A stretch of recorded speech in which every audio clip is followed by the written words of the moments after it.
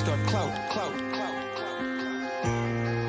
People look for the shortcut, the hack.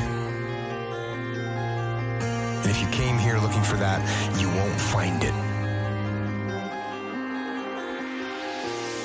The shortcut is a lie. The hack doesn't get you there. And if you want to take the easy road, it won't take you to where you want to be. Stronger, smarter, faster, healthier, better. Free.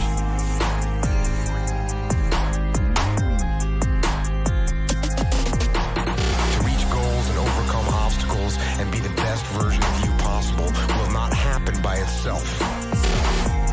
It will not happen cutting corners, taking shortcuts, or looking for the easy way. There is no easy way. There is only hard work, late nights, early mornings, practice, rehearsal, repetition, study, sweat, blood, toil, frustration, and discipline. Discipline. There must be discipline. Discipline. Discipline. Discipline.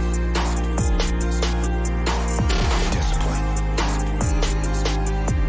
There must be discipline. Discipline.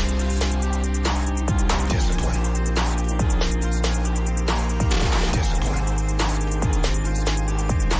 There must be discipline.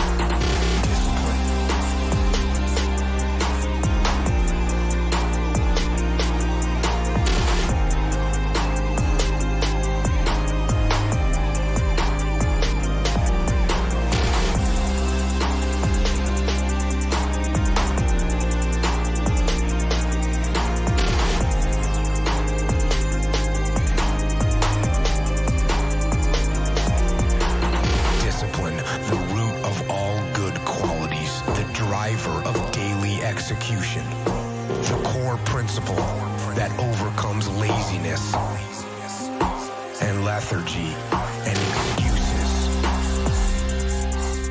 Excuses. Discipline defeats the infinite excuses that say, not today, not now, I need a rest, I'll do it tomorrow. Tomorrow. Tomorrow.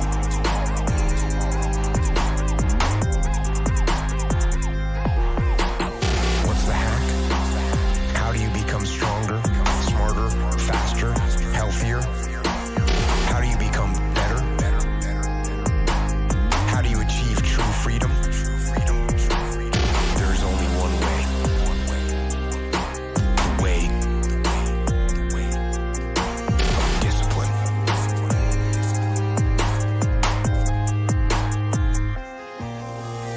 Discipline. Discipline. Discipline. There must be discipline. Discipline. Discipline. There must be discipline.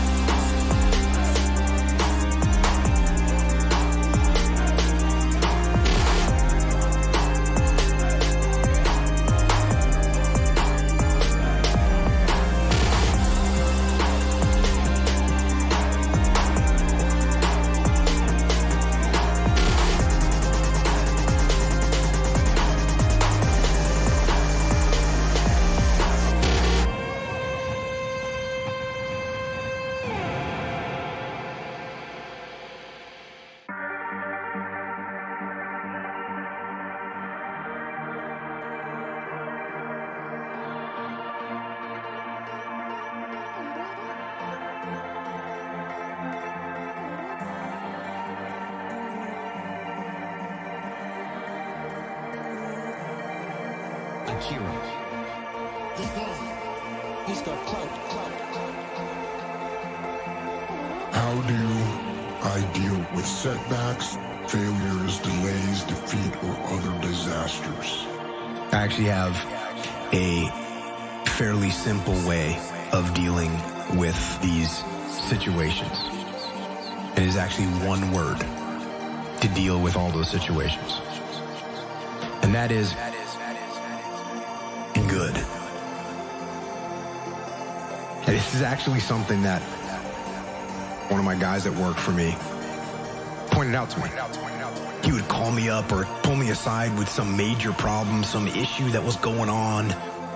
And he'd say, boss, we got this and that and the other thing. And I'd look at him and I'd say, good. One day he was telling me about some issue that he was having. He said, I already know what you're going to say. And I said, well, what am I going to say? He said, you're going to say good.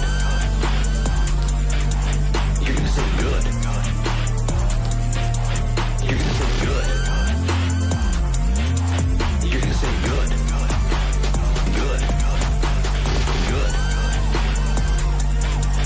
You're going to say good. You're going to say good. You're going to say good. Good. So that's what you always say. When something is wrong and going bad, you always just look at me and say, good. Good. And I said, well, yeah. And I mean it. And that is how I feel. When things are going bad, there's going to be some good that's going to come from it. Oh, mission got canceled? Good. We can focus on another one. Didn't get the new high-speed gear we wanted? Good. We can keep it simple. Didn't get promoted? Good. More time to get better. Didn't get funded? Good. We own more of the company. Didn't get the job you wanted? Good. You can get more experience and build a better resume. You're gonna say good. You're gonna say good. You're gonna say good. You're gonna say good. Good. Good. You're gonna say good. You're gonna say good. You're gonna say good. Good. Got injured. Got injured. Sprained my ankle. Good. Needed a break from training. Got tapped out. Good. It's better to tap in training than to tap out on the street. Got beat? Good. You learned. Unexpected problems? Good. We have the opportunity to figure out a solution. And that's it. That's it. That's it. That's it. That's it. When things are going bad, don't get all bummed out, don't get startled, don't get frustrated. No. You just look at the issue and you say, good. You're gonna say good. You're gonna say good. You're gonna say good. You're gonna say good. Good. Good. You're gonna say good. You're gonna say good. You're gonna say good. Good. I don't mean to say something that's all cliche. I don't mean to sound like Mr. Positive. Find the positive. But do that. Focus on the good. Focus on the good. Take that issue, take that problem, take that issue, take that problem, and make it something good. Make it something good. And bring that attitude to your team. Do. You go forward. You're gonna say good. You're gonna say good. You're gonna say good. You're gonna say good. Good. Good. You're gonna say good. You're gonna say good. You're gonna say good. Good. this out. If you can say the word good, guess what? It means you're still alive. It means you're still breathing. And if you're still breathing, well now, you still got some fight left in you.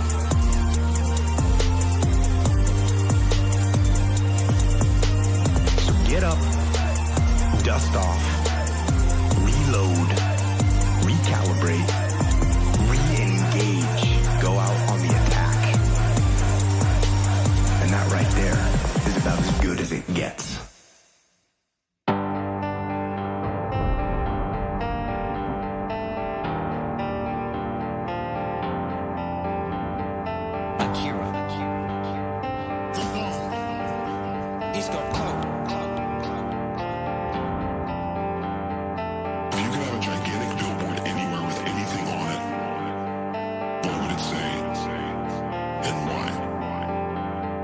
One of my I guess my mantra is a very simple one. Discipline equals freedom. Discipline equals freedom, equals freedom, equals freedom, equals freedom, equals freedom, equals freedom, equals freedom, equals discipline equals freedom, equals freedom, equals freedom, equals freedom, equals freedom, equals freedom, equals freedom, freedom. The answer is discipline.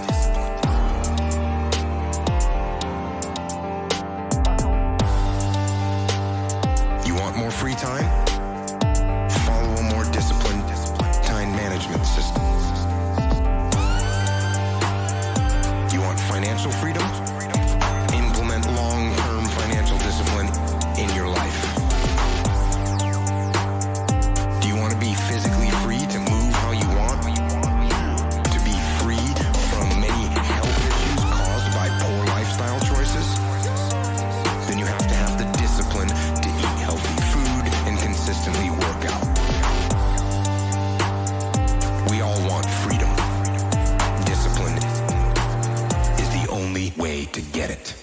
Discipline equals freedom, equals freedom, equals freedom, equals freedom, equals freedom, equals freedom, equals discipline equals freedom, equals freedom, equals freedom, equals freedom, equals freedom, equals freedom, equals freedom, equals discipline equals freedom, equals freedom, equals freedom, equals freedom, equals freedom, equals freedom, equals discipline equals freedom, equals freedom, equals freedom, equals freedom, equals freedom, equals freedom.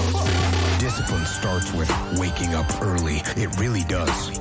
But that is just the beginning. It is working out every day. It is eating the right foods to fuel your system correctly.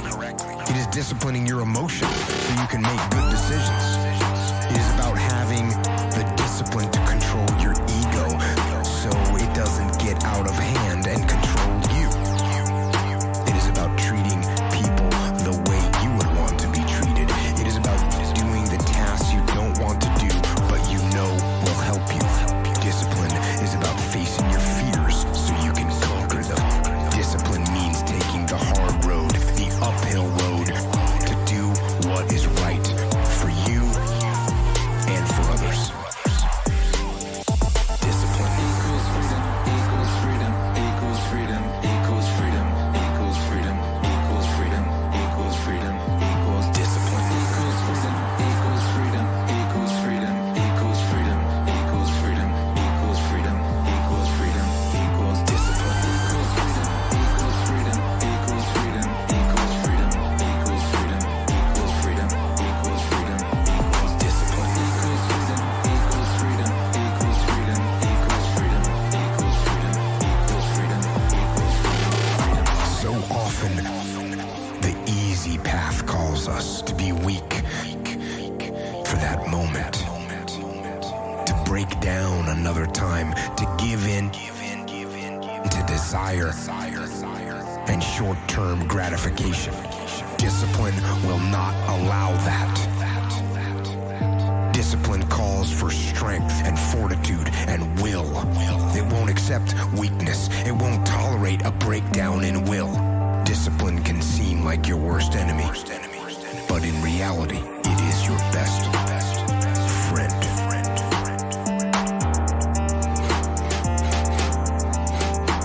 It will take care of you like nothing else can.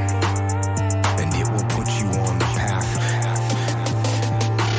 to strength and health and intelligence and happiness.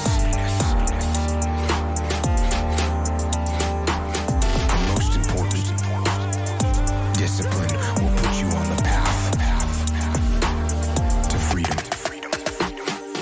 Discipline. Equals freedom, equals freedom, equals freedom, equals freedom, equals freedom, equals freedom, equals Discipline. equals freedom, equals freedom, equals freedom, equals freedom, equals freedom, equals freedom, equals freedom. Discipline. Equals freedom, equals freedom, equals freedom, equals freedom, equals freedom, equals freedom, equals freedom. Discipline. Equals freedom, equals freedom, equals freedom, equals freedom, equals freedom, equals freedom, equals freedom.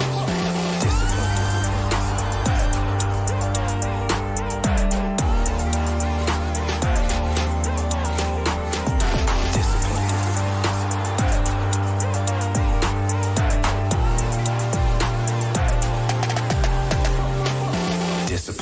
Discipline. Discipline. Discipline. Discipline. Discipline. Discipline. Discipline.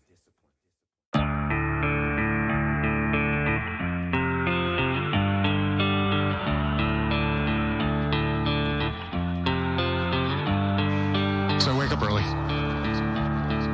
I wake up at 4:45. I like to have that psychological win over the enemy. The enemy. When I wake up in the morning and I don't know why, I'm thinking about the enemy. And what they're doing. And I know I'm not active duty anymore, but it's still in there that there's a guy that's in a cave somewhere, and he's rocking back and forth, and he's got a machine gun in one hand and a grenade in the other hand, and he's waiting for me.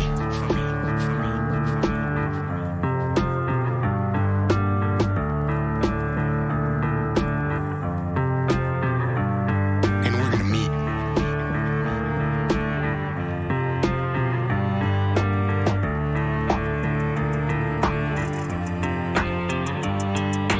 The enemy. The enemy. When I wake up in the morning and I don't know why, I'm thinking about the enemy. And when I wake up in the morning, active, I'm thinking to myself, what can I do to be ready for that moment, which is coming. Which is coming. The part of the world that I've seen is a very dark place. It's a dark place. That's what war is. War is. War is. War is.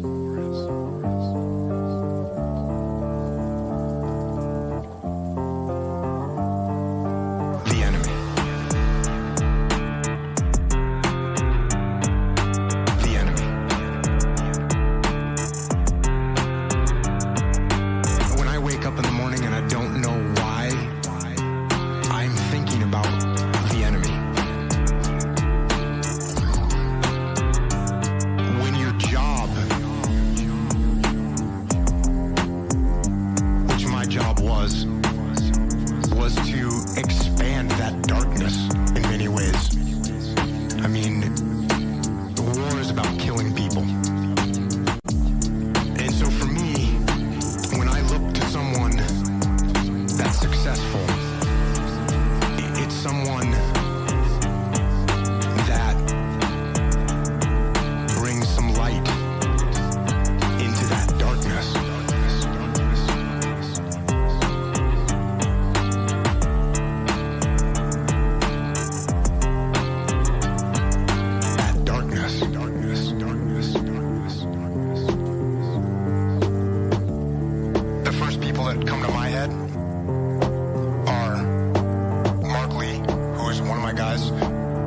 SEAL killed in Iraq.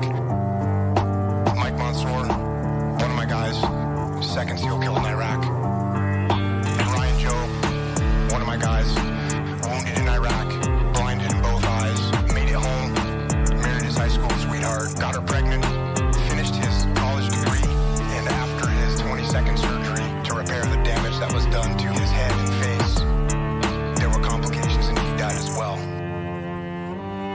But all of those guys, in all that darkness, they did things, they made a sacrifice that was completely selfless. And to do that, and to live, and fight, and die like a warrior, that to me is success. And those guys are my heroes.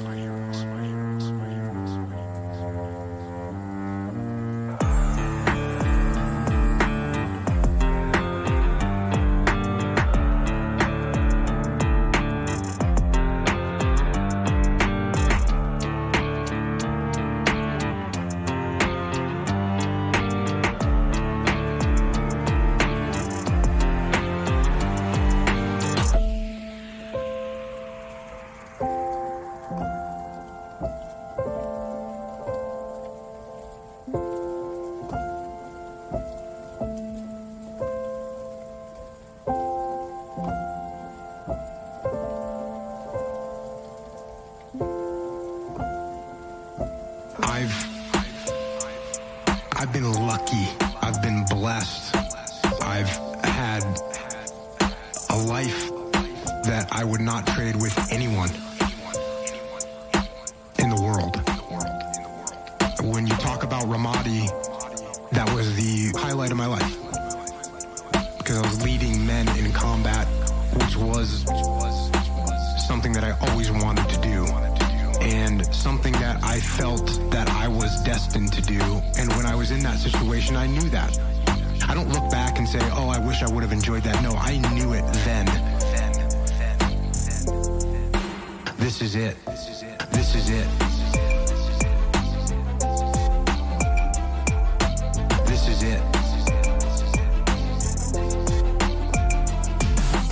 This is what you have been waiting for your whole life, and what you really have been preparing for your whole life. And I was lucky to be there, and I was lucky to have incredible guys to work with. I was lucky enough to have guys that were so brave and so dedicated. I will use the word fearless, not that they didn't have fear, but that they overcame it all the time.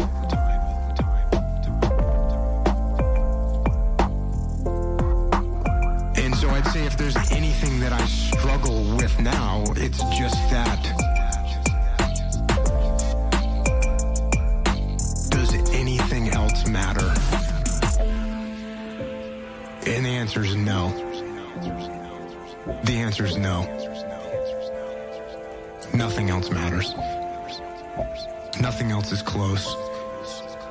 And so you have to deal with that. This is it. This is it. This is it. This is it. And I don't sit there at night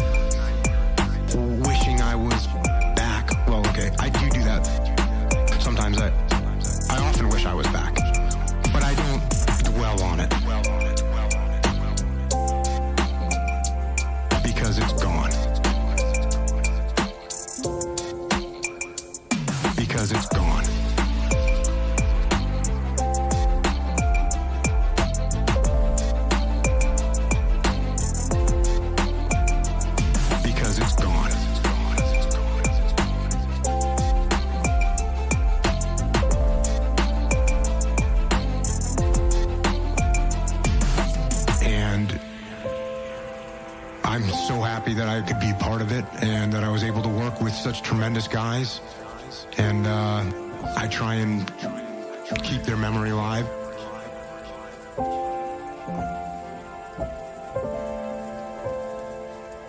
Every day, every day, every day, every day, every day.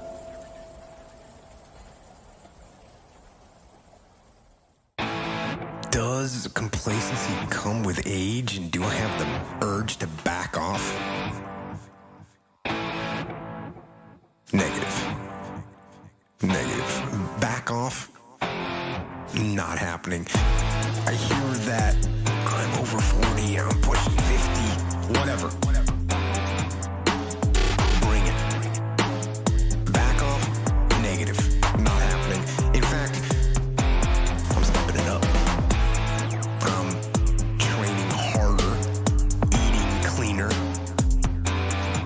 I'm training more. I'm learning and reading and studying more now than I ever have in my whole life. Do I get dinged up? Of course I do. It takes some injuries. Yeah.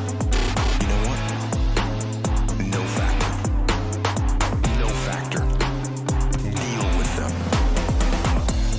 You know what? You know what I hear? I hear the clock ticking. That's what I hear. And the end is nigh. And time waits for no man.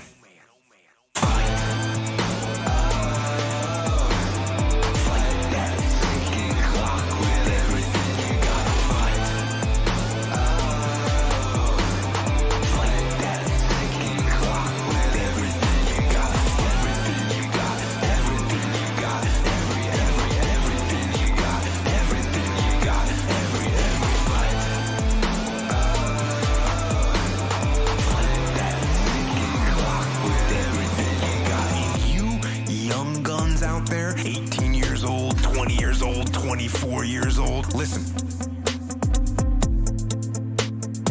Life goes by, and it goes by quick.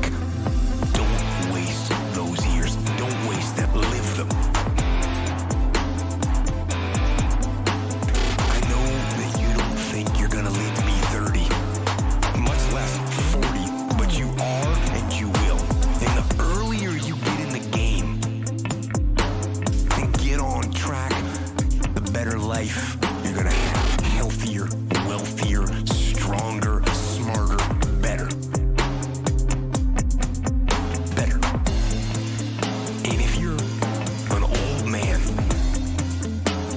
like me, and you haven't gotten on track yet, get on track. Get on it now.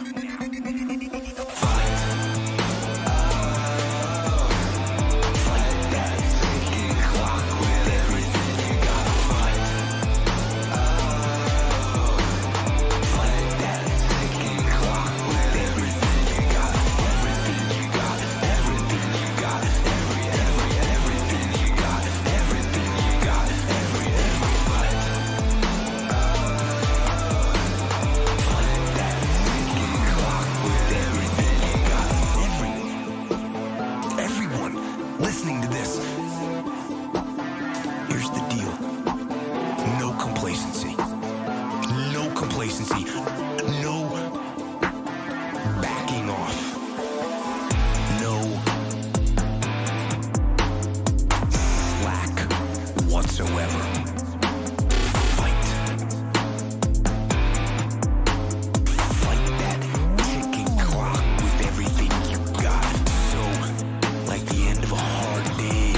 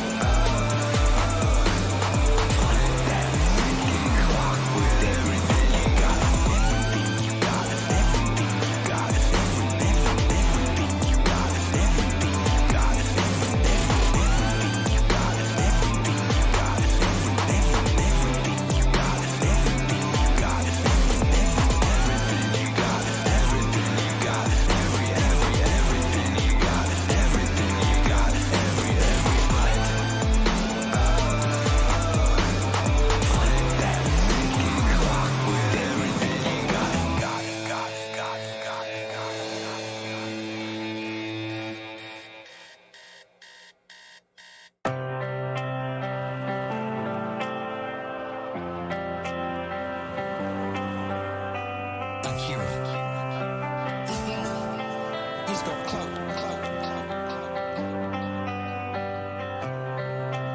You know, when people think of the word mind control, they think of controlling other people's minds. And when I think about mind control, I think about controlling your own mind.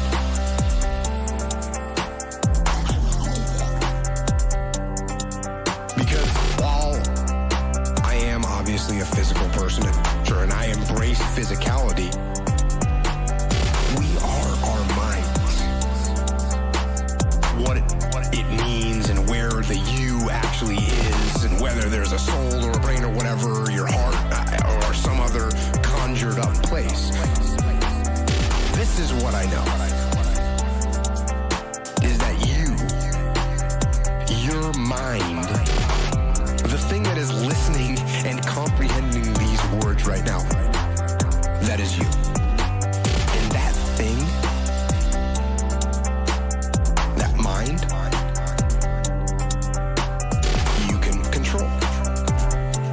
You are the machine. Mind control. You are the machine. Mind control. And you can control the machine. Mind control. You have that ability. Mind control. And then you are going to do what you want to do. And people ask me, how do I get tougher? Be tougher. They ask me, how can I wake up earlier in the morning? The answer is, wake up earlier in the morning. How can I work out consistently every single day? Work out consistently every single day. How can I stop from eating sugar? Stop eating sugar. What about the emotions? How can I stop missing that girl or that guy, whoever broke up with me? How can I stop missing them? Stop missing them. That is mind control. You have that ability. You just have to assert it. You have to decide that you're going to be in control. Mind control.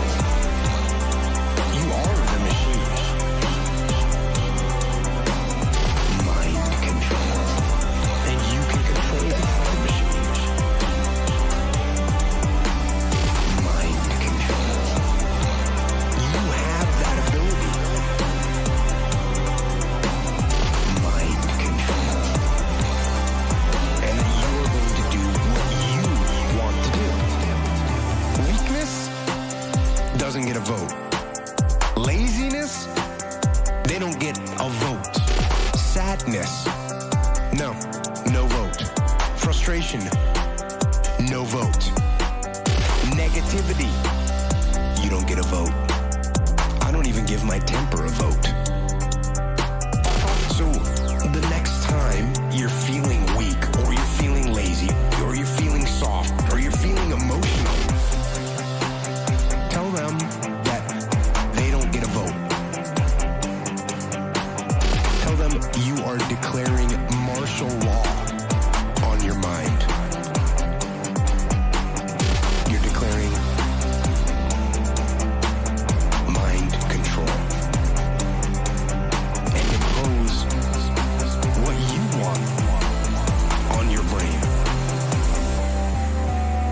Mind control. You are the machine. Mind control. And you can control the machine.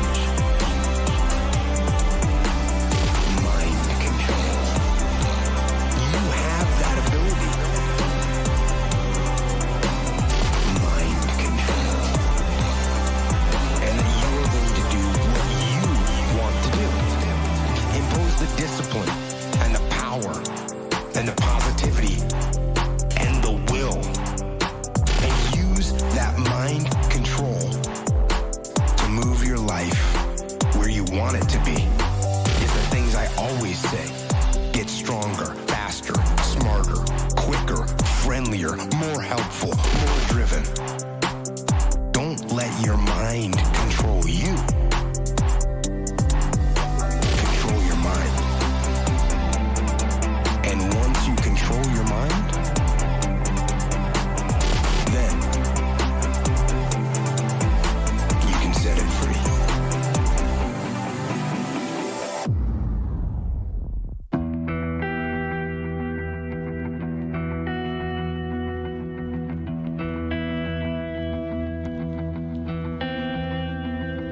What do I do when I'm broken? When I'm broken, I relish it. I relish it.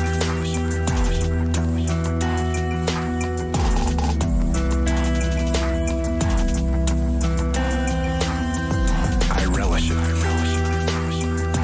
That's what I'm gonna do. I'm gonna use it.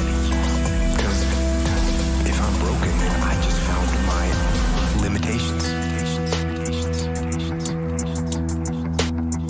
And until I know what my limitations are, how can I push them? How can I get better? But once I feel it, once I see where I was broken, then I can attack that weakness. I can fill in that gap. I can reinforce that breach. If you break, it means it's time to fortify your will to make it stronger. When I'm broken, I relish it. When I'm broken, I relish it. I relish it. And look, there's all kinds of different ways to break. You can break physically, you can break mentally, you can break your heart, you can break your spirit. And none of those are fun. And all of those are gonna leave a mark. But the mark that they leave can be the mark of victory, or it can be the mark of defeat. Because every time you break, and in every way that you break, it's a chance, it's definitely a chance for you to give up and for you to just to fall apart. But there's also opportunity. There's opportunity to get stronger, and get smarter, and get faster, and get tougher, and get more stable, and get more resilient, and get better.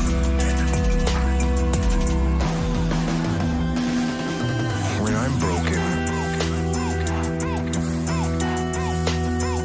I relish it. When I'm broken, I relish it. I relish it. When I'm broken, I relish it. When I'm broken, I relish it. I relish it. When you break,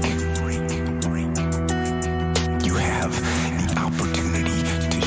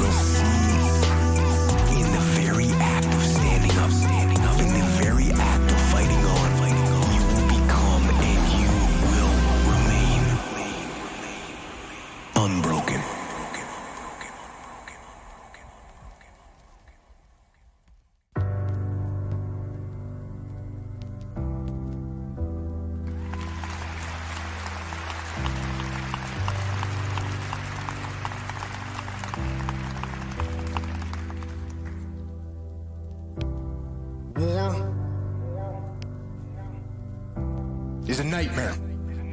War is awful. It is indifferent and devastating and evil. War is hell. But war is also an incredible teacher, a brutal teacher, and it teaches you lessons that you will not forget.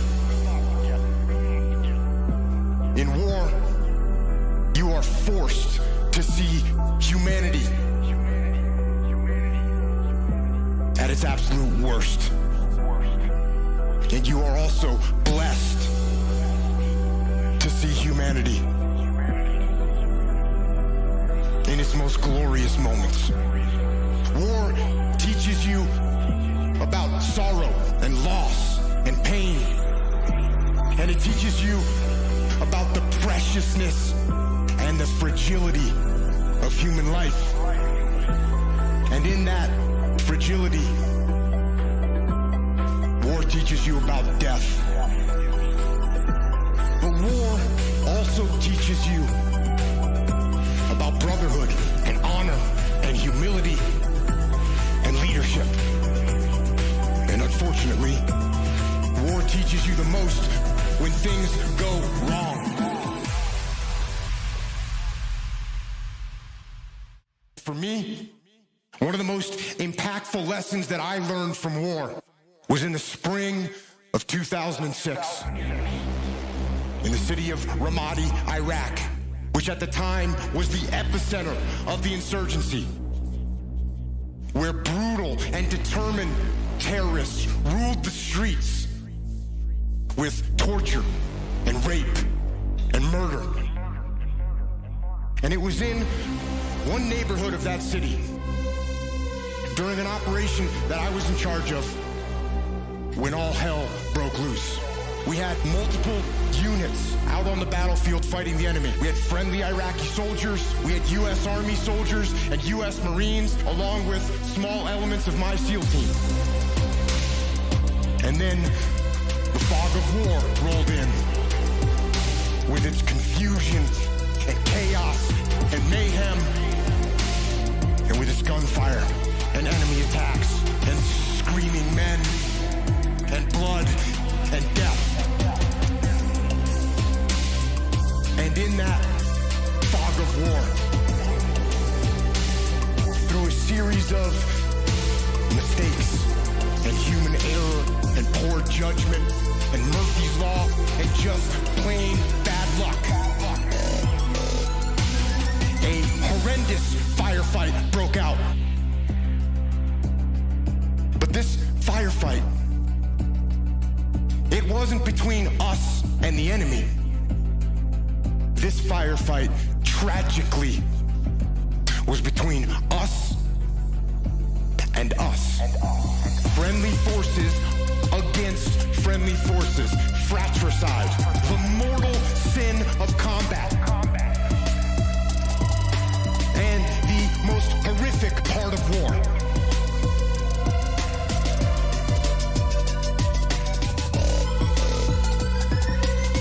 And when it was over, and the fog of war lifted, one friendly Iraqi soldier was dead, 2 more were wounded, one of my men was wounded, the rest of my SEALs were badly shaken. And it was only through a miracle that no one else was killed. And it was reported up the chain of command what had happened. That we had fought and wounded and killed each other. And when we got back to base, things didn't get much better. There was a message waiting for me from my commanding officer. And it said, shut down all operations. It said that the commanding officer, the master chief, and the investigating officer were inbound to my location. And they told me to prepare a debrief to explain exactly what had happened on the operation and what had gone wrong. Now, I knew what this meant. It meant that somebody had to pay. Somebody had to be held accountable. Somebody had to get fired. for what had happened. So I began to prepare my debrief. And in it, I detailed every mistake that was made and who made it. And I pointed out every failure in the planning and the preparation and the execution in the operation. And I pointed out who was responsible for that failure. There was plenty of blame to go around. There were so many people that I could incriminate with guilt. But something wasn't right. For some reason, I just couldn't put my finger on who was at fault and who specifically I should blame for what had happened. And I sat and I went over it again and again, and I struggled for an answer. And then, when I was about 10 minutes from starting the debrief, that answer came, and it hit me like a slap in the face. And I realized that there was only one person to blame for the confusion, only one person to blame for the wounded men, and only one person to blame for the dead Iraqi soldier. And I knew exactly who that person was.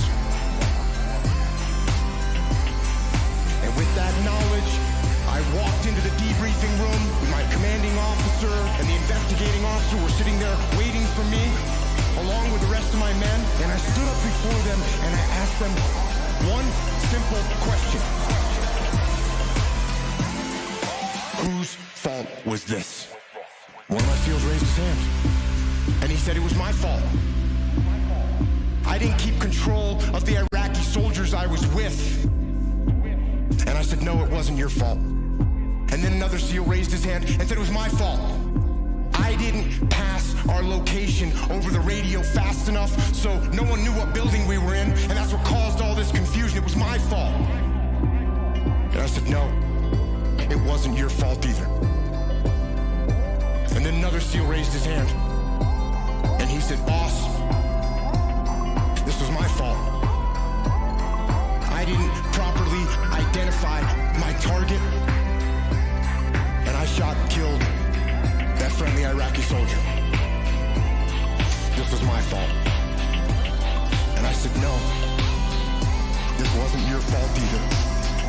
And it wasn't yours or yours or yours, I said as I pointed to the rest of the SEALs in the room. And then I told them that there was only one person at fault for what had happened.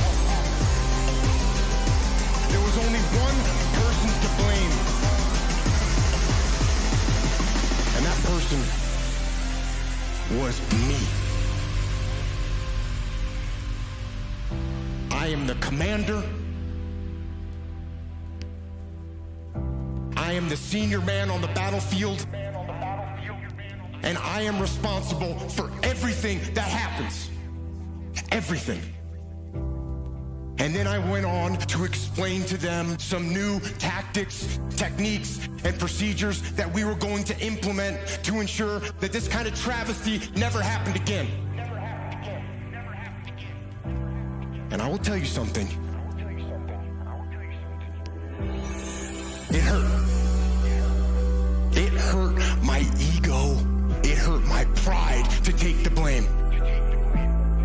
But I also knew that to maintain my integrity as a leader and as a man, I had to take responsibility. And in order to do that, I had to control my ego so that my ego did not control me.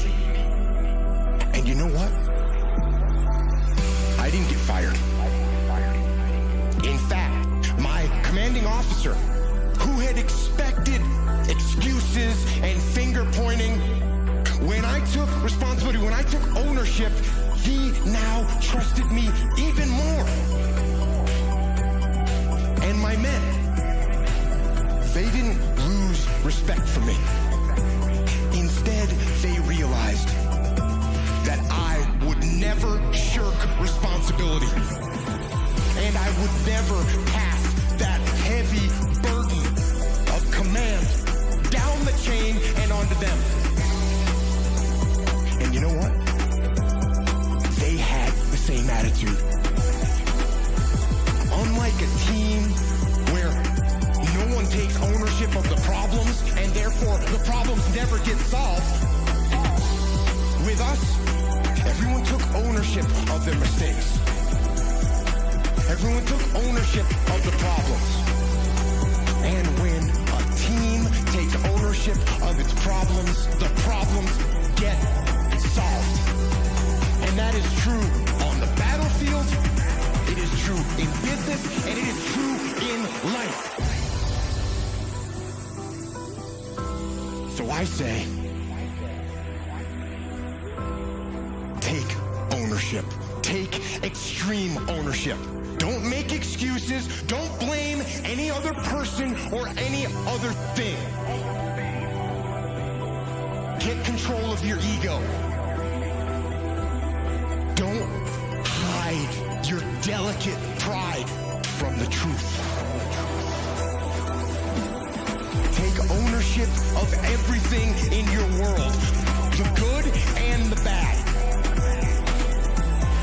Take ownership of your mistakes. Take ownership of your shortfalls. Take ownership of your problems. And then take ownership of the solutions that will get those problems solved. Get those problems solved. Get those problems solved. Take ownership of your mission. Take ownership of your job, of your team, of your future. Take ownership of your life.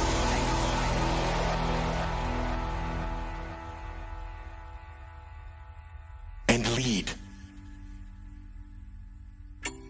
Lead. Lead yourself and your team and the people in your life. Lead them all to victory.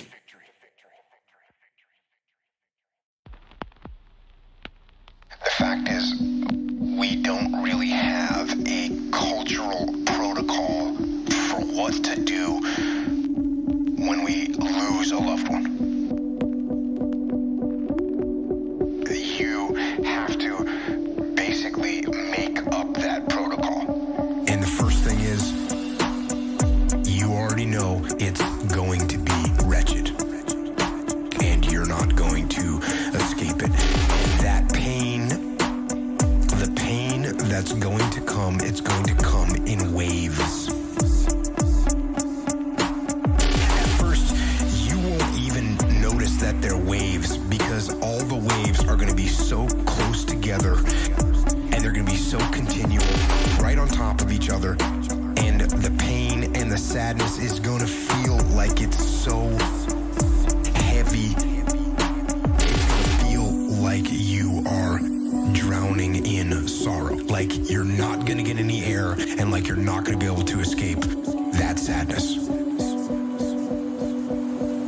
And then at some point there's going to be a little break, just a little bit of light in the darkness. Something is going to make you smile, something is going to make you laugh, something's going to just show you just a little bit of light.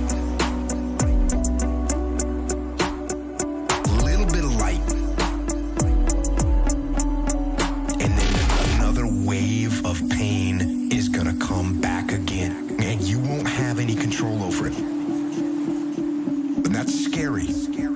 We get used to, as adults, hey, we can kind of get control of things, and all of a sudden, you're not gonna have control. It's gonna hit you, and you're gonna feel it, but it's like a wave in the ocean. That is gonna eventually subside again, and you'll see a little bit of light. You'll feel okay for a second, and then guess what? Another wave's gonna hit you. You're gonna be sitting there, and all of a sudden, you're gonna be crying uncontrollably. And that's what's gonna happen. You're at the mercy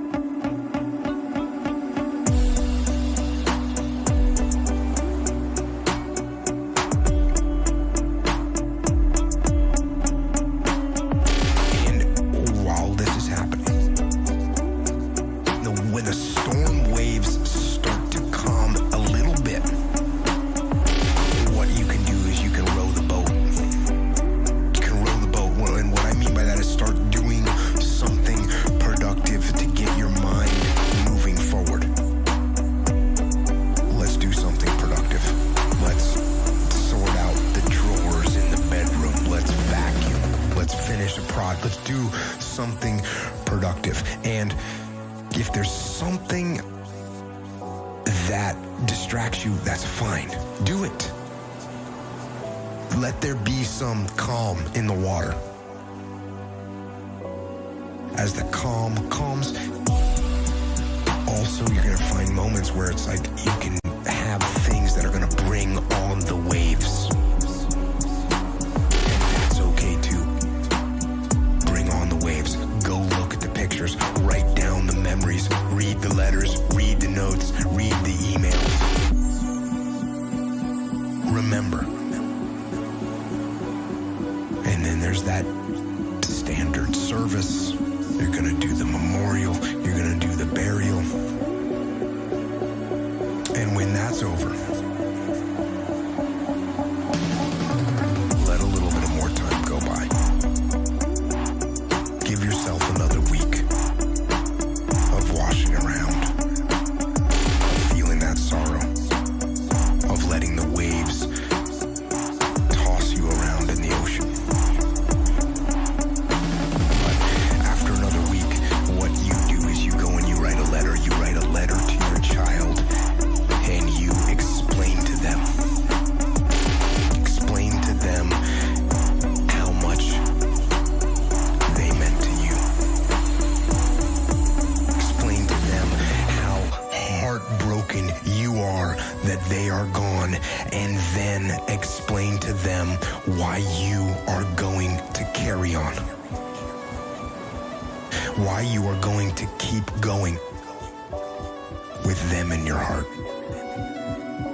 Explain to them why you're not going to dwell in their loss. And explain to them how in losing them, you have learned without a shred of doubt how truly precious life is. And that they have taught you the immeasurable value of your own life and your wife's life and your family's life. And explain to them that you know that they loved you, and that you know that they would want more than anything for you to be happy and productive and impactful in the world. And explain in that letter what you will do to make them proud of how you live your life. And then take that letter, go to their grave, and read it to them. And cry. And kiss their soul. And tell them that you'll see them on the other side. And then go live your life.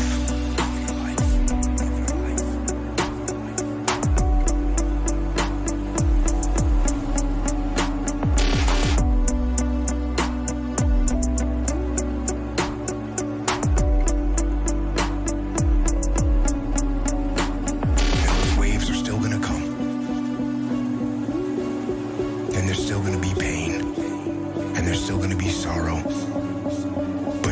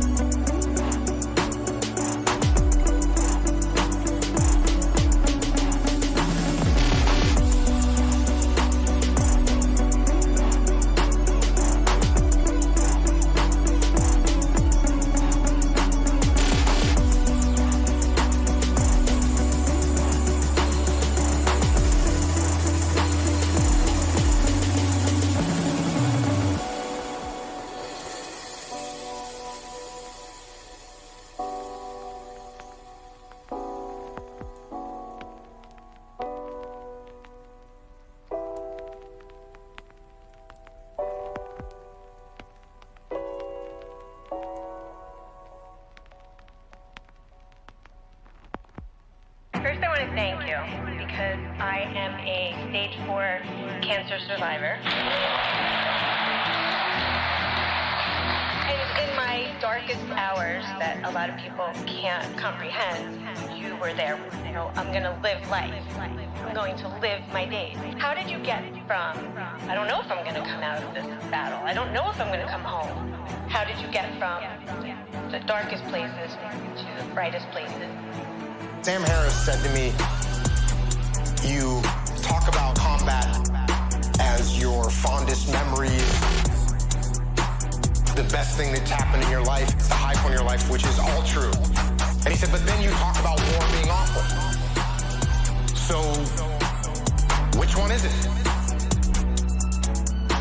I said to him, have you ever known anyone that has had cancer? Terminal cancer. And made it through.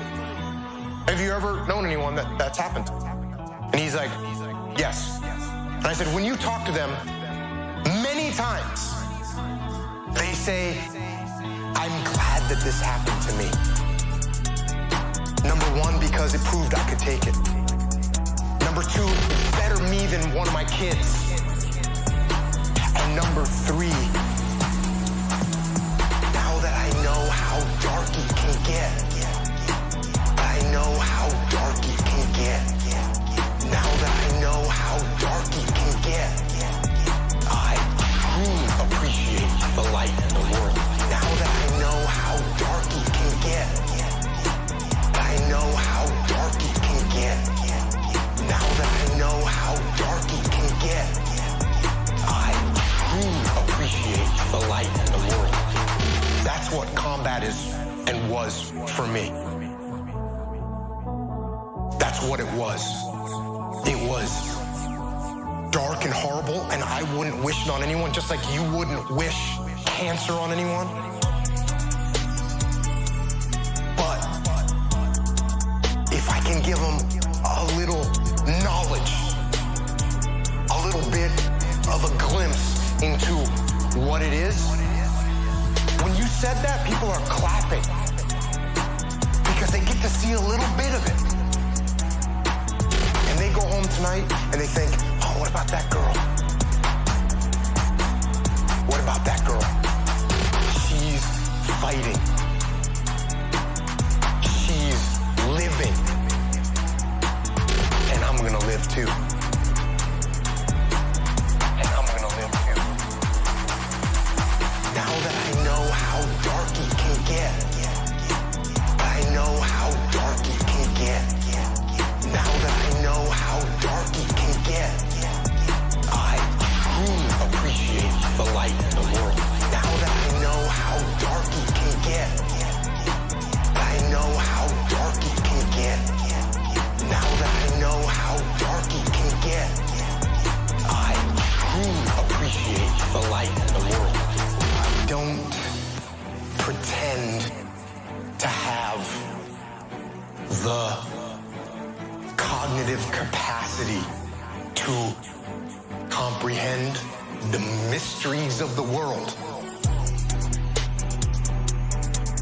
But maybe you're right. And maybe you're here to let us know that it can get dark, but it will get light again.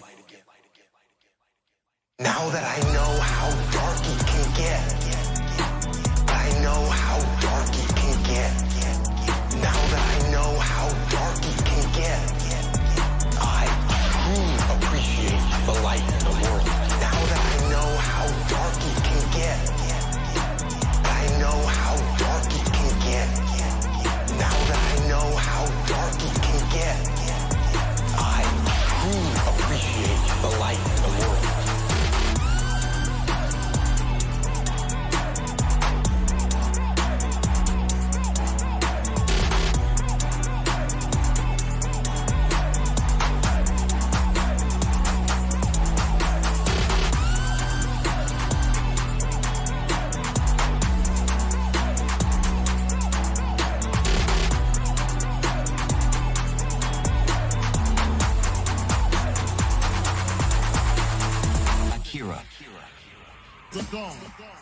He's got clout, clout, clout, clout, clout, clout, clout, clout, clout.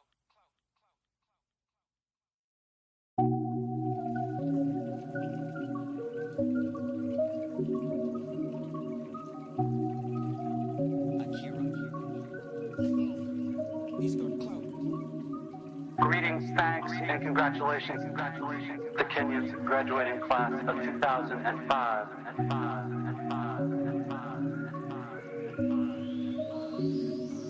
There are these two young fish swimming along, and they happen to meet an older fish swimming the other way, who nods at them and says, "Morning, boys, how's the water?" And the two young fish swim on for a bit, and then eventually one of them looks over at the other and goes, "What the hell is water?"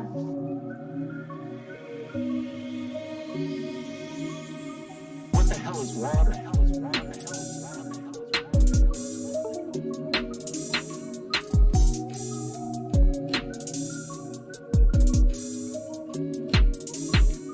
What the hell is water?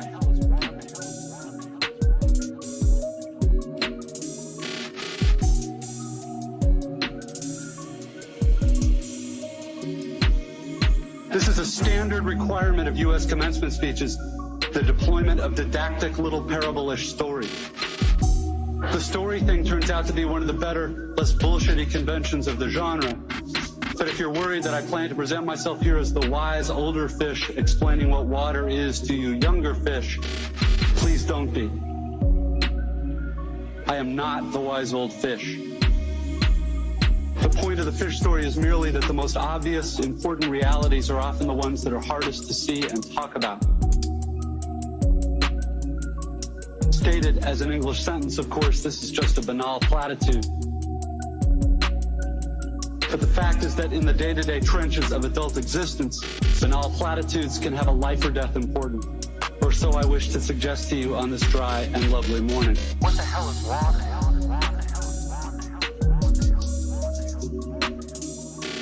What the hell is water? What the hell is water? What the hell is water?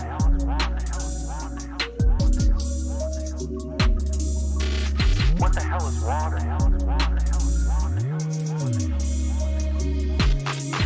Of course, the main requirement of speeches like this is that I'm supposed to talk about your liberal arts education's meaning.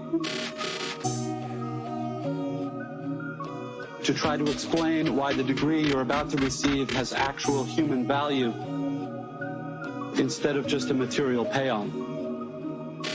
So let's talk about the single most pervasive cliche in the commencement speech genre, which is that a liberal arts education is not so much about filling you up with knowledge as it is about, quote, teaching you how to think.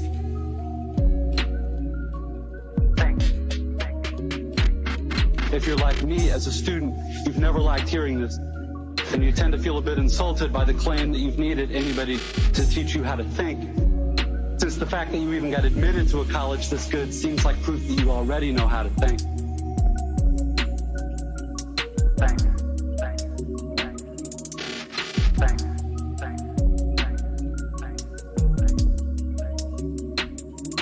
But I'm going to posit to you that the liberal arts cliche turns out not to be insulting at all. Because the really significant education in thinking that we're supposed to get in a place like this isn't really about the capacity to think, but rather about the choice of what to think about. If your total freedom of choice regarding what to think about seems too obvious to waste time discussing, I'd ask you to think about fish and water and to bracket for just a few minutes your skepticism about the value of the totally obvious.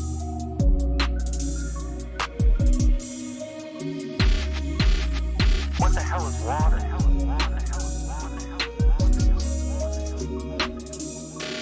What the hell is water?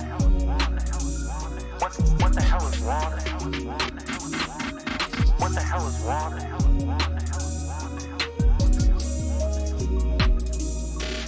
What the hell is water? What the hell is water? What the hell is water? What the hell is water? What the hell is water? What the hell is water? What the hell is water?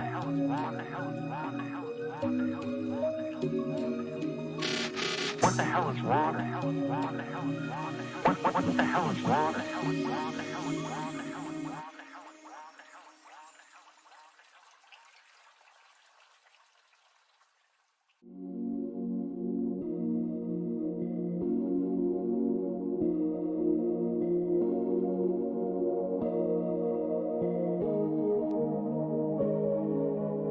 Here's another didactic little story. There are these two guys sitting together in a bar in the remote Alaskan wilderness. One of the guys is religious, the other's an atheist, and the two are arguing about the existence of God with that special intensity that comes after about the fourth beer. And the atheist says, look, it's not like I don't have actual reasons for not believing in God. It's not like I haven't ever experimented with the whole God and prayer thing. Just last month, I got caught away from camp in that terrible blizzard, and I was totally lost, and I couldn't see a thing, and it was 50 below. And so I tried it. I fell to my knees in the snow and cried out, oh God, if there is a God, I'm lost in this blizzard, and I'm going to die if you don't help me. And now, in the bar, the religious guy looks at the atheist all puzzled. Well, then you must believe now, he says. After all, here you are, alive. The atheist just rolls his eyes. No, man, all that was a couple Eskimos happened to come wandering by and they showed me the way back to camp. It's easy to run this story through a kind of standard liberal arts analysis. The exact same experience can mean two totally different things to two different people, given those people's two different belief templates and two different ways of constructing meaning from experience. Experience. Meaning from experience. Experience. Meaning from experience. Experience. Experience. Meaning from experience.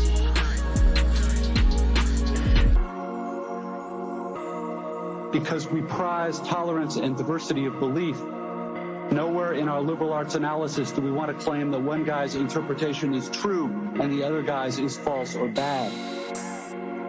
Which is fine, except we also never end up talking about just where these individual templates and beliefs come from, meaning where they come from inside the two guys.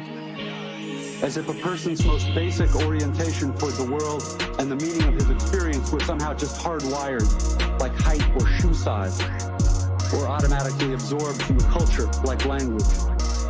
As if how we construct meaning were not actually a matter of personal, intentional choice. Plus, there's the matter of arrogance. The non-religious guy is so totally certain in his dismissal of the possibility that the passing Eskimos had anything to do with his prayer for help.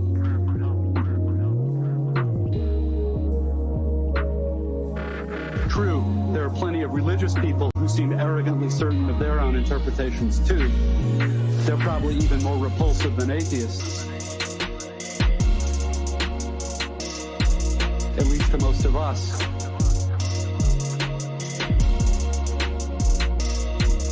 But religious dogmatist problem is exactly the same as the story's unbeliever. Blind certainty. A closed-mindedness that amounts to an imprisonment so total that the prisoner doesn't even know he's locked up.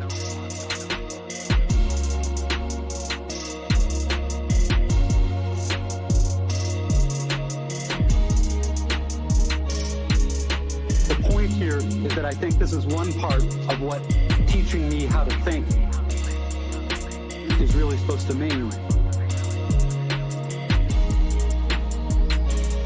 To be just a little less arrogant.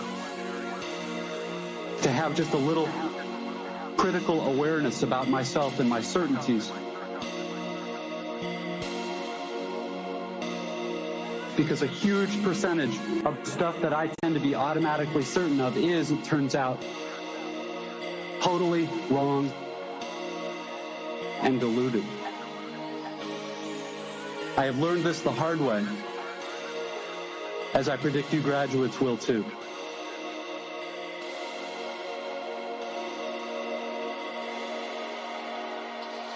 Meaning from experience.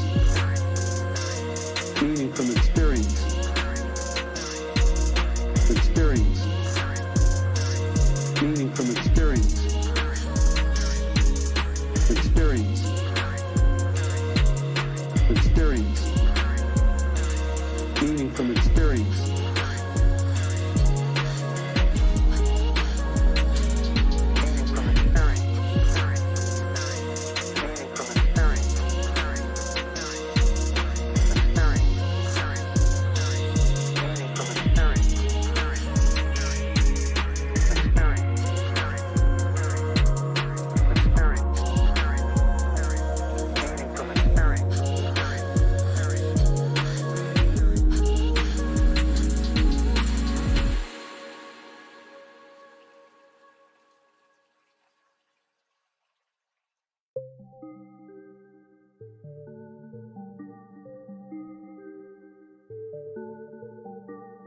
Given the triumphant academic setting here, an obvious question is how much of this work of adjusting our default setting involves actual knowledge or intellect. This question gets very tricky. Probably the most dangerous thing about an academic education, at least in my own case, is that it enables my tendency to over-intellectualize stuff.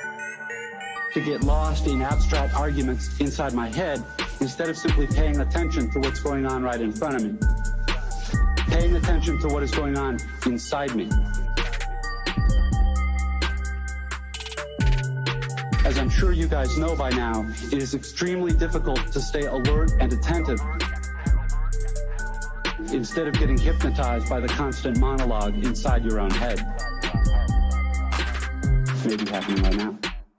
20 years after my own graduation, I have come gradually to understand that the liberal arts cliche about teaching you how to think is actually shorthand for a much deeper, more serious idea.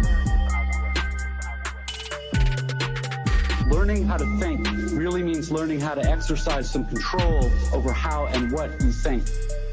It means being conscious and aware enough to choose what you pay attention to and to choose how you construct meaning from experience. Learning how to think. Learning how to think. Learning how to think. Learning how to think. Because if you cannot exercise this kind of choice in adult life, you will be totally hosed. Think of the old cliche about, quote, the mind being an excellent servant but a terrible master. This, like many cliches, so lame and unexciting on the surface, actually expresses a great and terrible truth. It is not the least bit coincidental that adults who commit suicide with firearms almost always shoot themselves in the head. The head. They shoot the terrible master. And the truth is that most of these suicides are actually dead long before they pull the trigger. And I submit that this is what the real, no bullshit value of your liberal arts education is supposed to be about. How to keep from going through your comfortable, prosperous, respectable adult life dead. Unconscious. A slave to your head and to your natural default setting of being uniquely, completely, imperially alone. Day in and day out. That may sound like hyperbole or abstract nonsense. Let's get concrete. The plain fact is that you graduating seniors do not yet have any clue what day in, day out really means.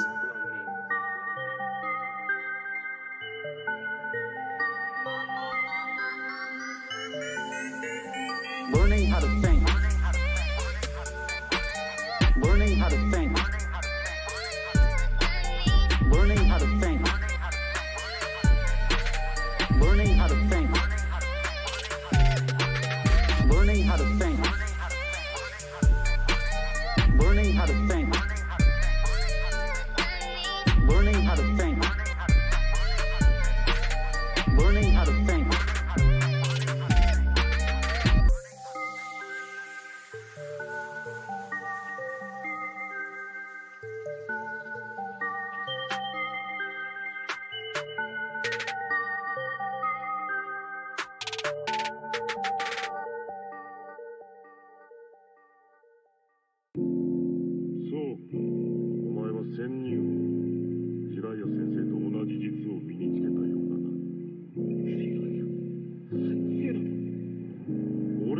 here's just one example of the total wrongness of something I tend to be automatically sure of. Everything in my own immediate experience supports my deep belief that I am the absolute center of the universe.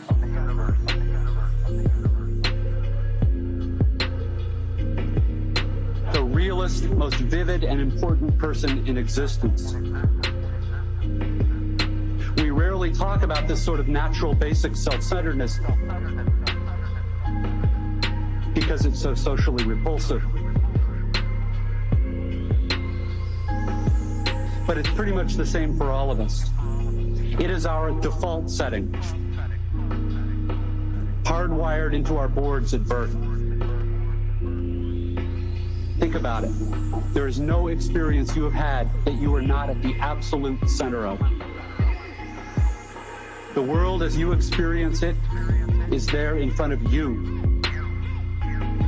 or behind you, to the left or right of you, on your TV or your monitor. The world as you experience it is there in front of you or behind you, to the left or right of you, on your TV or your monitor, and so on. Other people's thoughts and feelings have to be communicated to you somehow, but your own are so immediate, urgent, real. Please don't worry that I'm getting ready to lecture you about compassion or other directedness or all the so-called virtues. This is not a matter of virtue. It's a matter of my choosing to do the work of somehow altering or getting free of my natural, hardwired default setting, which is to be deeply and literally self-centered, and to see and interpret everything through this lens of self. People who can adjust their natural default setting this way are often described as being well adjusted, which I suggest to you is not an accidental term. The world as you experience it is there in front of you or behind you, to the left or right of you, on your TV or your monitor. The world as you experience it is there in front of you or behind you, to the left or right of you, on your TV or your monitor.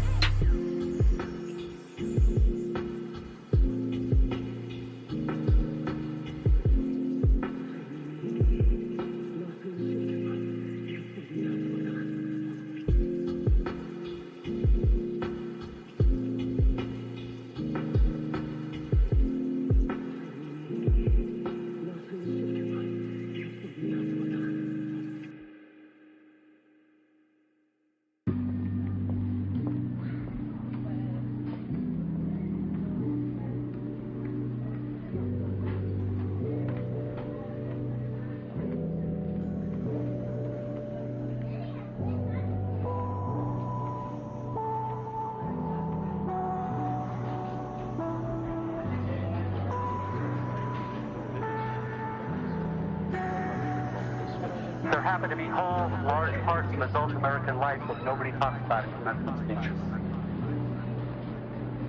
One such part involves boredom, routine, and petty frustration. The parents and older folks here will know all too well what I'm talking about.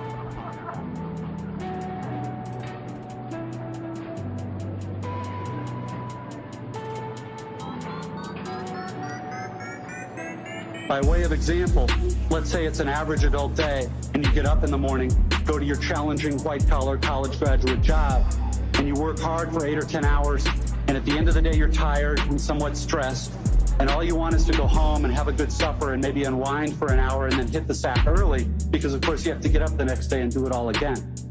But then you remember there's no food at home. You haven't had time to shop this week because of your challenging job. And so now after work, you have to get in your car and drive to the supermarket. It's the end of a work day and the traffic is apt to be very bad. So getting to the store takes way longer than it should. And when you finally get there, the supermarket is very crowded because of course it's the time of day when all the other people with jobs also try to squeeze in some grocery shopping. and the store is hideously fluorescently lit and infused with soul-killing muzak or corporate pop, and it's pretty much the last place you want to be. But you can't just get in and quickly out. You have to wander all over the huge, overlit store's confusing aisles to find the stuff you want. And you have to maneuver your junky cart through all these other tired, hurried people with carts. And eventually, you get all your supper supplies, except now it turns out there aren't enough checkout lanes open, even though it's the end of the day rush. So the checkout line is incredibly long, which is stupid and infuriating. Stupid and infuriating. Which is stupid and infuriating. Stupid and infuriating. But you can't take your frustration out on the frantic lady working the register, who is overworked at a job whose daily tedium and meaninglessness surpasses the imagination of any of us here at a prestigious college.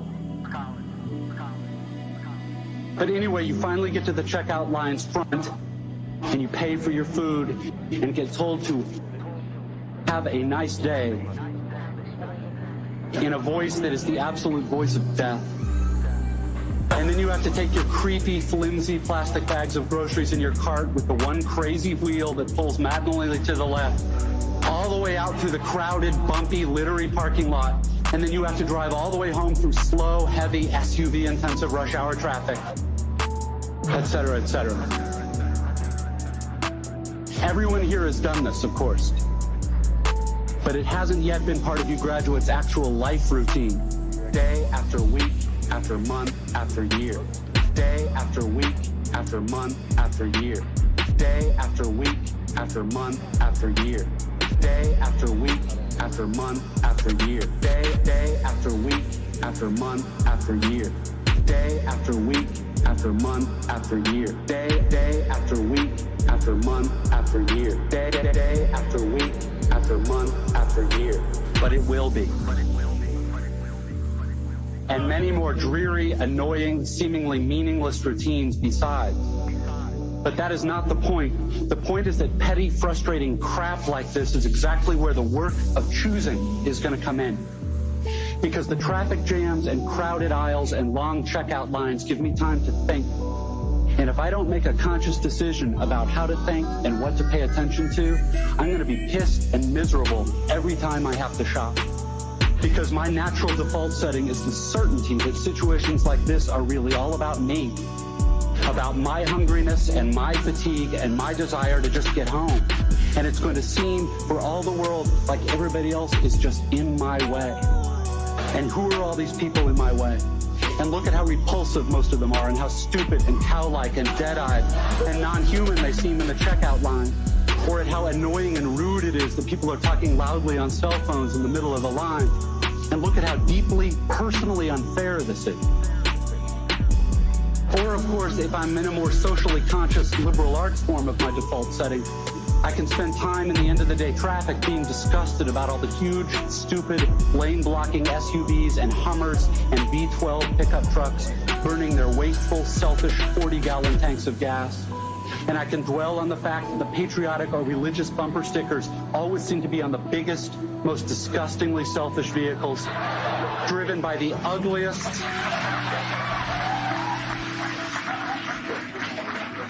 This is an example of how not to think.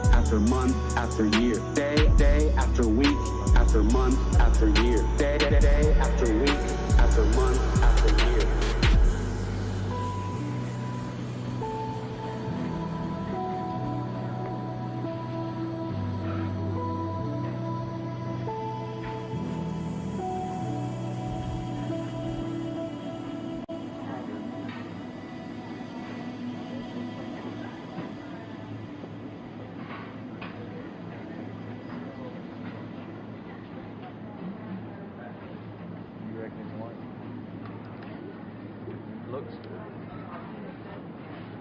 What it tastes like. It's a squish. I don't want to risk it.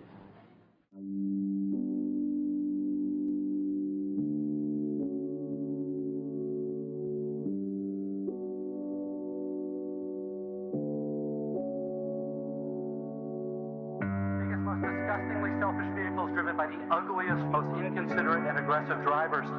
And I can think about how our children's children will despise us for wasting all the future's fuel and probably screwing up the climate, and how spoiled and stupid and selfish and disgusting we all are, and how modern consumer society just sucks, and so on and so forth. You get the idea. If I choose to think this way in the store and on the freeway, fine. Lots of us do.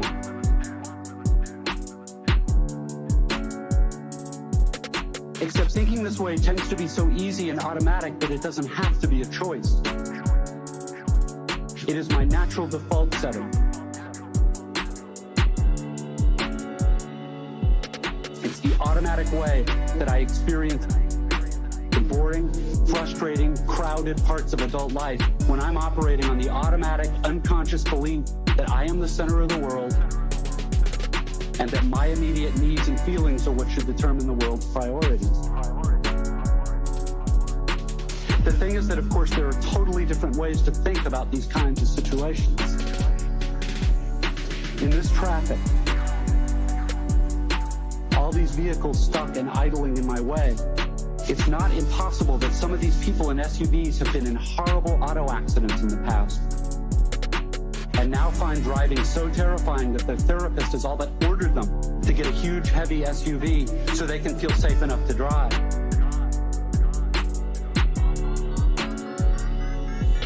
Or that the Hummer that just cut me off is maybe being driven by a father whose little child is hurt or sick in the seat next to him, and he's trying to get this kid to the hospital. And he's in a way bigger, more legitimate hurry than I am. It is actually I who am in his way.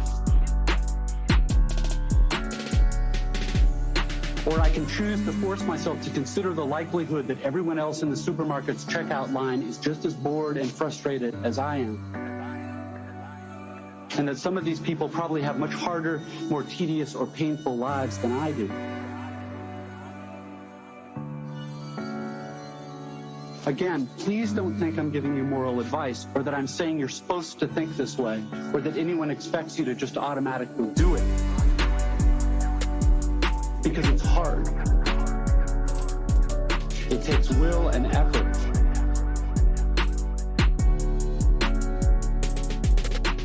Do it. Because it's hard. It takes will and effort.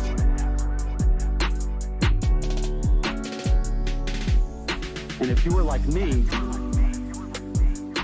some days you won't be able to do it, or you just flat out won't want to. But most days,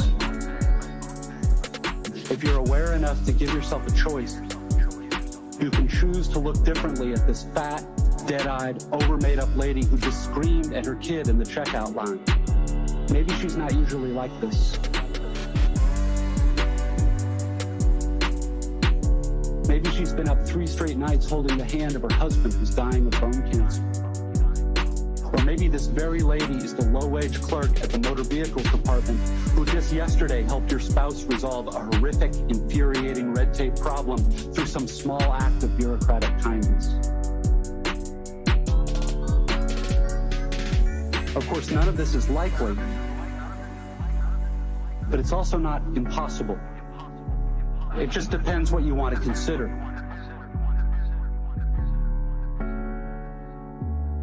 If you're automatically sure that you know what reality is and who and what is really important, if you want to operate on your default setting, then you, like me, probably won't consider possibilities that aren't annoying and miserable.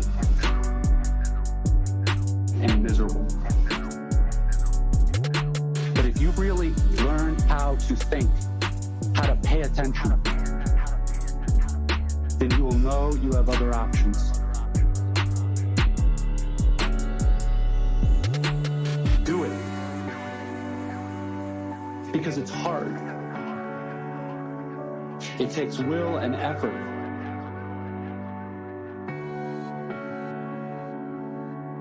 Do it. Because it's hard. It takes will and effort.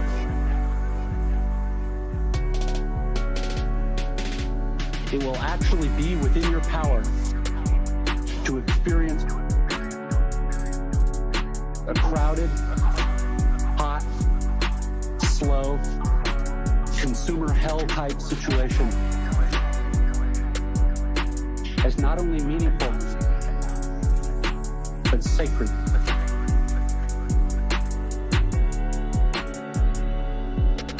On fire with the same force that lit the stars.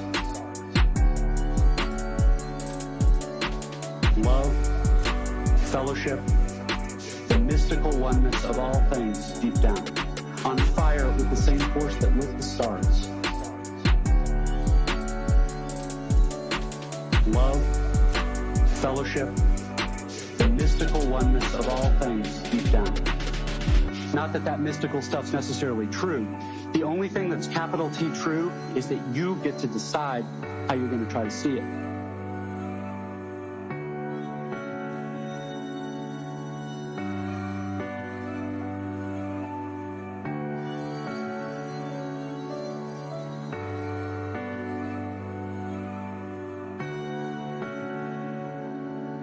On fire with the same force that lit the stars. Love, fellowship, the mystical oneness of all things deep down.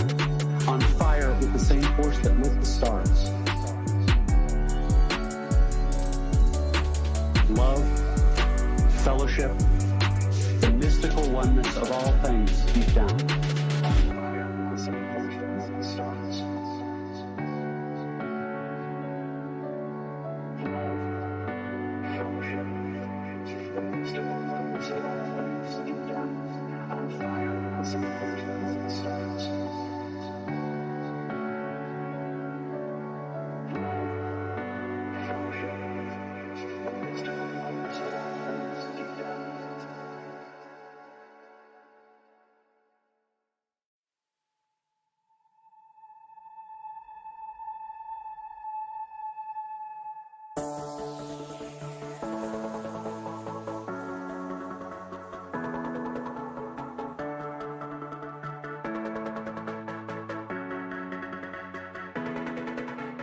This, I submit, is the freedom of real education. Of learning how to be well-adjusted. You get to consciously decide what has meaning and what doesn't. What has meaning and what doesn't. What has meaning? What has meaning? What has meaning? What has meaning? What has meaning? What has meaning? What has meaning? What has meaning? You get to decide what to worship. Because here's something else that's weird but true. In the day-to-day trenches of adult life, there is actually no such thing as atheism. There is no such thing as not worshiping. Everybody worships. The only choice we get is what to worship. And a compelling reason for maybe choosing some sort of God or spiritual type thing to worship, be it JC or Allah, be it Yahweh or the Wiccan mother goddess, or the Four Noble Truths or some inviolable set of ethical principles, is that pretty much anything else you worship will eat you alive.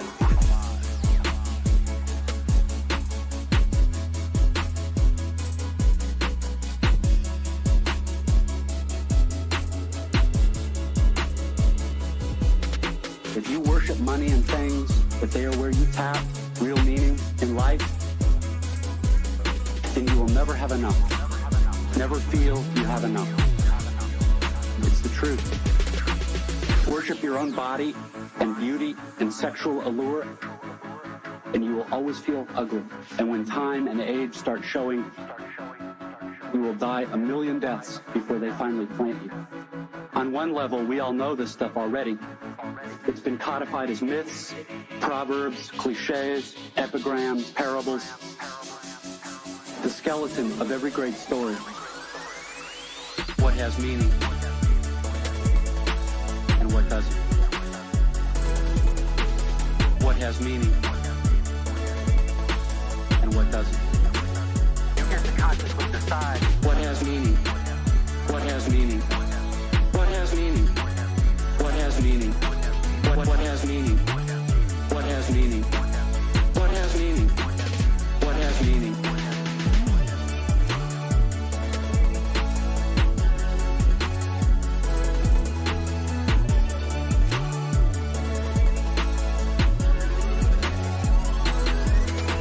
The whole trick is keeping the truth up front in daily consciousness.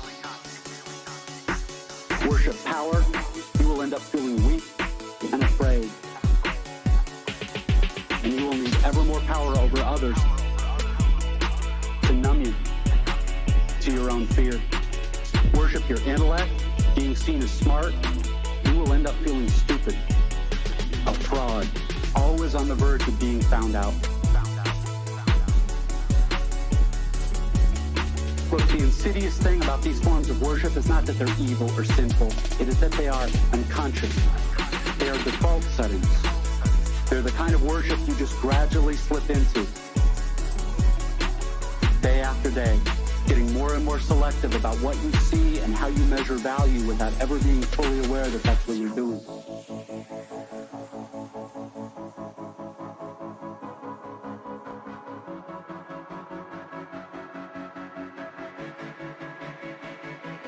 And the so-called real world will not discourage you from operating on your default settings.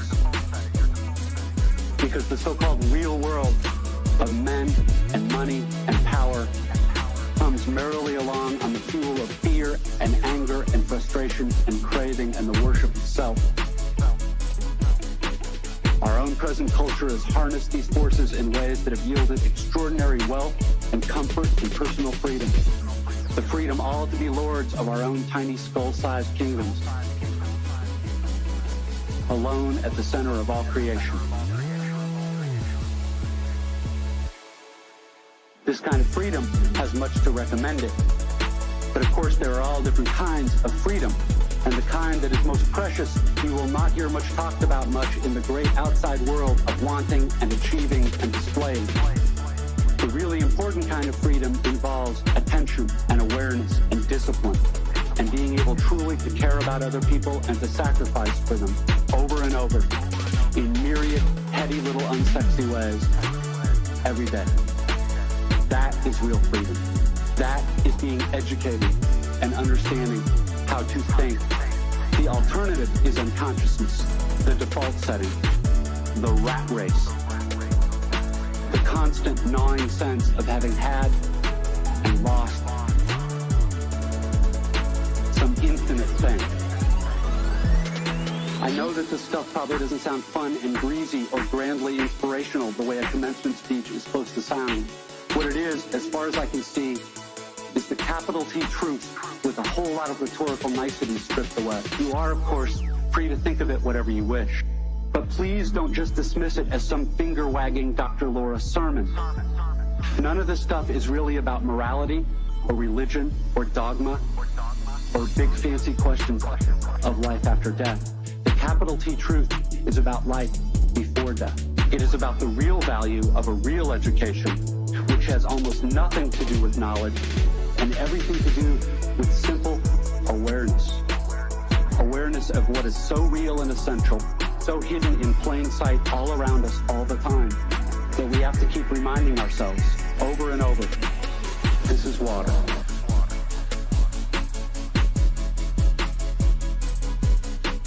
This is water.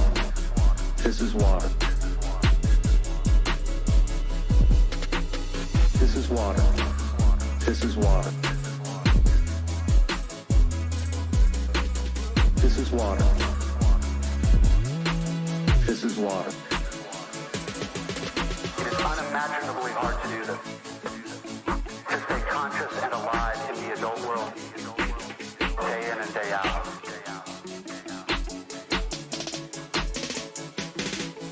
Which means yet another grand cliche turns out to be true. Your education really is the job of a lifetime. And it commences now.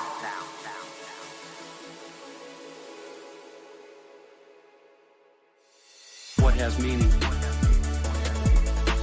and what doesn't? What has meaning and what doesn't? You get to consciously decide What has meaning? What has meaning? What has meaning? What has meaning? What has meaning? What has meaning? What has meaning?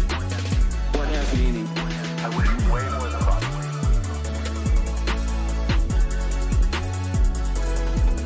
I wish way more than fun.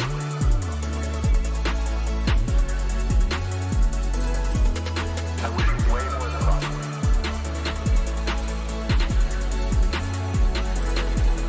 I wish way more than fun.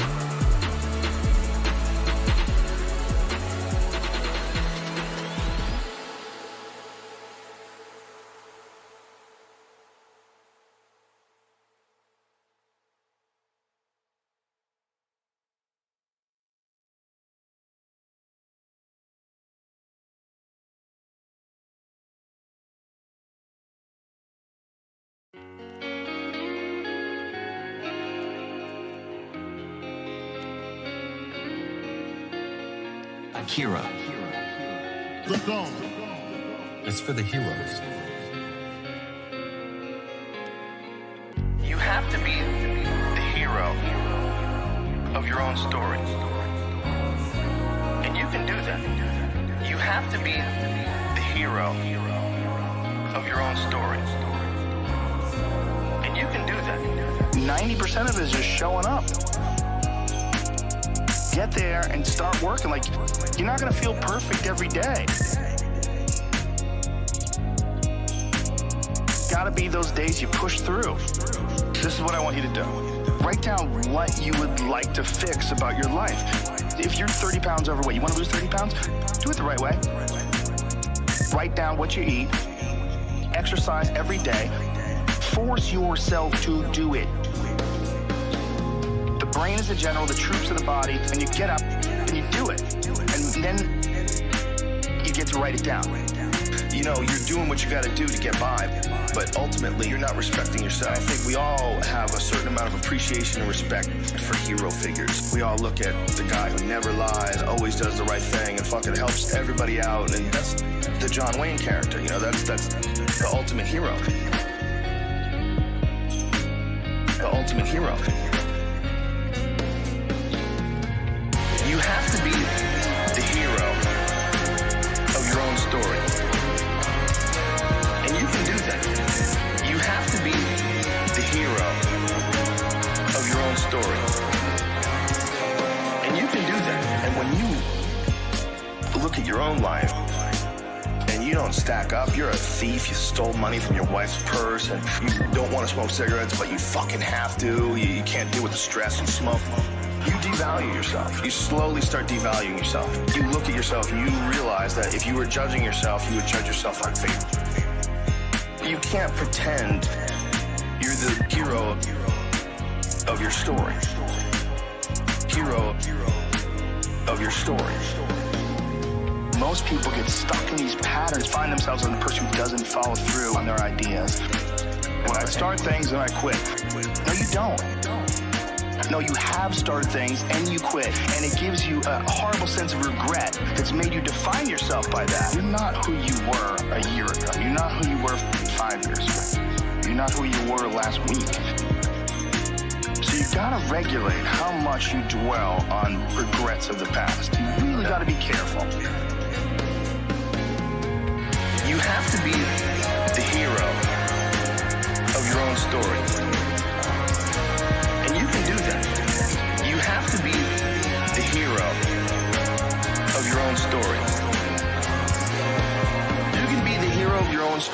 that woke up this day. You can be the hero of your own story that at 40 years of age stopped, got out of bed, and said, I'm not doing this anymore. I'm not doing this anymore. And I'm going to get myself in shape, and I'm going to eat healthy. And I'm going to do this because this is me now.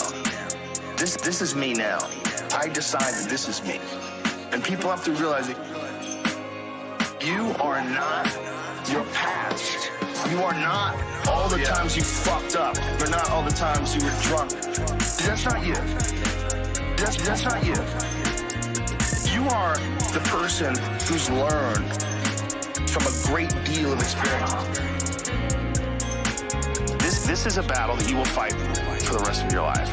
But the key is to fight it, not to give in. Don't give in to that resistance. Fight that resistance. And in doing so, every day you do so, you have won the battle for that day. And you will continue to fight that battle. You have to be the hero of your own story. And you can do that. You have to be the hero of your own story. And you can do that. You have to be the hero of your own story. And you can do that. You have to be the hero of your own story. And you can do that.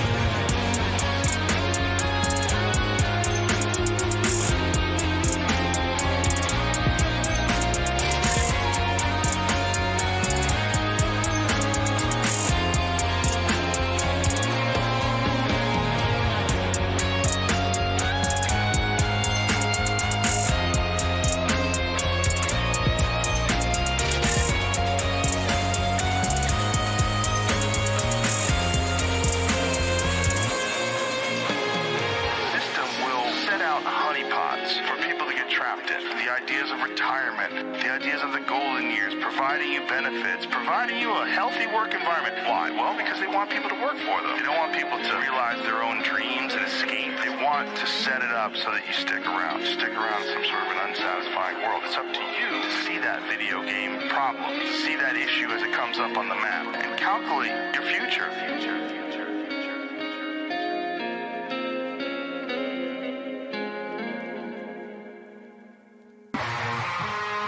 There's also an issue with momentum. You're not used to doing it. It's not a part of your life. It's not something that you're accustomed to, pushing yourself. There's been many days where I didn't want to work out. I just didn't feel like I had the energy, and I just forced myself. And I think there's very few people out there that know how to force themselves. That's a learned skill. You have to have, like, real rigid requirements of yourself where you don't allow yourself to back out of things. Hero. Let's go. Do something. Do something. Do something.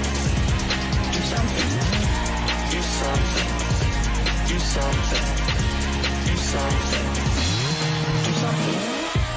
Excuses are a giant part of the problem. It's not simply a physical health issue. There's also mental aspects of it, and discipline's a big one. I just know way too many people who are weak mentally. I can't just chalk it off to only the way they physically feel. Because I felt like shit 100 times, and then I worked out, and then I felt way better. It's just a fact of life. That's real. Do something. Do something. Do something. Do something. Do something. Do something. People don't know how to do that. And if you're used to doing that, get in your car, sit down, drive to the office, sit down, go to the lunch, sit down, go to the board meeting, sit down, get in your car, sit down, get home, sit down, then go to the gym, fuck off. It's one thing if someone has a legit physical issue, but there's a lot of people who do not. They just have poor diet choices, they have a sedentary lifestyle, and they have the momentum of this sedentary lifestyle that's holding them back. They're accustomed to being lazy. You don't have to do a lot, you just have to do something. You walk up hills, you jump a little rope, you take a little tiny kettlebell, you do a couple cleans and presses, you do a few push-ups, you do a few sit-ups, you get your blood pumping, you're moving, you're alive. To say you don't have enough energy to exercise, that is crazy to say. Can you walk to the fucking refrigerator? Yes. Well, you can exercise. Do something. Do something. Do something. Do something. Do something. Do something. Do something. You don't have to do anything crazy. Just walk around the block. There's 80-year-old ladies who take yoga with me. They're fucking really old. And they're in there. They're going after it. They could easily say, I don't have the energy to do that. But they don't. It's a mental attitude. They make a decision. To kill yourself, you don't have to go to a CrossFit class and try to do the workout of the day. You don't have to go nuts. You don't have to do that. But you have to do something. Just get your blood moving. Your body has requirements. It wants to move. It wants to move. And when it does, you feel better. But people like to give themselves this excuse. I do not have the energy to do this. Whatever. If you decide that, that's true. But if you watch a motivational video, there's 100 of them on YouTube. Thousands of them. Go watch one, you get fired up, you're like, fuck it, I'm gonna jump some rope. You jump some rope, do something, do some push-ups, do something. You feel better. Do something. Do something. Do something. Do something. Do something. Do something. Do something. Pull that shit up, James. We have fucked up lifestyles. The human body is not designed to sit down all day. And it's certainly not designed to be stuck in traffic and be in an office and just be in front of a fucking computer monitor watching your soul get sucked through the LCD screen. It's crazy. We've got to be really careful with just the way we describe things. It's like to say, I don't have the energy to do something. Stop.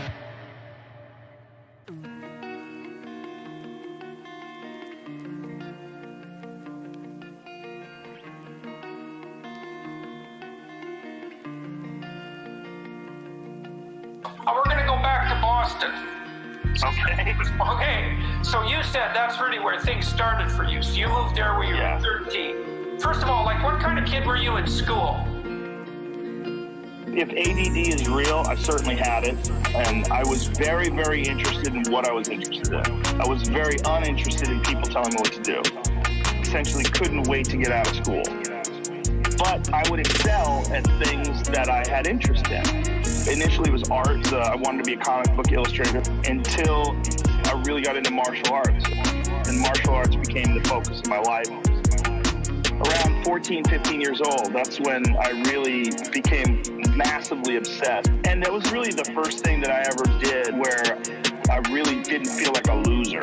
Like I really felt like, oh, I actually have some talent. I actually can be exceptional. There's like something, because I grew up constantly moving, didn't really have a lot of friends. I would be new in this town. I'd get picked on. I wasn't a big kid. And there was a lot of issues with that psychologically. I didn't like being afraid of other kids. I didn't like not knowing what to do if I ran into kids. They were going to bully me and pick on me. Martial arts changed that 180 degrees. And then I became someone who I would be afraid of. I became the opposite of what I was. And then I became someone who I would be afraid of. I became the opposite of what I was. So what I was someone who was terrified of conflict, didn't know what to do. And what I became was a Taekwondo champion. I became a martial arts champion. I knew how to fight. How did it come about? It was very fortunate. I'd done a little bit of martial arts training. Then one day I was in Boston for a Red Sox game. And as I was walking home to the train station, I decided to go check out the Jae-Hun Kim Taekwondo Institute. It was right there. So I went up the stairs, and as I was walking up the stairs, a guy named John Lee was training. I heard this crazy sound. What it turned out to be this man kicking this bag and slamming his heel into this bag and having the chain snap and rattle and thud of his heel slamming into this leather bag. I got up there and I watched this guy work out. I couldn't believe a person could do that. I'd never seen anybody kick something so hard in real life. Anybody that had such incredible martial arts skill like this guy did, John Lee, who became a mentor of mine. That changed everything. I was there the next day. I talked to them. They gave me a brochure and a pamphlet. I was probably there every day of my life until I was 22 years old. Just completely by luck, wandered into one of the best schools in the world for Taekwondo.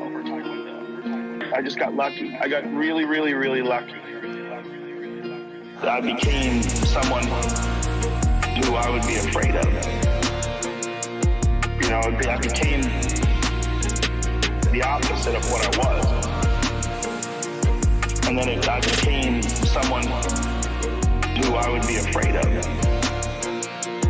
You know, I became the opposite of what I was. I had keys pretty quickly. Right away, my instructor recognized that I was pretty obsessed and I was physically pretty talented. So he had me teaching classes instead of paying. One of the best ways for someone to get good at martial arts is actually to teach. You actually refine your technique. You think about it more. I was 14 or 15 by the time I got to that school. I had my black belt by the time I was 17, and I was competing in the adult division by then. I won the state championship when I was 18, and I won it every year from then until I stopped. Luckily, with high school, kids heard about it right away. One of the kids you go to school with is flying all over the country, kicking people in the head. They just avoided me. People avoided me. Junior and senior year, I'd already become this weird kid that was obsessed with martial arts.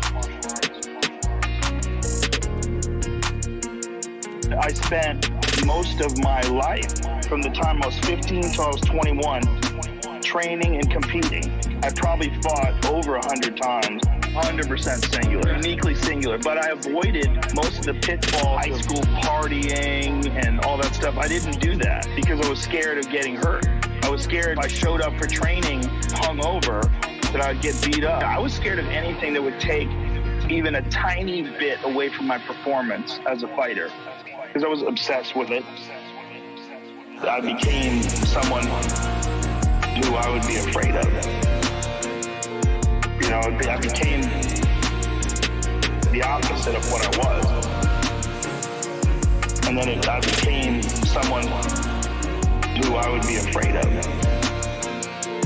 You know, I became the opposite of what I was.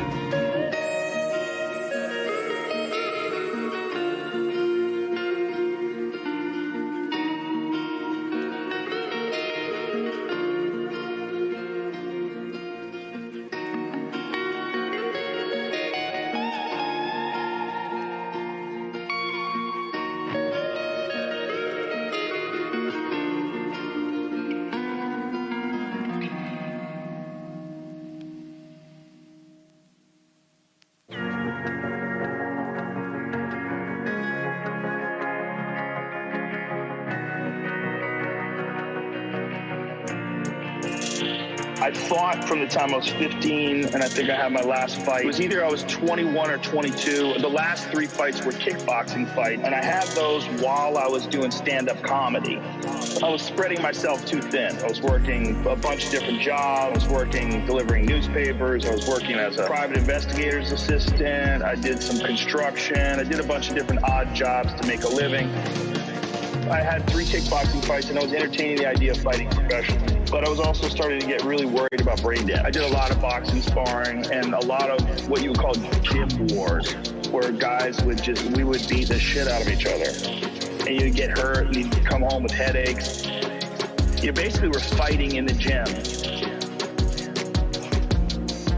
The gyms that I came up in were real hard-nosed, really, tough gyms. If you weren't tough, you did not survive, and they weren't interested in anybody that couldn't take a shot or anybody that wasn't willing to go to war. So you would put on a mouthpiece, you put on a cup, you put your shin pads on, and you beat the fuck out of each other. And that was a big part of learning how to fight. You would fight all the time, fight all the time. I'd have fights several days a week. You would fight all the time, fight all the time. You would fight all the time. It would make some of the people laugh in training because we were always nervous. When we would go to tournaments, we were nervous because, I'd seen many of my friends get knocked unconscious at these tournaments, get kicked in the head, taken to hospitals. And, I'd seen it in the gym, too. A lot of guys getting beat up and knocked out. It was constant. It happened to me a couple of times. I'd been hurt. So we had this gallows humor. We would go to these events. The tension would be so thick. Everybody taking deep breaths and trying to relax and just stay loose before you fight. And I would be the class clown. It was a charged environment. So anything that I said that was actually funny would get a giant reaction. And that became addictive.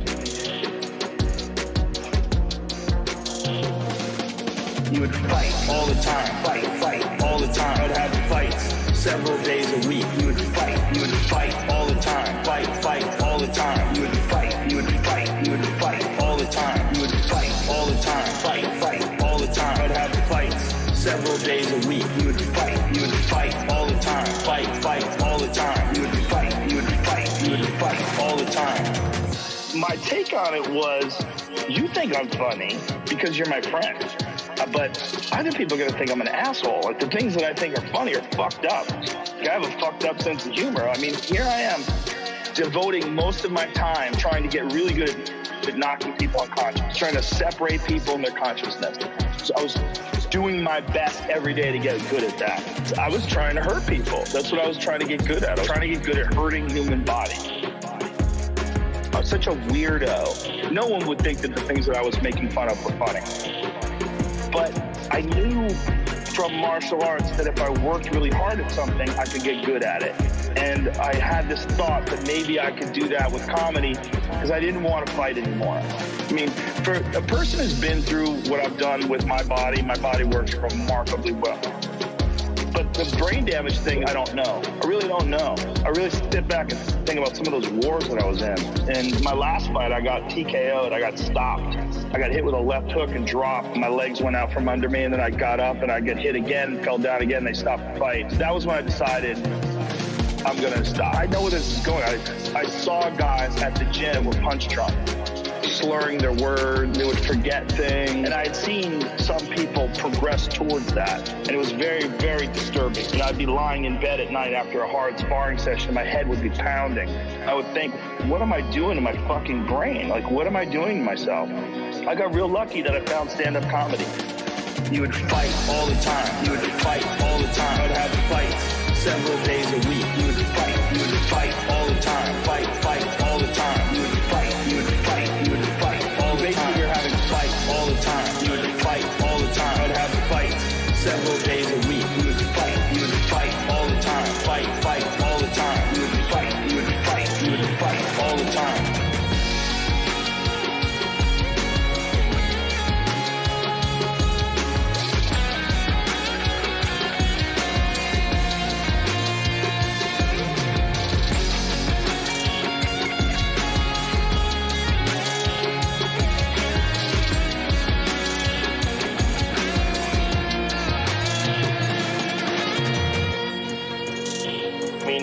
UFC was around back then, I most certainly would have started fighting. And, and to not be training intelligently, because I wasn't training intelligently, I was training like a meathead, and that was just all we knew back then. I probably would have sustained some pretty significant damage before I ever even got into the octagon. I probably would have already had massive brain damage before I ever had a fight. It's this fear of discomfort.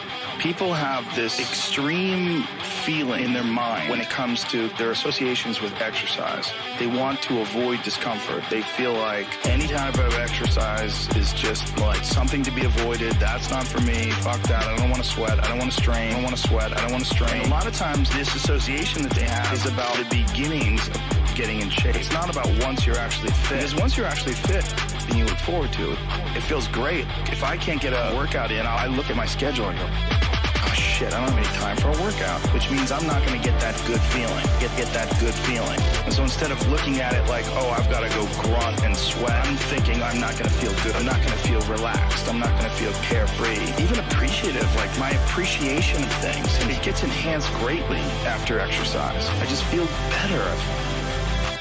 I want to sweat, I want to strain, I want to sweat, I want to strain, I want to sweat, I want to strain, I want to sweat, I want to strain. Get that good feeling, get that good feeling, get that good feeling. I want to sweat, I want to strain, I want to sweat, I want to strain, I want to sweat, I want to strain, I want to sweat, I want to strain, I want to sweat, I want to strain. Get that good feeling, get that good feeling, get that good feeling.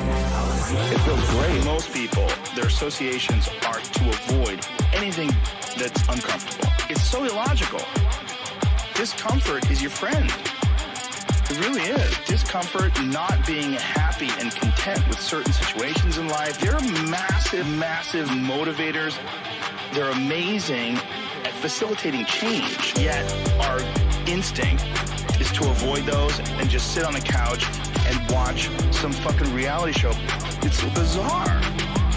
When I get really disciplined and really consistent with my workouts, I almost feel momentum. I feel like there's a push behind me, like, all right, yeah, now I'm doing sweat. I want to strain. I want to sweat. I want to strain. I want to sweat. I want to strain. I want to sweat. I want to strain. Get that good feeling. Get that good feeling. Get that good feeling.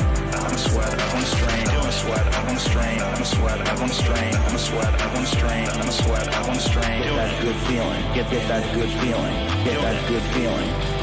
Yeah, now I'm doing it. Yeah, now I'm doing it. I'm doing it all the time now. I'm looking forward to the next time, and it makes that resistance much weaker, and it makes my motivation and my discipline much stronger. I think a lot of it is based on just the consistency. Blowing something off is not just bad for you physically, it's also bad mentally, because then that option is now available. The option to fuck off.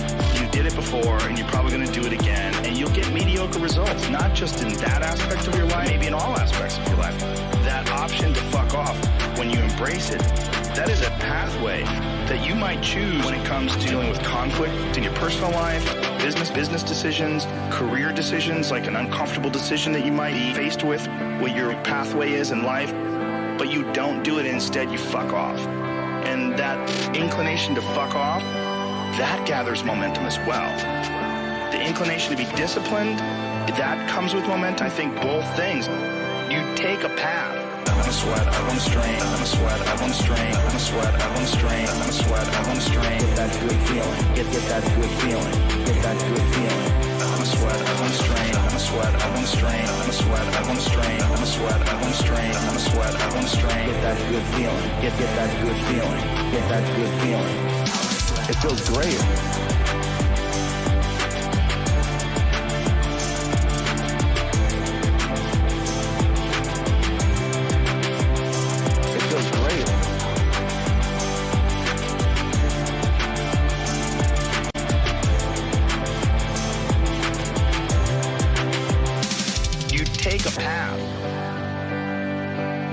Of the fuck off, your body is like a race car that you can juice up yourself.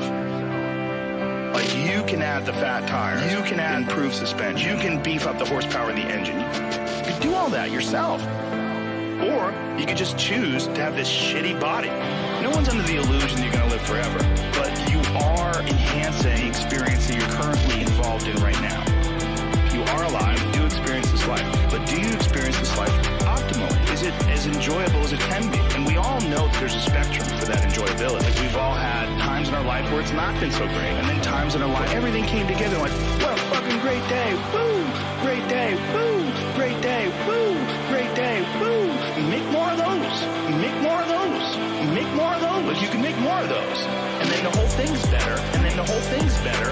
And I think when that whole thing is better, it affects everybody you touch, everybody that's around you, everybody you come in contact with. That in turn, I mean, it sounds so grandiose, but in turn can affect the entire race of human beings.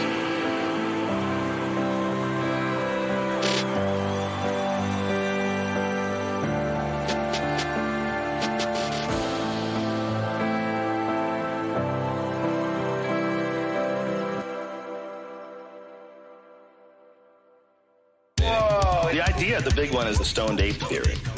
Terence McKenna's theory was the reason why the human brain size doubled over a period of 2 million years, and he equates it to the time where the climate changed and rainforests receded into grasslands, and these monkeys climbed down from trees, started experimenting with new food sources. They would flip over cow patties to find like bugs and beetles and shit. When they saw mushrooms growing on the cow patties, certain groups of these monkeys started eating these mushrooms. Two things happened. One, it increased their visual acuity and made them be able to see much better.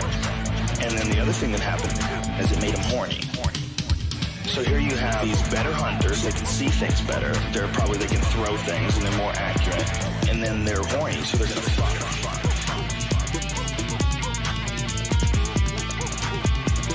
And then, of course, if they're eating plates of these fucking things, they're gonna have psychedelic experiences. And if you're a monkey, maybe, if you have psychedelic experiences every day, it's like a force-fed evolution thing. It's like a force-fed evolution thing. Psychedelic experiences every day, every day, every day. Psychedelic experiences every day, every day, every day. Psychedelic experiences every day, every day, every day. Monkeys in space. Monkeys in space. If we figure out eventually we are all one thing, these spores are all like, they can go in a vacuum in space. They can travel in extreme cold and extreme heat. They can absorb radiation and not get damaged.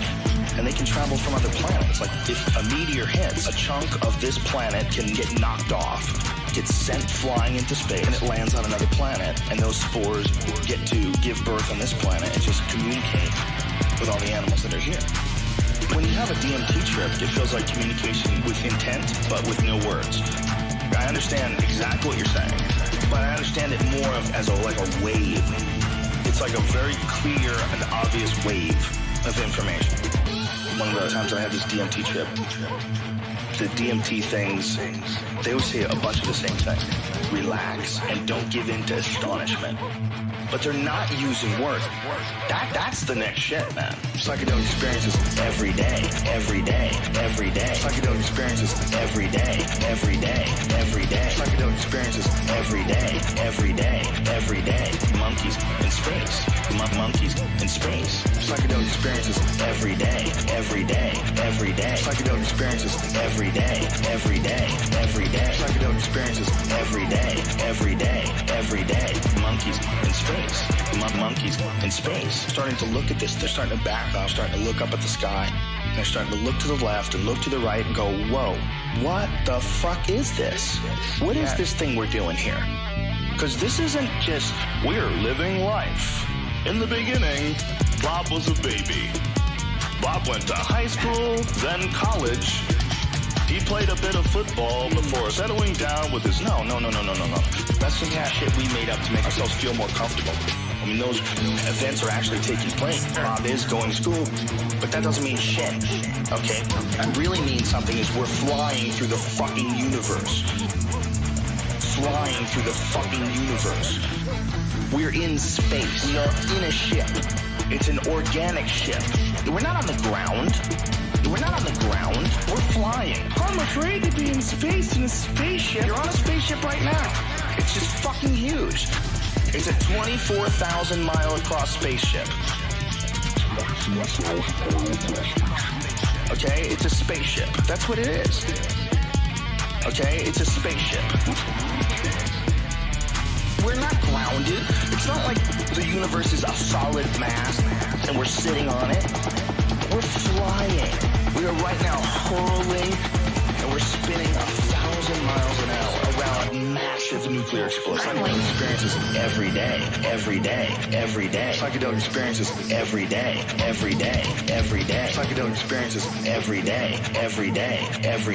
Monkeys in space. Monkeys in space. Psychedelic experiences every day. Psychedelic experiences every day. Psychedelic experiences every day. Monkeys in space. Monkeys in space.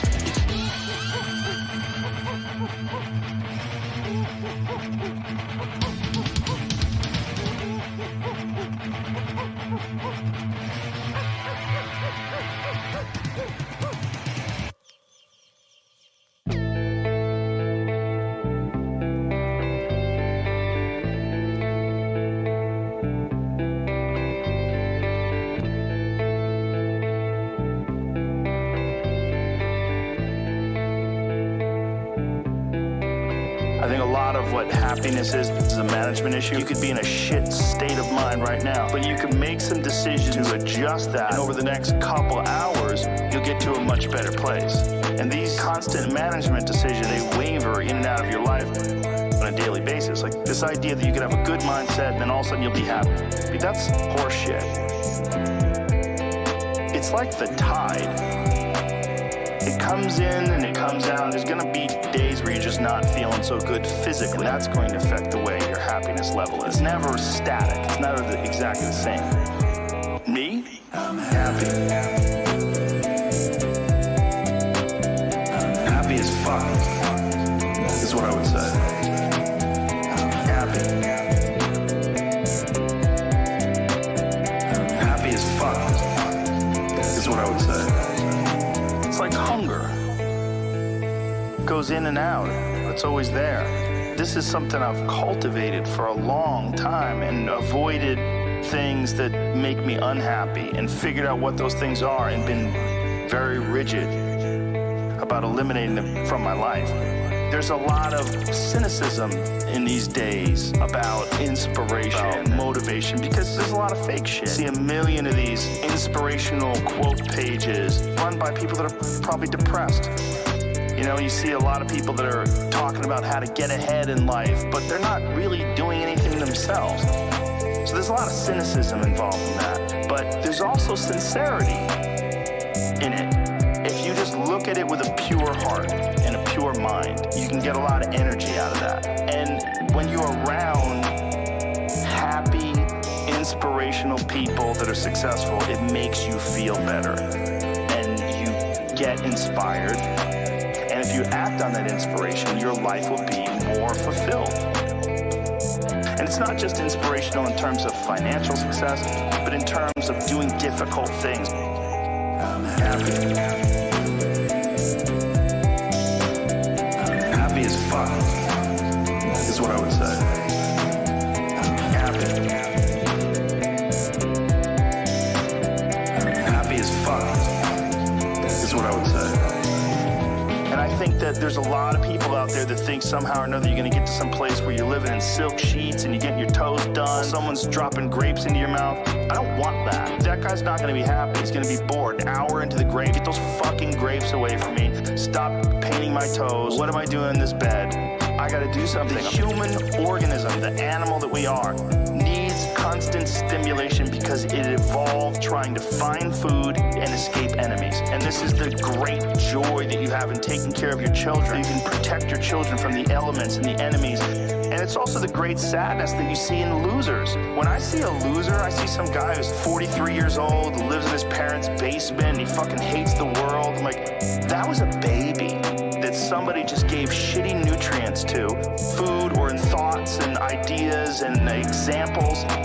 And this kid developed these horrible, self-defeating patterns of behavior that have led them to this point where they're this person with no future and no idea of how to get out of this rut and probably never will escape it.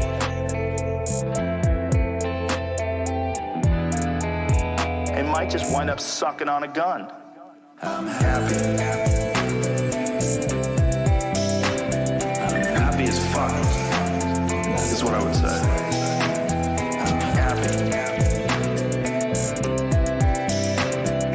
Happy as fuck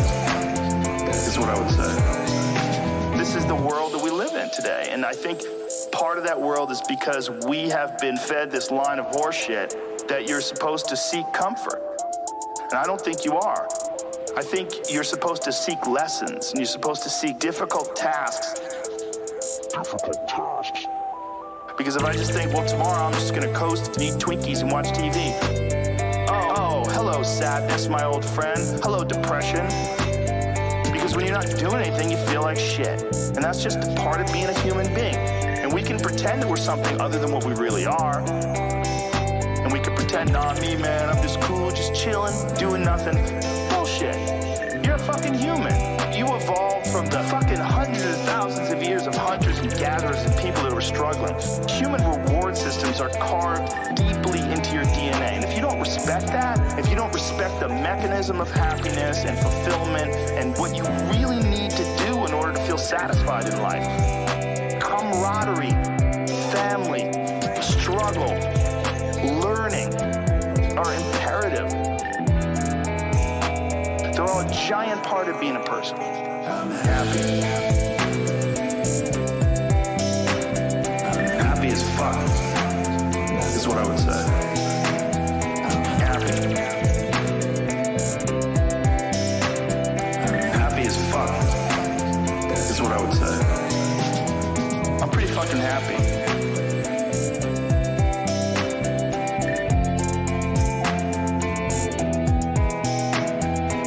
Fucking happy.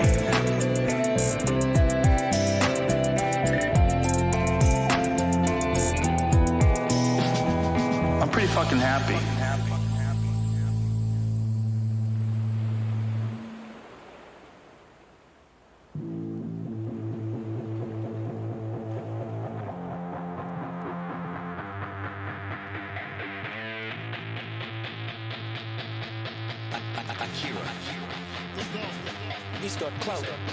Everybody's different. Everybody's similar, but everybody's different. And your attitude has a giant effect, not just on your life, but on other people's lives around you. That's the other thing about it. Those I can't catch a break guys, get them the fuck away from me. I can't be around those guys. I don't want to hear that shit. I don't want to hear that shit.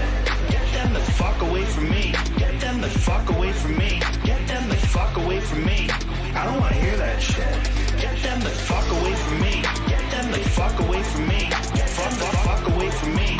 I don't want to hear that shit. I don't buy it. Because everybody has bad breaks. I've had a shit ton of bad breaks. But you know what I did? Stayed up. And I thought through it. And I figured out what the fuck I did wrong. And then I went back. It's like, I fucked up everything I've ever done 100 times. There's no other way to do it. You gotta realize when you have those shitty breaks what that is. It's an opportunity for you to reassess, reboot, get better, figure out another way, find another way through. It's just challenges. And the people that look at those challenges and go, why do I always have these challenges? They're cancer. Those people are dangerous to be around. They will rob you of your enthusiasm. They don't give you any fuel. They're the opposite of fuel. The fuel people kicking ass. People that are out there just fucking hustling. Always getting things done. Always getting things done. My friend Jocko, every morning I'll check his Instagram page, 4:30, shows a picture of his watch. Get after it. Get after it. He's out there working out 4:30 in the morning. He does it every fucking morning. Why? Because he doesn't want to. And that's how you do it. You go and get after it. You don't make any excuses. And those kind of guys are fuel. But those I can't catch a break guys, they're the opposite of fuel. They're just pissing on your fire. They're no fun. Get them the fuck away from me. I can't be around those guys. I don't want to hear that shit. I don't want to hear that shit. Get them the fuck away from me. Get them the fuck away from me. Get them the fuck away from me. I don't want to hear that shit. Get them the fuck away from me. Get them the fuck away from me. Get the fuck away from me. I don't want to hear that shit. I don't want to hear that shit. I don't want to hear that shit. I don't want to hear that shit. Get them the fuck away from me. The people that surround him are all idiots. Because only idiots want to be around I can't catch a break guy. Only the dummies stick around. After a while, even if they're your good friend, you gotta be like, bro, you gotta fucking stop. You gotta stop with all this I can't catch a break bullshit. All the time you're complaining, you could be instead hustling. You could be instead chasing your dream. You could be instead figuring out what you're doing wrong, trying to improve certain aspects of your life, getting your shit together, reading a book, meditating, something. Fucking something. Something. Fucking something. But this I can't catch a break shit is not helping anybody. And it pushes everybody away from you.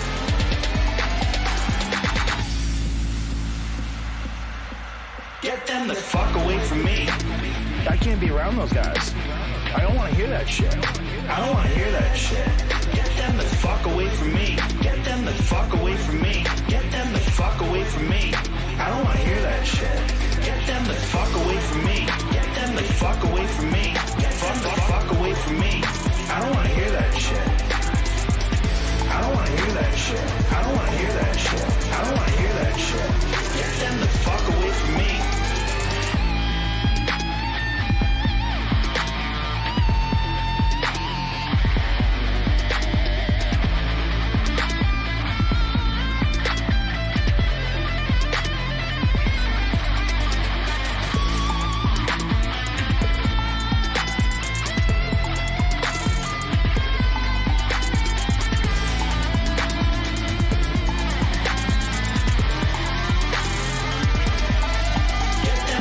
Away from me.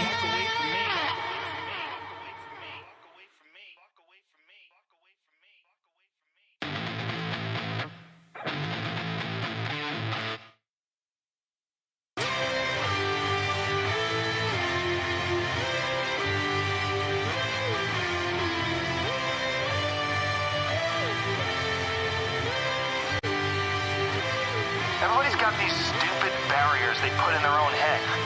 You gotta resist those goddamn things because they don't do you any good, and they certainly define the potential for your future in a negative way. It's not self-serving, and it's not even real. This idea that there's no way to get past the starting block today is just ludicrous. It's crazy, and it's just this poor thinking. And people that are trapped in bad situations, one of the problems is you feel like this is your future. You feel like you're fucked. You can't get out of that. There's no hope. There's no light at the end of the tunnel. There's no rainbow. And if you feel like that, that alone can be incredibly defining and limiting. But if you look at yourself objectively and say, I kind of am fucked here. I'm in credit card debt. I'm working in a shitty job. I don't like what I'm doing, but I have some ideas. I need to feed those fucking ideas. I need to feed them and water them. I need to set aside a certain amount of time every day to just try to make those things happen every day. To just try to make those things happen every day. To just try to make those things happen every day. You can do that. Do shit that's difficult every day, every day. Do shit that's difficult every day. You can do that. Do shit that's difficult every day, every day. Do shit that's difficult. It's very important to struggle. You look at someone who's doing really well, like very famous and successful. All you see is him now, flying around private jets, wearing a new pair of sneakers every day, driving around in Bentleys. You just see that. You don't see him being a young kid in Philadelphia going to open mic nights. There's a progression that you're not witness to. You don't see it. And that takes place in everything. It takes place in authors and comedians and musicians. There is a starting point, and with time and focus, and as long as you reevaluate and reassess and constantly, objectively look at what you're doing and then pursue it with passion and focus, you get better at things. There's always going to be people that are luckier than you. Some of it is luck, and some of it is courage. Some of it is putting your ass out there. Some of it is trying things. One of the things that I always like to tell people that I think you should do is do shit that's difficult. It's very important to struggle. Do shit that's difficult every day, every day. Do shit that's difficult every day. You can do that. Do shit that's difficult every day, every day. Do shit that's difficult. It's very important to struggle.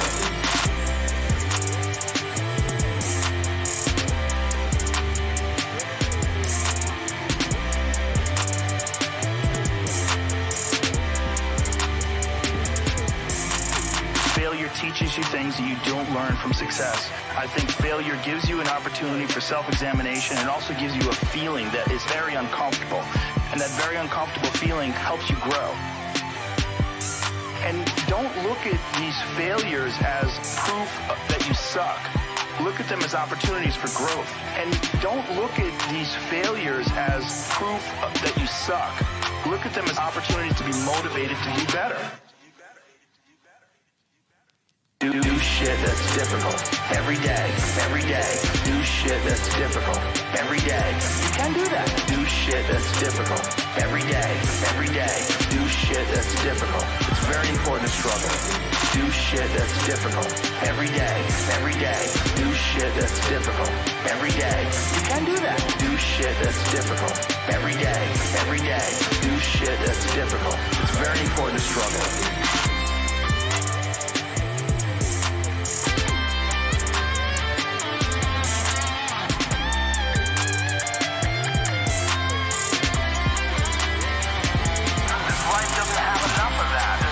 Struggle. You don't get to know yourself without struggle. You don't get to know your boundaries unless you push them. You don't get to know who you are really unless you're tested.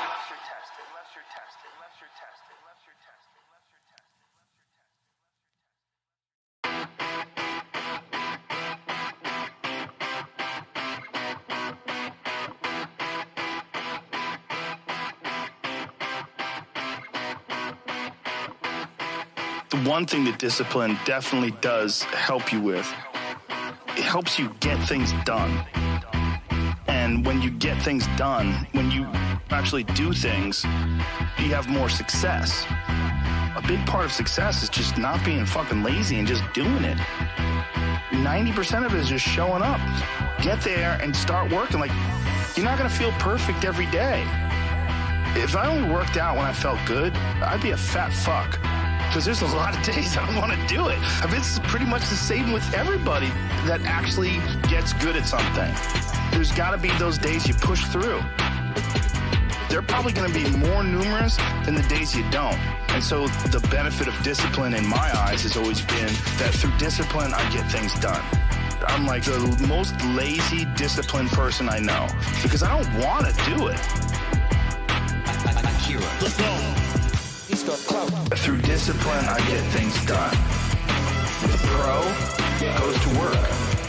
Through discipline, I get things done. This is what I do. I also think that discipline is a pathway to creativity. When you're on the battlefield, is an absolute exercise in creativity. How are we going to attack them? How are we going to disorganize them? How are we going to get in their heads? That's all just massive creativity. And when I look at people that are artists, I would imagine the more disciplined you are, you got to write stuff down. You got to read. You got to increase your vocabulary so that you are quicker and sharper so that when people are saying things, you have more words to battle back at them. All those things, all that freedom that you get on stage comes from the discipline. You study, you learn, you read, you write, you talk, you go through things. Is that an accurate statement? Absolutely accurate. Through discipline, I get things done. The pro goes to work. Through discipline, I get things done. This is what I do. Through discipline, I get things done. The pro goes to work. Through discipline, I get things done. This is what I do. And it doesn't matter if you're sick, doesn't matter if you have kids, you're a pro and you go to work. And you have pride in that. And then when you are in front of that keyboard, you look down the count, it says, I fucked 1,000 words today. Out of that work, gems blossom. But you might have a day where you just write nothing but dog shit. So what? Show up again tomorrow. And tomorrow out of that dog shit, a flower will emerge. Through discipline, I get things done. The pro goes to work. Through discipline, I get things done. This is what I do. Through discipline, I get things done. The pro goes to work. Through discipline, I get things done. This is what I do.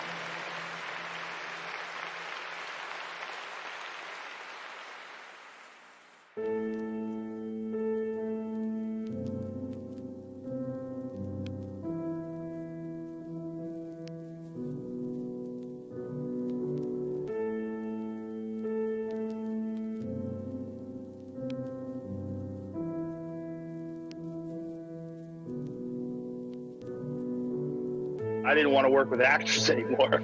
So I was happy that Fear Factor was no actors. Since I had a background in coaching, I was used to teaching people and I was used to encouraging people and getting people motivated. When someone was nervous and they're about to do something, I could grab them and go, look at me. You could do this. Look at me. You could do this. Look at me. You could do this. This is going to define you. If you back off, get scared, and give in to your fears, this is going to define you. Look at me. You could do this. Look at me. You could do this. If you just press and realize you can do this and succeed, it will define you in a positive way. You can do this. It was completely unexpected because I thought the gig was just going to be these people do these crazy things. I make fun of it, you know, we all cheer and it would all play itself out because it was a reality show. But somewhere along the line, especially when they became really nervous, it was very intense. There was moments where I wanted these people to win. You know, I wanted these people to do their best. I wanted these people to succeed. There was one time, there was this father and the son competing against a mother and the daughter. And the father and the son were kind of jerks. And they thought that they were going to win. The parent and child teams had gotten down to 2. And it was the man and his son versus the woman and her daughter. And everybody thought these jerks were going to win, and we were kind of bummed out about it. But the woman and her child, they just rose to the occasion. I mean, I remember talking to them and firing them up. I didn't know if they could do it. I didn't know if they could do it. Look at me. You could do this. Look at me. You could do this. This is going to define you. If you back off, get scared, and give in to your fears, this is going to define you. Look at me. You could do this. Look at me. You could do this.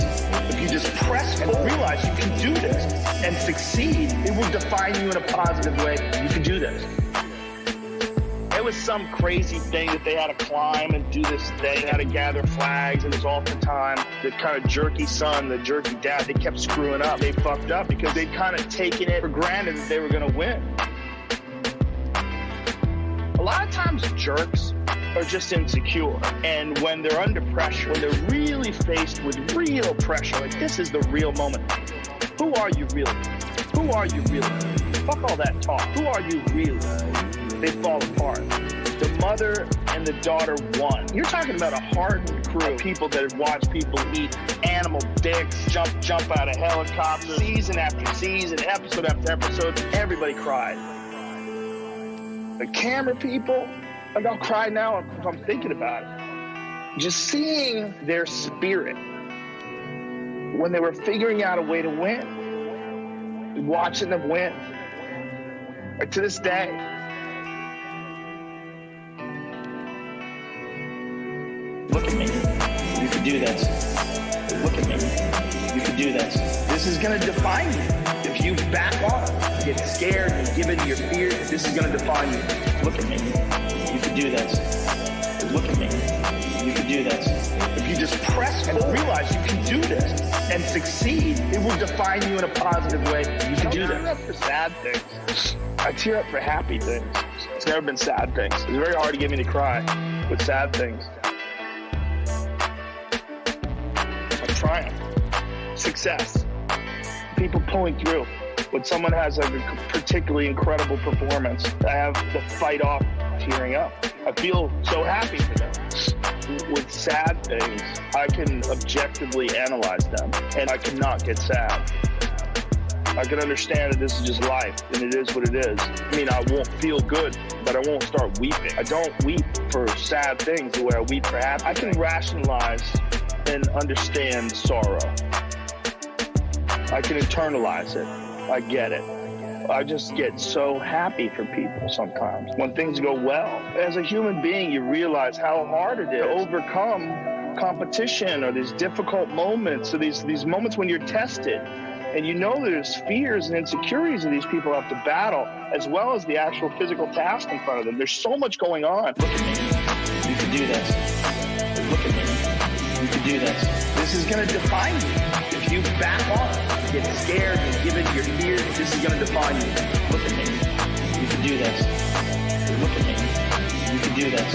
If you just press and realize you can do this and succeed, it will define you in a positive way. You can do this. You can do this. You can do this. You can do this. You can do this. You can do this. You can do this. You can do this.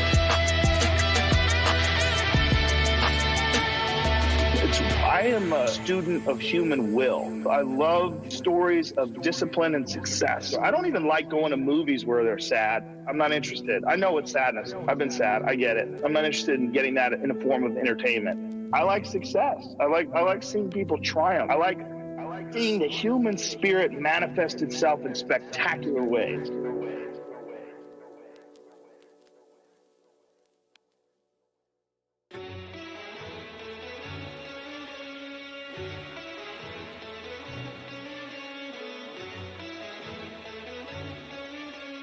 Akira. He's got clout. The opportunity takes place usually when you're young and you don't have any responsibility. That's when you have your options. Well, your options are severely limited the more you gather responsibilities. Like, if I had, as a 51-year-old father of 3, married man, pays taxes, has a house and a mortgage and a business and all that jazz, if I had to quit everything now and struggle the way I struggled as a stand-up comedian, it would never work. The only way I could be this person now is if I took that chance when I was 21, when I was dead broke and had my cars repossessed and all that stuff. That's the only way you ever get where you want to go. You have to take a path that's dangerous. Take a path that's dangerous. The only way you ever get where you want to go. You have to take a path that's dangerous. Take a path that's dangerous. The only way you ever get where you want to go. You have to take a path that's dangerous. Take a path that's dangerous. The only way you ever get where you want to go. You have to take a path that's dangerous. Take a path that's dangerous. And most people want to take the safe path. And the safe path leaves you stuck in quiet desperation. Almost every time. It's hell. It's hell. You're selling insurance or some other shit that you care zero about. It's hell. It's hell. It's hell. The only way you ever get where you want to go, you have to take a path that's dangerous. Take a path that's dangerous. The only way you ever get where you want to go, you have to take a path that's dangerous. Take a path that's dangerous. The only way you ever get where you want to go, you have to take a path that's dangerous. Take a path that's dangerous. The only way you ever get where you want to go, you have to take a path that's dangerous. Take a path that's dangerous. The way you can change is you have to put aside enough money to give yourself a window. And then you have to have a plan. And you have to spend all your waking hours outside of whatever shit job you do planning your escape. And you have to come to the realization very clearly that you fucked up and you got yourself stuck. So whatever you're doing, you have to do it like your life depends on it. And whether it is you're trying to be an author and you're working 8 hours a day plus commuting plus family responsibilities or whatever time that you have to attack like you're trying to save the world. You're trying to save your life. You don't want to drown. That 1.5 hours a day that you have to write, God damn, you better be caffeinated and motivated.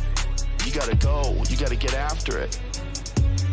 You gotta go. You gotta get after it.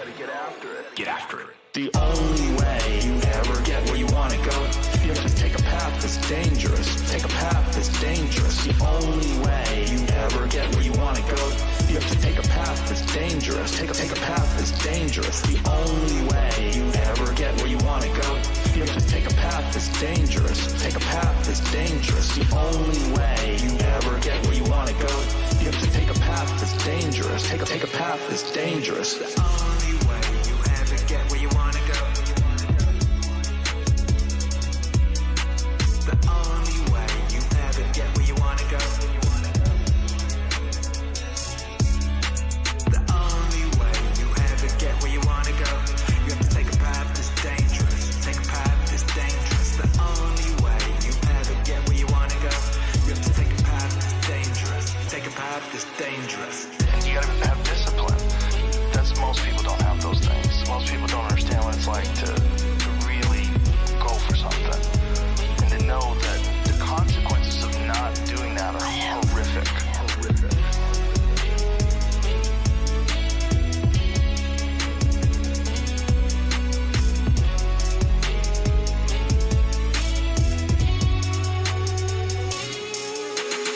get after it.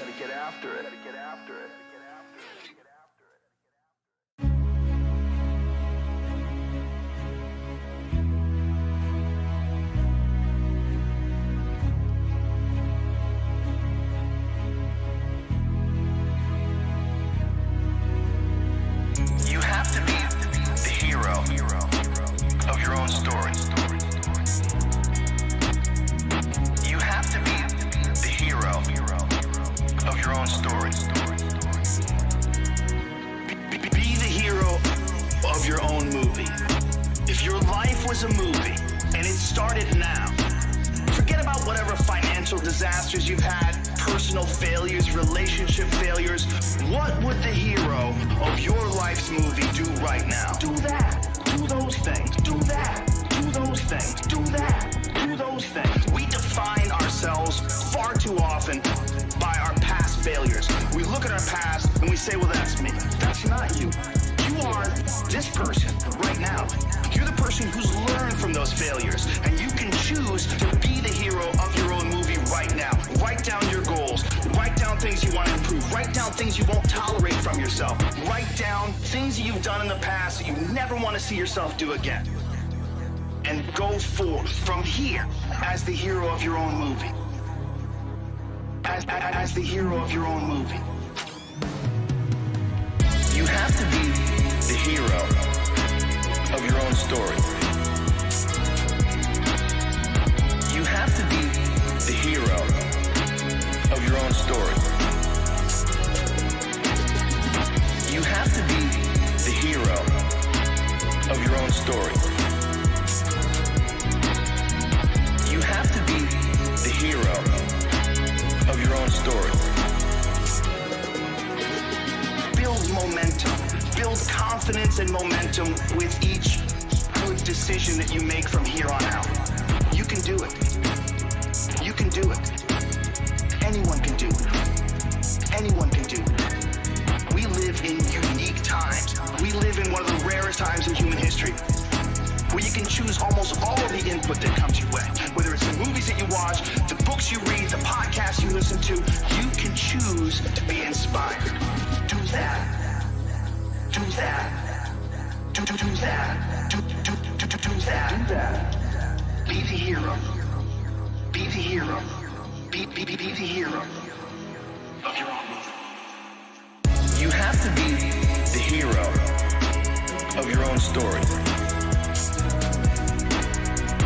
You have to be the hero of your own story. You have to be the hero of your own story. You have to be the hero of your own story. And you can do that.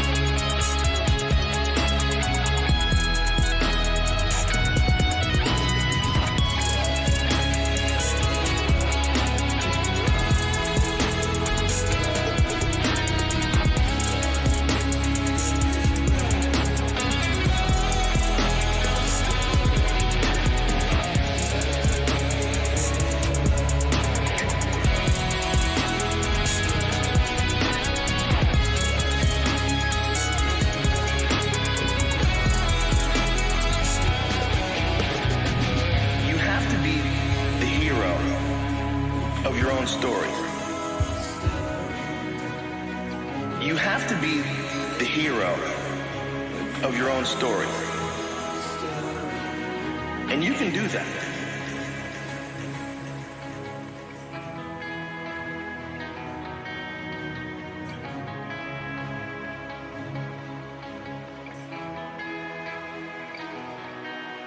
And you can do that.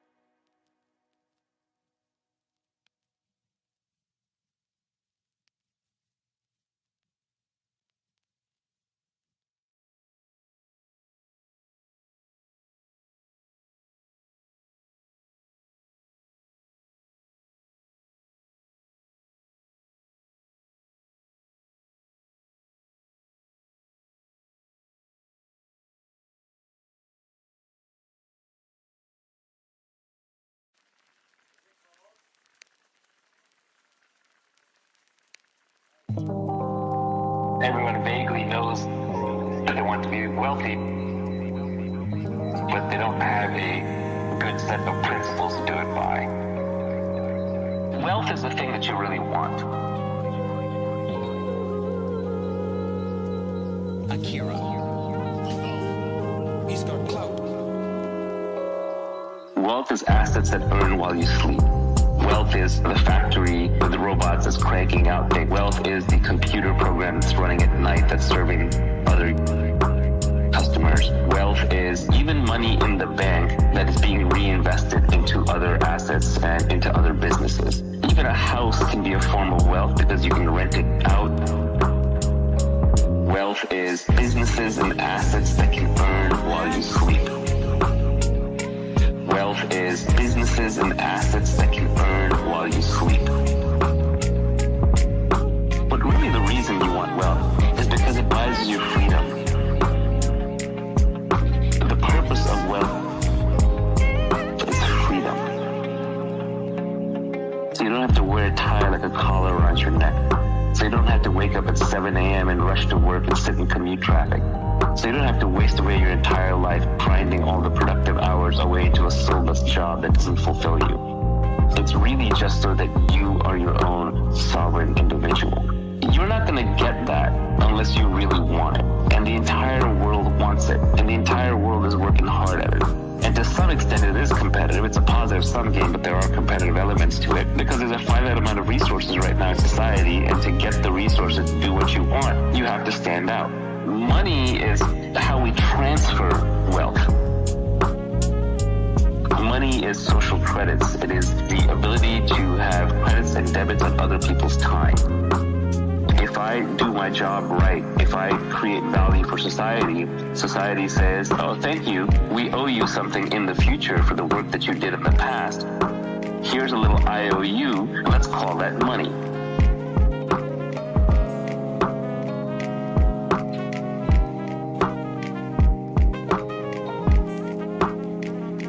Wealth is businesses and assets that can earn while you sleep. Wealth is businesses and assets that can earn while you sleep. There are fundamentally two huge games in life that people play. One is the money game, because money is not going to solve all your problems, but it's going to solve all your money problems. People know that. They realize that, so they want to make money. But at the same time, many of them deep down believe that they can't make it. They don't want any wealth creation to happen.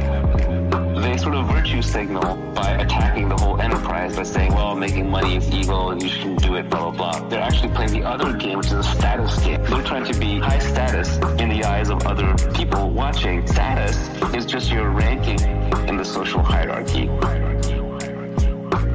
Status is just your ranking in the social hierarchy. So wealth is not a zero-sum game. Everybody in the world can have a house. Because you have a house doesn't take away from my ability to have a house. If anything, the more houses that are built, the easier it becomes to build houses. The more we know about building houses, the more people that can have houses. So wealth is a very positive-sum game. Status, on the other hand, is a zero-sum game. It's a very old game. We've been playing it since monkey tribes, and it's hierarchical. Who's number one, who's number two, who's number three. And for number three to move to number two has to move out of that slot. So status is a zero-sum game. Politics is an example of a status game. Even sports is an example of a status game. To be the winner, there must be a loser. I don't fundamentally love status games. They play an important role in our society, so we figure out who's in charge. But fundamentally, you play them because they're a necessary evil. Wealth is businesses and assets that can earn while you sleep. Wealth is businesses and assets that can earn while you sleep.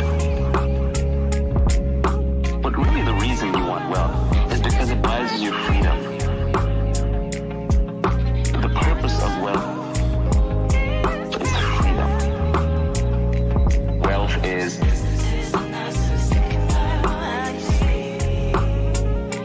wealth is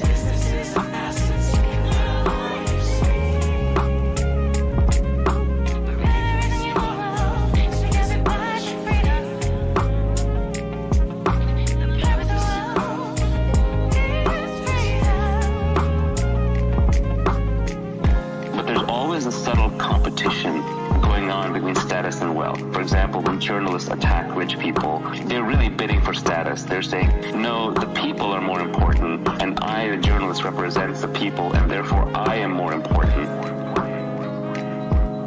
The problem is that by playing these status games, to win that status game, you have to put somebody else down. That's why you should avoid status games in your life, because they make you into an angry, combative person. You're always fighting to put other people down, to put yourself and the people that you like up.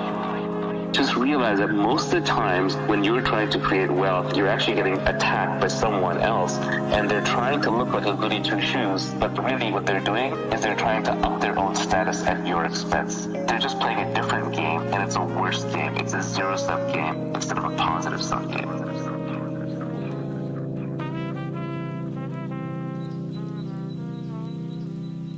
Akira. He's got clout.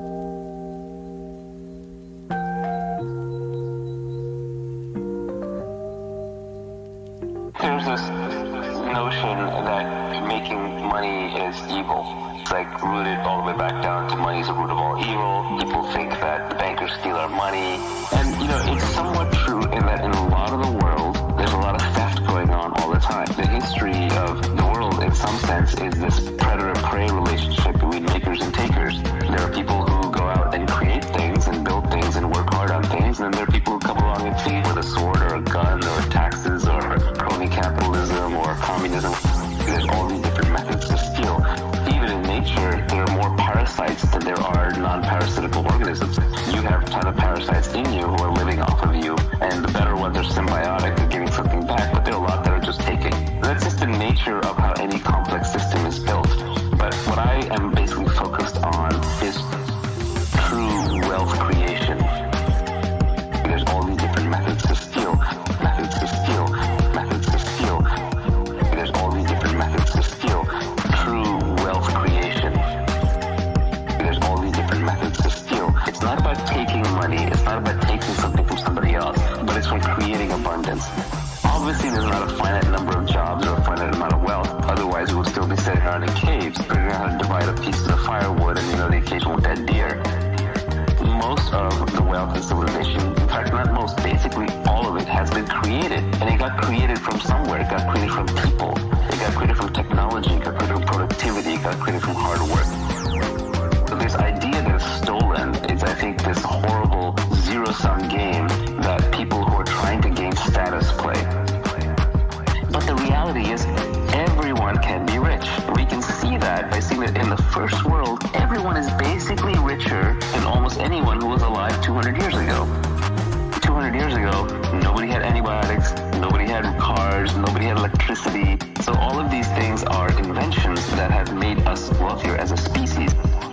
Today, I would rather be a poor person in a first world country than be a rich person in Louis XIV's France. And that's just because of wealth creation. True wealth creation. Everyone can be rich. Can be rich. Can be rich. Everybody can be wealthy. True wealth creation. Everyone can be rich. It's not about taking money. It's not about taking something from somebody else, but it's from creating abundance. The engine of technology is science that is applied for the purpose of creating abundance. I think fundamentally everybody can be wealthy. And the thought experiment I want you to think through is imagine if everybody had the knowledge of a good software engineer and a good hardware engineer. If you could go out there and you could build robots and computers and bridges and program them, let's say every human knew how to do that. What do you think society would look like in 20 years? My guess is what would happen is we would build robots, machines, software, and hardware to do everything, and we would all be living in massive abundance. We would essentially be retired in the sense that none of us would have to work for any of the basics. We'd even have robotic nurses, machine-driven hospitals. We'd have self-driving cars. We'd have farms that are 100% automated. We'd have clean energy. At that point, we could use technology breakthroughs to get everything that we wanted. And if anyone is still working at that point, they're working as a form of expressing their creativity, okay? Because it's in them to contribute and to build and design things. But I don't think capitalism is evil. Capitalism is actually good. It's just that it gets hijacked. It gets hijacked by improper pricing of externalities, by improper deals where that you basically have corruption or you have monopolies. True wealth creation. Everyone can be rich. Can be rich. Can be rich. Everybody can be wealthy. True wealth creation. Everyone can be rich. It's not about taking money. It's not about taking something from somebody else, but it's from creating abundance.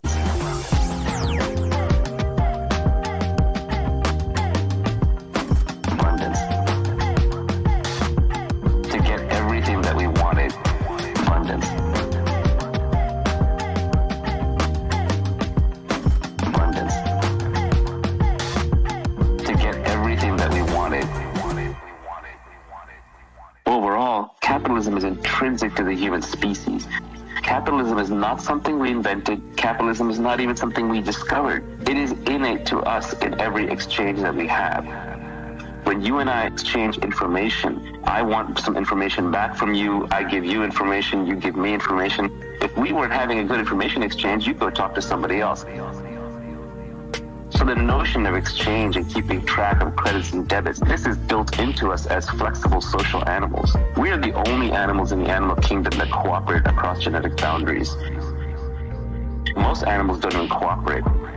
But when they do, they cooperate only in packs where they co-evolve together and they share blood, so they have some shared interest. Humans don't have that. Humans don't have that. I can cooperate with you guys. One of you is a Serbian, the other one is a Persian by origin, I'm Indian by origin. We have very little blood in common, basically none. But we still cooperate. And what lets us cooperate? It's because we can keep track of debits and credits. Who put in how much work? Who contributed how much? That's all free market capitalism is. So I strongly believe that it is innate to the human species, and we are going to create more and more wealth and abundance for everybody. Everybody can be wealthy. Everybody can be retired. Everybody can be successful. It is merely a question of education and desire. You have to want it. Everybody can be wealthy. Everybody can be retired. Everybody can be successful. It is merely a question of education and desire. You have to want it. If you don't want it, that's fine, then you opt out of the game. But don't try and put down the people who are playing the game. Who are playing the game. Because that's the game that keeps you in a comfortable, warm bed at night. That's the game that keeps a roof over your head. That's the game that keeps your supermarket stocked. That's the game that keeps the iPhone buzzing in your pocket.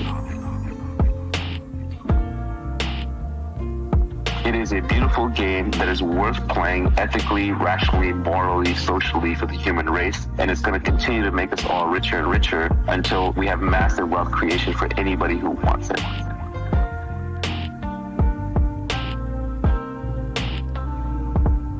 The U.S. is a very popular country for immigrants because it's the American dream. Anyone can come here pretty poor and then work really hard and make money and get wealthy. The definition of wealth is different for different people. A first world citizen's definition of wealth might be, oh, I have to make millions of dollars and I'm completely done. Whereas to a third world poor immigrant just entering the country, and we were poor immigrants who came here when I was fairly young, wealth may just be a much lower number. It may just be that I don't have to work a manual labor job for the rest of my life that I don't want to work. But groups that despise it will essentially bring the entire group down to that level. If you get too many takers and not enough makers, society falls apart. Everybody can be wealthy. Everybody can be retired. Everybody can be successful. It is merely a question of education and desire. You have to want it. Everybody can be wealthy. Everybody can be retired. Everybody can be successful. It is merely a question of education and desire. You have to want it. You end up with a communist country. Look at Venezuela, right? They were so busy taking and dividing and reallocating that people are literally starving in the streets and losing kilograms of body weight every year just through sheer starvation. Another way to think about it is imagine an organism that has too many parasites. You actually need some small number of parasites to stay healthy, and you need a lot of symbiotes, like all the mitochondria in all of our cells that help us respirate and burn oxygen. These are symbiotes that help us survive. We couldn't survive without them. But to me, those are partners in the wealth creation that creates the human body. But if you just were filled with parasites that were purely parasitical, you would die. You would die.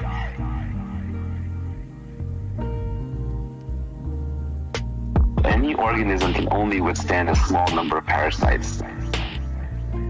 And when the parasitic element gets too far out of control, you die. Everybody can be wealthy. Everybody can be retired. Everybody can be successful.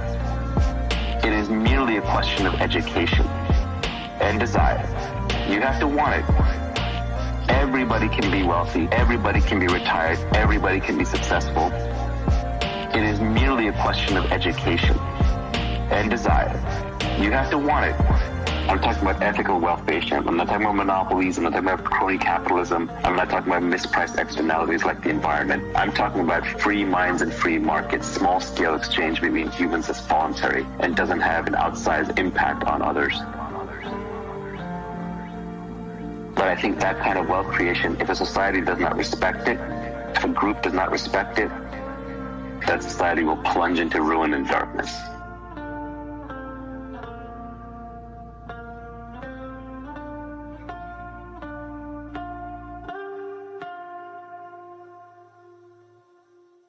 Obviously, we want to be wealthy, and we want to get there in this lifetime without having to rely on luck. Akira.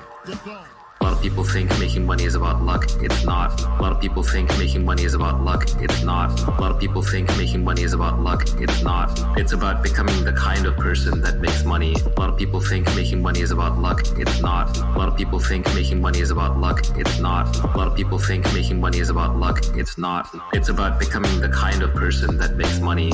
You know, I like to think that if I lost all my money and if you drop me on a random street in any English-speaking country, within 5 to 10 years, I'd be wealthy again, right? Because it's just a skill set that I've developed and I think anyone can develop.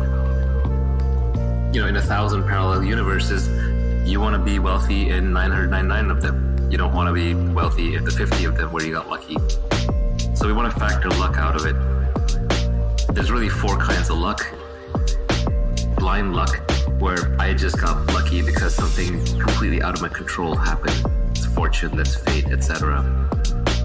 Then there's luck that kind of comes through persistence, hard work, hustle, motion, which is when you're just running around creating lots of opportunities, you're generating a lot of energy, you're doing a lot of things. Lots of things will just get stirred up in the dust. It's almost like mixing a petri dish and seeing what combines, or mixing a bunch of reagents and seeing what combines. You're just generating enough force and hustle and energy that luck will sort of find you. A third way is that you just become very good at spotting luck. So if you are very skilled in a field, you will notice when a lucky break happens in that field when other people who aren't attuned to it won't notice. So you become sensitive to luck, and that's through skill and knowledge and work.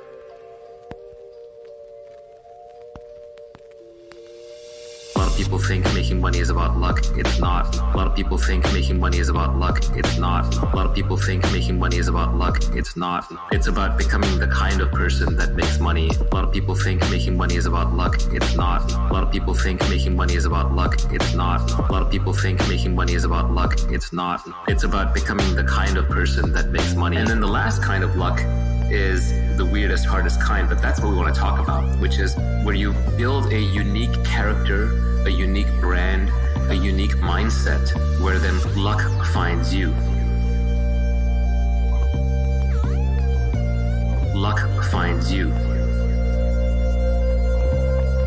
example, let's say that you're the best person in the world at deep sea underwater diving, and you're known to like take on deep sea underwater dives that nobody else will even attempt to dare.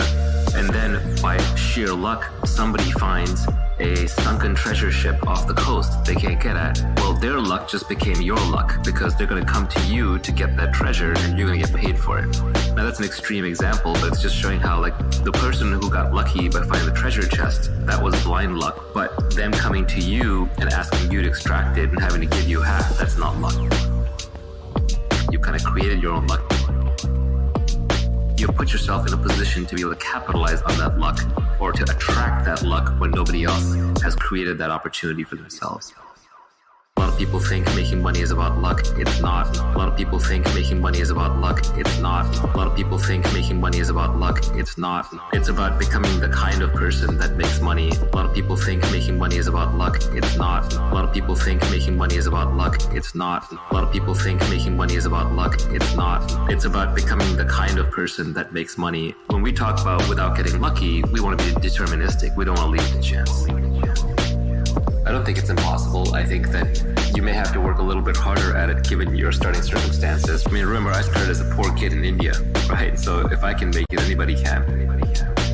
Now, obviously, I had all my limbs and I had my mental faculties and I did have an education. So there are some prerequisites you can't get past. But if you're listening to this, you probably have the requisite means at your disposal, which is a functioning body and a functioning mind. And I've encountered plenty of bad luck along the way. First little fortune that I made, I instantly lost in the stock market. The second, I got cheated by my business partners. It's only the third time around has been a charm, and even then, it has been a slow and steady struggle. I haven't made money in my life in one giant payout. It's always been a whole bunch of small things kind of piling up. So it's more about consistently creating wealth by creating businesses and creating opportunities and creating investments. It hasn't been like a giant one-off thing. My personal wealth has not been generated by one big year. It just sort of stacks up little bit chips at a time. More options, more businesses, more investments, more things I can do. It's going to be a long lifetime of learning, of reading, of creating that's just going to compound. A lot of people think making money is about luck. It's not. A lot of people think making money is about luck. It's not. A lot of people think making money is about luck. It's not. It's about becoming the kind of person that makes money. A lot of people think making money is about luck. It's not. A lot of people think making money is about luck. It's not. A lot of people think making money is about luck. It's not. It's about becoming the kind of person that makes money. So we're talking about getting wealthy so you can retire. So you have your freedom. Not retire in the sense that you don't do anything, but in the sense that you don't have to be any place you don't want to be. You don't have to do anything you don't want to do. And you can wake up when you want. You can sleep when you want. You don't have a boss. That's freedom. So we're talking about enough wealth to get to freedom. And especially thanks to the internet these days, those opportunities are massively abundant. I, in fact, have too many ways to make money. I don't have enough time. I literally have opportunities pouring out of my ears, and the thing I keep running out of is time. There's just so many ways to create wealth, to create products, to create businesses, to create opportunities, and to, as a byproduct, get paid by society that I just can't even handle it all.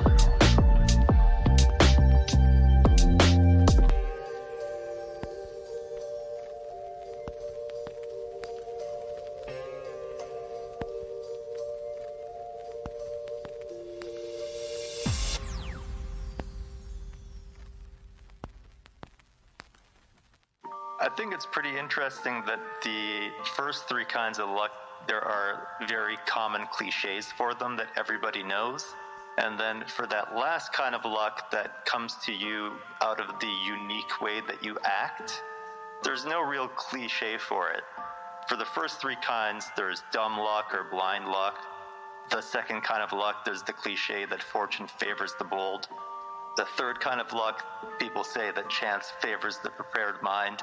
But for the fourth kind of luck, there is not really a common cliche out there that matches the unique character of your action, which I think is interesting and perhaps an opportunity. And it also just shows that people aren't necessarily taking advantage of that kind of luck the way they should be. I I think also at that point, it starts becoming so deterministic that it stops being luck. So the definition starts fading from luck to destiny. You build your character in a certain way, and then your character becomes your destiny. Luck to destiny. Luck to destiny. One of the things I think that is important to making money, you want the kind of reputation that makes people do deals through you. If you're a great diver, then treasure hunters will come and give you a piece of treasure for your diving skills. If you're a trusted, reliable, high integrity, long-term thinking deal maker, then when other people want to do deals, but they don't know how to do them in a trustworthy manner with strangers, they will literally approach you and give you a cut of the deal or offer you a unique deal just because of the integrity and reputation that you built up. You build your character in a certain way, and then your character becomes your destiny. Luck to destiny. Luck to destiny. You build your character in a certain way, and then your character becomes your destiny. Luck to destiny. Luck to destiny. Your character, your reputation, these are things that you can build that then will let you take advantages of opportunities that other people may characterize as lucky, but you know that it wasn't luck. But you know that it wasn't luck. Your character becomes your destiny. Your character becomes your destiny. The world is a very efficient place, so everyone has dug through all the obvious places to dig. And so to find something that's new and novel and uncovered, it helps to be operating on a frontier. You have to be a little eccentric to be out on the frontier by yourself. And then you just have to be willing to dig deeper than other people do, deeper than seems irrational just because you're interested. You build your character in a certain way, and then your character becomes your destiny. Luck to destiny. Luck to destiny. You build your character in a certain way, and then your character becomes your destiny. Luck to destiny. Luck to destiny. You build your character in a certain way, and then your character becomes your destiny. Luck to destiny. Luck to destiny. You build your character in a certain way, and then your character becomes your destiny. Luck to destiny. Luck to destiny. Akira. He's got clout.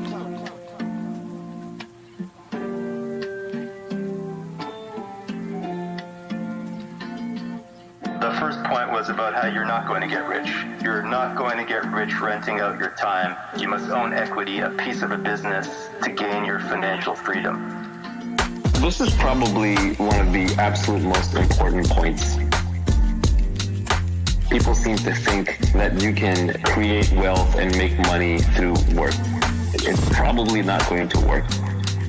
There are many reasons for that, but the most basic is just that your inputs are very closely tied to your output. In almost any salaried job, even the one that's paying a lot per hour, like a lawyer or a doctor, you're still putting in the hours, and every hour you get paid. So what that means is when you're sleeping, you're not earning. When you're retired, you're not earning. When you're on vacation, you're not earning. And you can't earn non-linearly. You're not going to get rich renting out your time, renting out your time, renting out your time. You're not going to get rich renting out your time. You must own equity, a piece of a business. You're not going to get rich renting out your time, renting out your time, renting out your time. You're not going to get rich renting out your time. You must own equity to gain your financial freedom. Your your financial freedom. If you look at even doctors who get rich, like really rich, it's because they open a business. They open like a private practice, and that private practice builds a brand. Essentially, you're working for somebody else. And that person is taking on the risk and has the accountability and the intellectual property and the brand. So they're just not going to pay you enough. They're going to pay you the bare minimum that they have to get you to do the job. And that can be a high bare minimum, but it's still not going to be true wealth where you're retired. You're not creating new things for society. You're just doing things over and over. You're essentially replaceable because you're now doing a set role. Most set roles can be taught. If they can be taught, like in a school, then eventually you'll be competing with someone who's got more recent knowledge, who's been taught, and is coming in to replace you. You're much more likely to be doing a job that can be eventually replaced by a robot or by AI. You're not going to get rich renting out your time, renting out your time, renting out your time. You're not going to get rich renting out your time. You must own equity, a piece of a business. You're not going to get rich renting out your time, renting out your time, renting out your time. You're not going to get rich renting out your time. You must own equity to gain your financial freedom. Your financial freedom. You really just want a job or a career or a profession where your inputs don't match your outputs. Businesses that have high creativity and high leverage tend to be ones where you could do an hour of work and it can have a huge effect, or you can do 1,000 hours of work and it can have no effect. One great engineer can, for example, create Bitcoin and create billions of dollars worth of value. An engineer who's working on the wrong thing or not quite as good or just not as creative or thoughtful or whatever can work for an entire year, and every piece of code that they ship ends up not getting used. You're not going to get rich renting out your time, renting out your time, renting out your time. You're not going to get rich renting out your time. You must own equity, a piece of a business. You're not going to get rich renting out your time, renting out your time, renting out your time. You're not going to get rich renting out your time. You must own equity to gain your financial freedom. Your financial freedom. Your financial freedom. Your financial freedom. That you want to look for things that are leveraged, and by leverage I don't mean financial leverage alone like Wall Street uses, and that has a bad name. I'm just talking about tools. We're using tools. Computer is a tool that software engineers use. If I'm a lumberjack with bulldozers and automatic robot axes and saws, I'm going to be using tools and have more leverage than someone who's just using his bare hands and trying to rip the trees out by their roots. Tools and leverage are what create this disconnection between inputs and outputs. Creativity, so the higher the creativity component of a profession, the more likely it is to have disconnected inputs and outputs. So I think that if you're looking at professions where your inputs and your outputs are highly connected, it's going to be very, very, very hard to create wealth and make wealth for yourself in that process.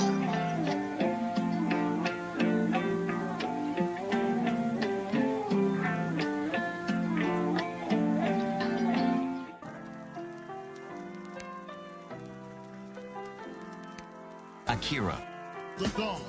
He's got clout. People who are living far below their means enjoy a freedom that people busy upgrading their lifestyles just can't fathom. And I think that's very important, like just to not upgrade your lifestyle all the time, to maintain your freedom. And it just gives you freedom of operation. Once you make a little bit of money, you still want to be living like your old self, so that just the worry goes away. So don't run out to upgrade that house and lifestyle and all that stuff. Let's say you're going to pay $1,000 an hour. The problem is that when you go into a work lifestyle like that, You don't just suddenly go from making $20 an hour to making $1,000 an hour. That's a progression over a long career. And as that happens, one subtle problem is that you upgrade your lifestyle as you make more and more money. And that upgrading of the lifestyle ups what you consider to be wealth, and you stay in this wage slave trap. So I forget who said it, maybe it was Nassim Taleb, but he said the most dangerous things are heroin and a monthly salary. I think that's very important, like just to not upgrade your lifestyle all the time, to maintain your freedom, And I think that's very important, like just to not upgrade your lifestyle all the time, to maintain your freedom, The way you want to get wealthy is you want to be poor and working. And this is, for example, how the tech industry works, where you don't make any money for 10 years, and then suddenly in year 11, you might have a giant payday. Ideally, you want to make your money in discrete lumps, separated over long periods of time, so that your own lifestyle does not have a chance to adapt quickly. And then you can basically say, okay, now I'm done, now I'm retired, now I'm free. I'm still gonna work because you gotta do something with your life, but I'm gonna work on only the things that I want, when I want, and it's gonna be much more creative expression and much less about money.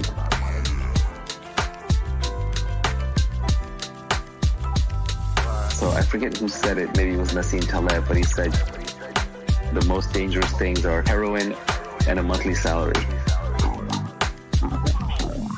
I think that's very important, like just to not upgrade your lifestyle all the time, to maintain your freedom, And I think that's very important, like just to not upgrade your lifestyle all the time, to maintain your freedom,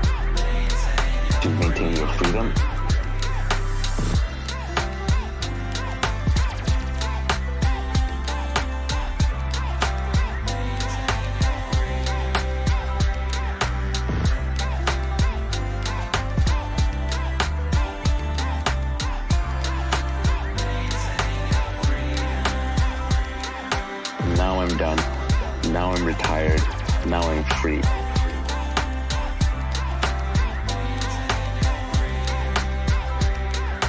Now I'm done, now I'm retired, now I'm free.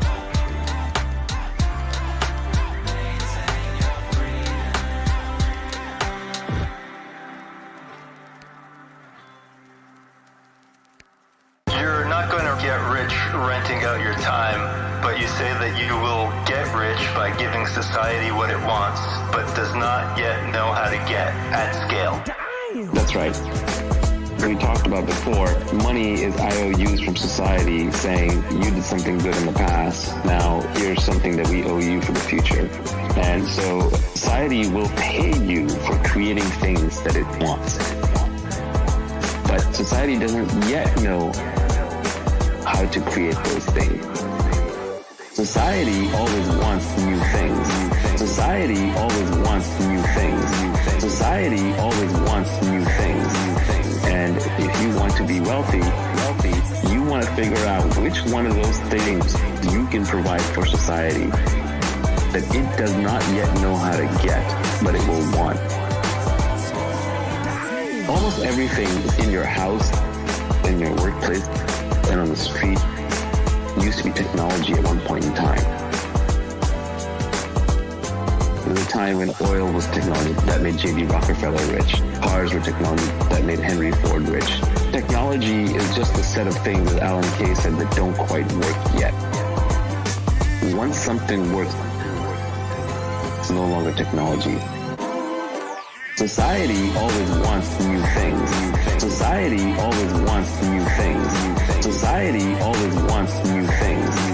And if you want to be wealthy, you want to figure out which one of those things you can provide for society that it does not yet know how to get, but it will want. That's natural to you and within your skill set, within your capabilities, and then you have to figure out how to scale it. Because if you just build one of it, that's not enough. You got to build thousands or hundreds of thousands or millions or billions of them, so everybody can have one. Steve Jobs and his team, of course, figured out that society would want smartphones, computer in their pocket that had all the phone capability times 100 and be easy to use. So they figured out how to build that, and then they figured out how to scale it, and they figured out how to get one into every first world citizen's pocket, and eventually every third world citizen too. And so because of that, they're handsomely rewarded, and Apple is the most valuable company in the world.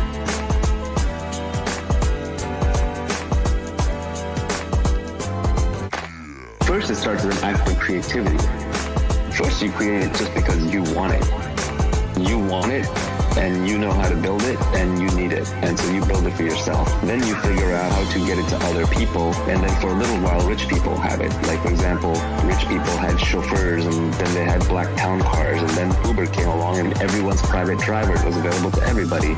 And now you can even see Uber pools that are replacing shuttle buses because it's just more convenient. And then you get scooters, which are even further down market of that.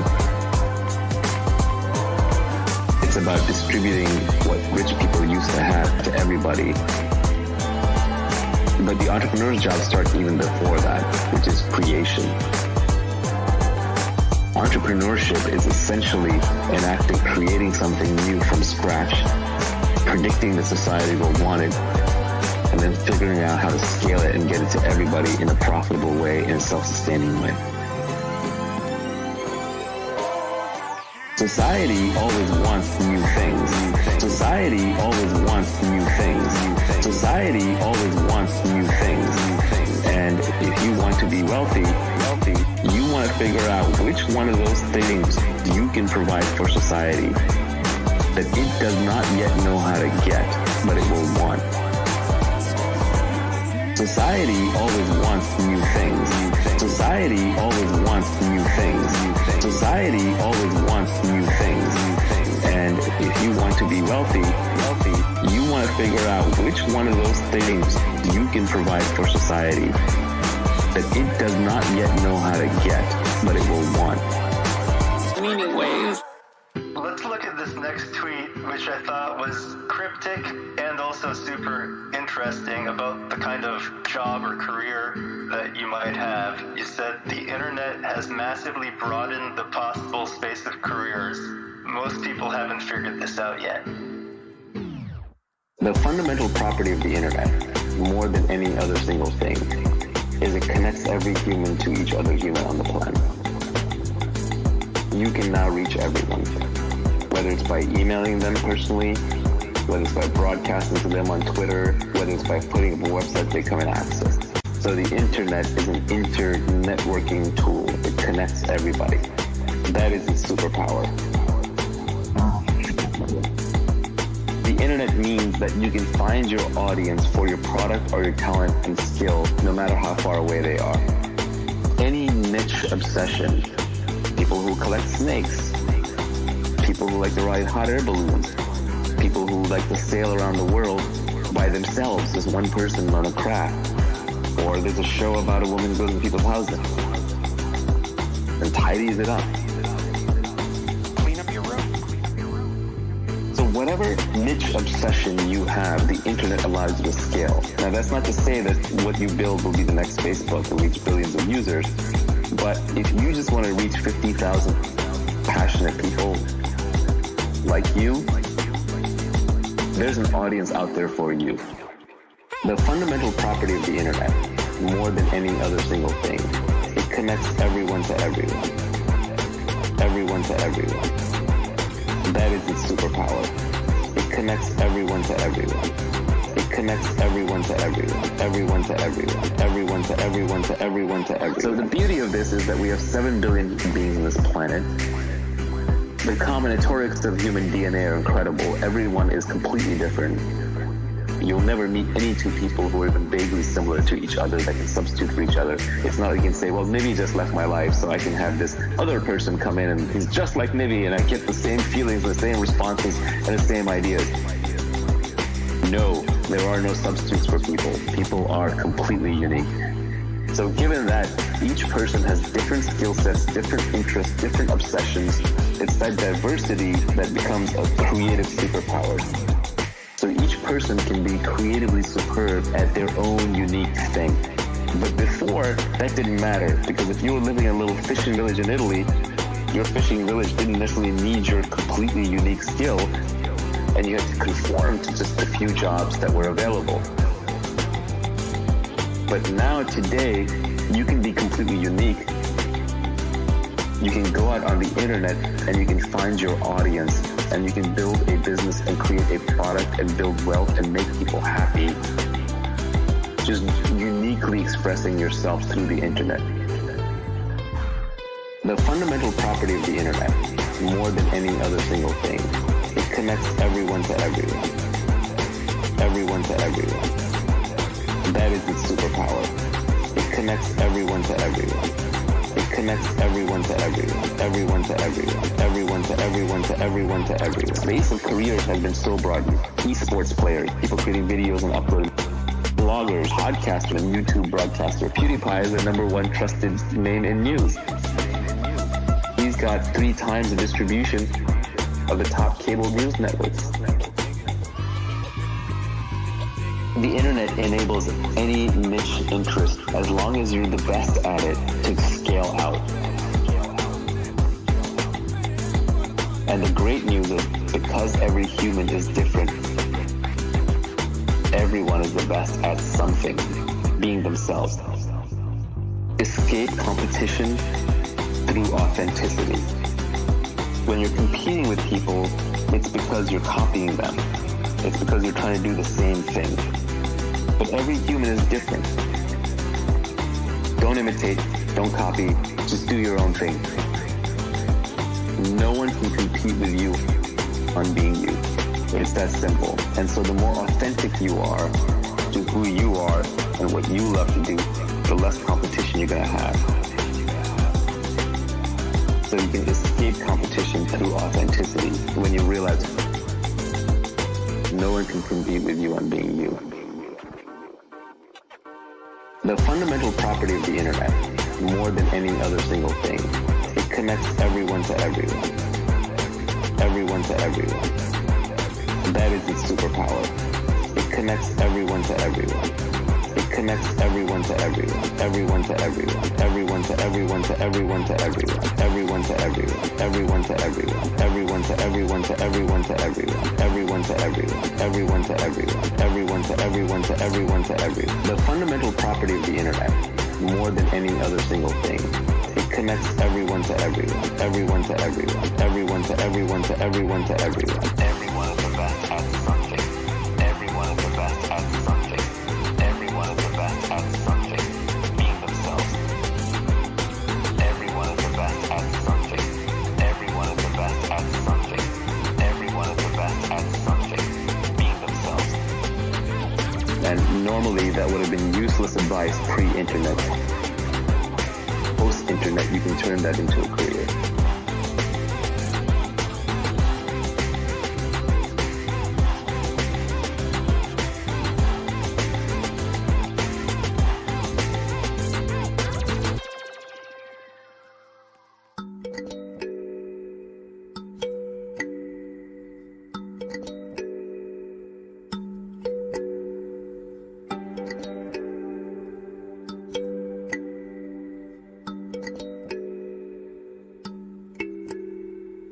All the benefits in life come from compound interest, whether it's in relationships or making money or in learning. Compound interest is a marvelous force. You start out with 1x what you have, and then if you increase 20% a year for 30 years, it's not that you got 30 years times 20% added on. It was compounding. So it just grew and grew and grew until you suddenly got a massive amount of whatever it is, whether it's goodwill or love or relationships or money.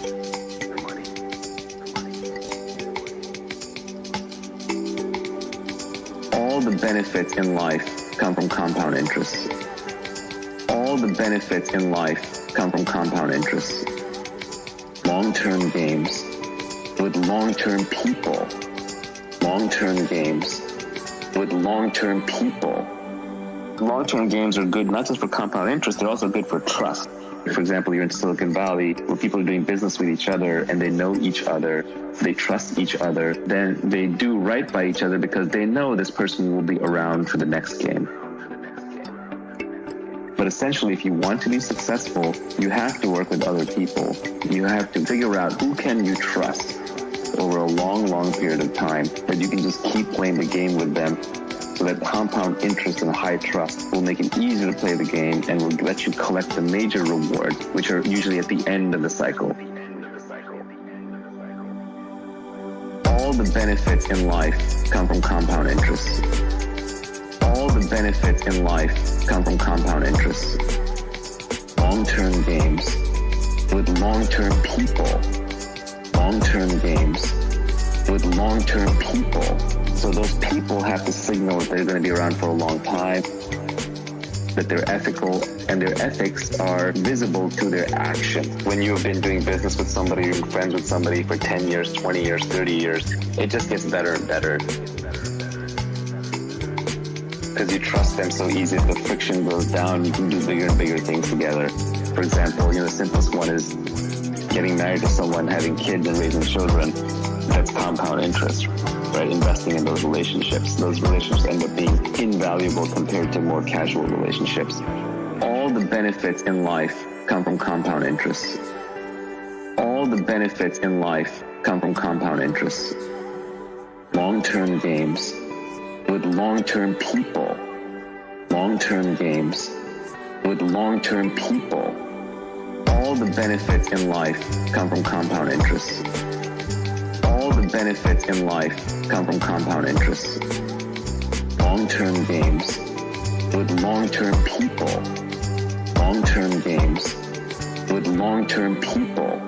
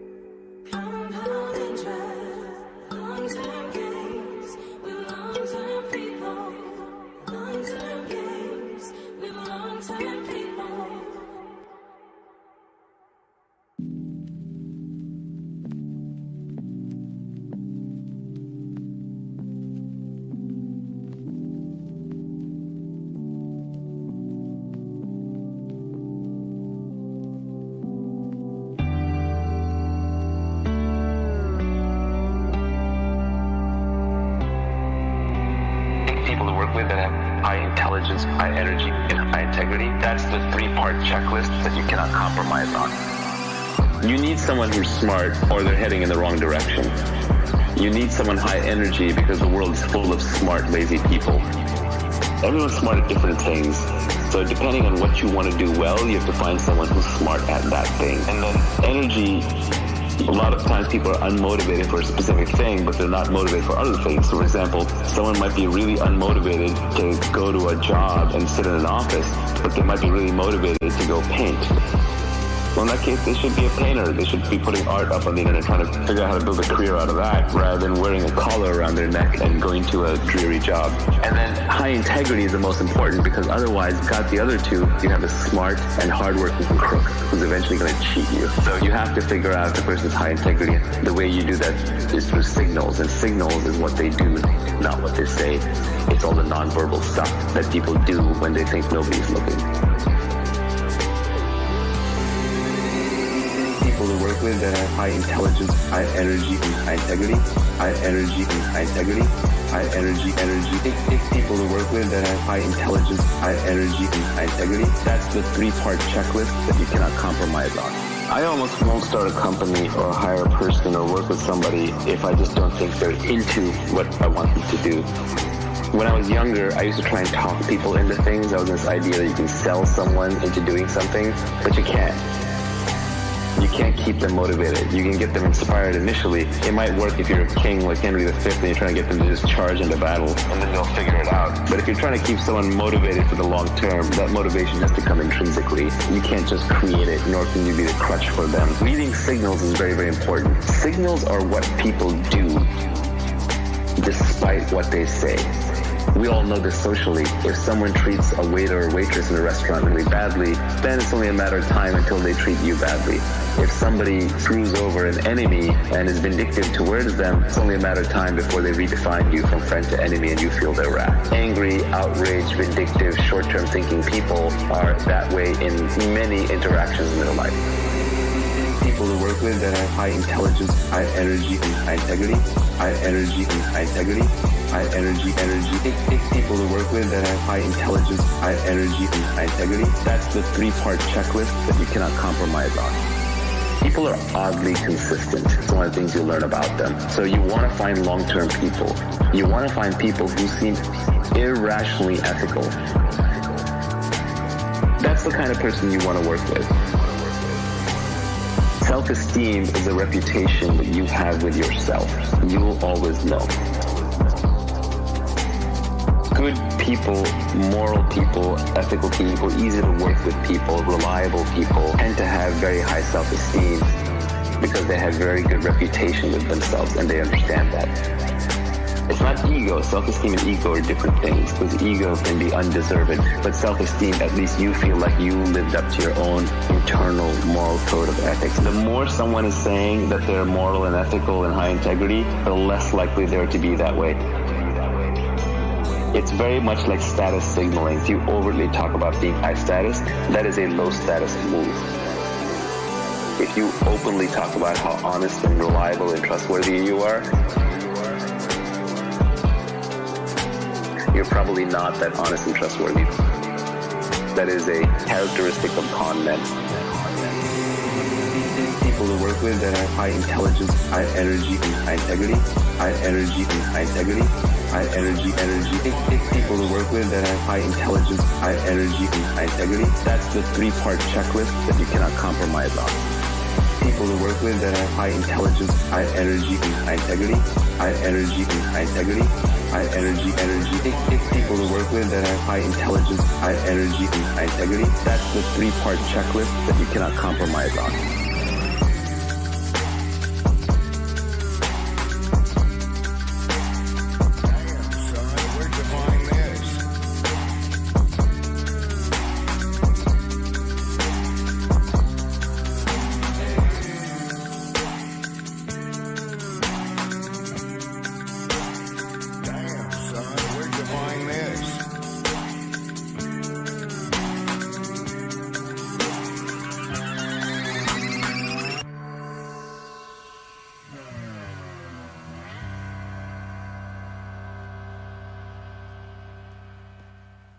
Don't partner with cynics and pessimists. Their beliefs are self-fulfilling.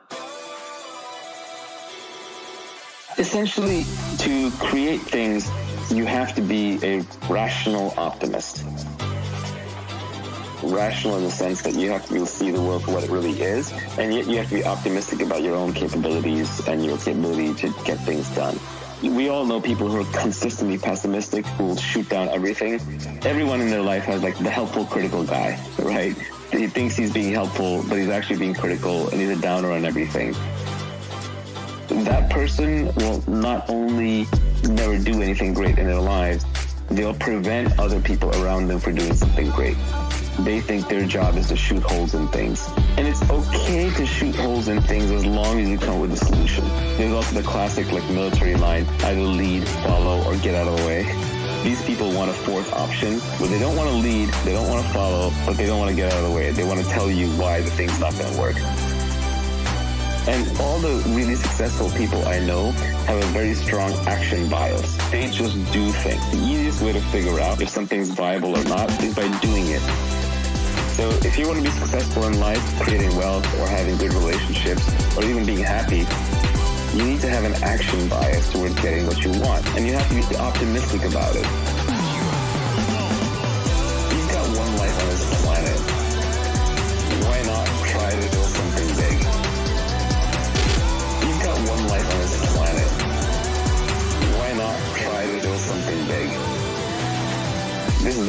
Elon Musk and why I think he inspires so many people is just because he takes on really, really big, audacious tasks, and he provides an example for people to think big. Think big. And it takes a lot of work to build even small things. I don't think the corner grocery store owner is working any less hard than Elon Musk or pouring any less sweat and toil into it. Maybe even more. But for whatever reason, education, circumstance, they didn't get the chance to think as big, so the outcome's not as big.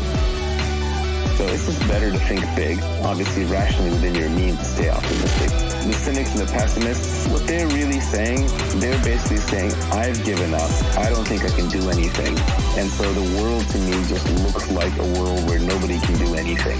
And so why should you go do something? Because if you fail, then I'm right, which is great. But if you succeed, then you just make me look bad.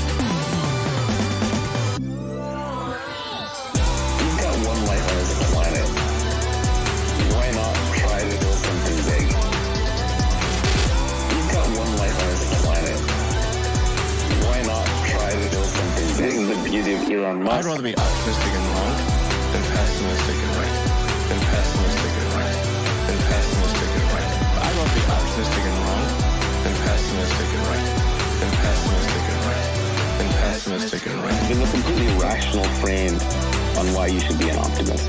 Historically, if you go back 2,000 years, 5,000 years, 10,000 years, two people are wandering into the jungle, they hear a tiger, one's an optimist who says, oh, it's not headed our way. The other one says, I'm a pessimist, I'm out of here. And the pessimist runs and survives, and the optimist gets eaten. So we're descended from pessimists. We're genetically hardwired to be pessimists. But modern society is far, far safer. There are no tigers wandering down the street. It's very unlikely that you will end up in total ruin, although you should avoid total ruin. Much more likely, the upside is unlimited and the downside is limited.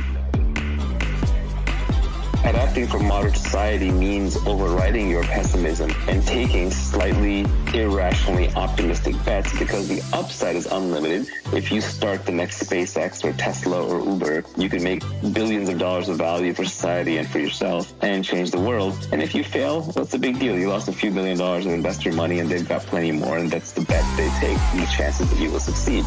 It makes sense to be pessimistic in the past. It makes sense to be optimistic today, especially if you're educated and living in a first world country. The one thing you have to avoid is the risk of ruin. Ruin means stay out of jail, so don't do anything that's illegal. Stay out of total catastrophic loss. Stay out of things that can be physically dangerous, hurt your body. You have to watch your health, and stay out of things that can cause you to lose all of your capital, all of your savings. So don't gamble everything at one go. You take rationally optimistic bets with big upside.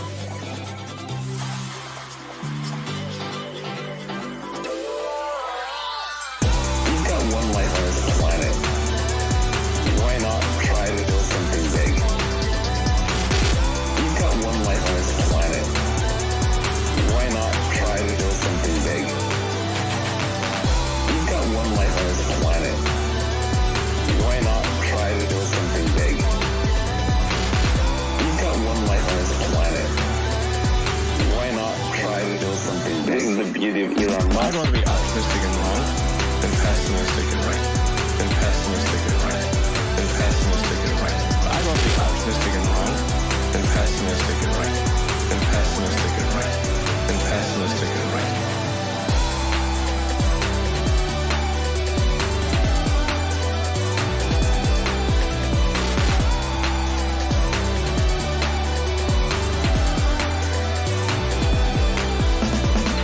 Silicon Valley has learned that the upside is so great that you never look down on the Slavi kid who's wearing a hoodie and has like coffee at his shoes and just looks like a Slav, because you don't know if he's going to be the next Mark Zuckerberg or the next Reid Hoffman. So you got to treat everybody with respect. You got to look up to every possibility and opportunity, because the upside is so unlimited and the downside is so limited in the modern world.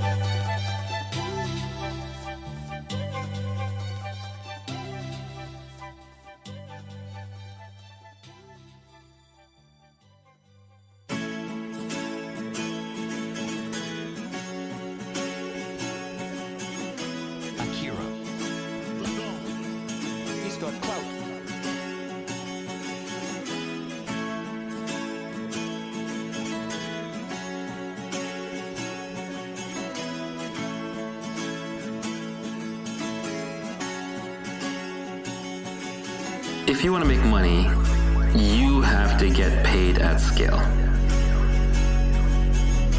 Why you? That's accountability. At scale, that's leverage.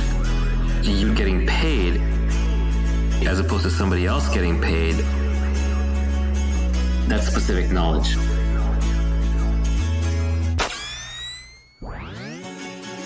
That's specific knowledge. Feels like play to me. Specific knowledge. But it looks like work to others. Specific knowledge. Feels like play to me. Specific knowledge. But it looks like work to others. We have this idea that everything can be taught. Everything can be taught in school. And it's not true that everything can be taught. In fact, the most interesting things cannot be taught. But everything can be learned.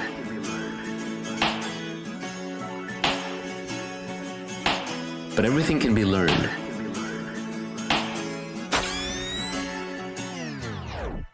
Very often that learning either comes from some innate characteristics in your DNA, or it could be through your childhood where you learn soft skills, which are very, very hard to teach later on in life, or it's something that is brand new, so nobody else knows how to do it either, or it's true on-the-job training because you're pattern matching into a highly complex environment. Specific knowledge is the knowledge that you care about, especially if you're later in life. Let's say you're post 20, 21, 22. You almost don't get to choose which specific knowledge you have. Rather, you get to look at what you have already built by that point in time, and then you can build on top of it. The first thing to notice about specific knowledge is that you can't be trained for it. If you can be trained for it, if you can go to a class and learn specific knowledge, then somebody else can be trained for it too. And then we can mass produce and mass train people. Heck, we can even program computers to do it. And eventually we can program robots to walk around doing it. So if that's the case, then you're extremely replaceable. And all we have to pay you is the minimum wage that we have to pay you to get you to do it, when there are lots of other takers who can be trained to do it. That's specific knowledge. Feels like play to me. Specific knowledge. But it looks like work to others. Specific knowledge. Feels like play to me. Specific knowledge. But it looks like work to others. Specific knowledge is found much more by pursuing your innate talents, your genuine curiosity, and your passion. Very often, specific knowledge is at the edge of knowledge. It's also stuff that's just being figured out, or is really hard to figure out. So, if you're not 100% into it, somebody else who is 100% into it will outperform you. And they won't just outperform you by a little bit, they'll outperform you by a lot. Because now we're operating the domain of ideas, compound interest really applies and leverage really applies. If you're operating with 1,000 times leverage and somebody is right 80% of the time and somebody else is right 90% of the time, the person who's right 90% of the time will literally get paid hundreds of times more by the market. So very often, it's not something you sit down and you reason about. It's more found by observation. You almost have to look back on your own life and see what you're actually good at. I wanted to be a scientist.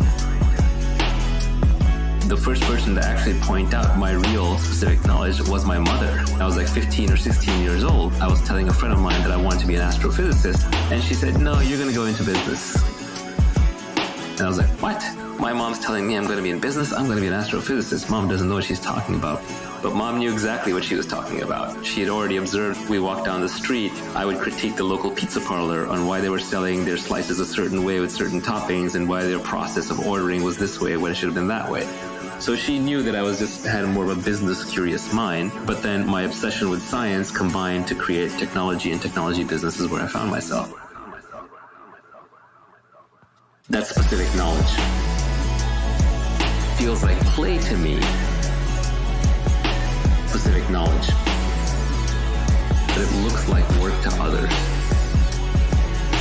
That's specific knowledge. Feels like play to me. Specific knowledge. But it looks like work to others.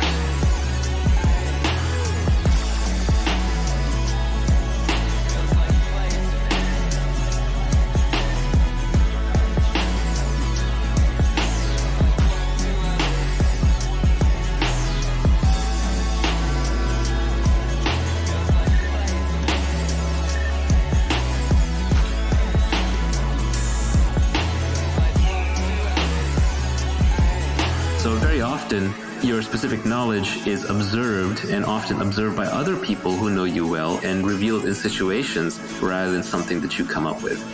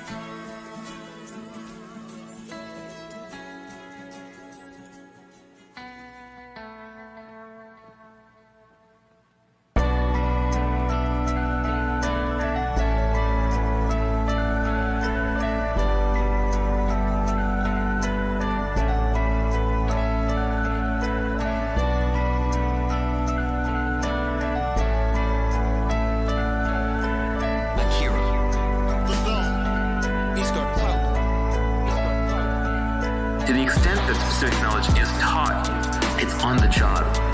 It's through apprenticeships, and that's why the best careers are the apprenticeship careers, because those are things that society still has not figured out how to train and automate yet. The classic line here is that Warren Buffett went to Benjamin Graham when he got out of school, and Benjamin Graham was the author of The Intelligent Investor and sort of modernized or created value investing as a discipline. And Warren Buffett went to Benjamin Graham and offered to work for him for free. And Graham said, actually, you're overpriced. Free is overpriced. And Graham was absolutely right. When it comes to a very valuable apprenticeship, like the type that Graham was going to give Buffett, Buffett should have been paying him a lot of money. And that right there tells you that those are skills worth knowing.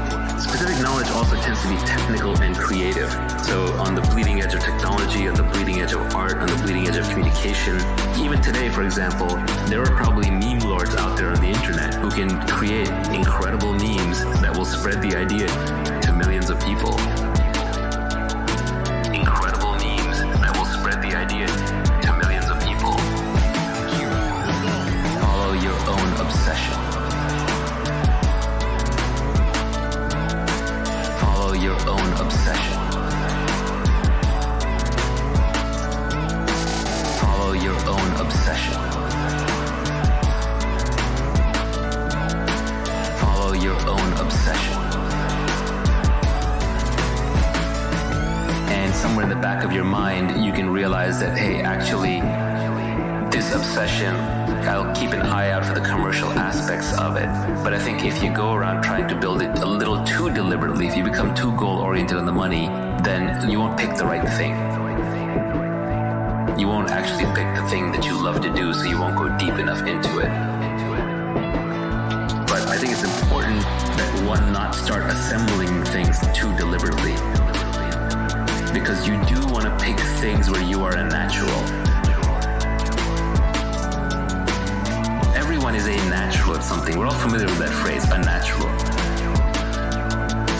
Oh, this person's a natural at meeting men or women.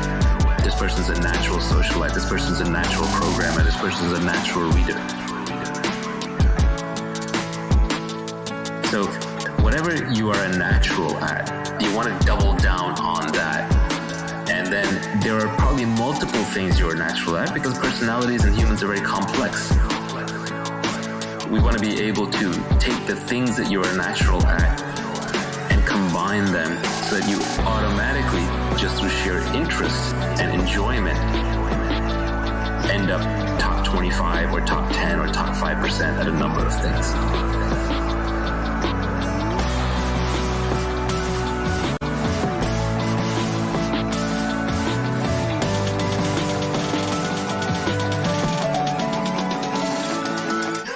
Follow your own obsession. Follow your own obsession. Whatever you are a natural at, you want to double down on that. Follow your own obsession. Follow your own obsession. Whatever you are a natural at, you want to double down on that. Whatever you are a natural at, you want to double down on that. Follow your own obsession. Follow your own obsession. Whatever you are a natural at, you want to double down on that.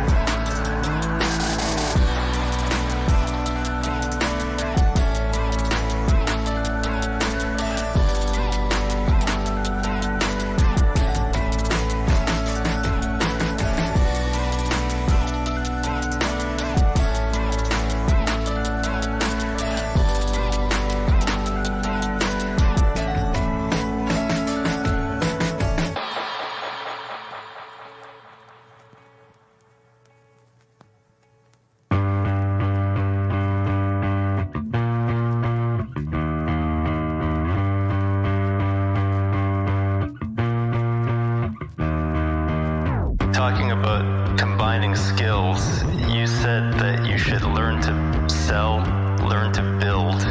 If you can do both, you will be unstoppable. You know, this is a very broad category. There's two broad categories. One is building the product, which is hard, and it's multivariate. That can include design, that can include development, that can include manufacturing, logistics, procurement. It could even be designing and operating a service.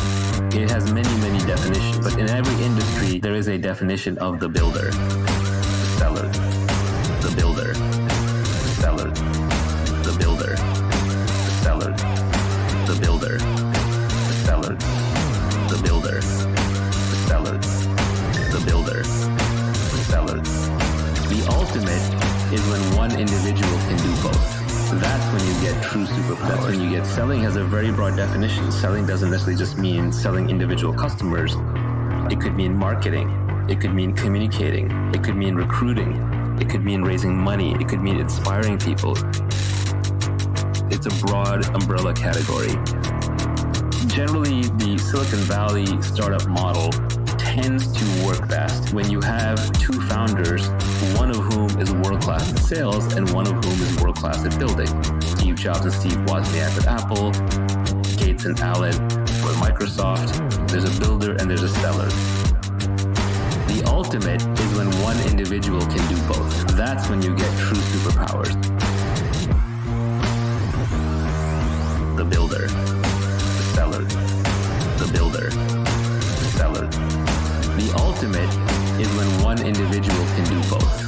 That's when you get true superpowers. The builder, the seller, the builder, the seller. The ultimate is when one individual can do both. That's when you get true superpowers. The real giants in any field are the people who can both build and sell. And usually, the building is a thing that, like, a salesperson can't pick up building later in life. It requires too much focused time. But a builder can pick up selling. If you're at the intersection of these two, don't despair, because you're not going to be the best technologist and you're not going to be the best salesperson. But in a weird way, that combination of two is unstoppable. The builder, the seller, the builder, the seller. The ultimate is when one individual can do both. The builder, the seller, the builder, the seller. The ultimate is when one individual can do both. That's when you get true superpowers. The builder, the seller, the builder, the seller, the builder, the seller, the builder, the seller, the builder,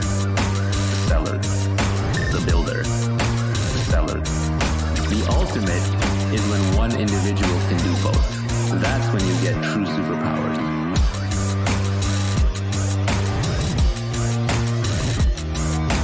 True superpowers. True superpowers. True superpowers. True superpowers.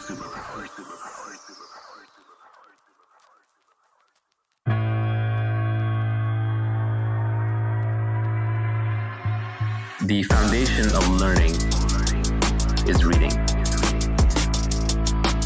I don't know a smart person who doesn't read and read all the time. The problem is, what do I read? How do I read? Because for most people it's a struggle, it's a chore. So the most important thing is just to learn how to educate yourself, and the way to educate yourself is to develop a love for reading. Read what you love until you love to read. Read what you love until you love to read. Read what you love until you love to read. Read what you love until you love to read. It's that simple. Everybody I know who reads a lot loves to read. And they love to read because they read books they loved. It's a little bit of a catch-22, but you basically want to start off just reading wherever you are and then keep building up from there until reading becomes a habit. And then eventually you will just get bored of the simple stuff. You may start off reading fiction, then you might graduate to science fiction, then you may graduate to non-fiction, then you may graduate to science or philosophy or mathematics or whatever it is. But take your natural path and just read the things that interest you until you kind of understand them, and then you'll naturally move to the next thing and the next thing and the next thing. Read what you love until you love to read. Read what you love until you love to read. Read what you love until you love to read. Read what you love until you love to read. It's that simple. At some point, there's too much out there to read. And even reading is full of junk. There are actually things you can read, especially early on, that will program your brain a certain way.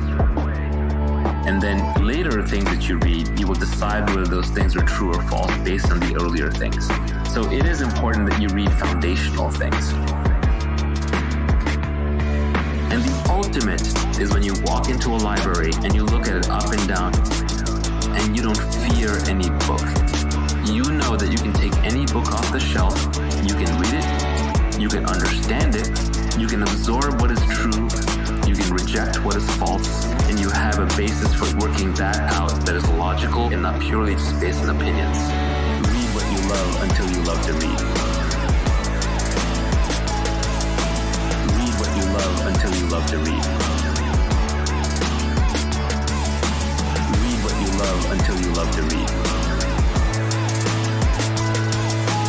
Read what you love until you love to read. It's that simple. The beauty of the internet is the entire Library of Alexandria times 10 is at your fingertips at all times. It's not the means of education or the means of learning are scarce. The means of learning are abundant. It's the desire to learn that's scarce. So you really have to cultivate that desire. And it's not even cultivated, you have to not lose it. Children have a natural curiosity. If you go to a young child who's first learning language, they're pretty much always asking, what's this, what's that, why is this, who's that? They're always asking questions. But one of the problems is that schools and our educational system and even our way of raising children replaces curiosity with compliance. And once you replace the curiosity with the compliance, you get an obedient factory worker, but you no longer get a creative thinker. And you need creativity. You need the ability to feed your own brain to learn whatever you want. Read what you love until you love to read. Read what you love until you love to read. Read what you love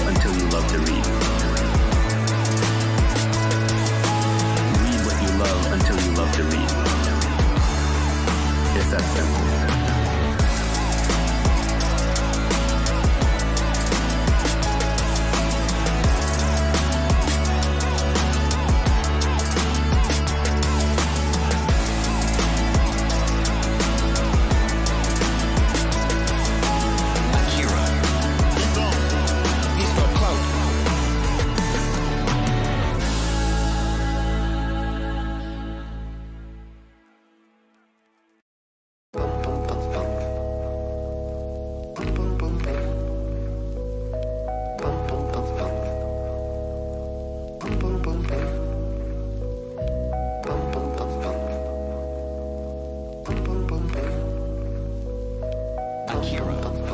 Oh, hey everybody. Glad you could make it. Today will be, for some of you, the most incredible day of your life. Not everyone. Some of you will just get a little bit smarter. Others of you will find a transformational experience happening tonight. Yes, tonight you're going to find out the user interface for reality itself. The user interface for reality itself. So that you can author your own reality. The user interface for reality itself. Don't believe it? Why are you here? Yeah, you're curious. You're wondering, can I do it? Well, you're gonna find out. Well, you're gonna find out. So, it turns out that there are some stories that can't be told right away. There are some things that by their nature cannot be communicated. There are a number of reasons why some stories can't be told. Maybe there's a secret involved. Maybe somebody's being modest and they don't want to brag. Maybe there's a lack of credentials involved. It might be a question of loyalty. You've promised you wouldn't tell somebody. You don't want to hurt somebody. It might be complicated. And so, just too hard to explain. This is important to know because you're going to wonder, why didn't I tell you where the user interface for reality was before? The user interface for reality itself. The user interface for reality itself. So that you can author your own reality. The user interface for reality itself. It's kind of a heck of a thing to hold out, isn't it? And the reason is, I couldn't tell you before. There needed to be a certain perfect situation. And that perfect situation happened today. Today. After 22 years, my plan came together. Today. And that plan was that someday I wanted to be in a position to tell you the thing that I'll tell you today that I couldn't tell you until now.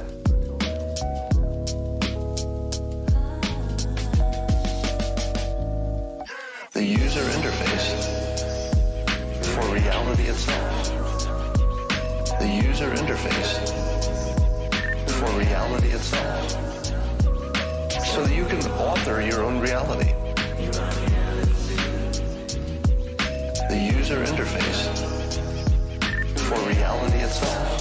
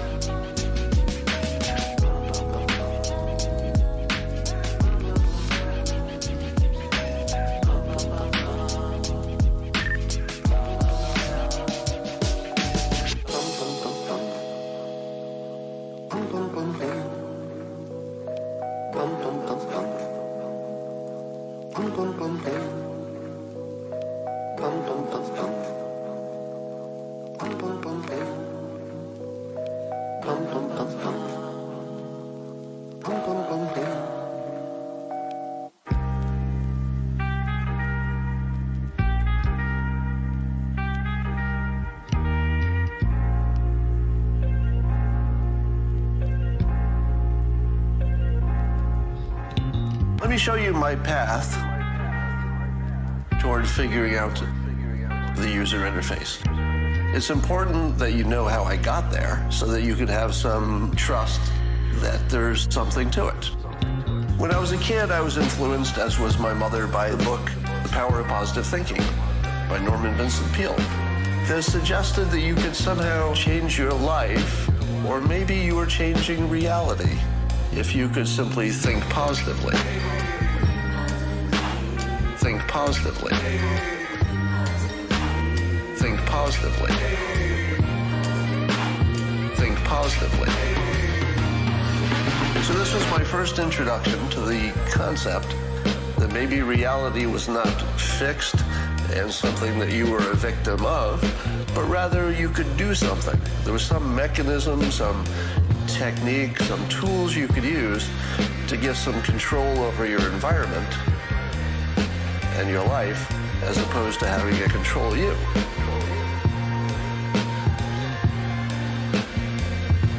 And that was my first thought, that reality could be programmable in at least some simple sense. But of course, I embarked on a lifetime of exploration to find out if I could find out more about how to program reality. Think positively. Think positively. Think positively. How to program reality. Think positively. Think positively.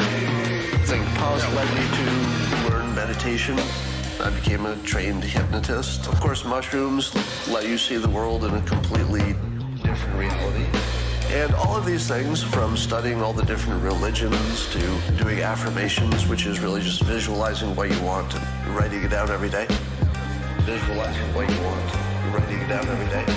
And then learning persuasion. These all had the same cumulative effect of teaching me that reality was indeed far more subjective than you're led to believe. And when I say reality is subjective, I don't mean that there isn't some base reality that's real. What I mean is that we don't have access to it. In other words, just take religion. Two people with completely different religions can go into a store, they can shop, they can get married, have children. They don't really need to reconcile the fact that they live in different worlds. One thinks there's an afterlife, one thinks there's reincarnation, one thinks there's nothing, and yet we all survive and thrive and reproduce. There's nothing to suggest that our brains are the kind of brains that can understand reality. Instead, all of the evidence suggests that we can put filters, optionally and somewhat subjectively, on our reality. And the thing that we deal with is a filter. We're not dealing with the underlying reality, but our filter on it is the thing that's real to us. And you can change those filters. So that's the important part. And you can change them fairly easily. And if you find a filter that predicts better and makes you happier, well, that's the better filter, even if it isn't a better approximation of reality. What matters is you're happy. What matters is you're getting what you need out of life. Think positively. Think positively. Think positively. How to program reality. Think positively. Think positively. Think positively. Program reality. You can change those filters. Change those filters. Change those filters. How to program reality. Think positively. Think positively. Think positively.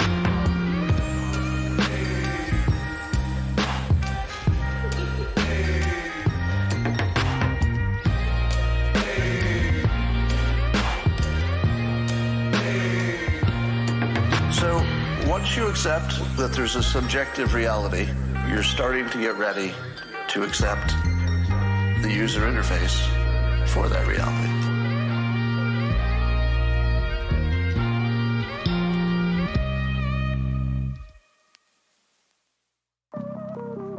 I started to feel that I may have discovered the user interface for reality. Akira. The reason that I thought that is that my life was working out so well that I couldn't explain it in any ordinary way. I tried to become a cartoonist with no experience in cartooning, without any experience. I was the hottest cartoonist in the country.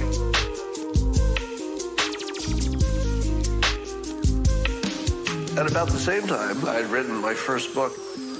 It was a #1 New York Times runaway bestseller, with no experience at writing books. And there were a number of things that I was touching and doing, and it seemed as if I could manipulate reality. But here's the thing.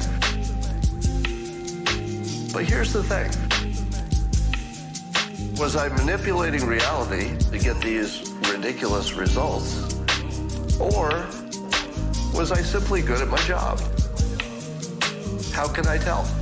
How would I know if I were manipulating reality? Because that's sort of what it felt like, but that didn't seem right? Or was I just good at my job and I didn't realize how good I was, so I performed better than I expected? Maybe. Could be. It's possible. Maybe. Could be. It's possible.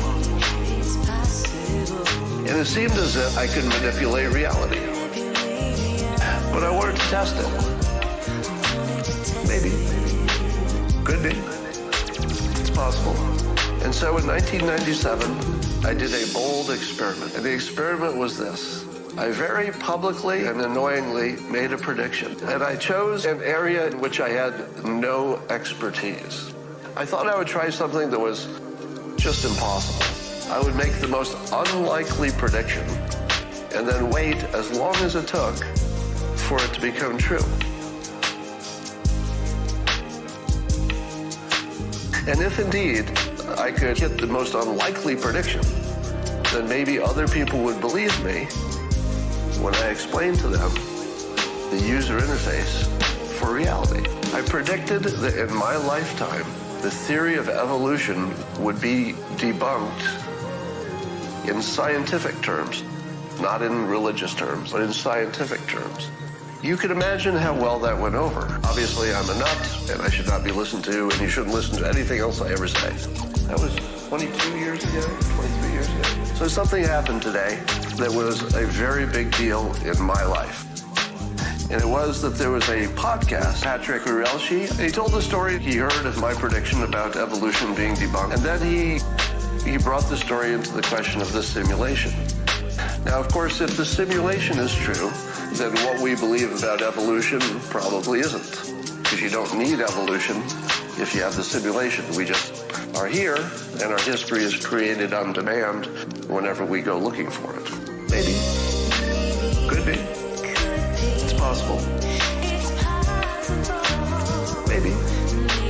Could be. It's possible.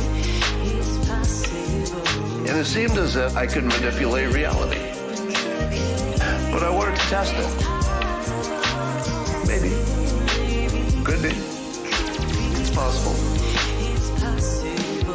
What Patrick did is told you something that I couldn't do myself. I couldn't tell you that my prediction had actually came in. I've been trying to, but I feel like I had failed at it because I'm not credible about judging my own prediction. Obviously, I have a stake in it. If the simulation is true, evolution isn't. So 22 years later, there's now a competing theory that serious scientists buy into. And although you can't tell which one is the true one, if either one is, maybe neither, maybe they're just filters, what you can tell is the odds. Maybe 1 billion to 1 for the simulation.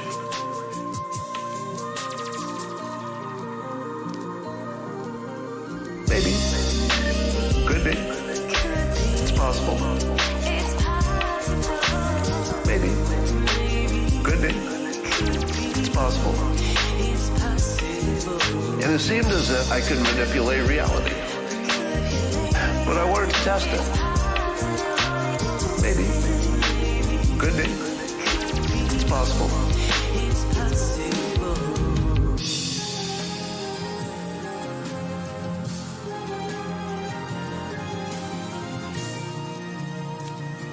So, having nailed my 22-year gamble that I could make a prediction so unlikely that the best explanation is that somehow I'm authoring the reality just as a filter. Again, that doesn't mean that I can actually change reality. It means that if I put that filter on it, I get good results. And if you just think you're happy but you're not, are you happy? Yes, you are. If you think you're happy, you're happy. If you thought you went through life as a billionaire, but you were just crazy and you weren't, still good? Still good, because you're happy. You thought you were a billionaire. So accept your subjective life. Maybe. Could be. It's possible. Maybe. Could be. It's possible. And it seemed as if I could manipulate reality. But I wanted to test it. Maybe. Could be. It's possible.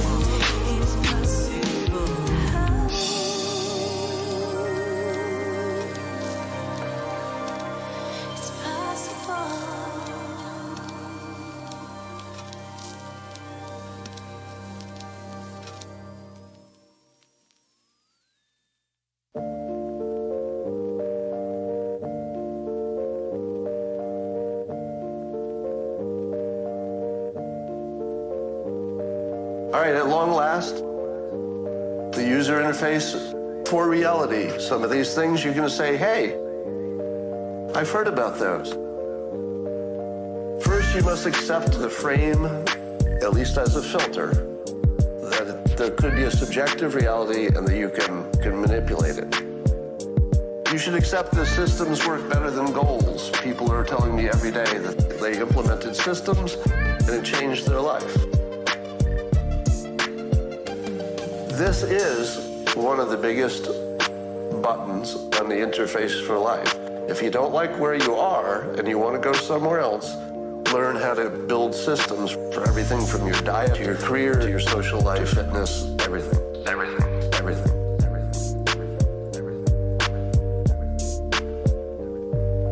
Talent stacking. The idea that if you intelligently add new talents, you become not just a little bit better, but exponentially better, because talents really explode your capability and your options. So this is one of the biggest buttons on the interface to reality. It feels like it works. It feels like it works. It feels like it works. The interface to reality. It feels like it works. It feels like it works. It feels like it works. Affirmations, the idea of writing down or visualizing your goals, seems to be something that gives you the impression that it works. And I say that very carefully. Does it work? Do affirmations change reality? I don't know. I don't know. I can tell you that when I've used them, the results I've gotten don't seem like anything could have been natural. I cured an incurable voice problem. I had ridiculous stock market luck when I used the affirmations. My career, as I told you, is just crazy. The interface to reality. It feels like it works. It feels like it works. It feels like it works. The interface to reality. It feels like it works, but I'm not going to tell you it does. You should see these as filters. If it feels like it works, keep doing it. Keep doing it. Keep doing it. If it feels like it works, keep doing it. Keep doing it. Keep doing it. The interface to reality. It feels like it works. It feels like it works. It feels like it works. The interface to reality. It feels like it works, but I'm not going to tell you it does. You should see these as filters.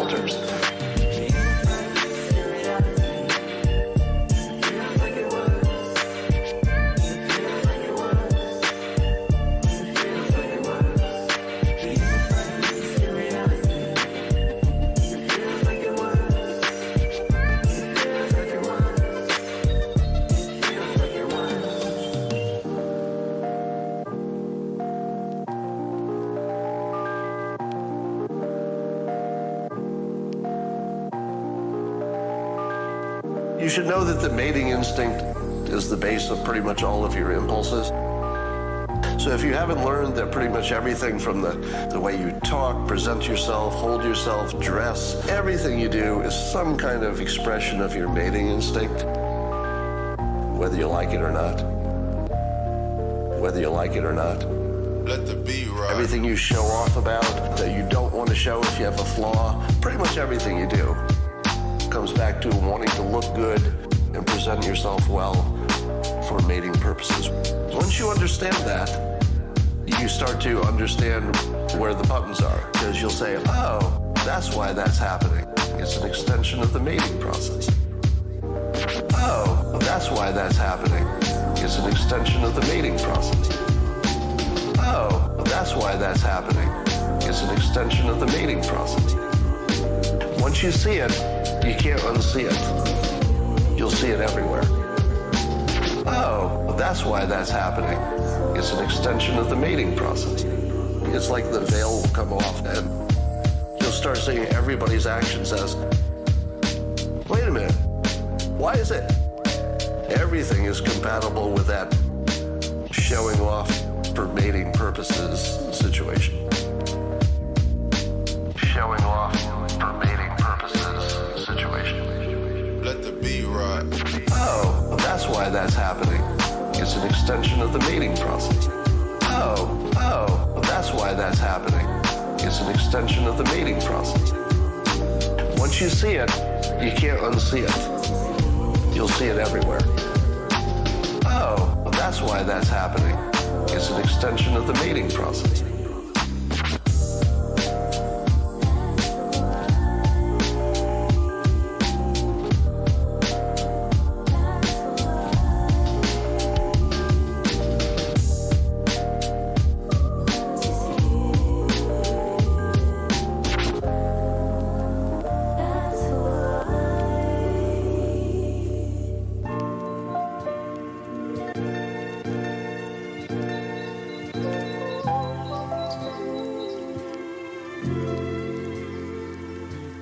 Here are the other buttons, which are mostly self-explanatory, but freedom is a big thing.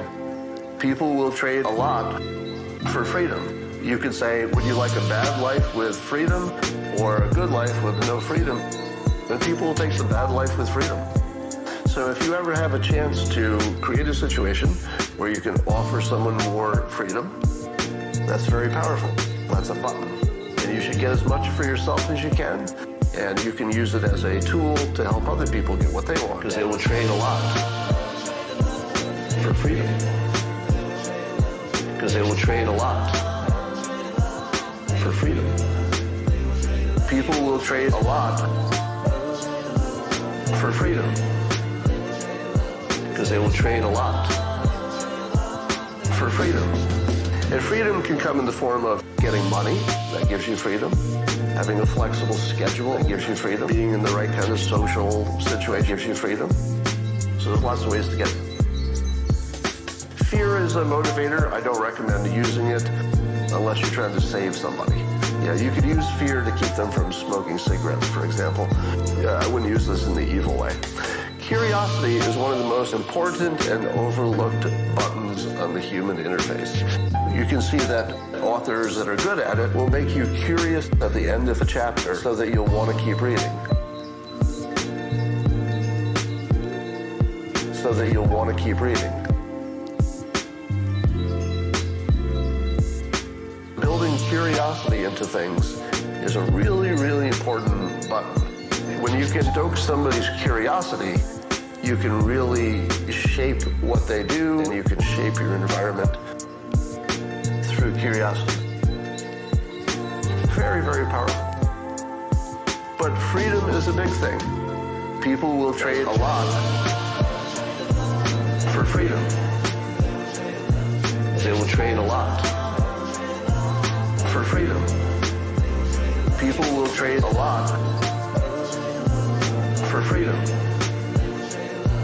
They will trade a lot for freedom.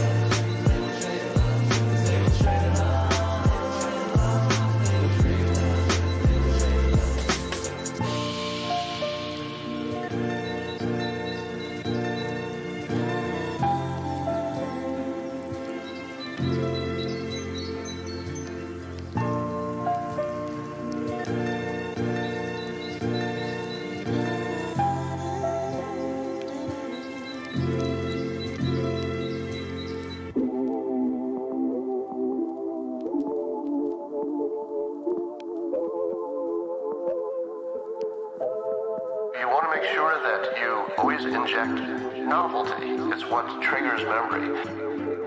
Because your brain will get bored of the sameness, so you need to trigger memory and attention with contrast is a way to get people to move from where they are to where you want them to be. You just say, well, it's much less expensive than this. So contrast is one of the most important buttons. Use contrast often. Hey, you don't want to be this bad. You could be over here. Repetition and simplicity. Our brains are just simple machines. Repetition and simplicity. Our brains are just simple machines. The more you repeat, the more the wiring gets solidified. Repetition and simplicity. Our brains are just simple machines.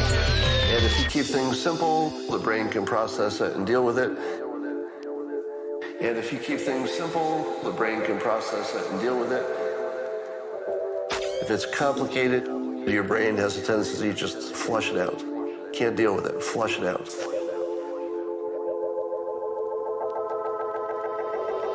The fake because is a form of pseudo-logic. Sometimes you need to get people moving with a fake reason that doesn't even actually pass logical standards, but people don't need logical reasons. Just look at politics.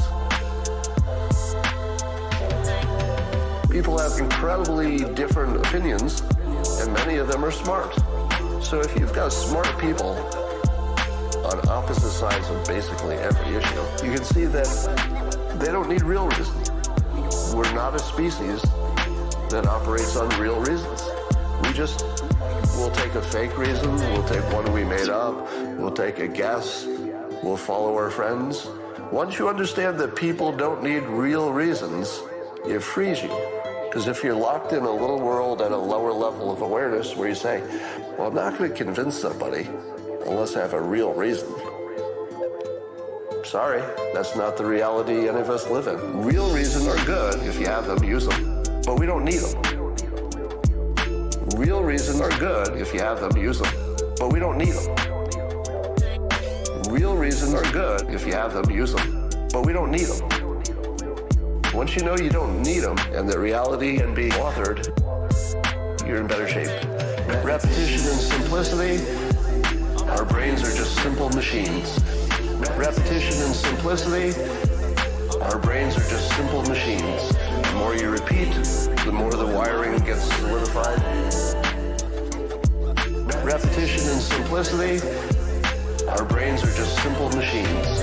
Repetition and simplicity. Our brains are just simple machines. Repetition and simplicity. Our brains are just simple machines. The more you repeat, the more the wiring gets solidified. Repetition and simplicity. Our brains are just simple machines.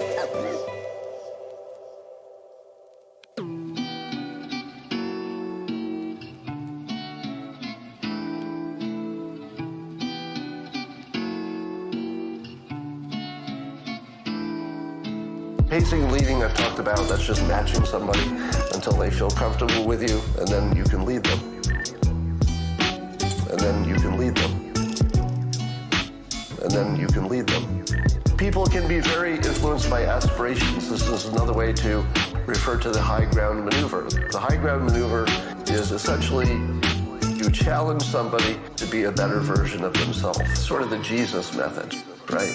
You know, it's not telling you you must do something or you'll die. That's fear. Aspiration is, don't you want to be the better version of yourself?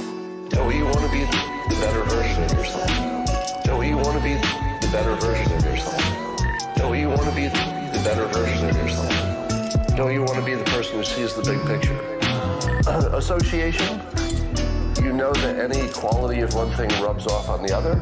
If you want somebody to like something, pair it with something else they like already.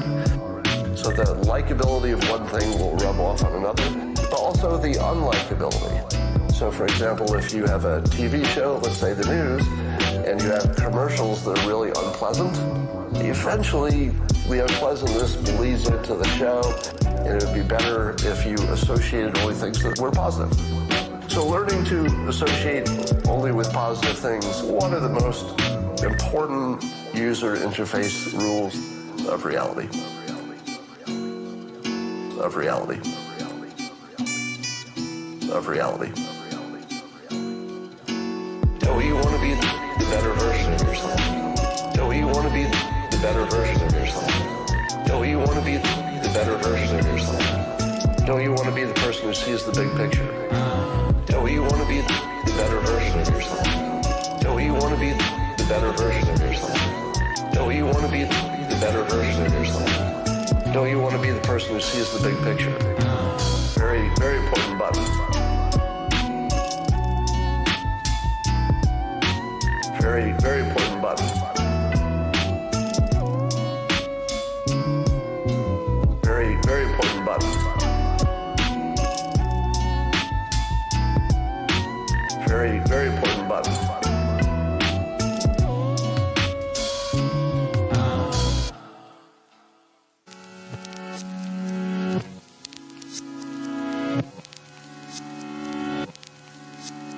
Pattern recognition. Once you realize that the humans are not logical machines, we're pattern recognition machines. Pattern recognition machines. And it's that pattern recognition that isn't very good. Pattern recognition is what makes you a racist. Pattern recognition is what makes you an ageist, a sexist, everything bad. Because your patterns are all you have.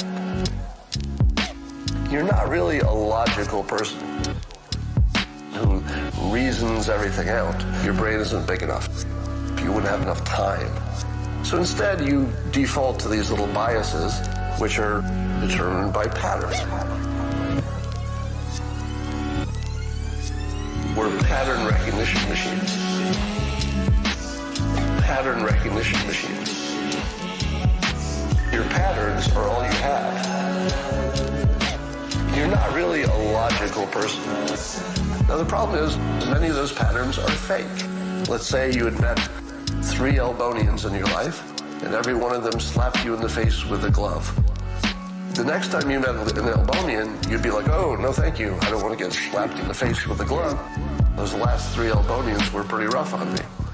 But it's only 3 Elbonians. The odds that your pattern is predictive, probably low. Probably low. We fall victim to patterns, but you can also use patterns to convince people of things. If you are consistent, people say, oh, this person's always honest. So patterns are a tool, but they're also our biggest defect.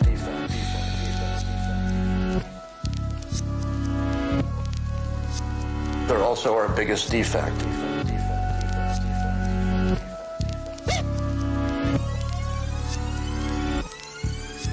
We're pattern recognition machines. Pattern recognition machines. Your patterns are all you have. You're not really a logical person. We're pattern recognition machines. Pattern recognition machines. Your patterns are all you have. You're not really a logical person.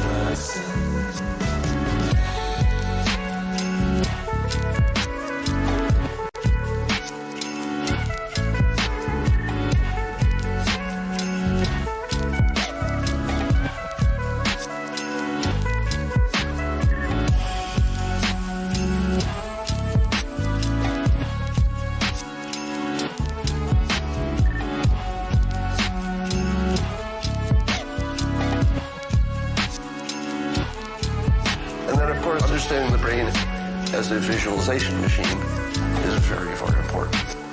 Very, very important. Because visualization is the biggest, most powerful part of your brain. It's the part that influences you most. Understanding the brain as a visualization machine is very, very important. Very, very important. Because visualization is the biggest, most powerful part of your brain. It's the part that influences you most.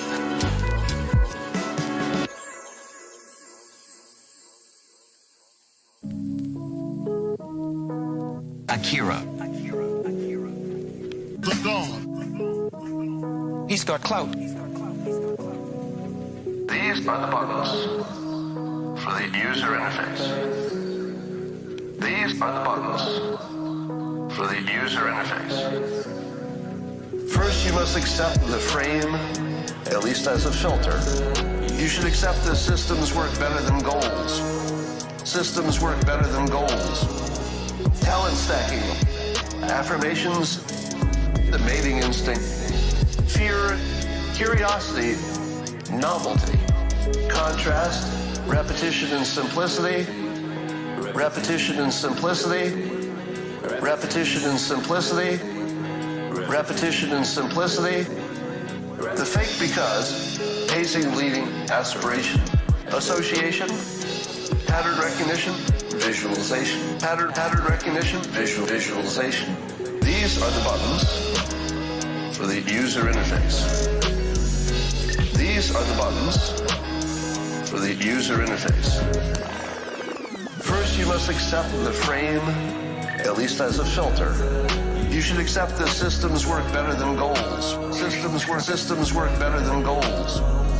Talent stacking, affirmations, the mating instinct, fear, curiosity, novelty, contrast, repetition and simplicity, repetition and simplicity, repetition and simplicity, repetition and simplicity, the fake because, pacing leading, aspiration, association, pattern recognition, visualization, pattern recognition, visualization. These are the buttons for the user interface. These are the buttons for the user interface. These are the buttons for the user interface. These are the buttons for the user interface. This is my lesson. I hope this was useful. This is the sort of lesson that might not change you tonight, but it's never going to leave you. But it's never going to leave you. Once you've seen it, you can't unsee it. You're all changed. You don't know it yet. And this will become sort of a, let's say, a framework that you now have added to your mental map. And now when you see things that fit that framework, it will get stronger over time. And so you'll see that this view of the world will take root, and then every time you compare it to the old way you saw, you're going to say to yourself, wow, is that a coincidence? Because this new way of looking at the world just feels like it predicts better. But I'll keep an eye on it.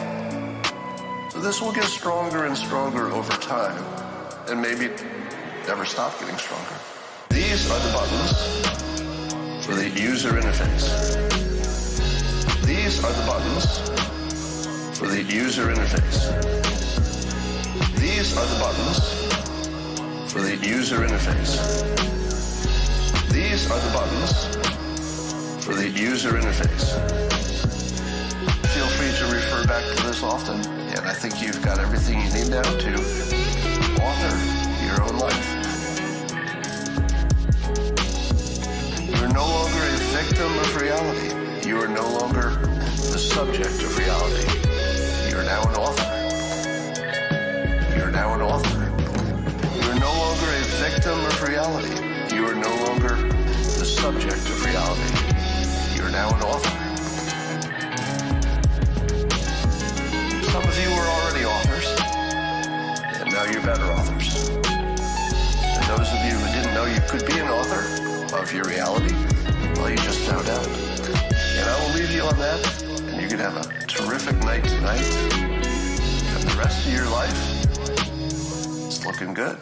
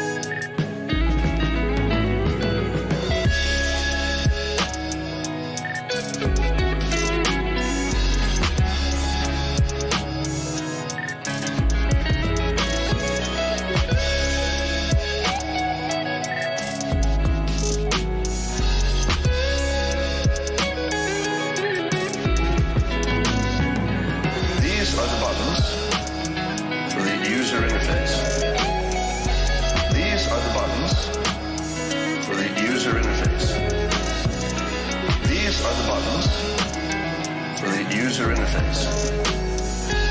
These are the buttons for the user interface.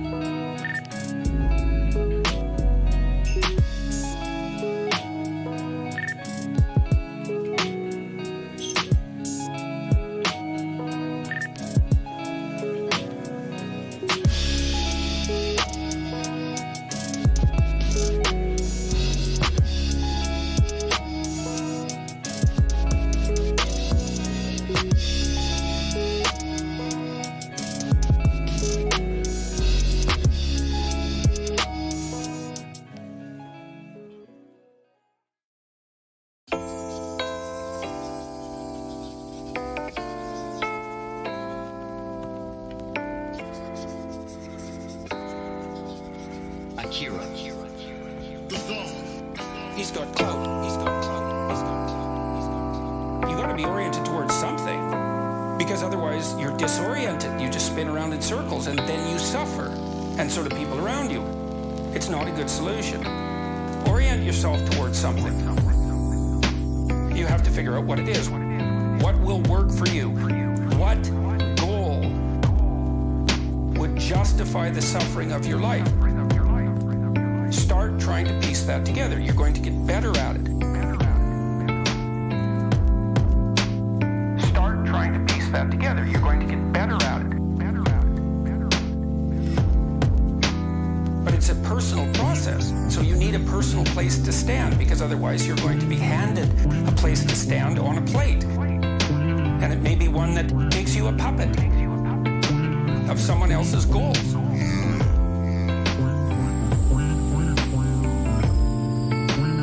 So I would say, what are the processes? Well, I think what I've recommended to people is clean up your room. Clean up your room. Clean up your room. Clean up your room. Clean up your room.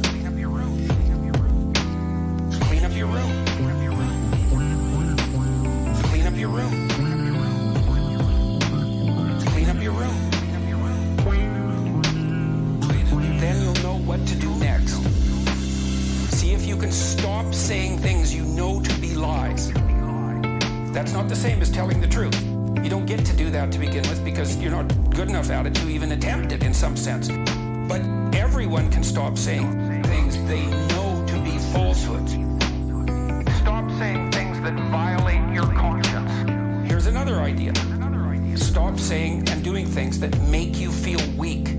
All you have to do is pay attention to that. Some things you do will make you feel disintegrated. It's a physiological sensation. Some things improve your integrity, and some things disintegrate you. The things that disintegrate you, you often do to impress other people. You're escaping what you know to be your moral obligation, and your moral obligation stems naturally from your aims. And if you don't have an aim, well then, you're aimless. Clean up your room. Clean up your room. Clean up your room. Clean up your room. Clean up your room. Clean up your room. Clean up your room.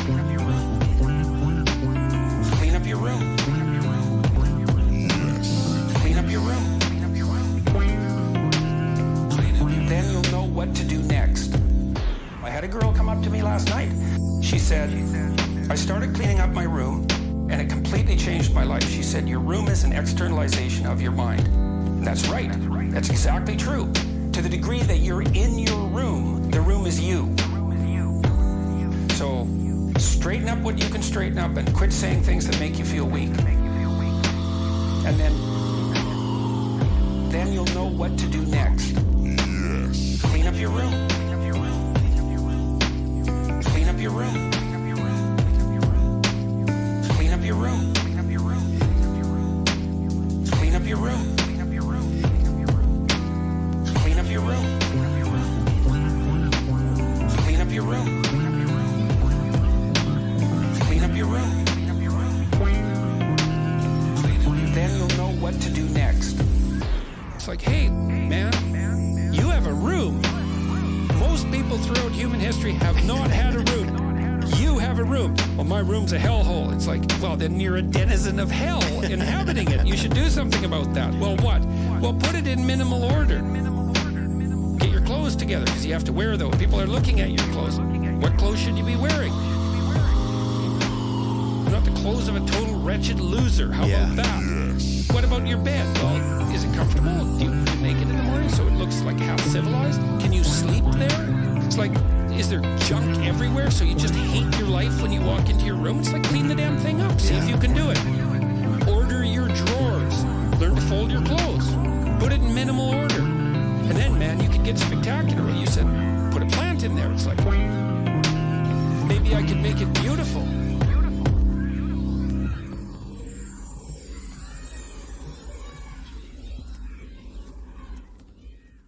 Without that beauty, there's no call to higher being. You know, this is also why, you know, I've mentioned to people that they should clean up their rooms. That's become quite the internet meme. But I'm really serious about it, because it's really hard to do that. And it isn't just that you clean it up. You also make it beautiful. Make it beautiful. Make it beautiful. Make it beautiful. Make it beautiful. Make it beautiful. It's really hard to make something beautiful. Make it beautiful. It's really worthwhile. Make it beautiful. It's really hard to make something beautiful. Make it beautiful. It's really worthwhile. What's really cool is if you learn to make something beautiful, even one thing, if you can just make one thing in your life beautiful, then you've established a relationship with beauty. And then you can start to expand that relationship with beauty out into the world, like into other elements of your life. And that is so worthwhile. It's just incredibly, crazily worthwhile. Make it beautiful. Make it beautiful. Make it beautiful. Make it beautiful. Make it beautiful. It's really hard to make something beautiful. Make it beautiful. It's really worthwhile. Make it beautiful. It's really hard to make something beautiful. Make it beautiful. It's really worthwhile. People are terrified of it. People are terrified of color. They paint their walls beige. They're terrified of art. They buy some mass-produced thing because they don't want anybody laughing at them for their lack of taste. And they would get laughed at because they have no taste. But you have to, well, it's right, because what do you know, right? You have to develop it. And so you're going to stumble along and make mistakes to begin with. And you're going to show yourself, because if you buy, I think this is pretty, and, you know, somebody comes over and goes, hey, what's up with you? It's kind of hard on your self-esteem, but it's you're stumbling towards the right, you're stumbling towards the kingdom of God. That's what you're stumbling towards when you try to make an aesthetic decision. Make it beautiful. Make it beautiful. Make it beautiful. Make it beautiful. Make it beautiful. It's really hard to make something beautiful. Make it beautiful. It's really worthwhile. Make it beautiful. It's really hard to make something beautiful. Make it beautiful. It's really worthwhile. Beauty is absolutely terrifying to people, because beauty highlights what's ugly. And so if you start to make your room beautiful, then everything around that isn't like that just starts to glow in the worst sense. It's terribly dangerous. That's why people are afraid of beauty, but it's the greatest thing you can do. Beautiful things are beautiful for a reason. That beauty has depth, like it's real depth, man. That's what gets you in touch with the transcendent and the divine is beauty. You introduce that into your room, you're playing with fire. And people will resist it. Make it beautiful. Make it beautiful. Make make it beautiful. Make it beautiful. Make it beautiful. It's really hard to make something beautiful. Make it beautiful. It's really worthwhile. Make it beautiful. It's really hard to make something beautiful. Make it beautiful. It's really worthwhile. I was in this museum a while back. It was full of these paintings from the late Renaissance. There's like a dozen of them in this one room. Every painting on that wall was worth $300 million, like minimum. You couldn't buy those paintings. Like there was like a dozen of them in there. I thought, wow, there's like $3.6 billion worth of paintings in this room, and people are making pilgrimages from all over the world just to look at them. It's like, what the hell's going on? It's like, yeah, no kidding. What the hell's going on? There's beauty in those paintings. There's beauty and it's magnificent. And part of what it does is say, you aren't who you should be. That's what beauty does to you. That's why you're intimidated by a beautiful woman. A staggeringly beautiful woman. It's like, oh my God. You know, attracted for sure, but definitely intimidated. It's like, well, that's because you aren't who you could be. Beauty does that to you because beauty has that contrast.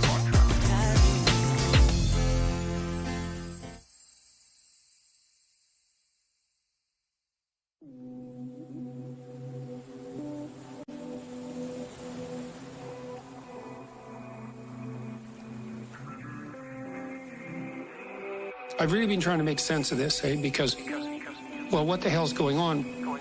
Why am I selling out 3,000-person auditoriums?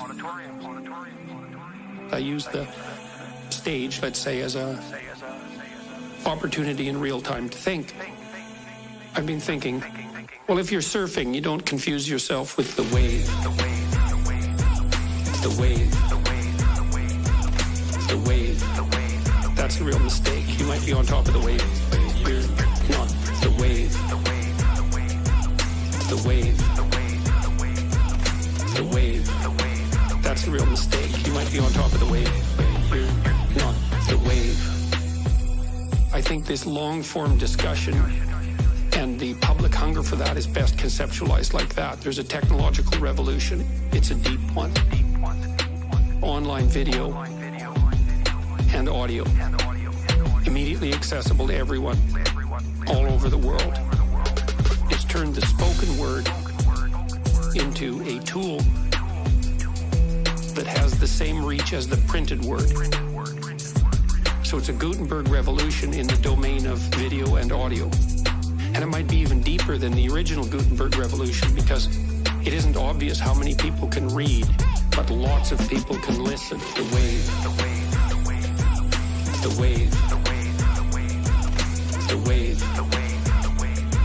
You might be on top of the wave. You're the wave. The wave. The wave. You might be on top of the wave. You're the wave. I mean, you got a little bit of that with TV, right? And you got a little bit of it with radio. But there was bandwidth limitations that were really stringent, especially in TV, where you could get 30 seconds if you were lucky, and 6 minutes if you were stellar, to elucidate a complicated argument. So you can't do that. Everything gets compressed to a kind of oversimplified entertainment. But now, all of a sudden, we have this forum for long-form discussion. Real long-form discussion. Turns out that everyone is way smarter than we thought. The wave. The wave. The wave. That's a real mistake. You might be on top of the wave. You're the wave. The wave. The wave. You might be on top of the wave. You're the wave. The people at the forefront of this are being cascaded forward like a surfer on a giant wave on this technological transformation. It's necessary to keep your ego under control. With regards to the people coming to see me, the proper attitude towards that, and I think this is true for any performer, is gratitude. You bloody well be happy those people are there. And you should never think there's something spectacularly special about yourself that's attracting these people, and that somehow you're above them and they're your fans, or there's this real power differential, even though that sort of manifests itself because people are so happy to see you.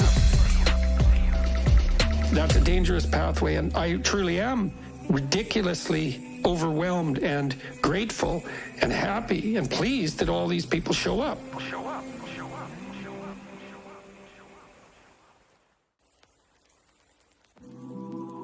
Genie is the root word for genius.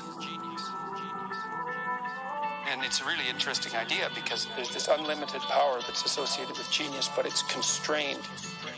And that's really what the human spirit is like, because it has this aspect of the infinite, and it is something that can grant wishes, but it's also constrained terribly. I don't ask God for favors or for wishes or for wishes, you know? I don't ask God for favors or for wishes or for wishes, you know? We're constrained mortally and physically and all that, but the thing is that both the infinite possibility and the constraint are necessary. Right? That's what makes up the genie. It has to be both at the same time. And the idea that, you know, if you find your genie, you can have your wishes. It's right. You have to really want what you're wishing for. Right? You have to make the proper sacrifices to get it. It can't be just some whim. You have to ask for something that you would rather not have, which is usually wisdom.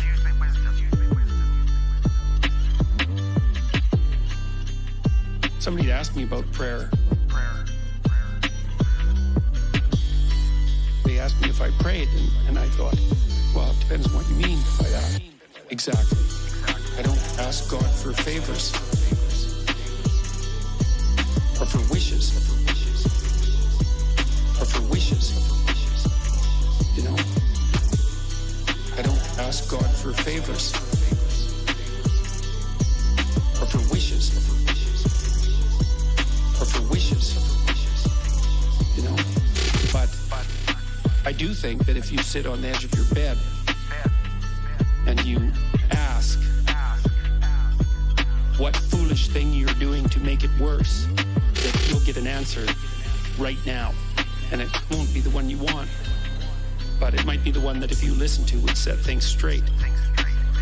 I don't think that I've ever been in a situation where if something wasn't going right for me and I sat and thought, okay, I'm willing to figure out what I'm doing wrong, which is a big thing to think because you never know how much you're doing wrong. It might be something that you really don't want to contend with.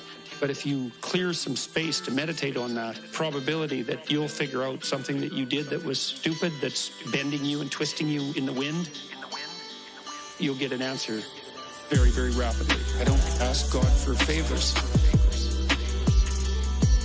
or for wishes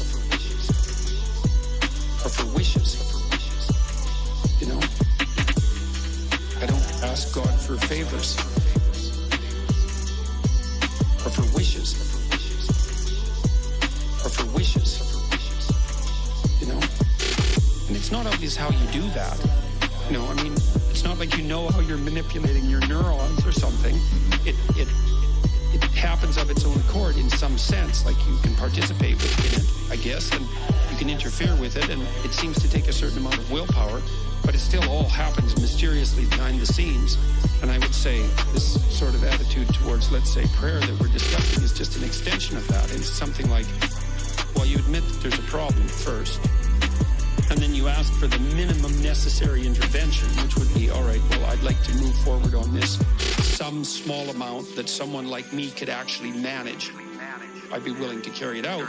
And then you reorient the way you're thinking as a consequence of that, and something usually pops out of the abyss to guide you. Very strange, but it's not really any stranger than the fact that we can think at all. Because the fact that we can think is actually very strange. Strange like the fact that we can dream is strange. And that's strange beyond belief that you can dream. Or that something in you dreams. Which is a much better way of thinking about it, because it's not like you're really in control of your dreams.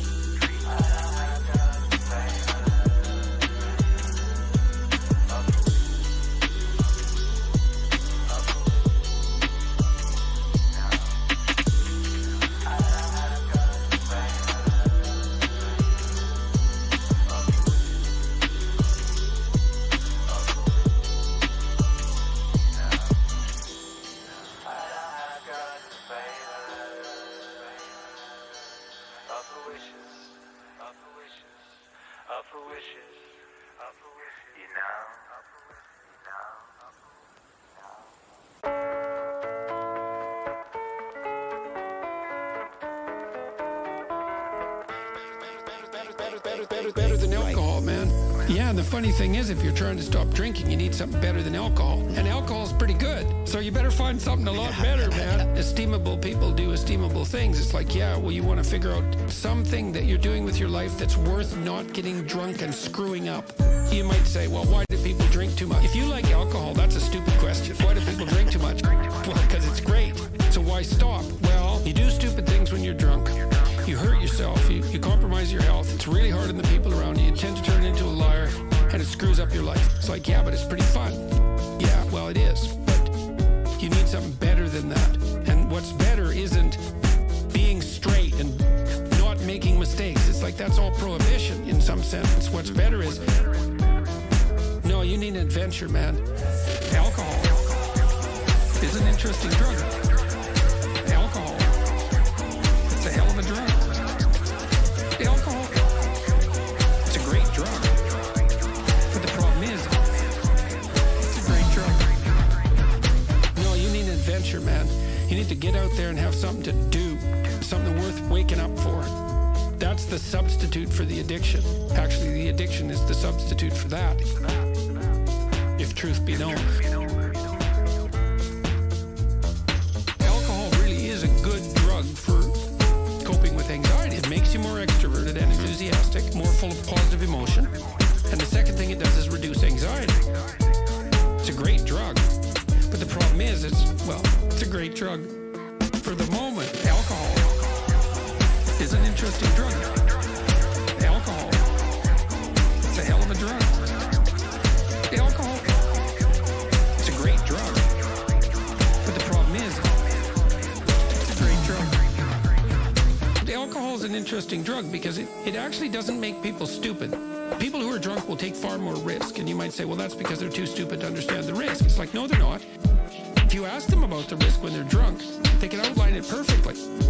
What it stops them from doing is caring about the risk. That's why you can drive around drunk at high speed in a car, which is a really stupid thing to do.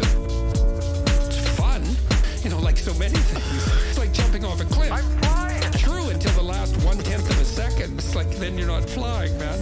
Alcohol is an interesting drug. Alcohol, it's a hell of a drug. Alcohol, it's a great drug. But the problem is, it's a great drug. Alcohol is an interesting drug. Alcohol, it's a hell of a drug. Alcohol, it's a great drug. But the problem is, there's consequences. If you take people and you expose them voluntarily to things that they are avoiding and are afraid of, that they know they need to overcome in order to meet their goals, their self-defined goals. If you can teach people to stand up in the face of the things they're afraid of, they get stronger. And you don't know what the upper limits to that are, because you might ask yourself, if for 10 years, if you didn't avoid doing what you knew you needed to do, by your own definitions, right, within the value structure that you've created, to the degree that you've done that, what would you be like? What would you be like? What would you be like? What would you be like? What would you be like? What would you be like? What would you be like? There are remarkable people who come into the world from time to time, and there are people who do find out over decades-long periods what they could be like if they were who they were. If they spoke their being forward. And they'd get stronger and stronger and stronger, and we don't know the limits to that. We do not know the limits to that. And so you could say, well, in part, perhaps the reason that you're suffering unbearably can be left at your feet, because you're not everything you could be, and you know it. You know it. You know it. Because you're not everything you could be, and you know it. You know it. You know it. What would you be like? What would you be like? What would you be like? What would you be like? What would you be like? What would you be like? And of course, that's a terrible thing to admit, and it's a terrible thing to consider, but there's real promise in it, right? Because it means that perhaps there's another way that you could look at the world and another way that you could act in the world. So what it would reflect back to you would be much better than what it reflects back to you now. Imagine that many people did that. We've done a lot as human beings. We've done a lot of remarkable things. And I told you already today, for example, about 250,000 people will be lifted out of abject poverty. We're lifting people out of poverty collectively at a faster rate that's ever occurred in the history of humankind by a huge margin.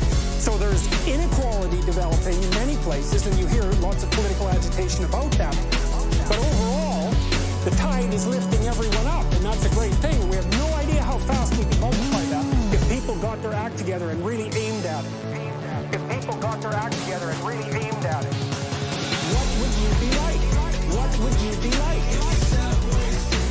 What would you be like? What would you be like? What would you be like? What would you be like? What would you be like? What would you be like? What would you be like? What would you be like? What would you be like? What would you be like? My experience is with people that we're probably running at about 51% of our capacity. I often ask how many hours a day you waste or how many hours a week you waste. The classic answer is something like 4 to 6 hours a day. Inefficient studying, watching things that not only do you not want to watch, that you don't even care about, that make you feel horrible about watching after you're done. That's probably 4 hours right there. Well, that's 25 hours a week. It's 100 hours a month. That's 2.5 full work weeks. It's half a year of work weeks per year. You're wasting $50,000 a year, and you are doing that right now. And so if your life isn't everything it could be, you could ask yourself, what would happen if you just stopped wasting the opportunities that are in front of you? You'd be, who knows how much more efficient, 10 times more efficient, 20 times more efficient. You have no idea how efficient people get. It's completely, it's off the chart. What would you be like? What would you be like? What would you be like? What would you be like? What would you be like? What would you be like? What would you be like? What would you be like? What would you be like? What would you be like? What would you be like? What would you be like?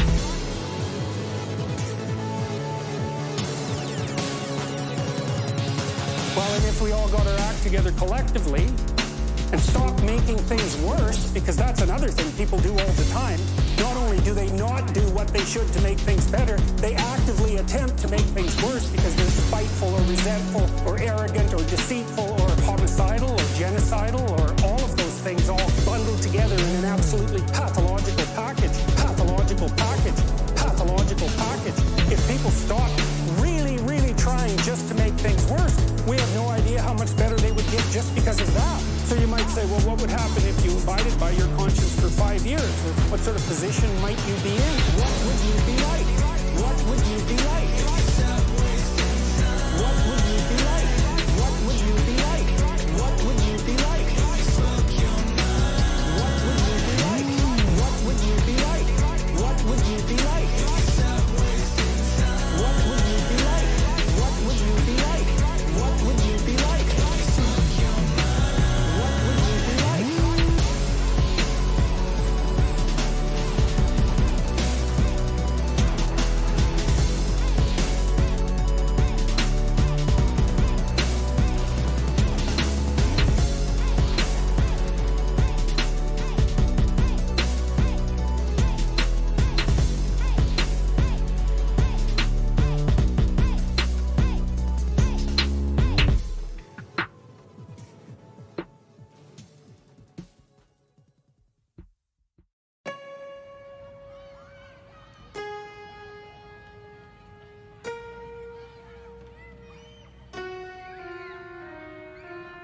Okay, so here's the problem.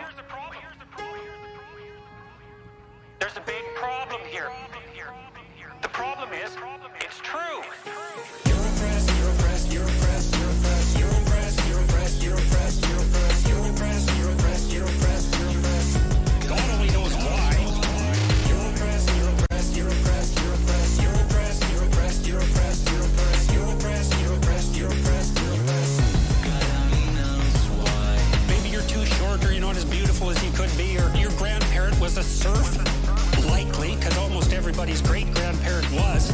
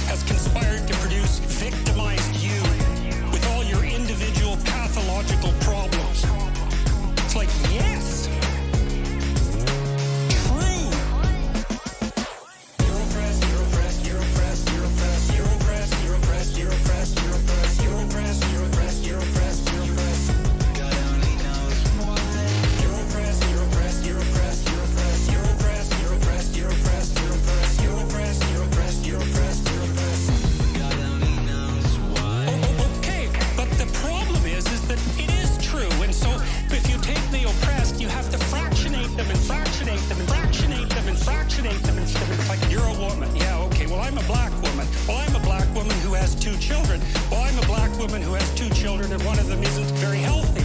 And then, well, I'm a Hispanic woman and I have a genius son who doesn't have any money so that he can't go to university. My husband is an alcoholic brute. It's like, well, yeah, that sucks too. And so, let's fix all your oppression. Let's fix all your oppression. Let's fix all your. And we'll take every single thing into account, and then we'll fix yours too. We'll take every single thing into account. It's like, no, you won't. No, you won't. No, you won't. Because you can't. You can't. It is technically impossible.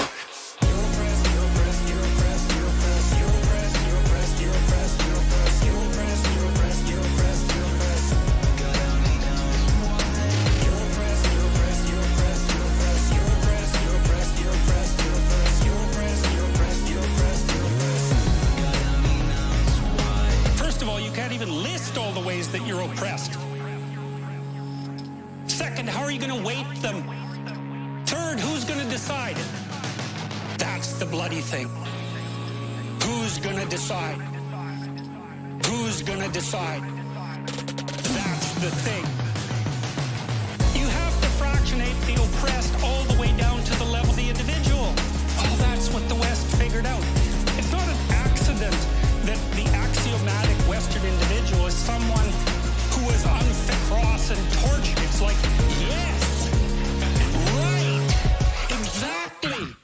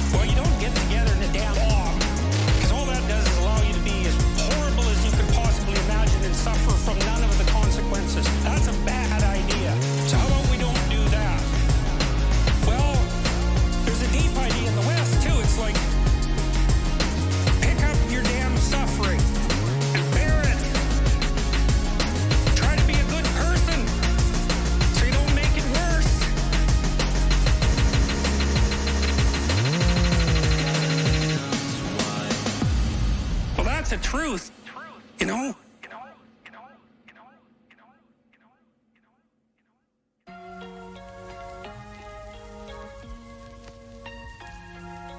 Bite off a little more than you can chew, you get stronger. And you do that in the gym, for example. When you go lift weights that are a little heavier all the time. And as a consequence, you develop yourself physically and you turn into who you could be. You turn into more than you are. More than you are who you could be, more than who you are, more than you are, more than who you are, who you could be, more than who you are, more than you are. There's a mythological trope that I discuss fairly frequently about rescuing your father from the belly of the dragon or the belly of the beast. You see it in The Lion King. You see it when Simba is being initiated by the baboon, and he ends up contemplating himself in a dark pool, and then his father appears in the sky. And then in the Pinocchio story, when he's trying to become a genuine human being, instead of a marionette pulled by other people's strings, or a liar, or a jackass, because those are his alternate destinies, he goes down to the darkest place he can find, the bottom of the ocean, and finds the biggest monster he can look at, and inside he finds his father, and then rescues him. More than who you are, who you could be, more than who you are, more than you are, more than who you are, who you could be, more than who you are, more than. The question is, why do you find your father when you look into the abyss? Imagine someone's pursuing a goal. Some of the things they have to accomplish or confront on the way to that goal frighten them, and they start to avoid, and then they get more afraid, and their ability to pursue their accomplish their goal deteriorates because they're avoiding. If you're a psychotherapist or even a friend or a supportive loved one, you're going to encourage the person to face the challenges that are making them afraid, to face them voluntarily. What happens as a consequence of that is that the person usually is able to overcome those fears and develop the necessary skill and to prevail. That's partly because, not so much because they get less afraid, but because they get more skilled and more courageous. If you bite off a little more than you can chew, you get stronger as a consequence. And you do that in the gym, for example, when you go lift weights. You lift weights that are a little heavier all the time. And as a consequence, you develop yourself physically and you turn into who you could be. You turn into more than you are. Okay, so if you face fears a little bit at a time, fears and challenges, and you do that voluntarily, then you become more than you are.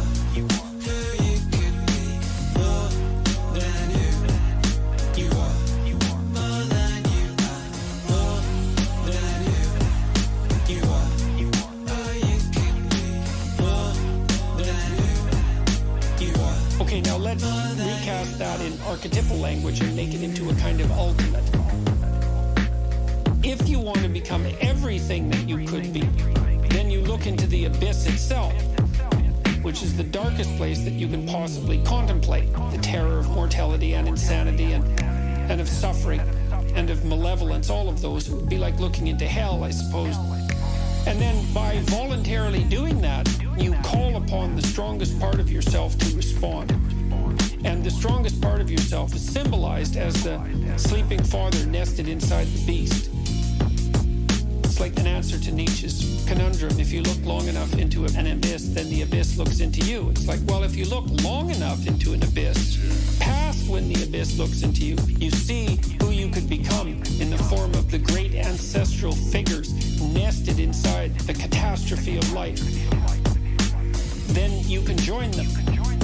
You can incorporate that and become stronger. And none of that's going to happen without the demand that's placed on you by willing to confront the full terror of life, the reality of suffering and death, the ever-looming presence of malevolence in your own heart and in the heart of other people. So it's evil and suffering. If you do it forthrightly, then you discover who you could be as a consequence. And who you could be is the solution to malevolence and suffering. More than you are. Who you could be.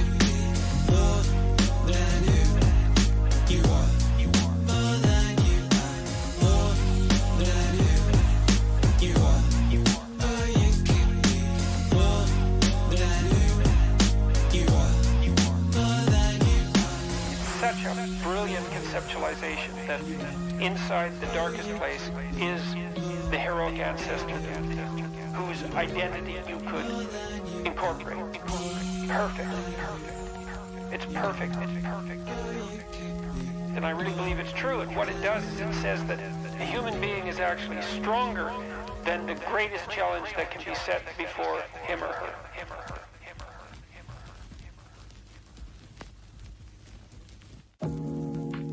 What should move forward in time with me? And what should be let go as if it's dead wood? The more dead wood that you let go of and burn off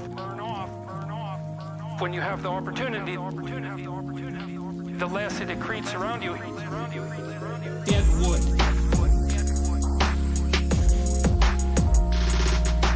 Dead wood.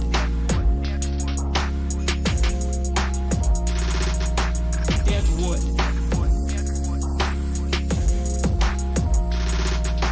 Dead wood.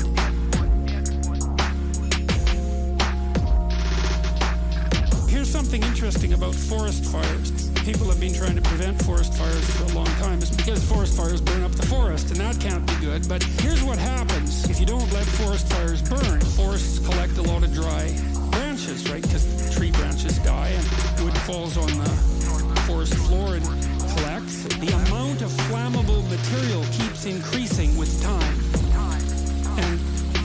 bad if it's wet, but if the amount of flammable material is increasing and it gets really dry, and then it burns, then you have a real problem. The forest fire can burn so hot that it burns the topsoil right off, in which case you don't have a forest at all anymore, you just have a desert.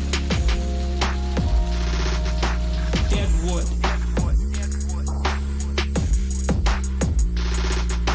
Dead wood.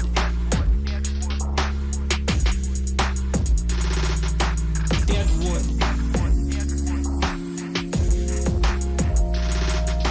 Dead wood.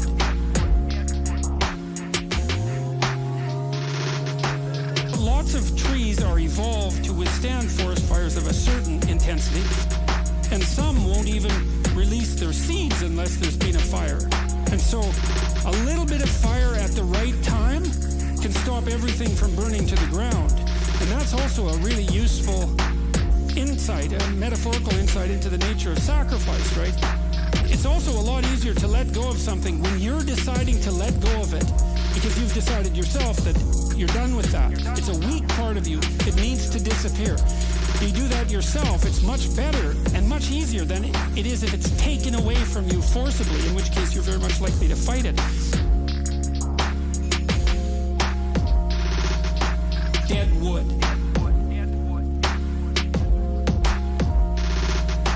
Dead wood.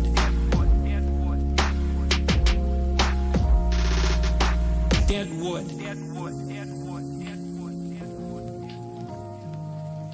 Dead wood. As you elevate your aim, you create a judge at the same time. The new ideal, which is an ideal you, that becomes a judge because it's above you. The judge tells you what's useless about yourself, and then you can dispense with it. And you want to keep doing that, and then every time you make a judge that's more elevated, then there's more useless you that has to be dispensed with.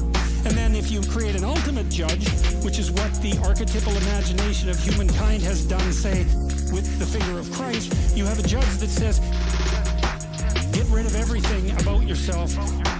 It isn't perfect. Dead wood.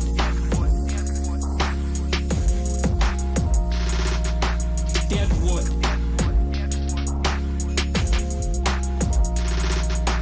Dead wood.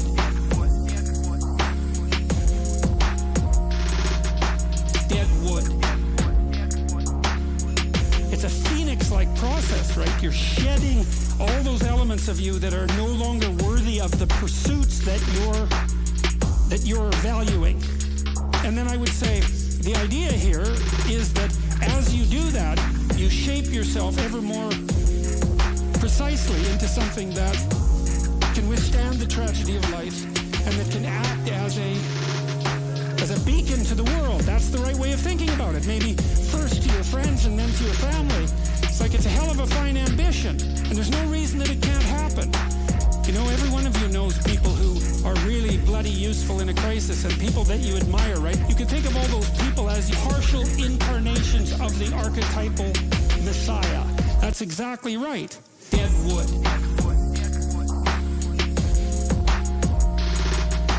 Dead wood.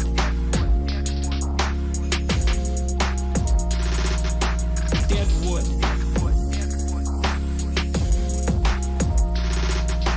Dead wood. And the more that manifests itself in any given person, then the more generally useful and admirable that person is in a multitude of situations. And we don't know the limit to that.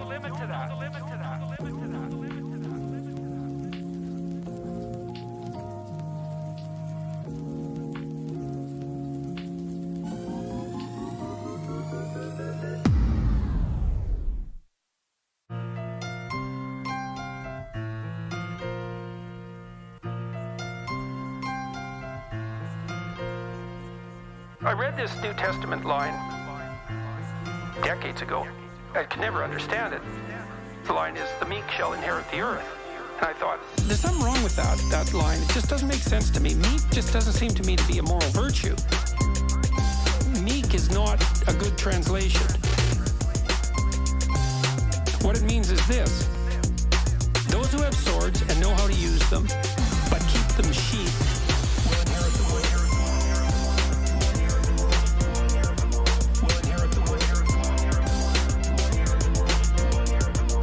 Those who have swords and know how to use them, but keep them sheathed, will inherit the wood. That's a big difference. It's so great. You should be a monster. You should be a monster. You know, because everyone says, well, you should be harmless, virtuous. You shouldn't do anyone any harm. You should sheath your competitive instinct. You shouldn't try to win. You don't want to be too aggressive. You don't want to be too assertive. You want to take a back seat and all of that. It's like, no. Wrong. You should be a monster. You should be a monster. Absolute monster. And then you should learn how to control it. It's like, is there something wrong with being competitive? There's nothing wrong with it. There's something wrong with cheating. There's something wrong with being a tyrant. There's something wrong with winning unfairly. All of those things are bad. But you don't want people to win? What's the difference between trying to win and striving? You want to eradicate striving? One definition of a winner is someone who never let losing stop them. Never let losing stop them. Never let losing stop them. Buckle. You should be a monster. You should be a monster. You should be a monster.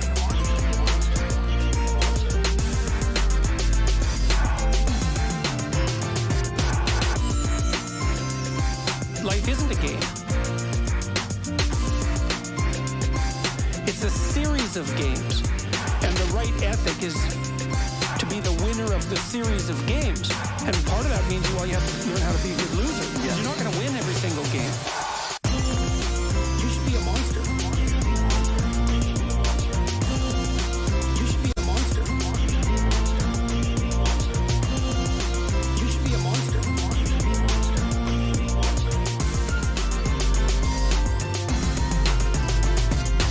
You can pick your level of competition in life to some degree.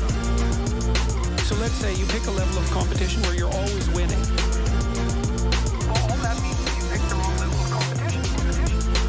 Let's say you're a grandmaster chess player and all you do is play amateurs, and every night you go home and congratulate yourself on what a genius you are because you just stomp these people left, right, and center. It's like, you're not a genius.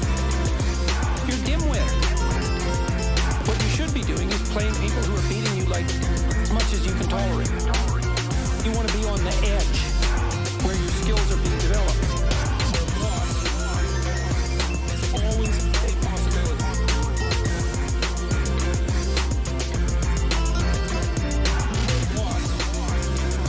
It's always a possibility.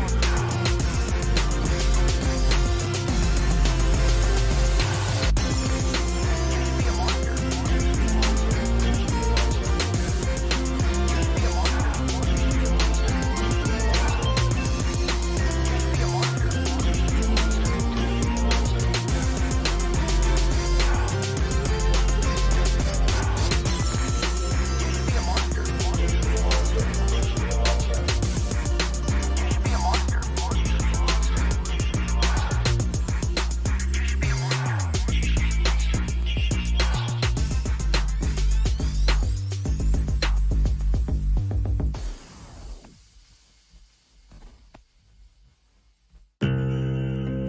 People often ask me, do you believe in God? I don't like that question. First of all, it's an attempt to box me in a sense. And the reason that it's an attempt to box me in is because the question is asked so that I can be firmly placed on one side of a binary argument. The reason I don't like to answer it is because A, I don't like to be boxed in, and B, because I don't know what the person means by believe or God. And they think they know. And the probability that they construe believe and construe God the same way I do is virtually zero. It's a question that doesn't work for me on multiple levels of analysis. But strangely enough, just as we were talking, The answer to that question popped into my head. I act as if God exists. I act as if God exists. I act as if God exists. I act as if God exists.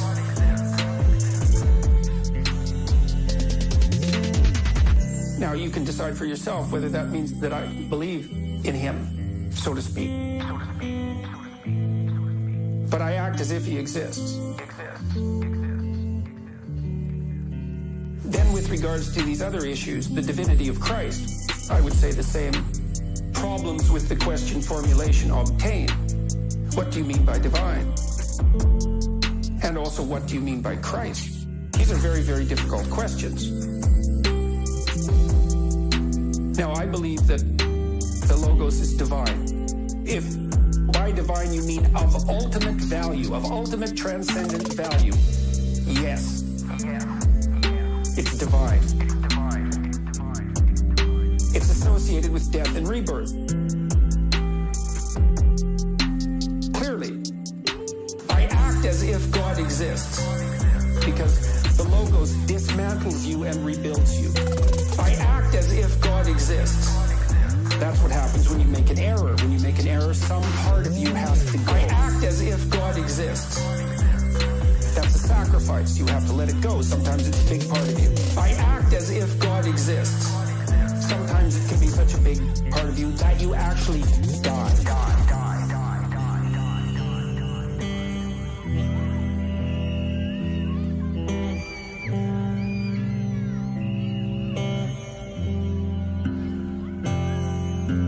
Instead of dying and being reborn.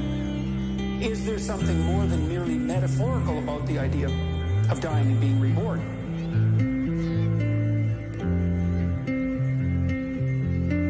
Yes, there is. Because those are associated with physiological transformations. What's the ultimate extent of that? That's a good question. What happens to the world around you as you increasingly embody the Logos? We don't know. We don't know. I act as if God exists. I act as if God exists. I act as if God exists.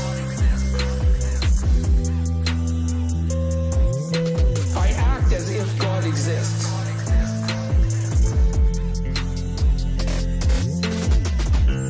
The hypothesis is that there has been one or two individuals who managed that, and that in their management of that, they transcended death itself. So what do you mean by transcended death? Well, in the case of Christ, let's assume he was a historical figure. Is his resurrection real? Well, his spirit lives on. That's certainly the case. And let's imagine that a spirit is a pattern of being. Patterns can be transmitted across multiple substrates. Vinyl, air, vibrations in your ear. It's all the translation of what you might describe as a spirit. It's that pattern. It's independent of its material substrate. Well, Christ's spirit lives on. It's had a massive effect across time. Well, is that an answer to the question? Did his body resurrect? I don't know. I don't know. I don't know. I don't know. I don't know what happens to a person if they bring themselves completely into alignment. I've had intimations of what that might mean. We don't understand the world very well. We don't understand how the world could be mastered if it was mastered completely. We don't know how an individual might be able to manage that.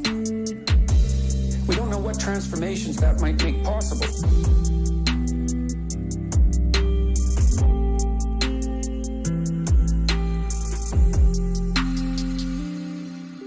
I act as if God exists.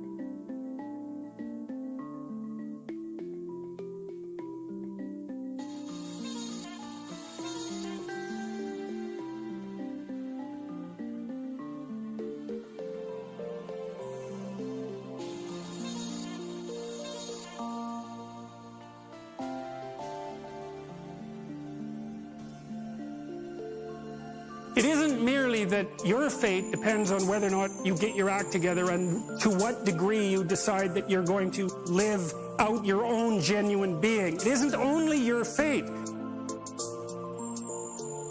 It's the fate of everyone that you're networked with.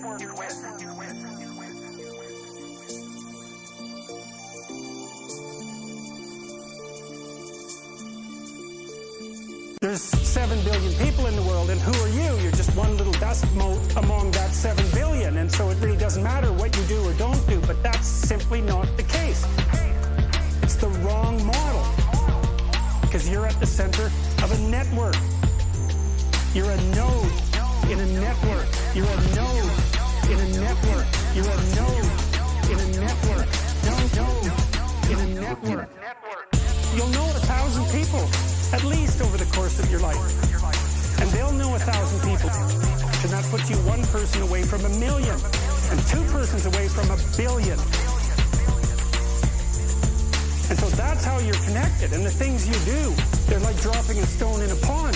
The ripples move outward, and they affect things in ways that you can't fully comprehend. And it means that the things that you do and you don't do are far more important than you think. More important than you think. Far more important than you think. The things that you do and you don't do are far more important than you think. The terror of realizing that is that it actually starts to matter what you do. And you might say, well, that's better than living a meaningless existence. It's better for it to matter. But I mean, if you really ask yourself, would you be so sure? The things that you do and you don't do are far more important than you think. More important than you think. Far more important than you think. The things that you do and you don't do are far more important than you think. You had the choice. I can live with no responsibility whatsoever. The price I pay is that nothing matters. Or I can reverse it and everything matters. But I have to take the responsibility that's associated with that. It's not so obvious to me that people would take the meaningful path. You know, when you say, well, nihilists suffer dreadfully because there's no meaning in their life and they still suffer. Yeah, but the advantage is they have no responsibility. So that's the payoff, and I actually think that's the motivation. Say, well, I can't help being nihilistic. All my belief systems have collapsed. It's like, yeah, maybe. Maybe you've just allowed them to collapse because it's a hell of a lot easier than acting them out. And the price you pay is some meaningless suffering, but you can always whine about that and people will feel sorry for you, and you have the option of taking the pathway of the martyr, so that's a pretty good deal, all things considered, especially when the alternative is to bear your burden properly and to live forthrightly in the world. If you live a pathological life, you pathologize your society, and if enough people do that, then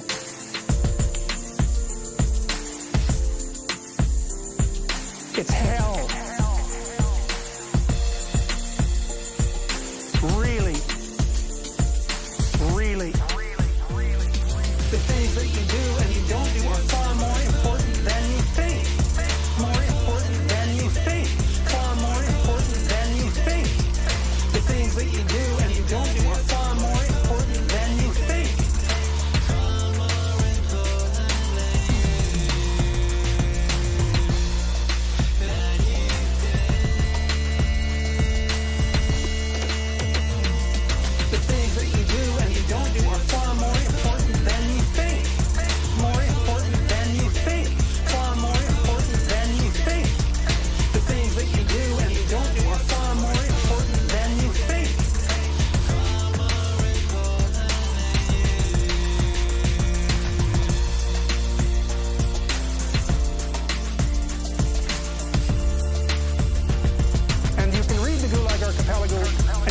Exactly what hell is like. And then you can decide if that's a place you'd like to visit, or even more importantly, if it's a place you'd like to visit and take all your family and friends. Because that's what happened in the 20th century.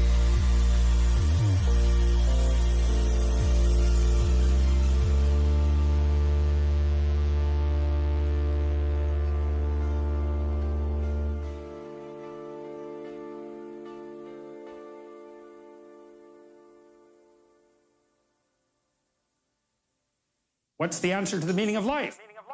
Here's an answer.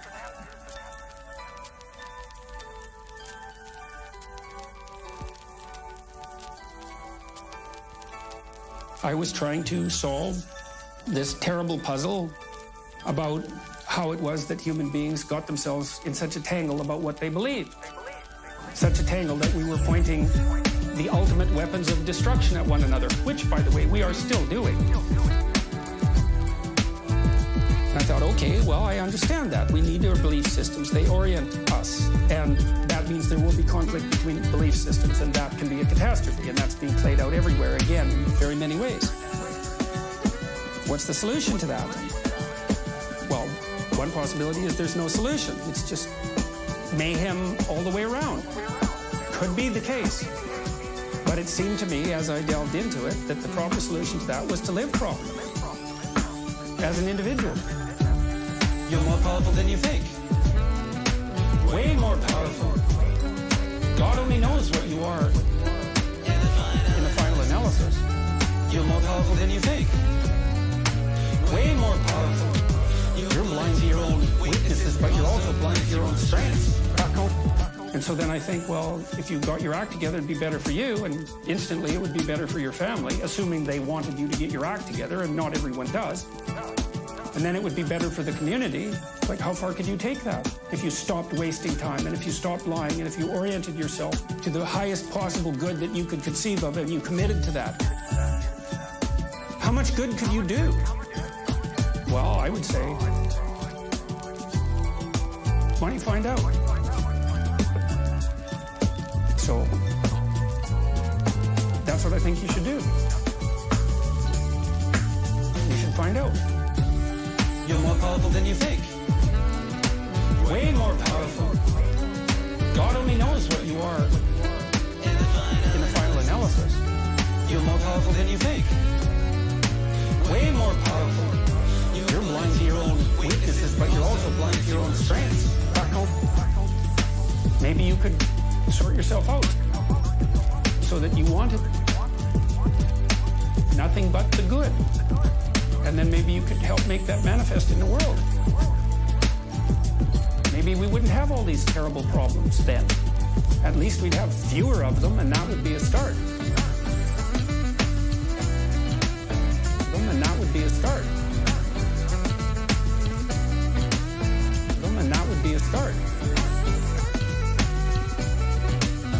And that would be a start. The answer to the problem of humanity is the integrity of the individual. You're more powerful than you think.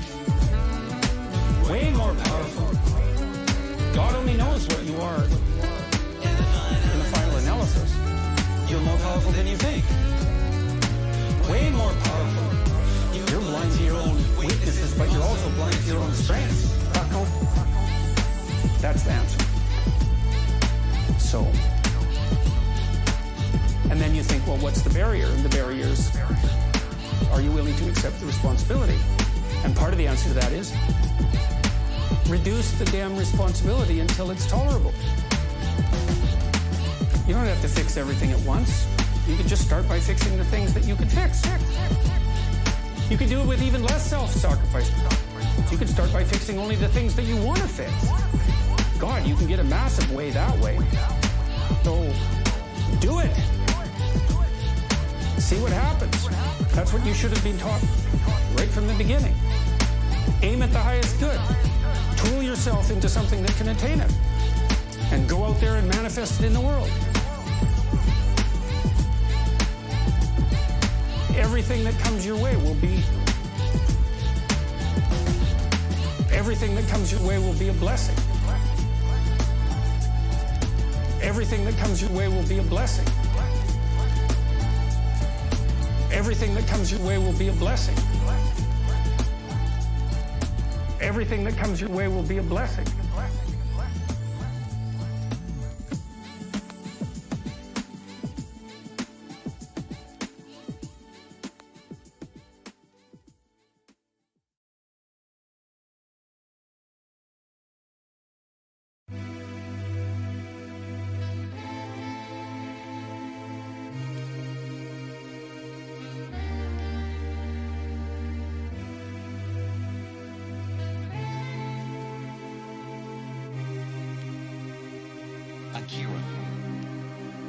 The 5 most important skills are reading, writing, arithmetic, persuasion, which is talking, and then finally I would add computer programming. If you're good with computers, if you're good at basic mathematics, if you're good at writing, if you're good at speaking, and if you like reading, you're set for life.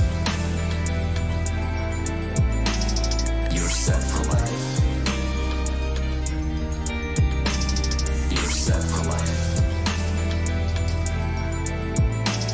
You're set for life. To me, foundational things are principles. They're algorithms. They're deep-seated logical understanding where you can defend it or attack it from any angle. That's why microeconomics is important. Because macroeconomics, a lot of memorization, a lot of macro bullshit. As Nassim Taleb says, it is easier to macro bullshit than it is to micro bullshit. Because macroeconomics is voodoo complex science meets politics. You can't find 2 macroeconomists to agree on anything these days. And different macroeconomists get used by different politicians to peddle their different pet theories. There are even macroeconomists out there now peddling something called modern monetary theory, which basically says, hey, except for this pesky thing called inflation, we can just print all the money that we want. Yes, except for this pesky thing called inflation. That's like saying, instead of limited energy, we can fire rockets off into space all day long. It's just nonsense with the fact that there are people who have macroeconomists in their title and are peddling modern monetary theory. Just tells you that macroeconomics as a so-called science has been corrupted. It's a branch of politics. The 5 most important skills are reading, writing, arithmetic, persuasion, which is talking, and then finally I would add computer programming. If you're good with computers, if you're good at basic mathematics, if you're good at writing, if you're good at speaking, and if you like reading, you're set for life. You're set for life. You're set for life. You're set for life. So you really want to focus on the foundations. The ultimate foundation are mathematics and logic. If you understand logic and mathematics, then you have the basis for understanding the scientific method. Once you understand the scientific method, then you can understand how to separate truth from falsehood in other fields and other things that you're reading. So be very careful about reading other people's opinions, and even be careful about reading facts, because so-called facts are often just opinions with a veneer around them. What you really are looking for is algorithms. What you're really looking for is understanding. It's better to go through a book really slowly and struggle and stumble and rewind than it is to fly through it quickly and say, well, now I've read 20 books, 30 books, 50 books in the field. It's like Bruce Lee said, I don't fear the man who knows 1,000 kicks and 1,000 punches. I fear the man who's practiced one punch 10,000 times or one kick 10,000 times. It's the understanding that comes through repetition and through usage and through logic and foundation that really makes you a smart thinker.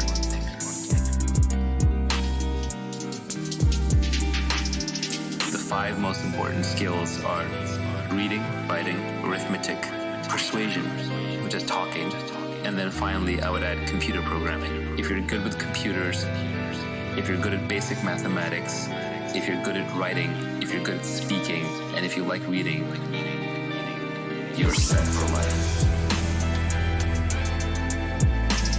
You're set for life. You're set for life. You're set for life.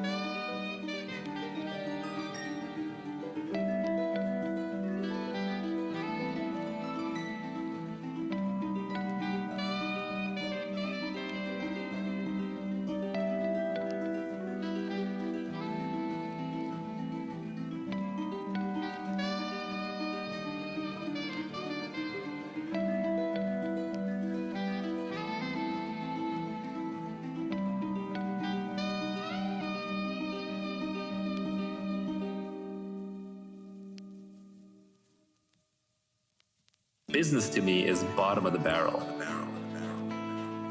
There's no actual skill called business. It's too generic of a thing.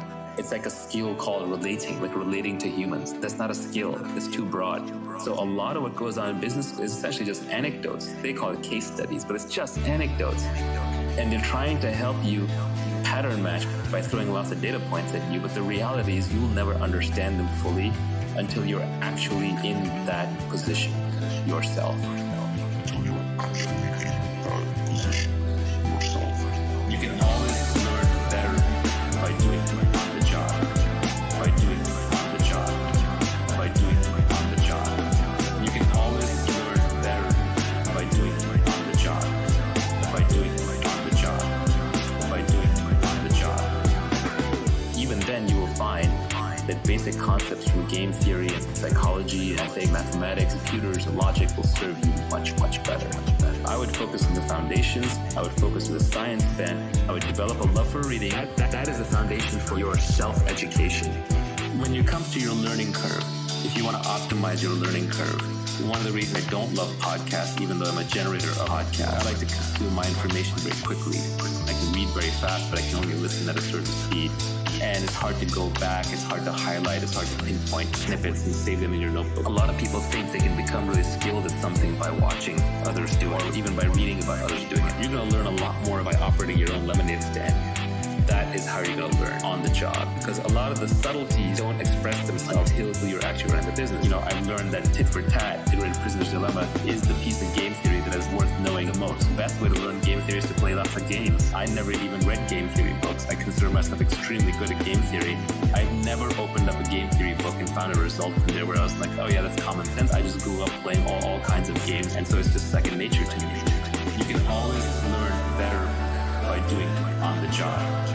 By doing on the job. By doing on the job. You can always learn better by doing on the job. By doing on the job. By doing on the job. You can always learn better by doing on the job. By doing on the job. By doing on the job. You can always learn better by doing on the job. By doing on the job. By doing on the job. The doing is a subtle thing. That word doing encapsulates a lot. If I start a business where I go in every day and I'm doing the same thing, let's say I'm running the retail store down the street, stocking the shelves with food and liquor every single day, I'm not going to learn that much from repeating things a lot. So I'm putting in thousands of hours. There are thousands of hours doing the same thing. Thousands of iterations, that would be different. The learning curve is across iteration. If I was trying new marketing, changing out the inventory, branding in the messaging, changing the sign, the number of iterations that drives the learning curve. The more iterations, the more shots on goal, the faster you're going to learn. It's not just about the hours put in. The way we're built, the way the world presents itself offers us very easily the opportunity to do the same thing over and over. Really, we'd be better served if we went off and found ways to do new things. Doing something new the first time is painful, and high odds are that you will fail. So you just have to get very, very comfortable with frequent small failures.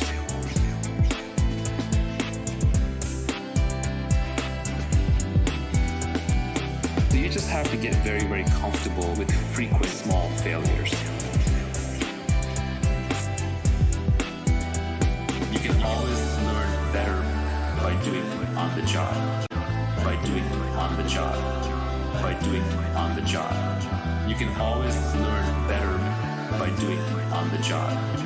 By doing on the job. By doing on the job. You can always learn better by doing on the job. By doing on the job. By doing on the job. You can always learn better by doing on the job. By doing on the job. By doing on the job.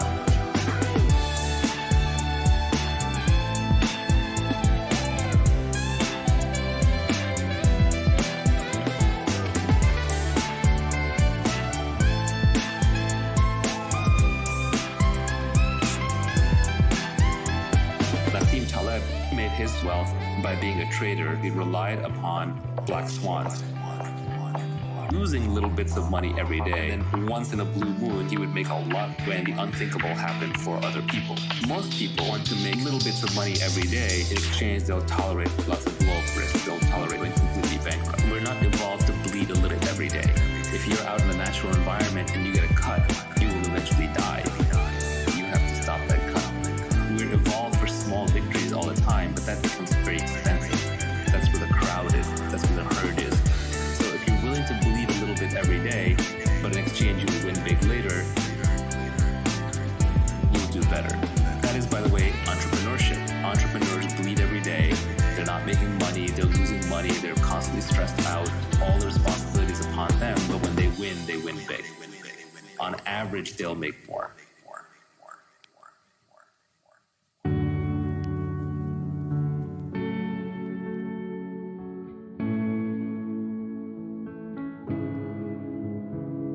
Embrace accountability and take business risks under your own name. Society will reward you with responsibility, equity, and leverage. To get rich, you're going to need leverage.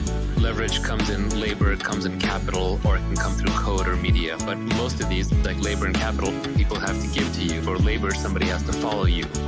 For capital, somebody has to give you money or assets to manage, or machines. So to get these things, you have to build up credibility, and you have to do those under your own name as much as possible, which is risky. So accountability is a double-edged thing. It allows you to take credit when things go well and to bear the brunt of the failure when things go badly. But you take risk. That's right. Risk. So you take risk of failure, risk of humiliation. You take risk of failure under your own name. You take risk. That's right. Risk. And the people who have the ability to fail in public under their own names gain a lot of power. People stamping their names on things aren't foolish. They're just confident. By putting your name out there, you become a celebrity. And fame has many, many downsides. It's better to be anonymous and rich than poor and famous, but even famous and rich has a lot of downsides associated with it. You're always in the public eye. A lot of our training socially is telling us to not stick our necks out of the crowd. The tall poppy gets cut. Don't stick your neck out. But clear accountability is important. Without accountability, you don't have incentives. Without accountability, you can't build credibility. You take risk. That's right. Risk. So you take risk of failure, risk of humiliation. You take risk of failure under your own name. You take risk. Risk. And the people who have the ability to fail in public under their own names gain a lot of power.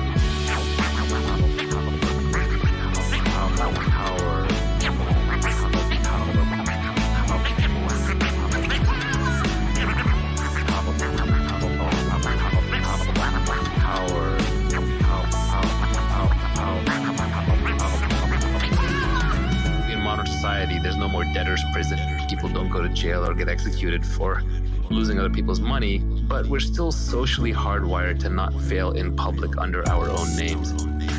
Up until about 2013, 2014, my public persona was entirely around startups and investing, and only around 2014, 2015 did I start talking about philosophy and psychological things, and it made me a little nervous because I was doing it under my own name. People in the industry sent me messages like, what are you doing? You're ending your career. This is stupid. And I kind of just went with it. I took a risk. Same with crypto early on. I took a risk. But when you put your name out there, you take a risk. You also get to reap the reward. You get the benefits. People take risks. Take a risk. Take a risk. Risk. You take a risk with certain things, you get to reap the rewards and the benefits. You take risk. That's right. Risk. So you take risk of failure, risk of humiliation. You take risk of failure under your own name. You take risk. Risk.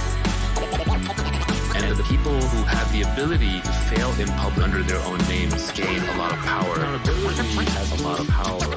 My own name has a lot of power. Accountability is powerful. Confidence. People take risks. Take a risk. Take a risk. Reap the reward. And benefits. Accountability has a lot of power. My own name has a lot of power. Accountability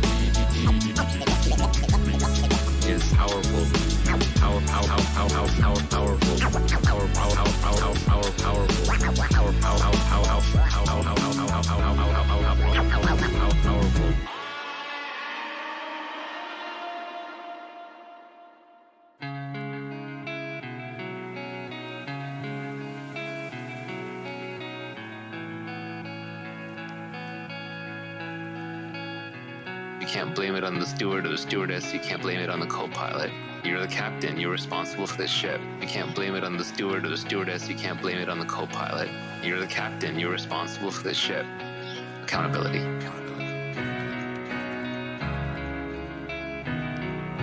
Accountability.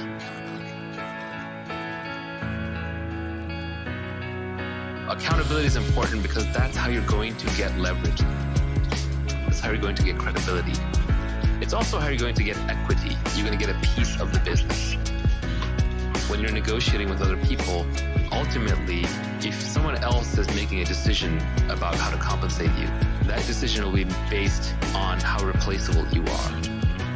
If you have high accountability, that makes you less replaceable, and then they have to give you equity, which is a piece of the upside. But equity itself is a good example because equity is also a risk-based instrument. Equity means you get paid everything after all the people who need guaranteed money are paid back. So if you look at the hierarchy of capital in a company, the employees get paid first. They get to pay the salary first. Like in the legal proceedings, the salaries are sacrosanct. If you are a board member and the company spends too much money and has back salaries to pay, the government will go after you personally to pay back the salaries. So the employees get the most security. In exchange for that security, they don't have as much upside. You can't blame it on the steward or the stewardess. You can't blame it on the co-pilot.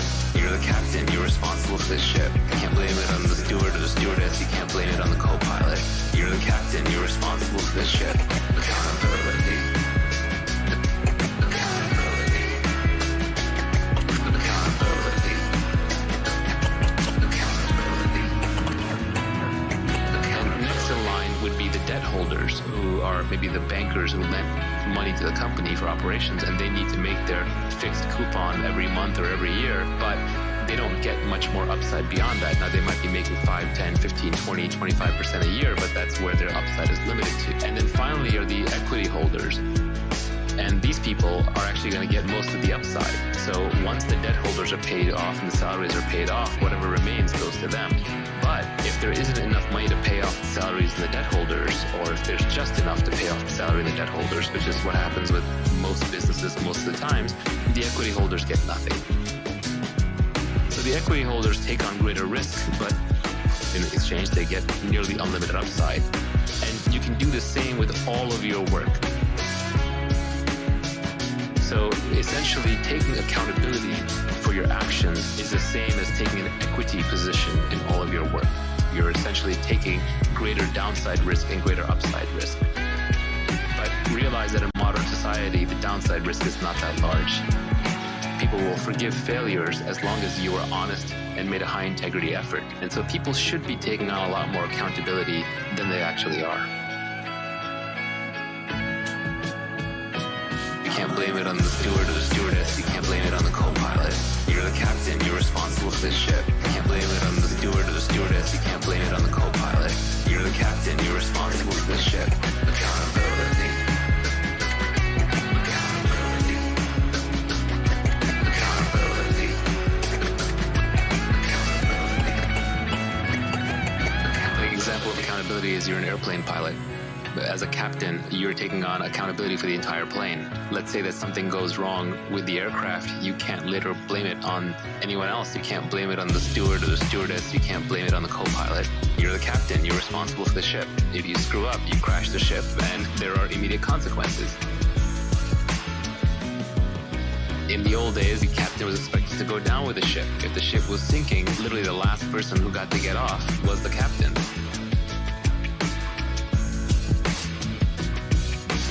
I think of accountability as reputational skin in the game. It's putting your personal reputation on the line as skin in the game.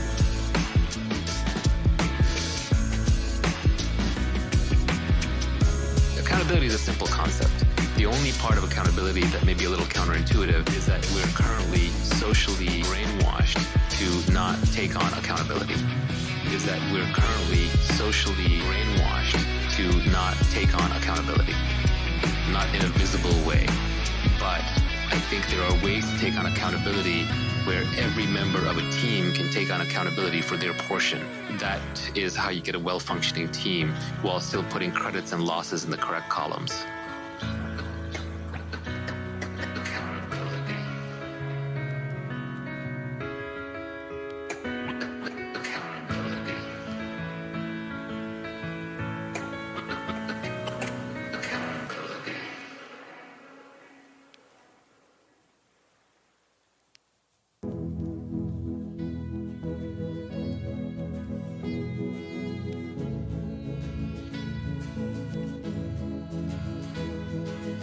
Fortunes require leverage. Business leverage comes from capital, people, and products with no marginal cost of replication. Give me a lever long enough and a place to stand, and I will move the earth. Give me a lever long enough and a place to stand, and I will move the earth. Give me a lever long enough and a place to stand, and I will move the earth. Give me a lever long enough and a place to stand. Leverage is critical. We all know what leverage is when we use a seesaw or a lever. We understand how that works physically. But I think what our brains aren't really well evolved to comprehend is how much leverage is possible in modern society and what the newest forms of leverage are. The oldest form of leverage is labor, which is people working for you. So instead of me lifting rocks, I can have 10 people lift rocks. Then just by my guidance on where the rocks should go, a lot more rocks get moved than I could do myself. Everybody understands this because we're evolved to understand the labor form of leverage. Give me a lever long enough and a place to stand, and I will move the earth. Give me a lever long enough and a place to stand, and I will move the earth. Give me a lever long enough and a place to stand, and I will move the earth. Give me a lever long enough and a place to stand. And so what happens is society overvalues labor as a form of leverage. This is why your parents are impressed when you get a promotion and you have lots of people working underneath you. This is why when a lot of naive people, when you tell them about your company, they'll say how many people work there. They'll use that as a way to establish credibility. They're trying to measure how much leverage and impact you actually have. We just automatically assume that more people is better. But I would argue that this is the worst form of leverage that you could possibly use. Managing other people is incredibly messy. It requires tremendous leadership skills. You're one short hop from a mutiny or getting eaten or torn apart by the mob. It's incredibly competed over. Entire civilizations have been destroyed over this fight. For example, communism, Marxism is all about the battle between capital and labor. Das Kapital und das Labor, right? So it's kind of a trap. So you really want to stay out of labor-based leverage. You want the minimum amount of people working with you that are going to allow you to use the other forms of leverage, which are much more interesting. Give me a lever long enough and a place to stand, and I will move the earth. Give me a lever long enough and a place to stand, and I will move the earth. Give me a lever long enough and a place to stand, and I will move the earth. Give me a lever long enough and a place to stand.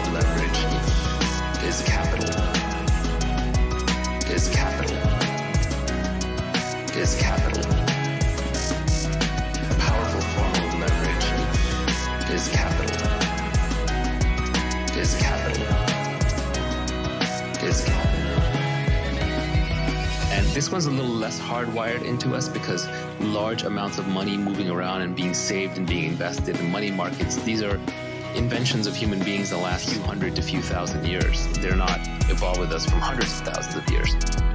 So we understand them a little bit less well. They probably require more intelligence to use correctly, and the ways in which we use them keep changing. Management skills from 100 years ago might still apply today, but investing in the stock market skills from 100 years ago probably don't apply to the same level today. So capital is a trickier form of leverage to use. It's more modern. It's the one that people have used to get fabulously wealthy in the last century. It's probably been the dominant form of leverage in the last century. And you can see this by who are the richest people. It's bankers, politicians in corrupt countries who print money, essentially people who move large amounts of money around. And if you look at the top of very large companies, outside of technology companies, many large old companies, the CEO job is really a financial job. They're really financial asset managers. Deep down, I think we all dislike capital as a form of leverage because it feels unfair. Because it's this invisible thing that can be accumulated and passed across generations and suddenly seems to result in people having gargantuan amounts of money with nobody else kind of around them or necessarily sharing in it. A powerful form of leverage is capital. Is capital. Is capital.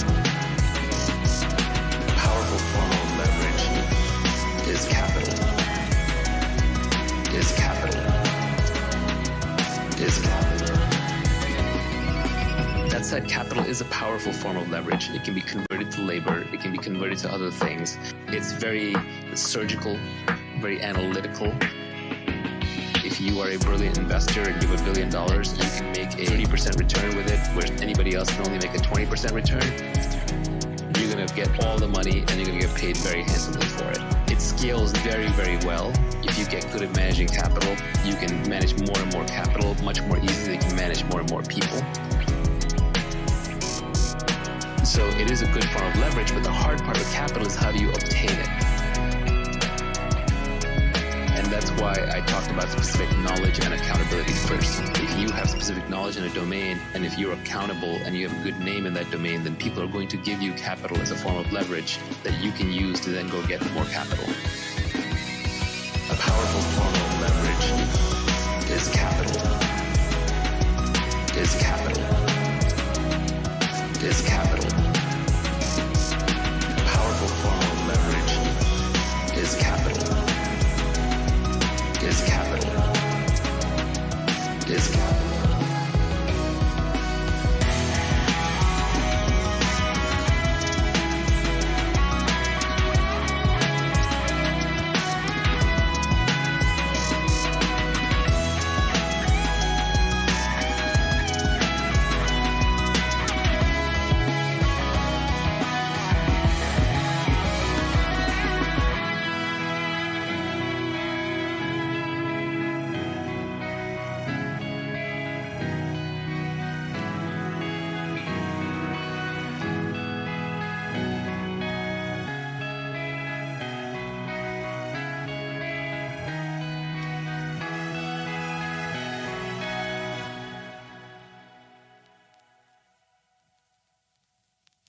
The most interesting and the most important form of leverage is this idea of products that have no marginal cost of replication.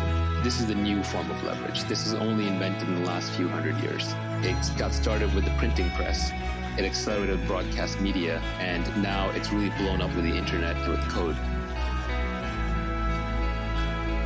So now you can multiply your efforts without having to involve other humans and without needing money from other humans. This song is a form of leverage. This album is a form of leverage. Long ago, I would have had to sit in a lecture hall and lecture each of you personally, and I would have maybe reached a few hundred people, and that would have been that.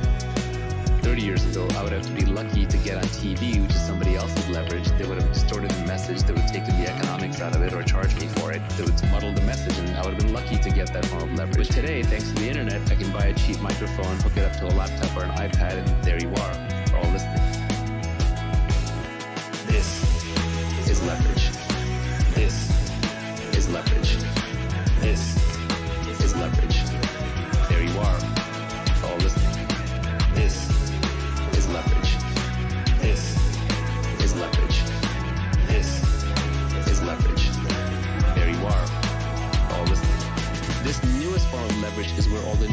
fortunes are made. All the new billionaires, the last generation, fortunes were made by capital, but the new generation, fortunes are all made through code or media.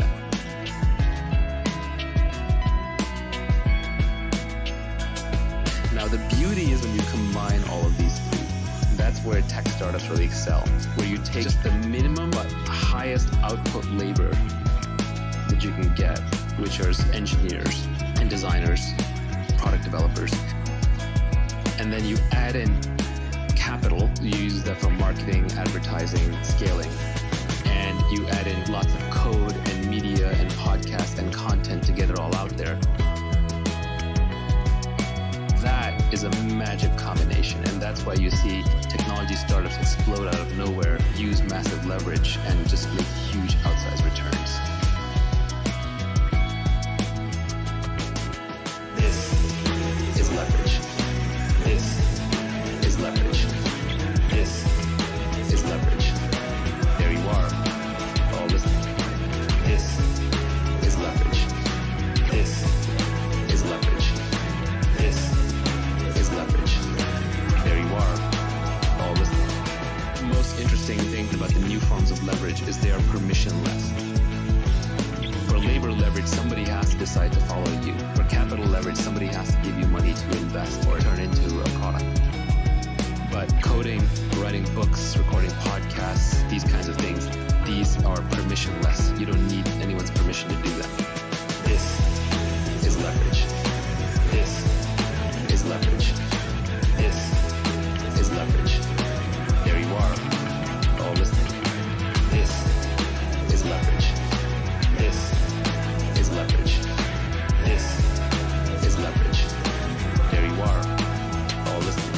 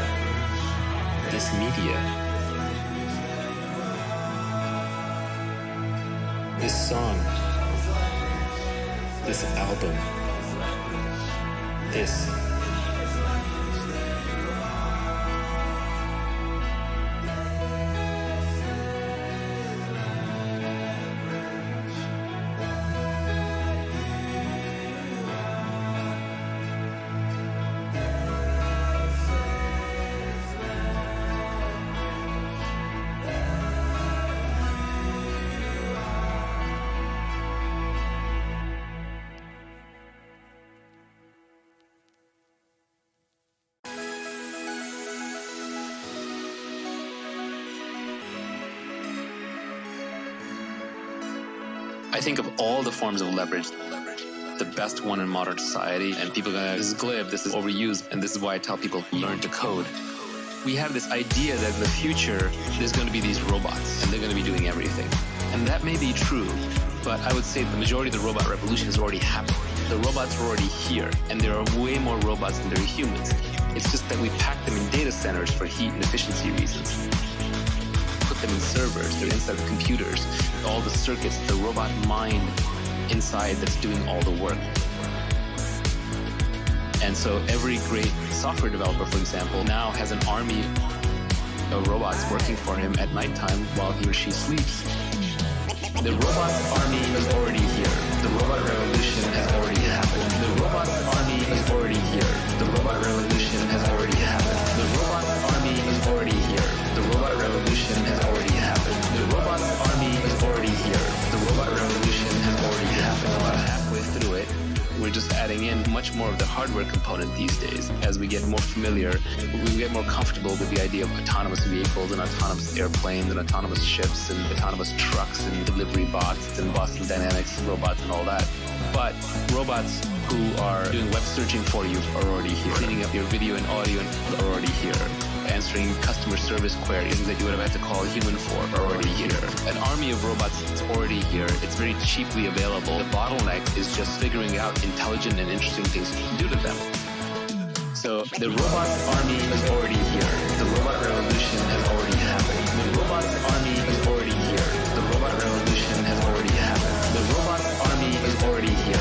The robot revolution has already happened. The robot army is already here. The robot revolution has already happened. You can order this army of robots around. Just the commands have to be issued in the language that they understand. So these robots aren't very smart. They have to be told very precisely what to do and how to do it. So coding is such a great superpower. Now you can speak the language of the robot army and you can tell them what to do. Now you can speak the language of the robot army and you can tell them what to do. Now you can speak the language of the robot army and you can tell them what to do. Now you can speak the language of the robot army and you can tell them what to do. The robot army is already here. The robot revolution has already happened. The robot army is already here. The robot revolution has already happened. The robot army is already here. The robot revolution has already happened. The robot army is already here. The robot revolution has already happened.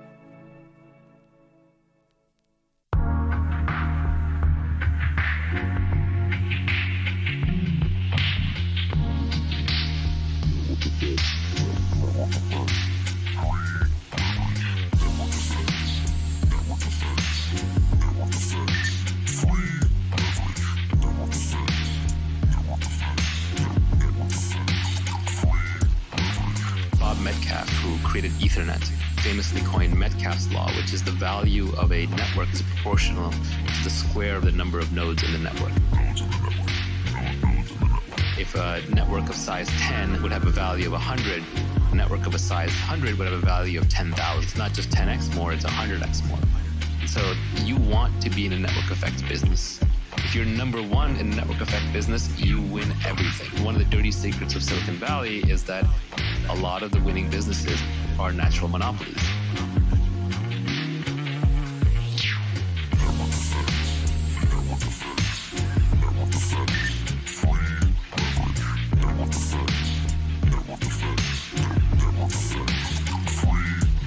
What is a network effect? Let's just define it precisely.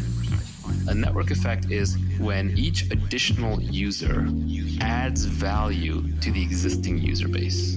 So your users themselves are creating some value for the existing users. The classic example that I think everybody can understand is language. Let's say that there's 100 people who live in the community, speak 10 different languages, and each person just speaks one of those 10. You're having to translate all the time. It's incredibly painful. If all 100 of you spoke the same language, it would add tremendous value. 10 people start out speaking 10 languages, one extra person learns English. Well, now all of a sudden, 11 people know English. So the next person who comes in to learn a new language is probably going to choose English. And at some point, let's say English gets to 20 or 25 people, it's done. It's just going to own the entire language marketplace, and the rest of the languages will get competed out.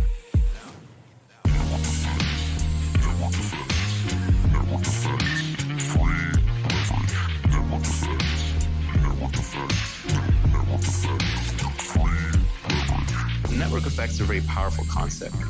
When you're picking a business model, it's really good idea to pick a model where you can benefit from network effects, low marginal costs, and scale economies. And these tend to go together. Like anything that has zero marginal cost of production obviously has scale economies. And things that have zero marginal cost of reproductions very often tend to have network effects because it doesn't cost you anything more to stamp out the thing. So then you can just create little hooks for users to add value to each other. So you should always be thinking about how your users, your customers, can add value to each other, because that is the ultimate form of leverage. You're on the beach in the Bahamas, or you're sleeping at night, and your customers are adding value to each other.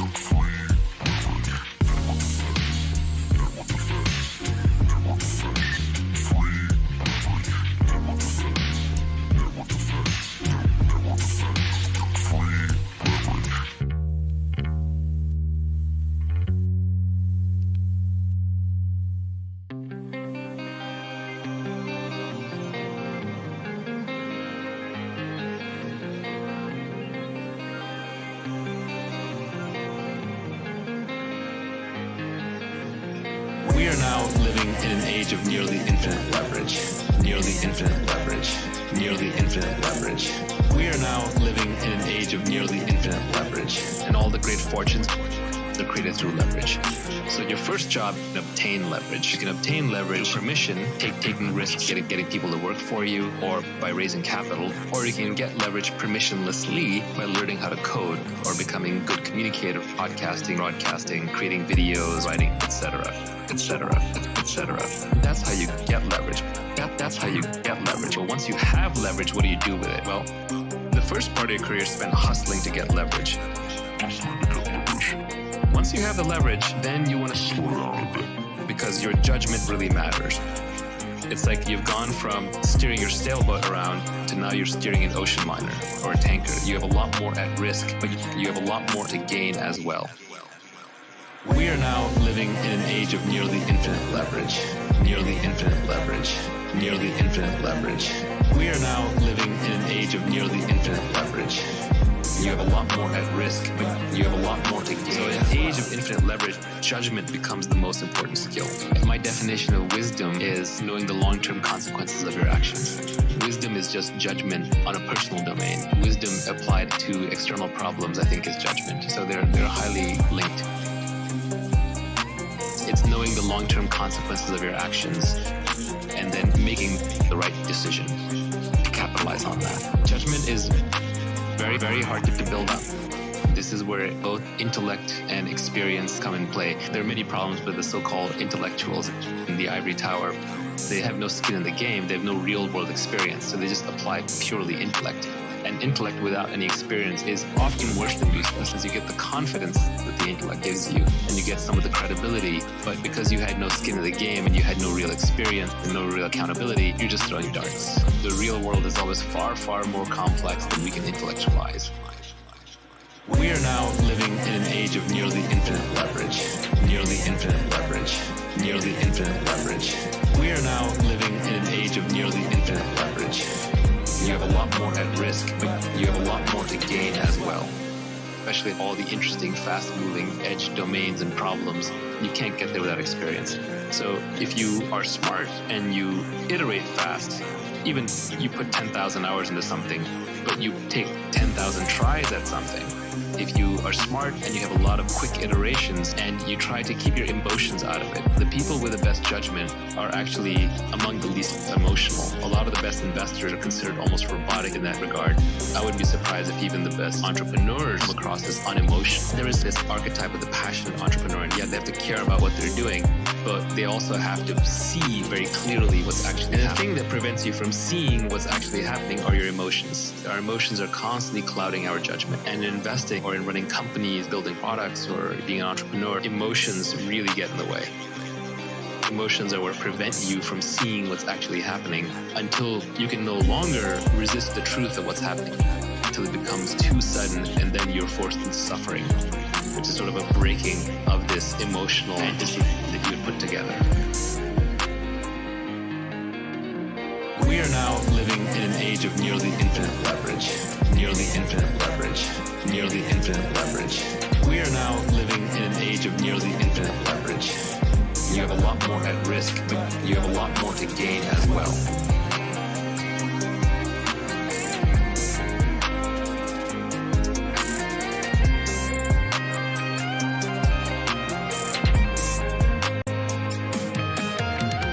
Investment books are the worst place to learn about investment, because investment is a real-world activity that is highly multivariate. All the advantages are always being competed away. It's always on the cutting edge. So what you actually just need is very, very broad-based judgment thinking. And the best way to do that is to study everything, including a lot of philosophy. And philosophy also makes you more stoic, makes you less emotional. And so you make better decisions, you have better judgment. You can go within someone's feed and get at least some semblance of what it must be like to be in their head all the time. The more outraged somebody is, I guarantee you, the worse their judgment is. If someone's constantly tweeting political outrage, it seems like an angry person getting into fights. You don't want to hand this person the keys to your car, let alone the keys to your company.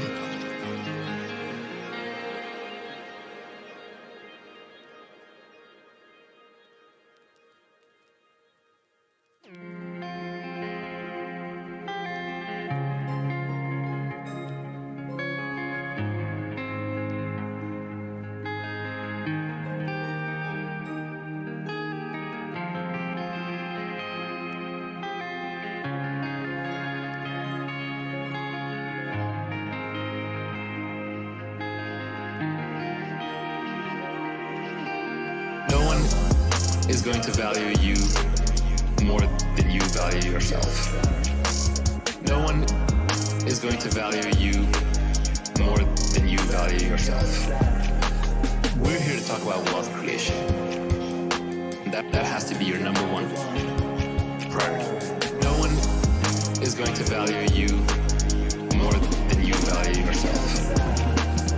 So you just have to set a very high personal hourly rate, and you have to stick to it. Since when I was young, I decided that I was worth a lot more than the market thought I was worth, but I started treating myself that way. So always factor your time into every decision. How much time does it take? Oh, it's going to take me an hour to get across town to get this thing. Well, I value myself at $100 an hour. That's basically throwing $100 out of my pocket. Am I going to do that? You buy something from Amazon, they screwed it up, you have to return it. Is it worth your time to return it? Is it worth the mental hassle? Keep in mind that you have less work hours, you have less mentally high output hours. Do you want to use them to run errands and solve little problems, or do you want to save them for the big stuff? All the great scientists were terrible at managing their household life. None of them had a clean, organized room, or made all their social events on time, or sent their thank you cards. You can spend your life however you want. But if you want to get rich, it has to be your number one overwhelming desire, which means that it has to come before anything else, which means you can't be penny pinching. You can penny pinch your way to a basic sustenance. You can keep your expenses low, maybe retire early and not spend too much, and that's perfectly valid. But we're here to talk about wealth creation. No one is going to value you more than you value yourself. No one is going to value you more than you value yourself. We're here to talk about wealth creation. That has to be your number one priority. No one is going to value you more than you value yourself. So fast forward to your wealthy self and pick some intermediate hourly rate.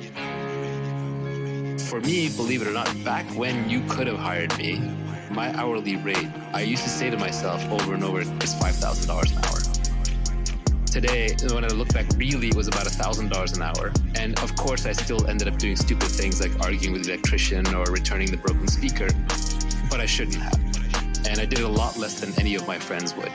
And I would make a theatrical show out of throwing something in the trash pile or giving it to Salvation Army rather than trying to return it, or handing something to people rather than trying to fix it. I would argue with my girlfriends, and even today to my wife, I don't do that. That's not a problem that I solve. I still argue that with my mother when she hands me like little to-dos. I just don't do that. I would rather hire you an assistant. And this was true even when I didn't have money. And this was true even when I didn't have money.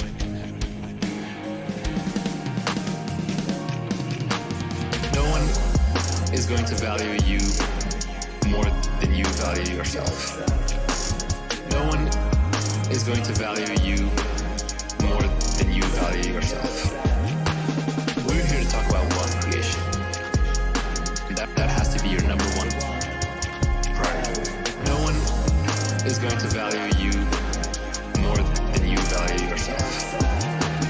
Another way of thinking about something is that if you can outsource something or not do something for less than your hourly rate, outsource it or don't do it.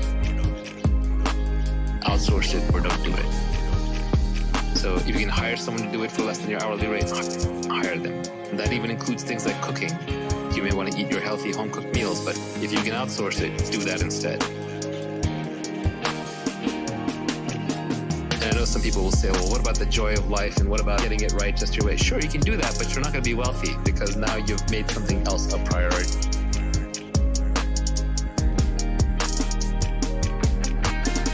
Graham basically said it pretty well. You should be working on your product, and you should be exercising and eating healthy. That's all you have time for while you're on this mission. So set a very high hourly aspirational rate for yourself and stick to it. And it should seem and feel absurdly high. If it doesn't, it's not high enough.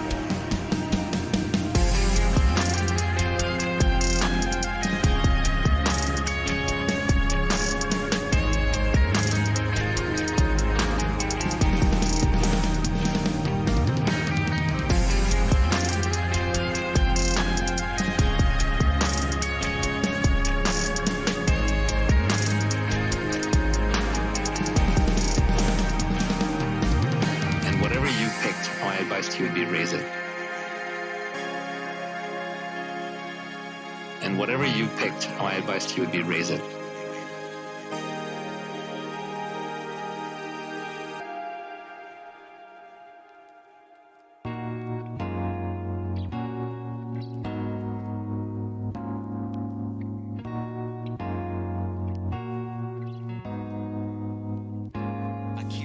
Let's talk about hard work. There's this battle that happens a lot. Should you work hard and should you not? You're slave driving people.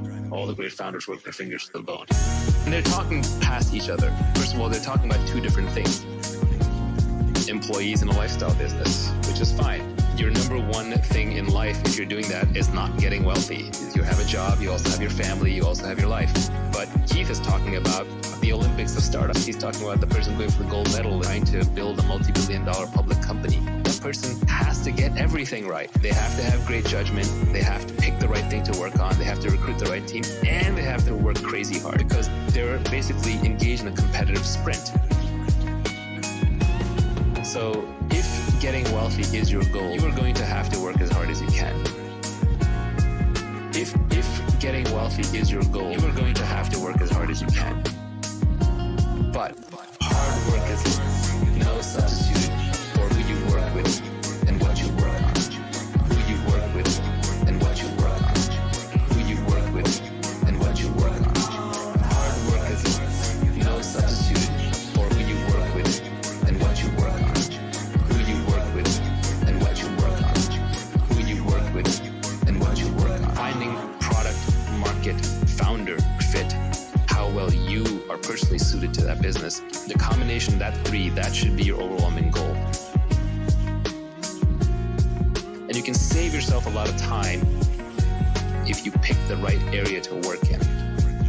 Picking the right people to work with is the next most important piece. And then third comes how hard you work. But they're like three legs of a stool. If you shortchange on any one of them, the whole stool is going to fall down. So it's not like you can pick one over the other that easily. So the order of operations when you're building a business or even building your career is first figure out, what should I be doing? What is something where there is a market that is emerging, there's a product that I can build that I'm excited to work on, and something where I have specific knowledge and I'm really into it. And then second, surround yourself with the best people possible. No matter how high your bar is, raise your bar. Because you can never be working with other people who are great enough. There's someone greater out there to work with, you should go work with them. I advise a lot of people who are looking at which startup to join in Silicon Valley, the one that's going to have the best alumni network for you in the future. Look at the PayPal mafia. They worked with a bunch of geniuses, so they all got rich. So just try and pick based on the highest intelligence, energy, and integrity people that you can find. And then finally, once you've picked the right thing to work on and the right people to work with, then you work as hard as you can. Then you work as hard as you can. Hard work is no substitute for who you work with and what you work on. Who you work with and what you work on. Who you work with and what you work on. Hard work is no substitute for who you work with and what you work on. Who you work with and what you work on. Who you work with and what you work on.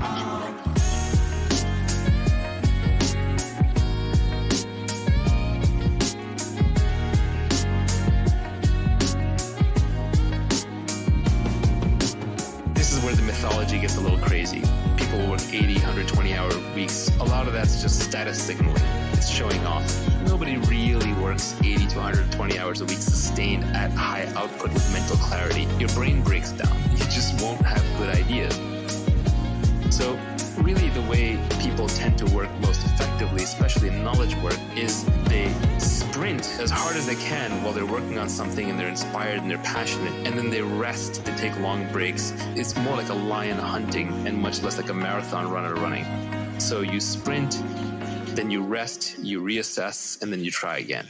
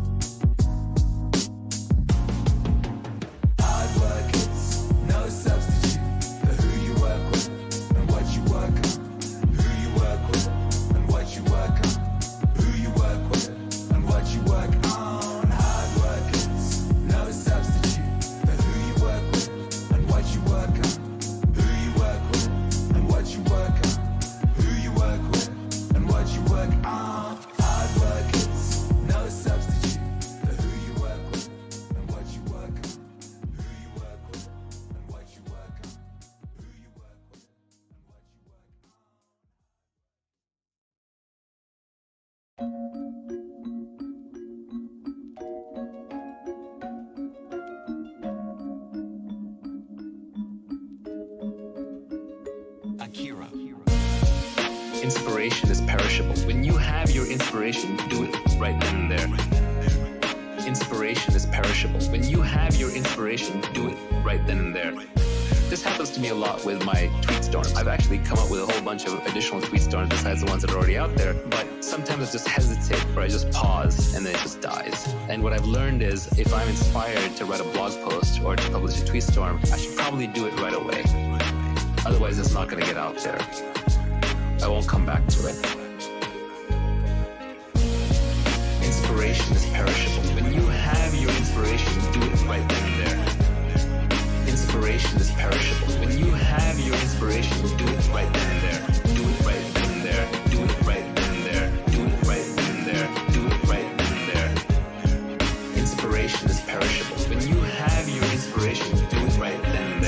Inspiration is a beautiful and powerful thing, and when you have it, just seize it. Inspiration is a beautiful and powerful thing, and when you have it, just seize it. Impatience with actions and patience with results. That's actually a good philosophy for life. Anything you have to do, just get it done. Why wait? You're not getting any younger. Your life is slipping away. You don't want to spend it waiting in line, traveling back and forth, doing things that you know ultimately aren't part of your mission. When you do them, you want to do them as quickly as you can while you do them well with your full attention. But then you just have to give up on the results. You have to be patient with the results because you're dealing with complex systems, you're dealing with lots of people. It takes a long time for markets to adopt products. It takes time for people to get comfortable working with each other. It takes time for great products to emerge as you polish away, polish away, polish away, polish away, polish away, polish away, polish away, polish away, polish away. Inspiration is perishable. When you have your inspiration, do it right then and there. Inspiration is perishable. When you have your inspiration, do it right then and there. Do it right then and there. Do it right then and there. Do it right then and there. Do it right then and there. Inspiration is perishable. When you have your inspiration, do it right then and there. If I have a problem that I discover in one of my businesses that needs to be solved, I basically won't sleep until at least the resolution is in motion. And this is just a personal failing, but if I'm on the board of a company, I'll call the CEO. If I'm running the company, I'll call my reports. If I'm responsible, I'll get on there right then and there and solve it. If I don't solve a problem the moment it happens, or I don't start moving towards solving it when it happens, I have no peace, I have no rest, I have no happiness until that problem is solved. So solve it as quickly as possible. I literally won't sleep until it's solved. So solve it as quickly as possible. I literally won't sleep until it's solved. Inspiration is perishable. When you have your inspiration, do it right then and there. Inspiration is perishable. When you have your inspiration, do it right then and there. Do it right then and there. Do it right then and there. Do it right then and there. Do it right then and there. Inspiration is perishable. When you have your inspiration, do it right then and there.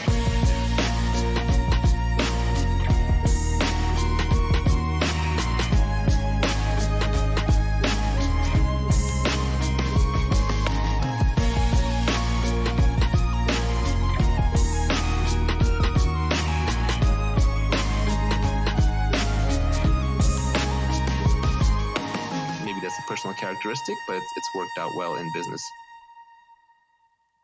We squander our time with the death of 1,000 cuts.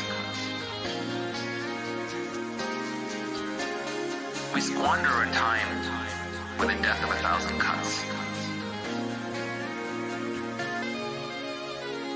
A busy calendar and a busy mind will destroy your ability to do great things in this world. To do great things in this world. You need free time and a free mind to do great things in this world. You need free time and a free mind to do great things in this world.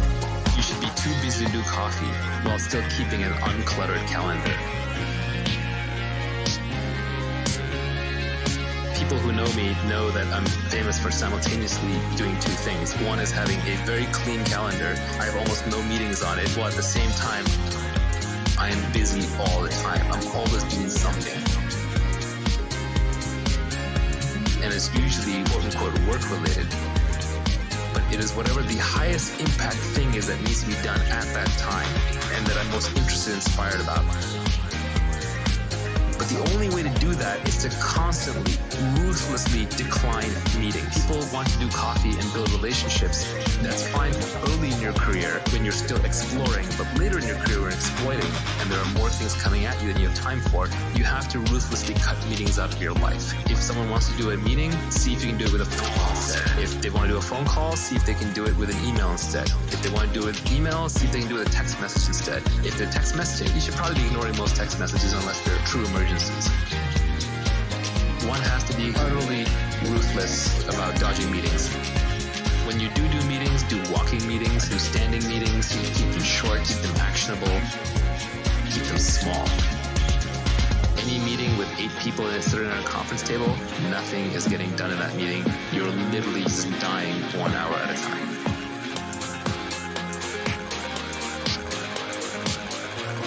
You're literally dying on Earth. A busy calendar and a busy mind will destroy your ability to do great things in this world. To do great things in this world. You need free time and a free mind to do great things in this world. You need free time and a free mind to do great things in this world.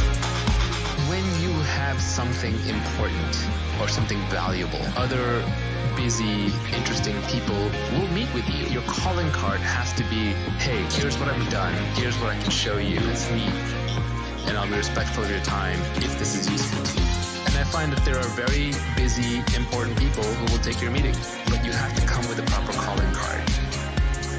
All the people who tweet and who email famous or rich people saying, hey, if I could just get one meeting with you, and they're vague about it, they're not going to get anywhere in life. You have to build up the credibility.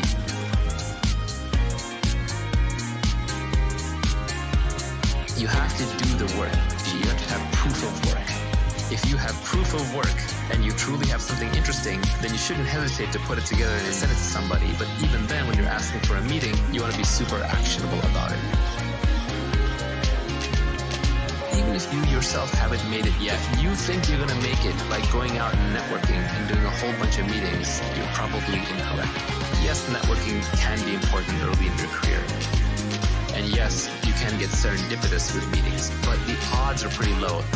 Just meeting people and hoping to get that lucky break, you're relying on type 1 luck, which is blind luck, and type 2 luck, which is hustle luck. But what you're not getting is type 3 or type 4 luck, which are the better kinds, where you spend time developing a reputation, working on something, developing a unique point of view, being able to spot opportunities that others can't. A busy calendar and a busy mind will destroy your ability to do great things in this world. To do great things in this world. You need free time and a free mind to do great things in this world.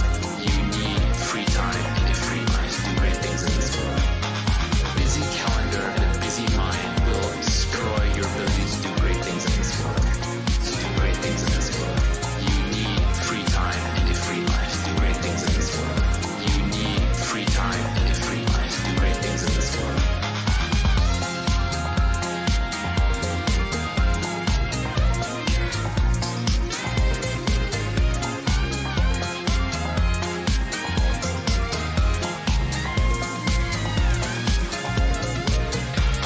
If you want to be able to do great things, whether you're a musician, entrepreneur, or you're an investor, you need free time and you need a free mind. If you want to be able to do great things, you need free time and you need a free mind.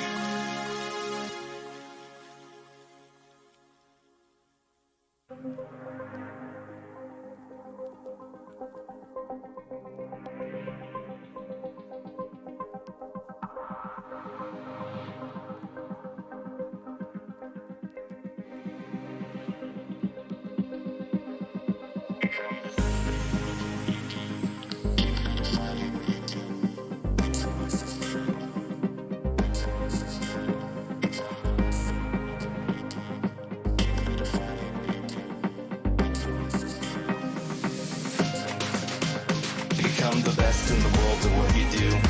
Keep redefining what you do until this is true. Until this is true.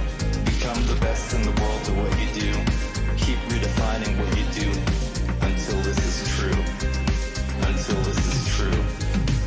If you really want to get paid in this world, you want to be number one at whatever it is that you're doing. Do you know who Akira the Dawn is? Of course, he's amazing. He's amazing. And it can be niche, that's the point. It can literally be you're getting paid for just being you. You know, at this point, some of the most successful people in the world are that way. Oprah gets paid for being Oprah.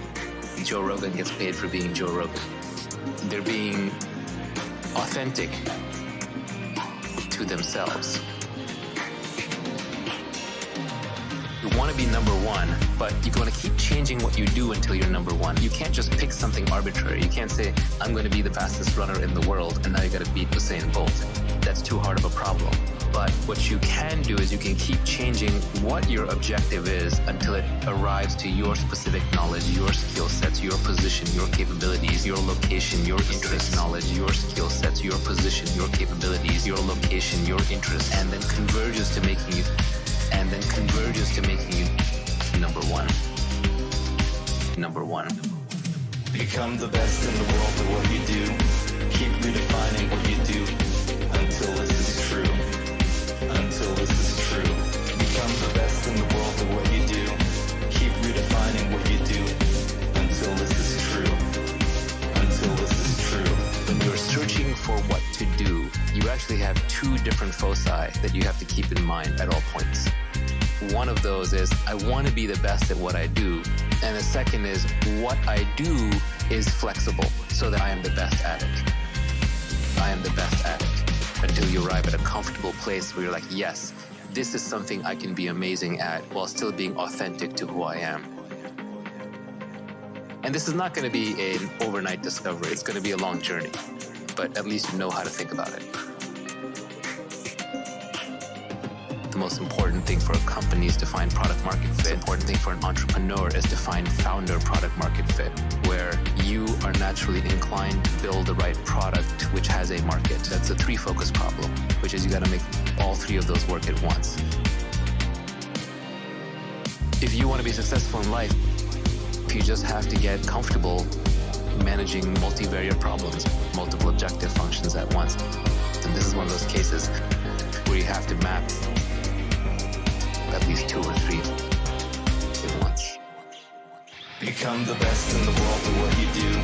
Keep redefining what you do until this is true. Until this is true.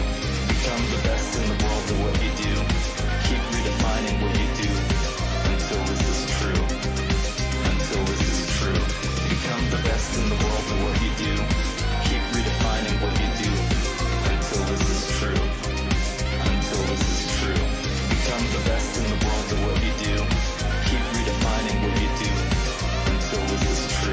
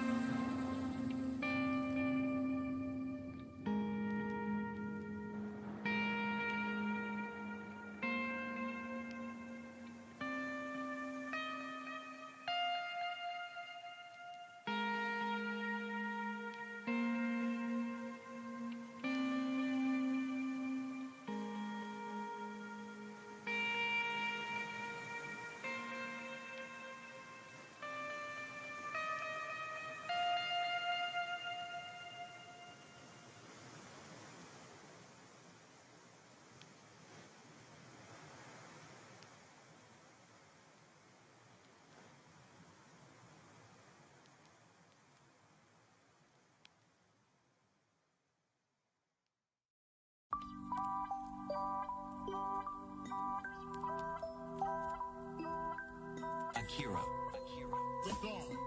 He's got clout. I encounter self-transforming elf machines, which are creatures, entities, perhaps, although they're not made out of matter. They're made out of syntax driving light. It's one of the most challenging parts of the whole psychedelic landscape. Most people can accept the idea of disordered sensory input, recovery of traumatic memory material, but what are we to do with an elf? What are we to do with an elf? What are we to do with an elf? You know, that becomes a little harder to contextualize in psychoanalytic theory, although Jung did a good job when he said autonomous elements can escape from the psyche's control and present themselves as independent entities. I'm not sure he's ever seen a self-transforming elf machine. It's the defining characteristic of the true DMT flash. I mean, it is not subtle. These things mob you like badly trained Rottweilers. They come bounding forward by the dozens, by the hundred. They jump into your body. They jump out of your body. I mean, it maps to some degree over the archetype of the little people, the leprechaun, the fae, and being Irish and being Jungian. I'm willing to entertain, you know, maybe I have a special relationship to this stuff. But then in the Amazon, the people using DMT that I studied, the reason they did it, they said, was to speak with the little people. Was to speak with the little people. What are we to do with an elf? What are we to do with an elf?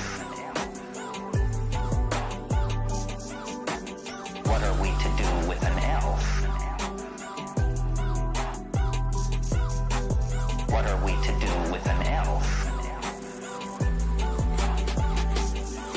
What puzzles me about my contacts with these beings, it conforms to, let's say, the Irish model.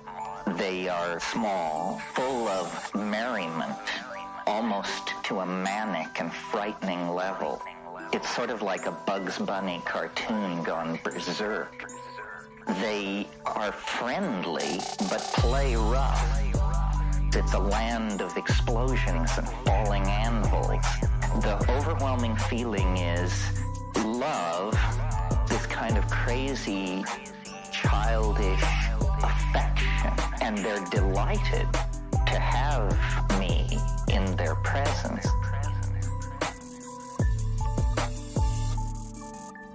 These entities have an agenda. It's a very curious agenda. They use a language which you see. It is made out of sound, but you see it. And the entire point of the encounter seems to be to teach you to do this. They want you to transform your language. They want you to speak elfish. You know, what? If you've never done DMT and you just smoked it and you're 30 seconds into this experience and this is what it's come down to, what are we to do with an elf? What are we to do with an elf? What are we to do with an elf? What are we to do with an elf?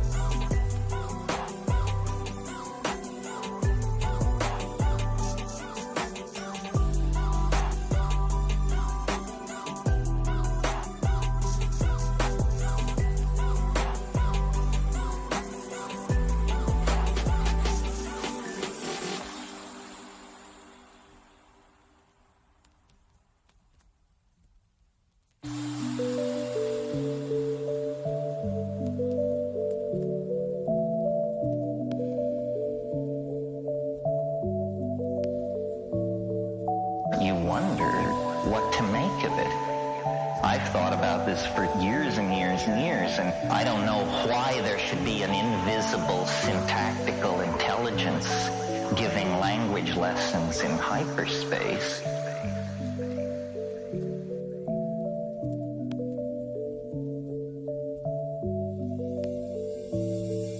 That certainly consistently seems to be what is happening. I've thought a lot about language as a result of that. First of all, it is the most remarkable thing we do. Chomsky showed the deep structure of languages under genetic control, but that's like the assembly language level. Local expressions of language are epigenetic. It seems to me that language is some kind of enterprise of human beings that is not finished. It seems to me that language is some kind of enterprise of human beings that is not finished. We have now left the grunts and the digs of the elbow somewhat in the dust. But the most articulate, brilliantly pronounced and projected English or French or German or Chinese is still a poor carrier of our intent, a very limited bandwidth for the intense compression of data that we are trying to put across to each other.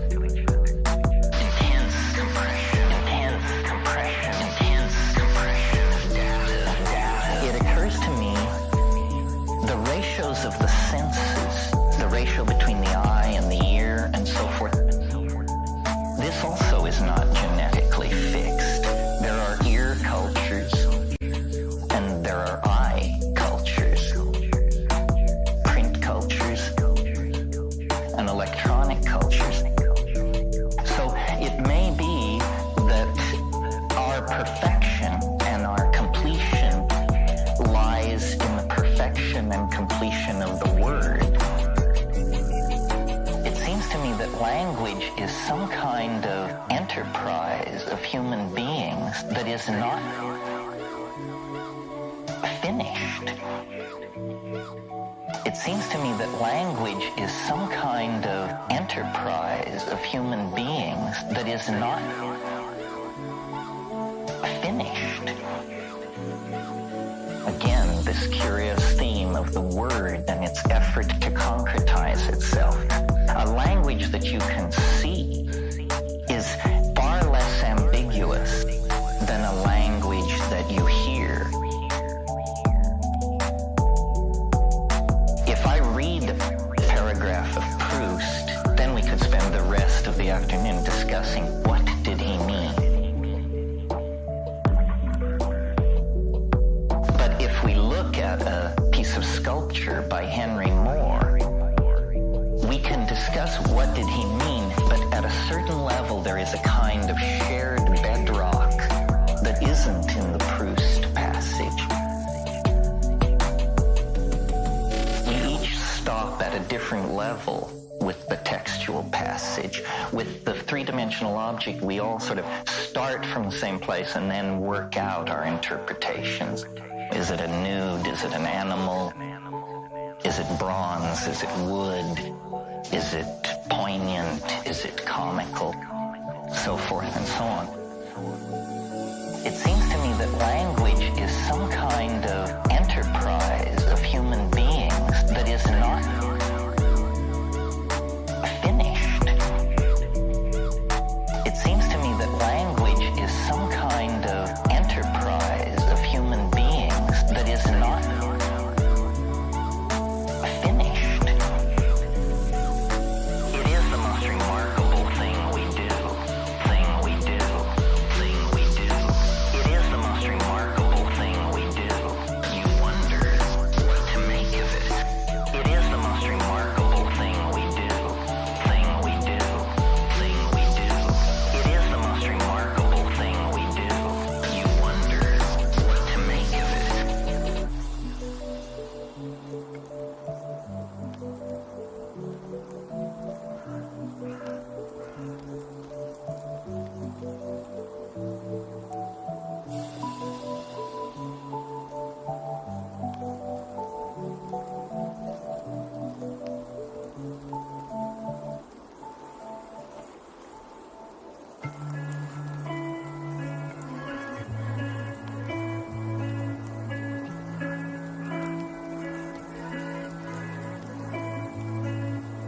this is not a very scientific part of the rap because it's very hard to convince people that there are non-human intelligences this side of Genepel Ganubi.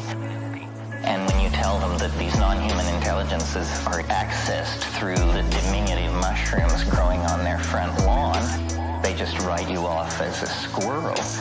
But this question of the non-human intelligences is very, very much on the agenda. All shamans in all times and places have claimed this. The thing that so pleases me about DMT is, a lot of people will not take a psychedelic like LSD or psilocybin or something because it lasts hours and hours.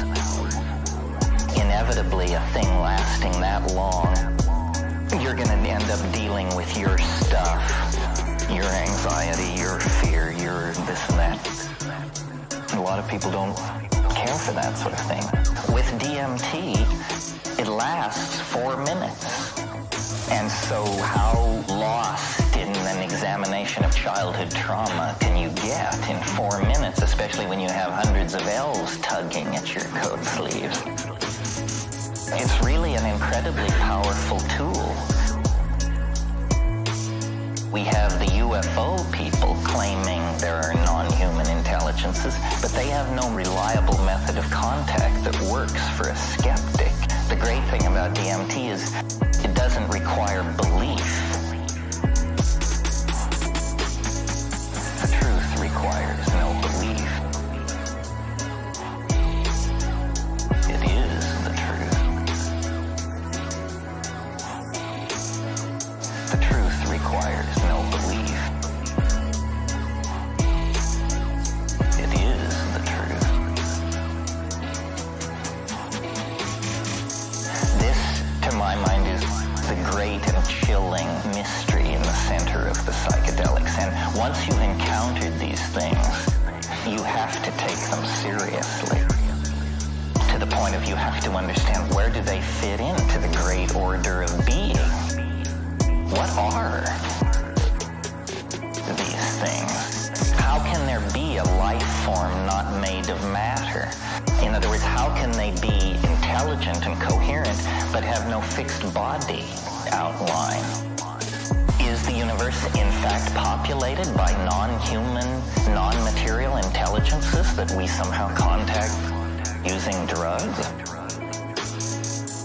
Where are they when you're not there? Is it an ongoing thing? Is something going on this planet? Are these the controllers? Are you getting into a back channel that you're not cleared for? Or, and this is to my mind the most chilling and appalling and exhilarating possibility of all, when you go back over the shamanism thing, you say, you shamans, now where is this all coming from? They will tell you it comes from ancestors.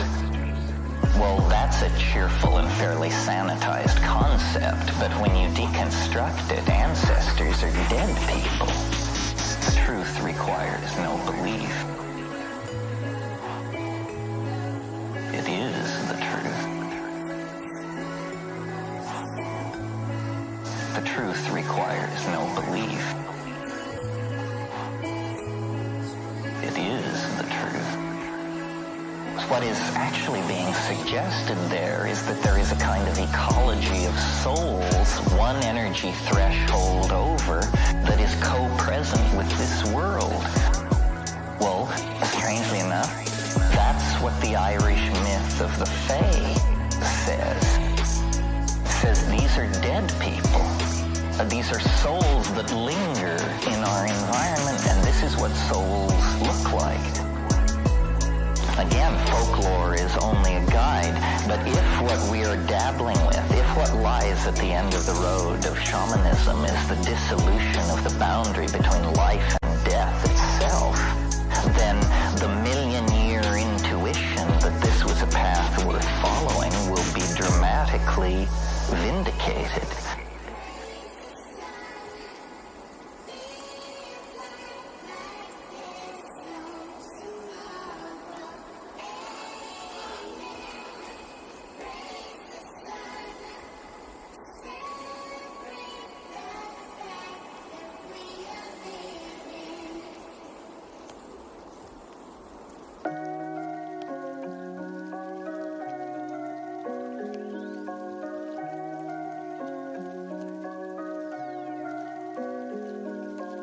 One of the reasons I've preached DMT so furiously is I just want a larger body of people to take it so that we can compare data. We need to understand, how is this possible? It raises a whole host of questions. How has it been kept secret? How can millions of people go to the grave, raise children, hold jobs, the news of a doorway standing that agape hasn't penetrated? I mean, most people believe they're imprisoned in this world. The only hope is maybe 15 years at the ashram and hideous acts of self-abnegation and control. And actually, the boundary between us and an unspeakably bizarre world, it's 30 seconds away at any time, as long as you have DMT. That's appalling to me. I mean, it means we don't know. Yeah, we don't know. We don't know. We don't know. We don't know. We don't know. We don't know. Yeah. We don't know. We don't know. Yeah, we don't know. We don't know. We don't know. The classical myth about leprechauns is they want to keep you. If they catch you, or if you mess with them, they'll hold you. And then you have to bargain your way out. And the bargain is always the solution of a riddle. Notice that what's happening here is it's all about linguistic prowess. It's all about poetic skill. It's all about language ability. Only the eloquent, only the clever, only those who are masters of riddlery and pun are acceptable to these entities. That's what they value. Why? I guess because they're made of language. And they themselves, they're like self-dribbling jeweled basketballs. In other words, they don't have faces or anything. And they use the language to make objects. We don't know. We don't know. Yeah, we don't know. We don't know. We don't know. We don't know. We don't know. We don't know. We don't know. Yeah. We don't know. We don't know. Yeah, we don't know. We don't know. We don't know. That's how this language is different from ordinary English. English, we can make meaning. The DMT language makes objects.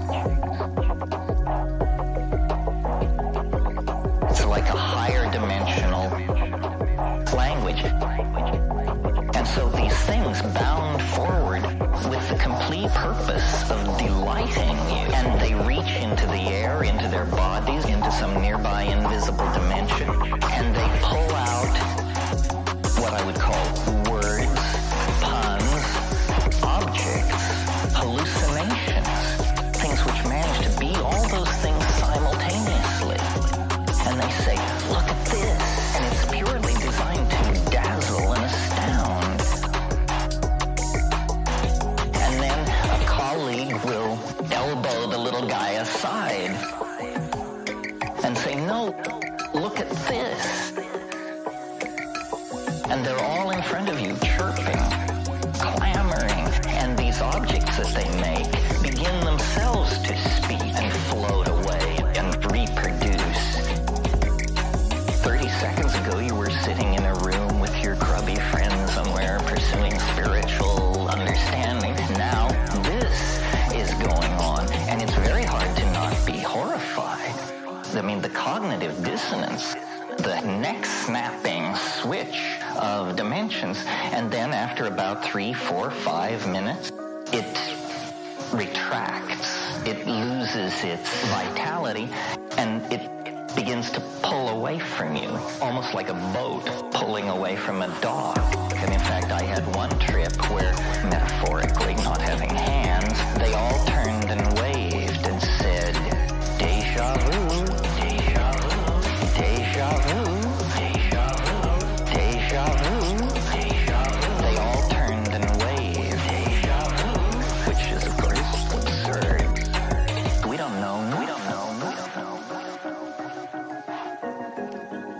Yeah, we don't know nothing. We don't know nothing. We don't know nothing. We don't know nothing. We don't know nothing.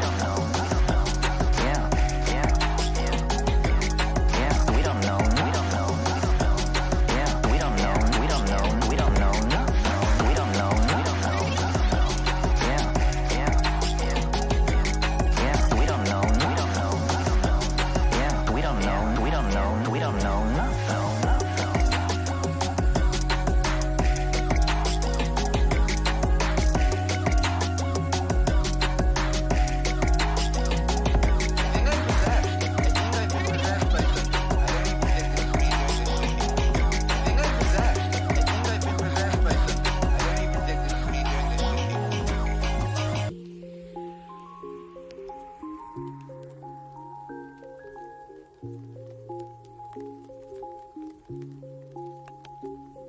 Now, people can say all kinds of things. They can say, well, this is just the autonomous substructures of the psyche manifesting themselves. But sounds to me like a lawyer's explanation. It's hard to smoke DMT, especially if you're not a smoker. It's harsh. Some people don't get enough.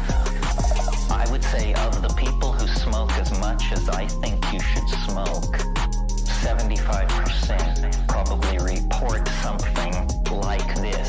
It's hard for people to report. I've had years and years of practice. What I've just told you about this is an incredibly crumpled, compressed, edited version.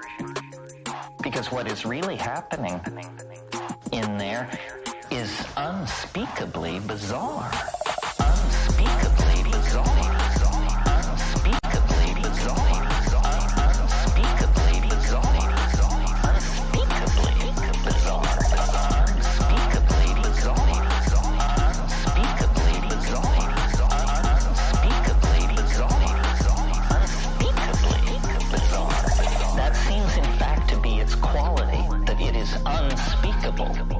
And that therefore, in order to speak of it, you have to make a leap of faith to this higher order glossolalia-like language.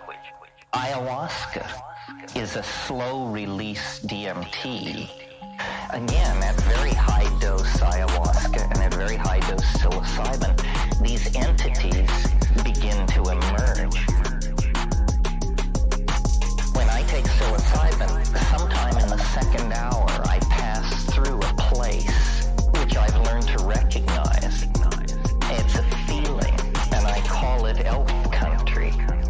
And there are no elves, but there's a feeling. And then I call them,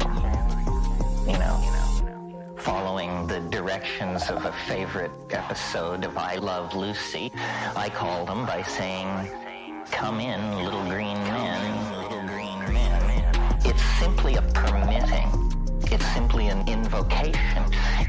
And then they approach like a Newari bear. Unspeakably bizarre. Unspeakably bizarre. Unspeakably bizarre. Unspeakably bizarre. Unspeakably bizarre. Unspeakably bizarre.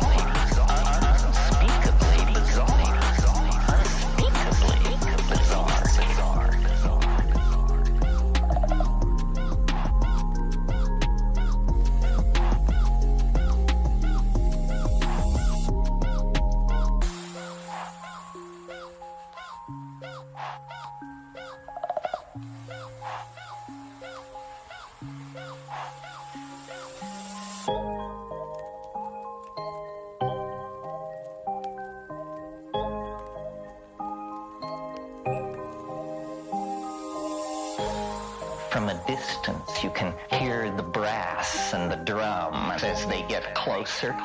And it begins as a sound. Very interesting. It begins as a sound. And as it gets louder, there comes a point where imperceptibly it becomes visible. And then all I can say is it gets bigger. Just like someone marching toward you through three-dimensional space. Marching toward you through three-dimensional space. And so it goes from being a little phenomenon on the horizon of your awareness to you're there, you're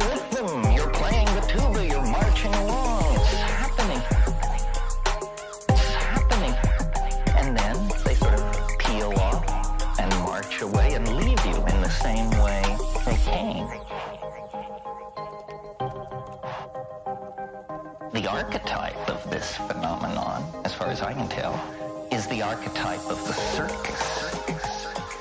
The circus. DMT is somehow the cosmic circus. The circus. The circus. The cosmic circus.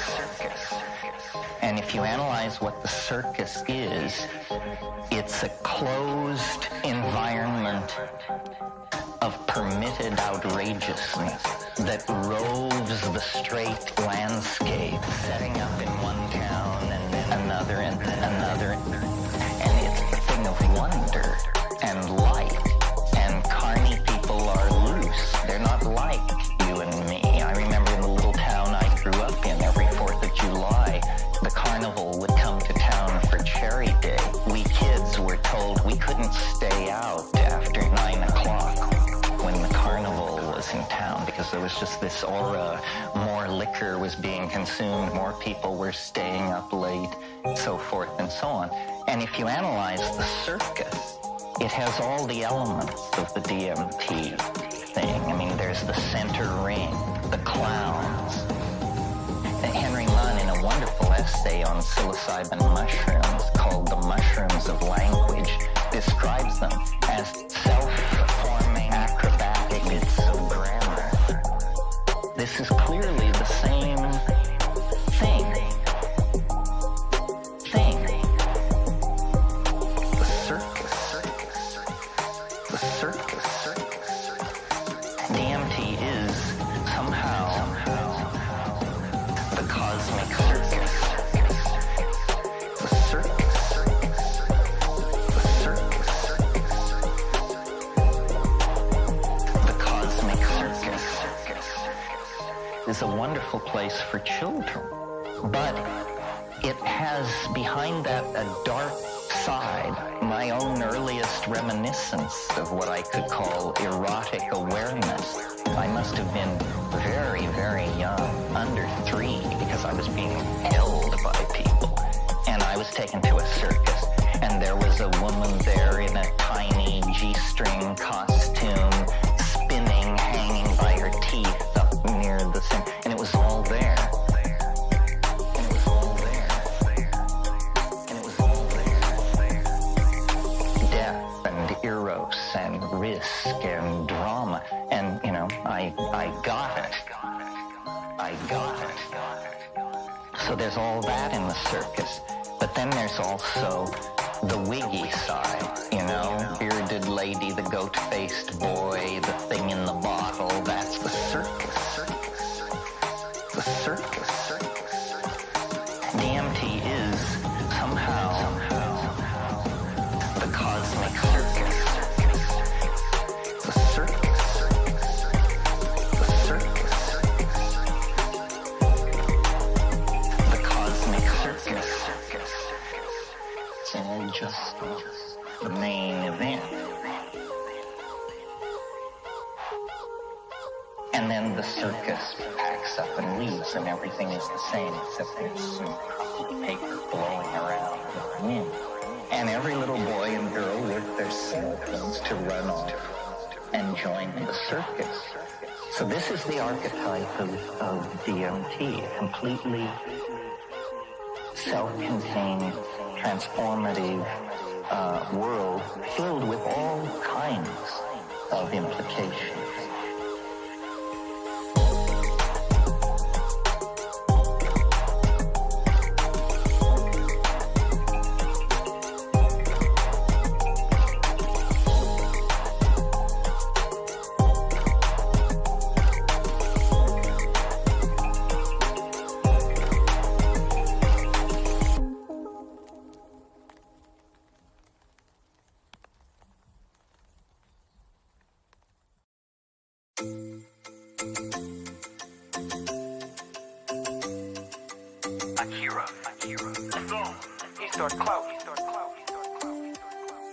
I should make it clear, you know, I don't believe this stuff. I find believing in these high-flown, complicated synthetic systems to come off sort of like pathology. So I entertain ideas, but I don't give belief over. What I do, I'm a meme spreader. What I do, I'm a meme spreader. What I do, I'm a meme spreader. A meme replicator. Naturally, this question arose in our group. Why us? Why us? Why are the aliens revealing the unified field theory of space and time to us? And the mushroom just replied without hesitation. Because you don't believe in anything. And that apparently is what's required. Do you all know that Van Morrison song about no guru, no method, no teacher, just you and me and nature in the garden? I think that's actually where it's at. So what I do, I'm a meme spreader. What I do, I'm a meme spreader. What I do, I'm a meme spreader. A meme replicator. A meme is a terrible thing to waste. A meme is a terrible thing to waste. A meme is a terrible thing to waste. And the purpose of these teaching things is to turn you into fellow replicators of the meme.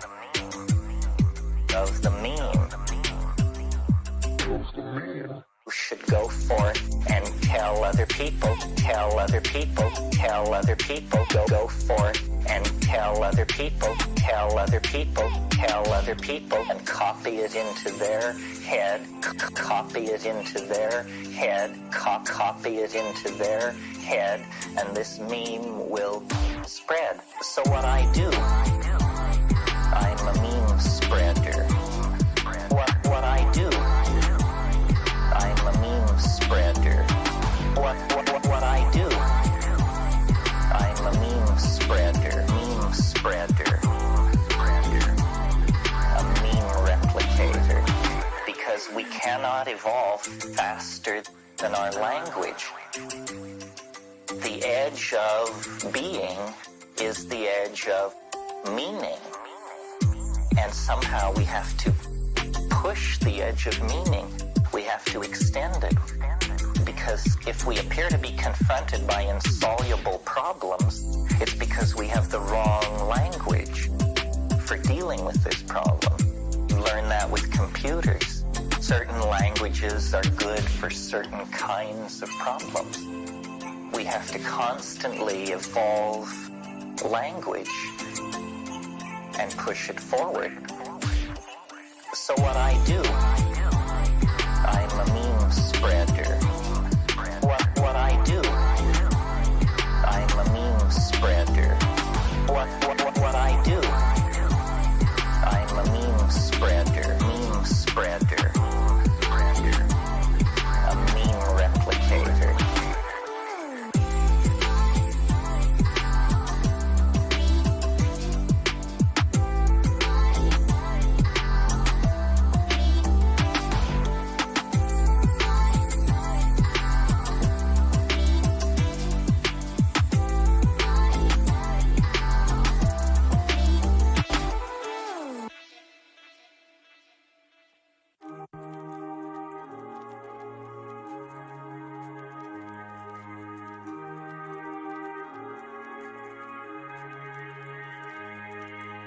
The way I think of the psychedelics is they are catalysts to the imagination.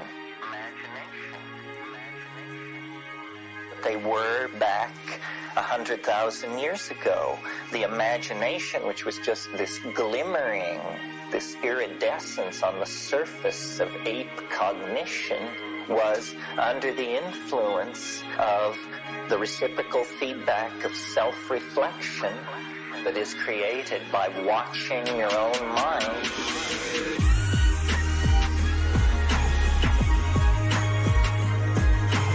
Watching your own mind. Watching your own mind. Watching your own mind. Because it has suddenly become interesting, because it has suddenly been flooded by a psychoactive amine. That iridescence has been coaxed into language, art, architecture, music, poetry, the whole ball of wax. But now we know these things. We can uncover the secret of our origin.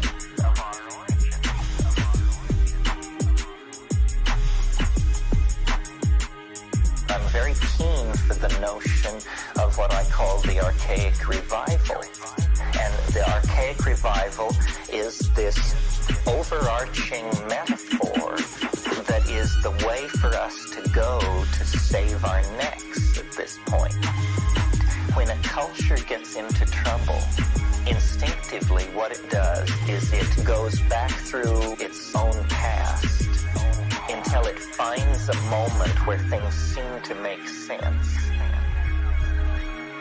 And then it brings that moment forward into the present. The archaic revival brings that moment forward into the present. The archaic revival brings that moment forward into the present. The archaic revival brings that moment forward into the present. When medieval Christianity no longer made sense to a major percentage of the people of Western Europe, the intellectuals of that time instinctively reached backwards into the past, looking for a stable model. And finally they reached the golden age of Periclean Athens. And there they found Plato, Aristotle, the dramatists, and they created classicism. Classicism was brought to birth in the 1400s, 2,000 years after the death of Plato. We are the children of this classical revival, which we call the Renaissance. Our theories of law, our theories of government, our notion of justice, all drawn from classical Greek and Roman models, brought back from the dead 500 years ago by a bunch of Italian investment bankers who thought this was a good model to hang their civilization on. Bring that moment forward into the present.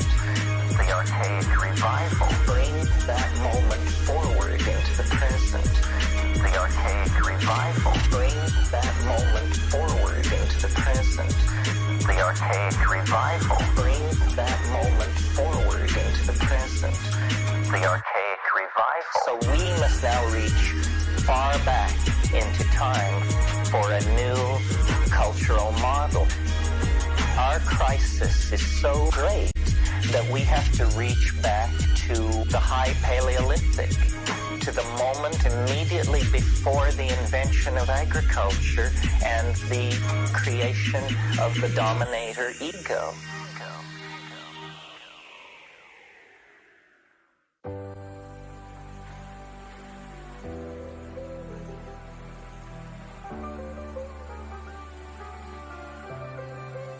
In spite of my nature boy thrust in most contexts, I'm very interested in virtual reality and the idea of making the imagination explicit or interiorizing the exterior world.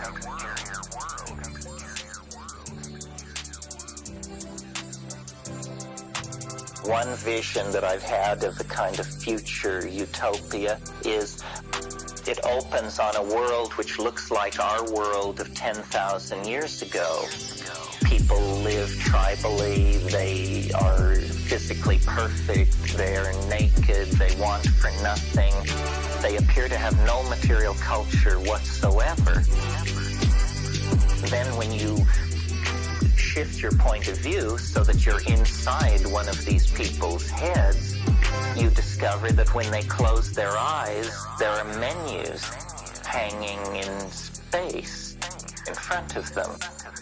And by glancing at these menus with a certain intensity, they are able to make their way into a culture that is entirely three-dimensionally present for them, but which nowhere impinges on the world of three-dimensional space. Sort of the idea that you could have the Vatican Library installed optionally when you have dental work. I don't think this is that far-fetched. I mean, a lot of money is going toward this. Money can be made from this.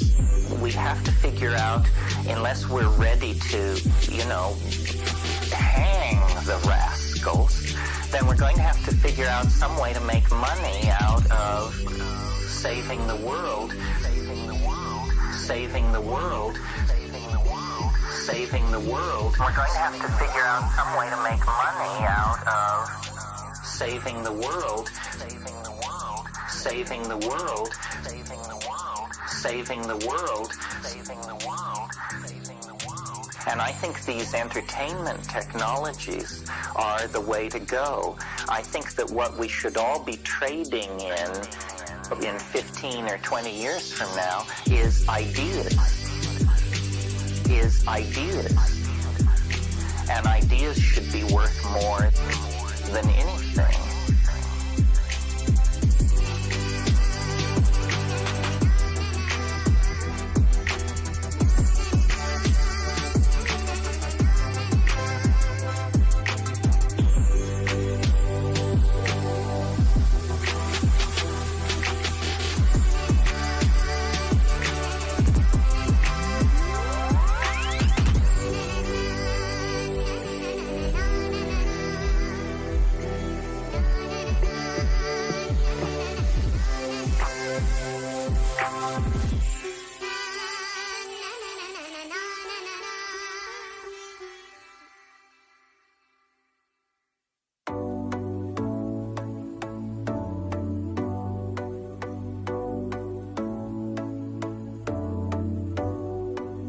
History is just a 25,000-year dash from the trees to the starship. History is just a 25,000-year dash from the trees to the starship. And while it's going on, it's wild and woolly. But it only lasts like that. And then you're in the starship. And then you're in the starship. And then you're in the starship. And then you're in the starship. And then you're in the starship.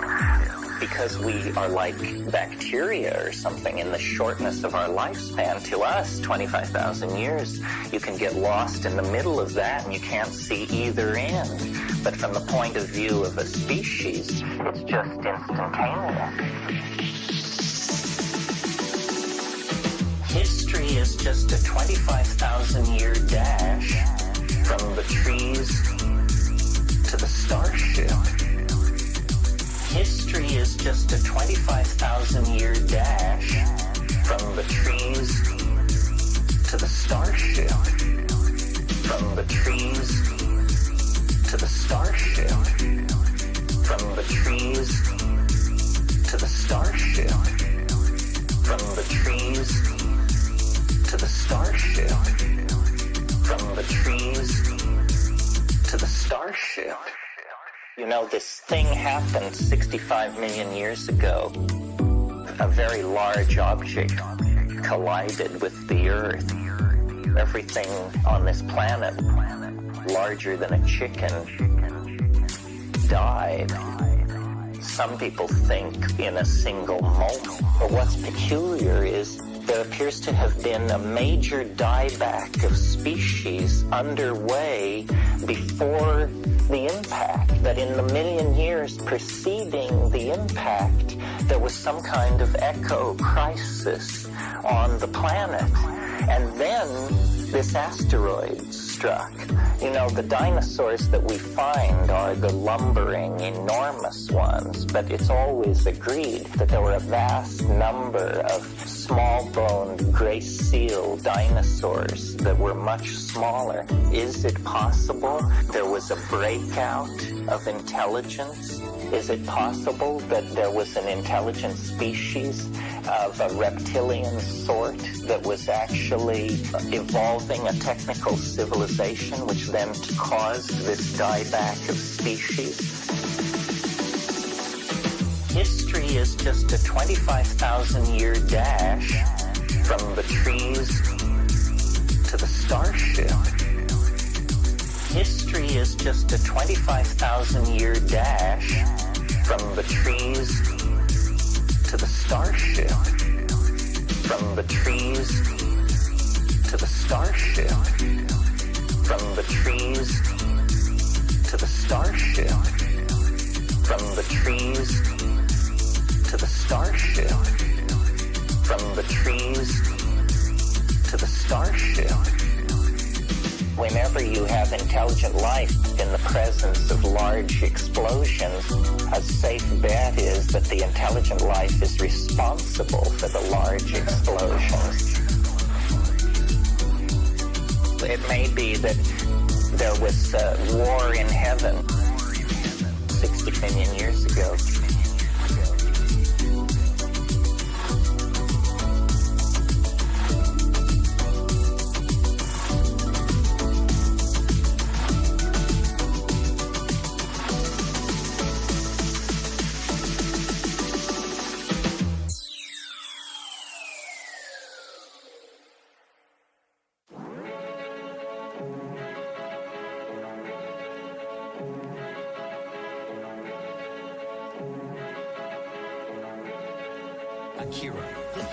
One scenario for solving our problem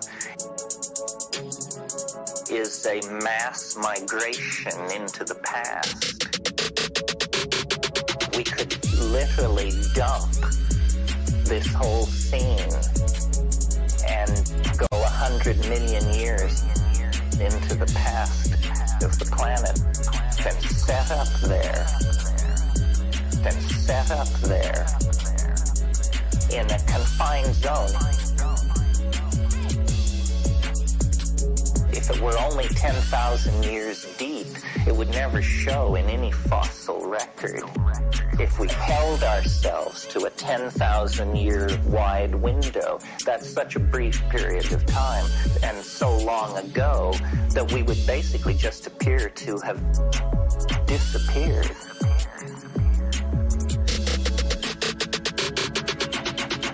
I think this is a haunted planet, and we are a haunted species. I think this is a haunted planet, and we are a haunted species. Every solid body in the solar system is heavily cratered. I think this is a haunted planet, and we are a haunted species. Some of these craters are planet smashers. There is considerable and ever-increasing evidence that the cosmic neighborhood is fairly unstable. Is it possible that biology is somehow prescient, that biology somehow exists in eternity and knows the fate of the planet, and that what we are is a desperate strategy of escape, and that the planet actually can sense the possibility of a complete life-destroying asteroidal impact? I think this is a haunted planet, and we are a haunted species. I think this is a haunted planet, and we are a haunted species. Every solid body in the solar system is heavily cratered. I think this is a haunted planet, and we are a haunted species. A species, a bipedal monkey with binocular vision, has been led into the antechamber of nature's secrets in order to build machineries and unleash energies sufficient to either deflect that incoming object or flee the planet in anticipation of it.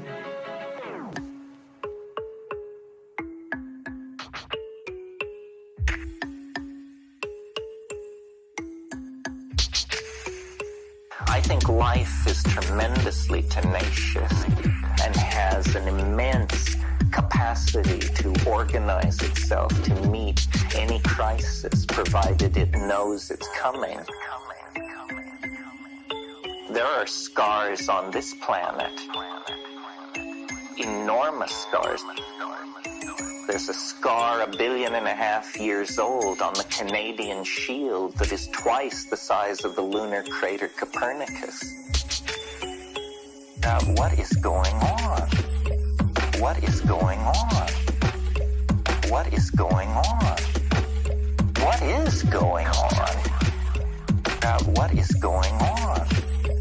What is going on? What is going on? What is going on? This thing that came down 50,000 years ago out near Flagstaff, Arizona, that was a tiny object. It was something like 30 meters across. It was moving 9 times the speed of a rifle bullet. It was 6 miles into the earth in the first second of impact. Everything within 800 miles died instantly. And this was a nothing burger, this thing. An object 500 meters across the planet would ring like a gong for 10,000 years. The thing which killed the dinosaurs, they now believe they have the impact point. At the time of the impact, the entire area was a shallow ocean. But what I find eerie about the location of this impact point is 65 million years afterwards, on this exact spot, a civilization will arise obsessed with the end of time. A civilization will arise obsessed with the end of time and determined to give a date to it. It's within 110 miles of Chichen Itza. It's near Zebel Chaltun. It's right in the heart of classic Maya country. What is going on? What is going on? What is going on? What is going on? What is going on? What is going on? What is going on? What is going on?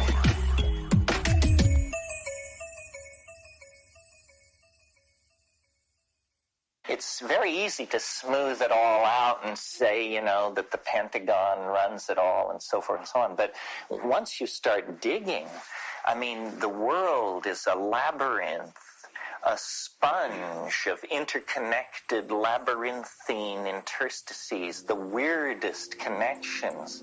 Who knew who and what they were doing about it. And then, these reports that come in, and some are false and some are true, but the sum total of it all is to paint a picture of excruciating weirdness.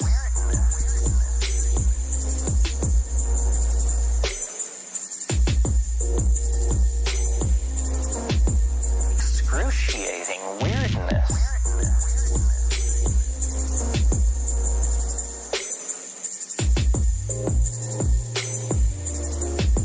Excruciating weirdness. People are just not pushing the right buttons. I guarantee you take 5 dried grams of psilocybin in silent darkness in your own living room on a Saturday night. You will see things no one has ever seen before and no one will ever see again.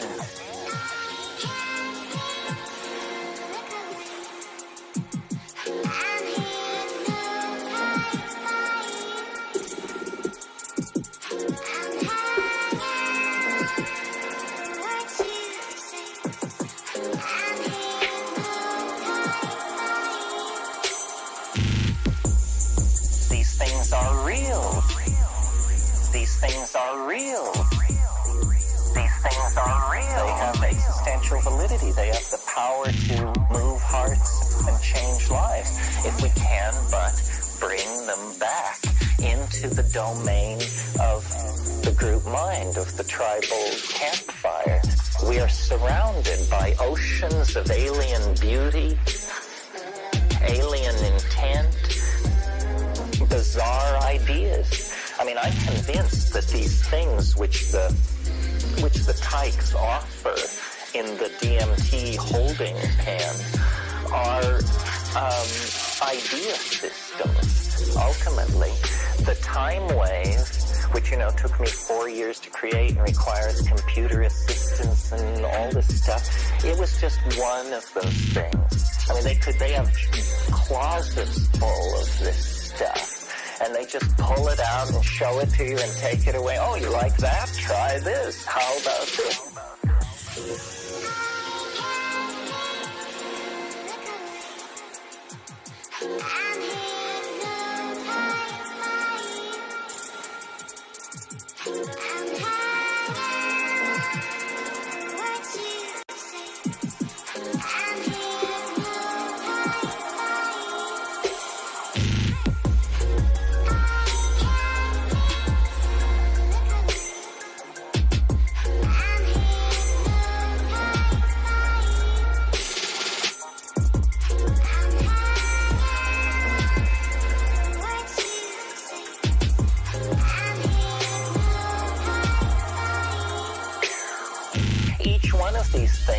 Stretches the monkey mind to its limits.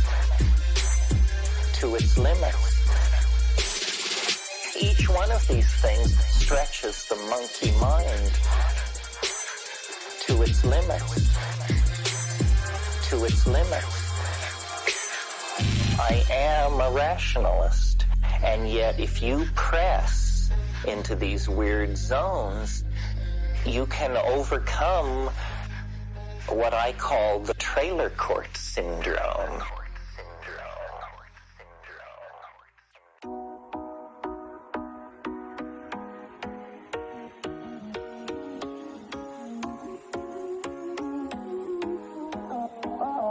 Crop circles are such fun. It is a wonderful example of my contention that the world is made of language. Because whatever the crop circles are, what they are is glyphs of some sort. I mean, they are designed to be seen. It would be absurd to maintain that someone was trying not to be seen.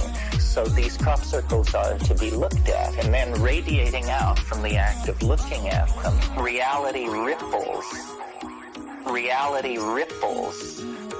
Reality ripples like air above a desert highway. No one seems to think it's weird that all of these Earth Mysteries people in England, this tremendous mystery just happens to be within a 3-hour drive of their front door. I mean, why isn't it happening in the steppes of Central Asia? Obviously, it seems to me, it is to be seen by the very people who would then offer an explanation of it. Well, now, Jacques Vallée is the person who pioneered in the study of flying saucers. He said the way to understand flying saucers is don't ask who's inside or where do they come from. Ask what effect are they having. If you assume they are succeeding in what they want to do, then watch what they do and you will see what their purpose is. See what their purpose is. Okay, so what effect are the crop circles having? They are a magnet for the fringe establishment of the British Isles to come out of the woodwork and proclaim the imminence of some great event. And they have come more and more out on this limb. What I speculated to Rupert was that MI5, which is British intelligence, it's possible that they could actually view the New Age as a resurgence of paganism that threatens the Christian establishment of Anglican England.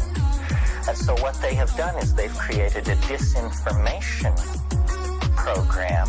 They will lure all these people out onto this limb where they are all saying, you know, couldn't be done by human beings, absolutely beyond the power of science to explain. And then they will reveal a team of MI5 folks who say, you know, watch, we'll do it for world TV. You people are all flakes. You should never have gained the power in this society that you have. And now you do have to go find honest work.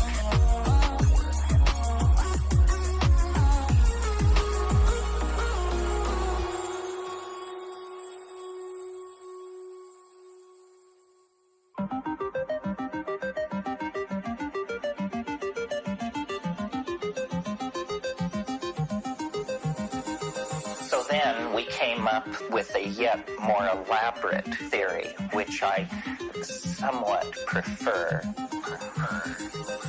The only country that has really taken an interest in these crop circles, other than the English themselves, are the Japanese. This has gotten immense coverage in Japan, in the popular press. When you go to these crop circles, the number of Japanese is astonishing.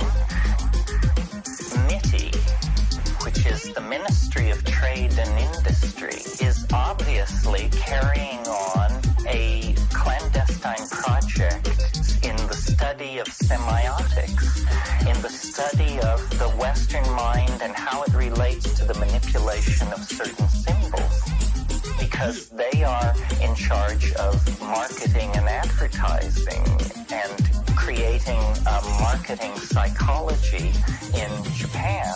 So what I think we're dealing with here is a ultra-clandestine team of ninja stem snappers who pose as Japanese tourists and television crews and so forth, and then at the drop of a hat can flash into this Zen stem snapping mode, create these things, and the press that it generates and the discussion provides a very deep index into the English mind.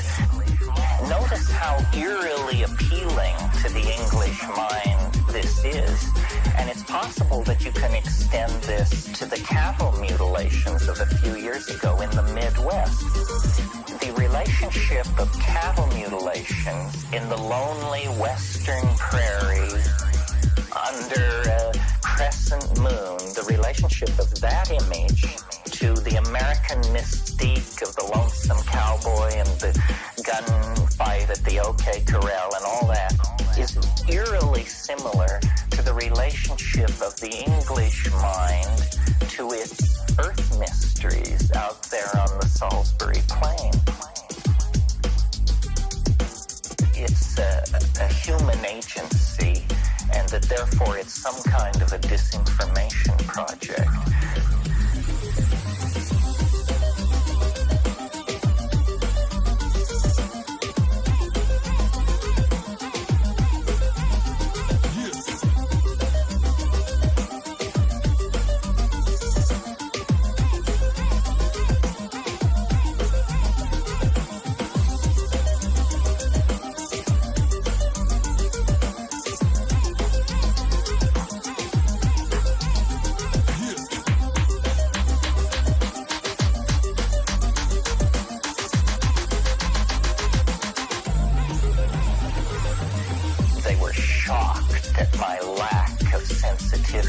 To the emerging messages from the telluric depths of the suffering earth. Hey, maybe it's happening, but you know, I was raised in the tradition of Occam's razor, which says hypotheses should not be multiplied without necessity, and I saw no necessity of reaching out to that. I should make it clear, you know, I don't believe this stuff. I don't believe this stuff. I don't believe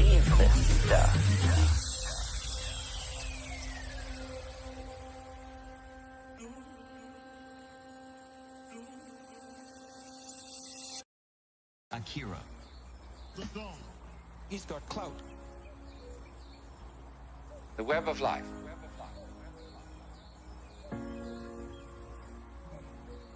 Let me try from the first to indicate the point that we're aiming at.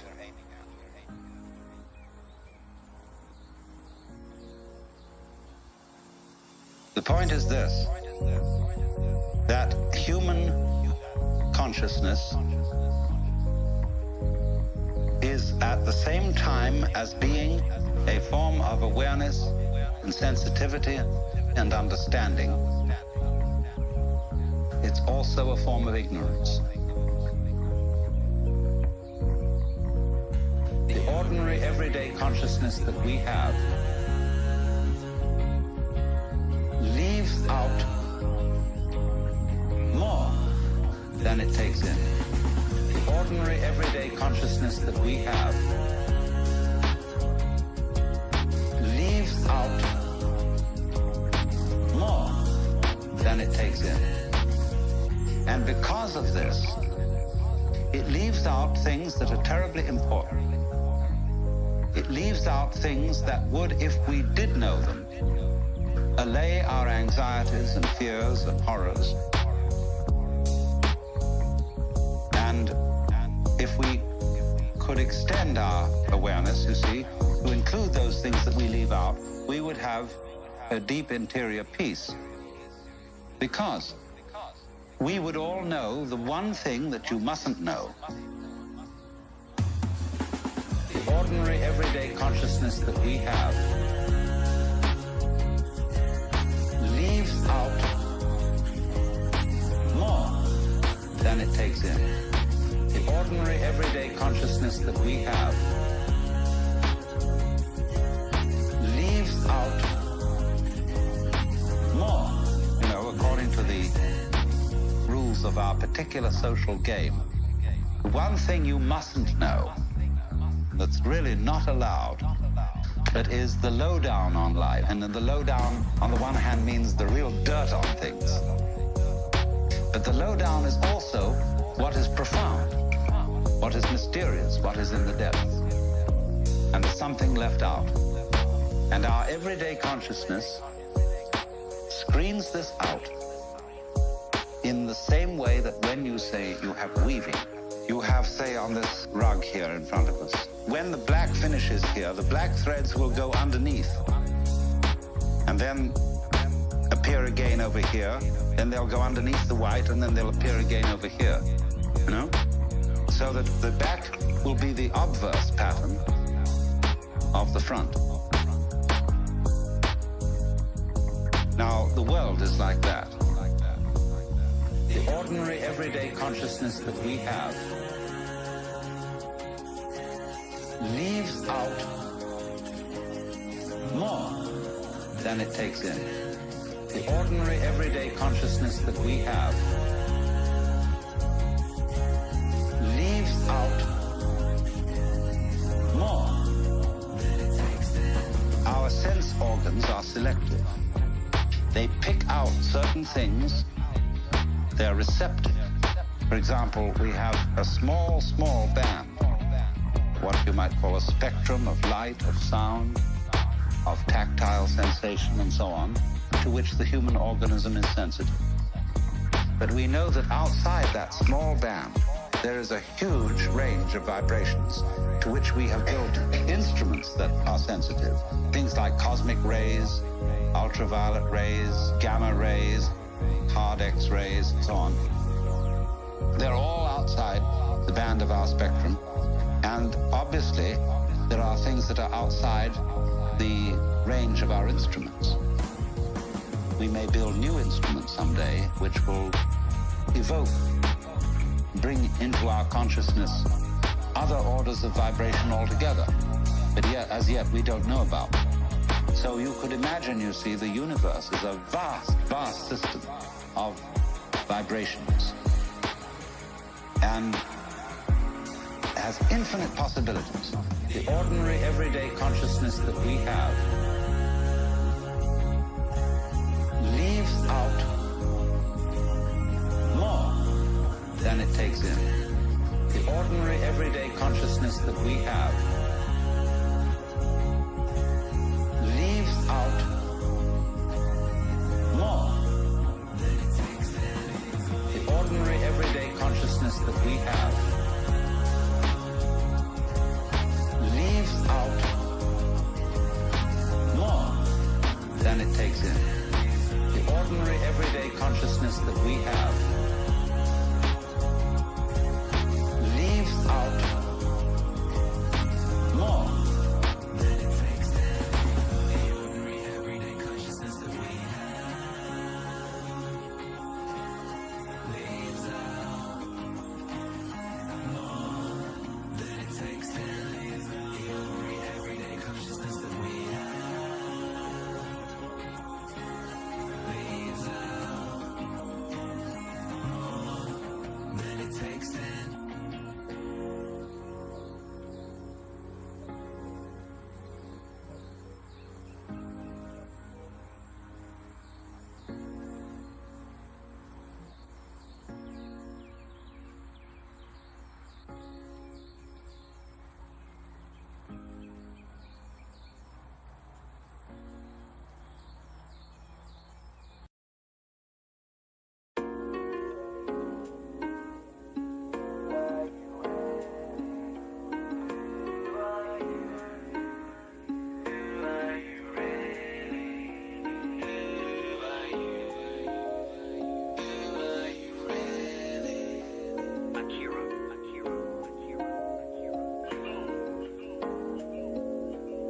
All these vibrations, you know, are like the strings on a harp.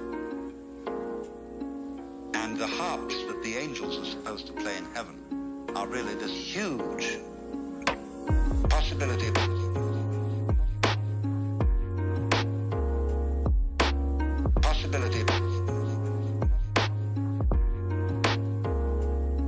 See, when you play the harp, you select strings. You don't play all the strings. It's stupid to just run your finger along the whole edge of the harp, back and forth, and go. What you do is you pick out with your fingers, select just like on the piano, you know, go. You pick out certain notes, and these make the patterns. But at the same time as you pick out, you reject what you don't pick out.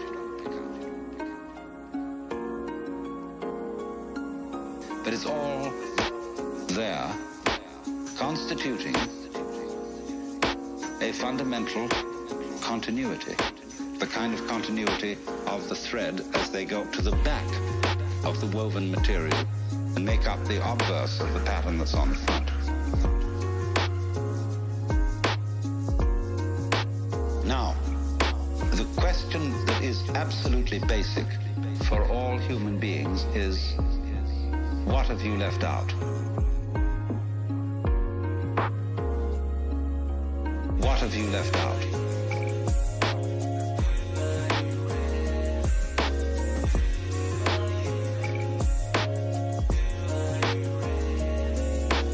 What have you left out? Really? You are focused on certain things that constitute what you call everyday reality. Look, you single out people and you see them sitting all around. Sitting all around. And you know there are things that are really there. And then behind the people are the houses or whatever we live in, the earth, and behind all that the sky, and so on. But we see the world as a collection of rather disjointed events and things. And I might say to you as you came in here today, now, my goodness, you all forgot something. What did you forget? You think, my goodness, did I put my pants on? Did I wear a sweater? Did I put my glasses and my hair on, or my wig or whatever? No, it's none of that. Or something you forgot. See, everybody's forgotten something. See, we left it out. Just missed it. See? And so I can bring this out, what you've forgotten, if I ask you, who are you? Well, you say, I'm Paul Jones, or whatever your name happens to be. I say, oh, no, don't give me that stuff. Who are you, really? Who are you?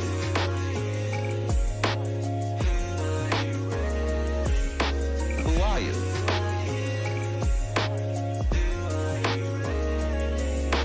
Who are you? Who are you, really? And you think, whoa, of course I'm just me. No, don't give me that. I don't want to hear all that nonsense. You're playing a trick on me. Really, deep down, who are you? I don't know. Well, that's the thing to find out. That's the thing that's been forgotten. See, that's the underside of the tapestry, the thing that's been left out. Because what we are carefully taught to ignore is that every one of us, fundamentally, deep inside, is an act of, a function of, a performance of, a manifestation of the works. The whole blinking cosmos, with all its galaxies, and forever and ever and ever, whatever it is beyond that. What you might call God in the Western tradition, or Brahman in Hindu philosophy, or Tao in Chinese. Every one of us is really that, but we are pretending we aren't. And we are pretending with tremendous skill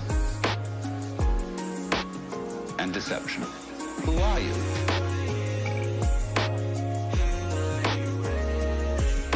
Who are you?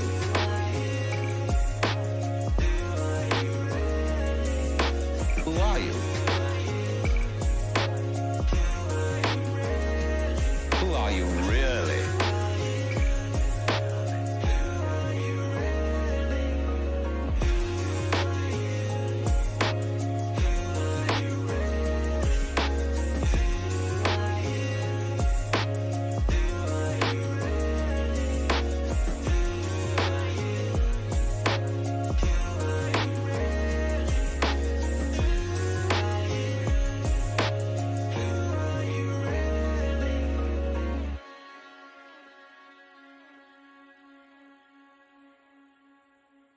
Now, what I would call a really swinging human being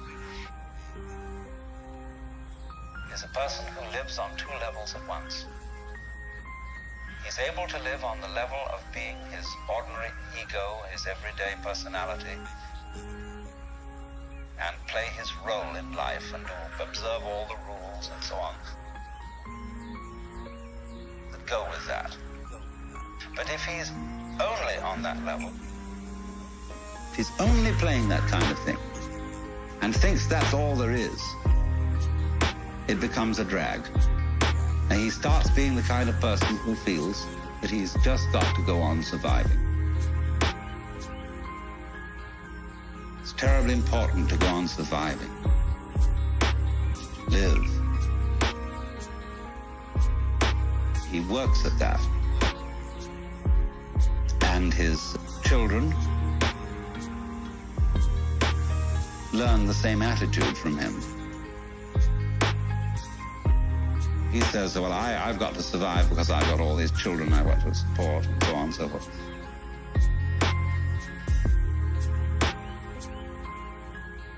And then they take the same attitude. They breed up children, and they feel compulsive about supporting them. They've got to go on. And so nobody really has any fun. It's just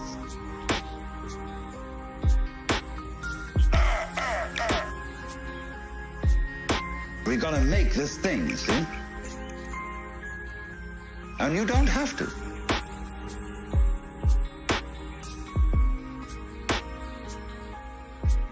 See, whenever I get somebody who comes to me and says, I really can't go on and I have to commit suicide,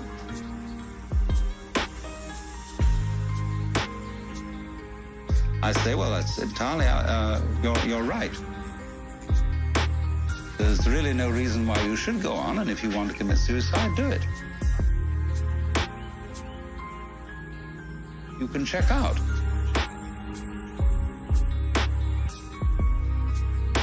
Of course, this reduces anxiety when they feel free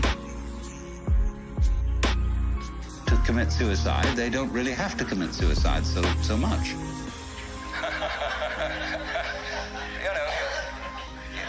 You can commit partial suicide.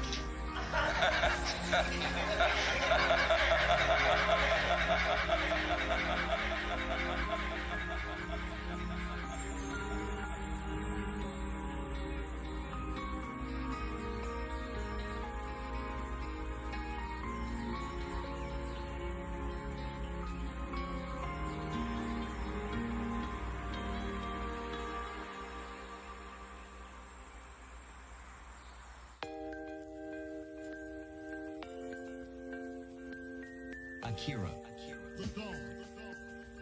He's got clout. The sense that you just have to go on living. That life is a must. When you say to anything spontaneous, see, life is spontaneous.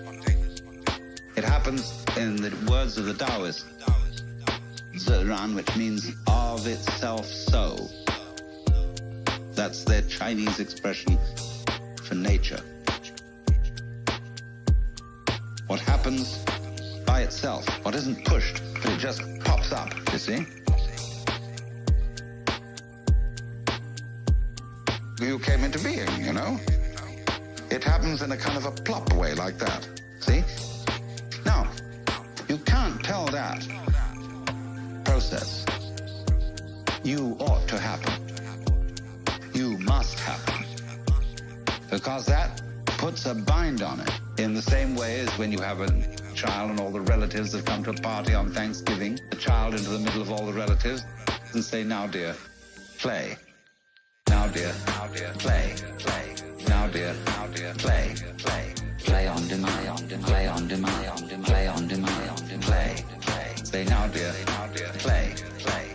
Now dear, play, play. Play on demand, play on demand, play on demand, play.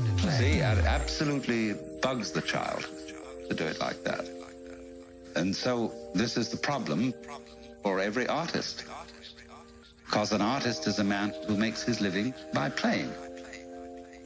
Whether he's dancing, painting, or playing music, or whatever it is. And he has to overcome this problem. He has to know how to play in public at a given time on an appointment. See? Now that's not an easy thing to learn. But when you catch on to the trick of it, you can do it. To play on demand. That's the hardest lesson of life. To contrive what is called by my Japanese artist friend Saburo Hasegawa a controlled accident. Now dear, play, play. Now dear, play, play. Play on demand, play on demand, play on demand, play, play. Say now dear, play, play. Now dear, play, play. Play on demand, play on demand, play on demand, play, play. Now dear, play, play. Now dear, play, play. Play on demand, play on demand, play on demand, play, play. Say now dear, play, play. Now dear, play, play. Play on demand, play on demand, play on demand, play, play.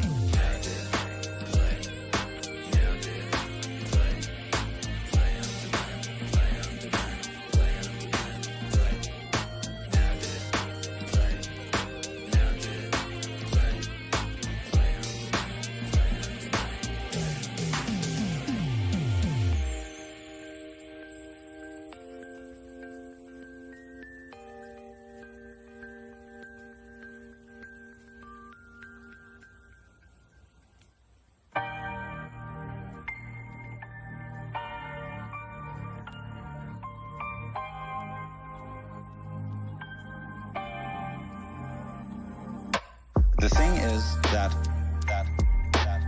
we have been educated to use our minds in a certain way, a way that ignores or screens out the fact that every one of us is an aperture through which the whole cosmos looks out.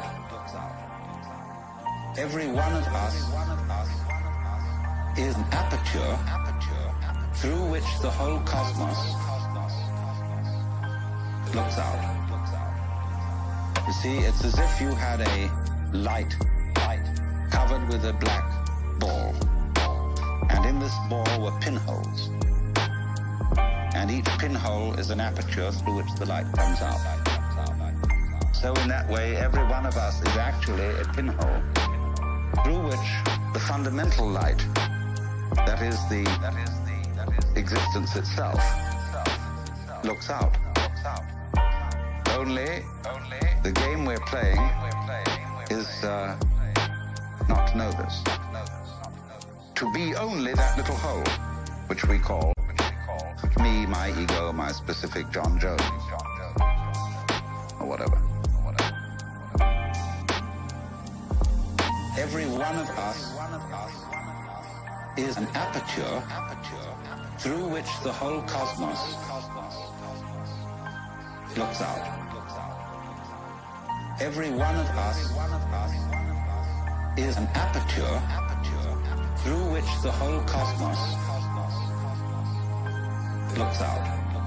If we can maintain at the same time the sense of being this specific John Jones with his role in life, or whatever, and know also underneath this that we are the whole works, you get a very marvelous and agreeable arrangement. A most remarkable harmoniousness. I mean, it gives one's life a great sense of joy and exuberance if you can carry on these two things at once. If you, in other words, you know that all the serious predicaments of life are a game.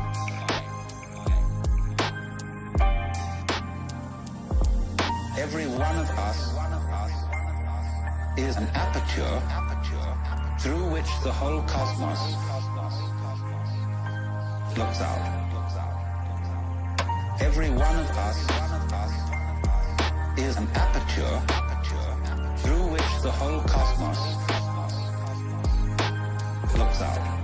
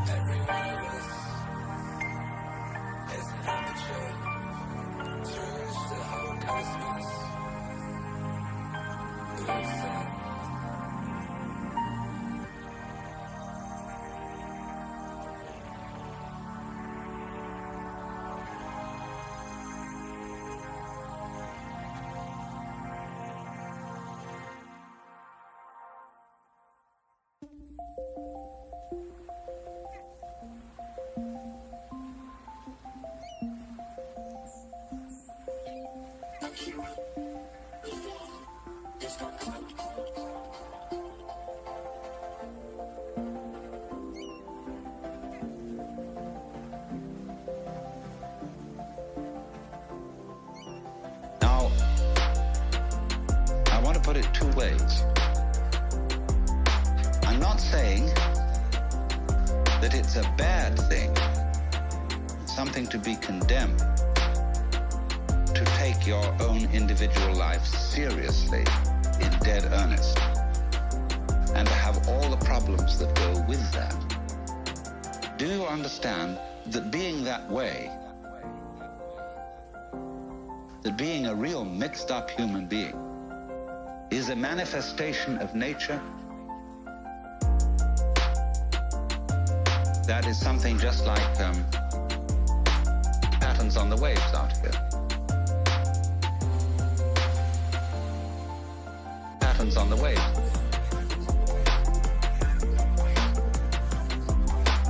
Patterns on the wave.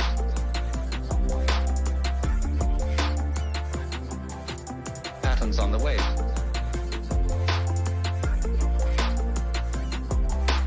Patterns on the wave.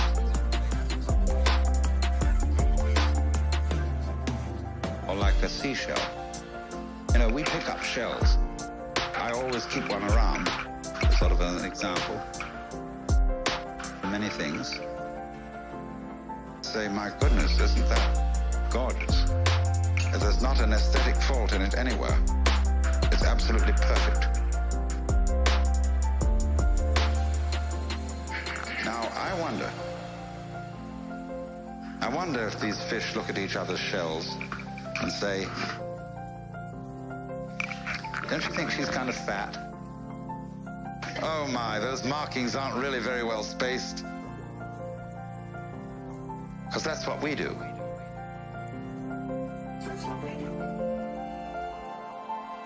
Patterns on the wave.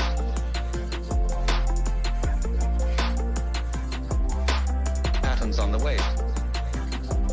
That's what we do. Patterns on the wave.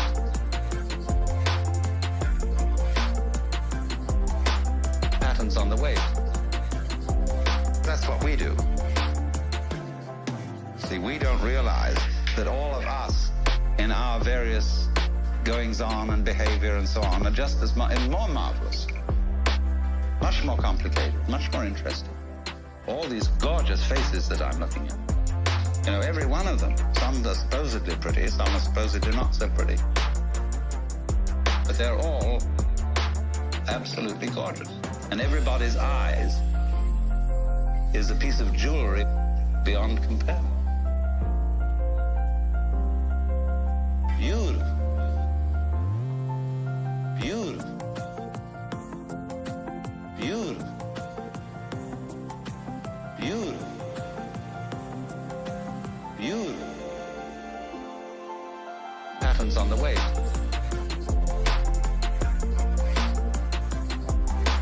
Patterns on the wave.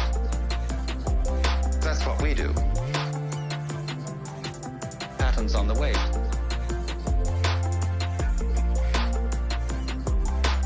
Patterns on the wave. That's what we do.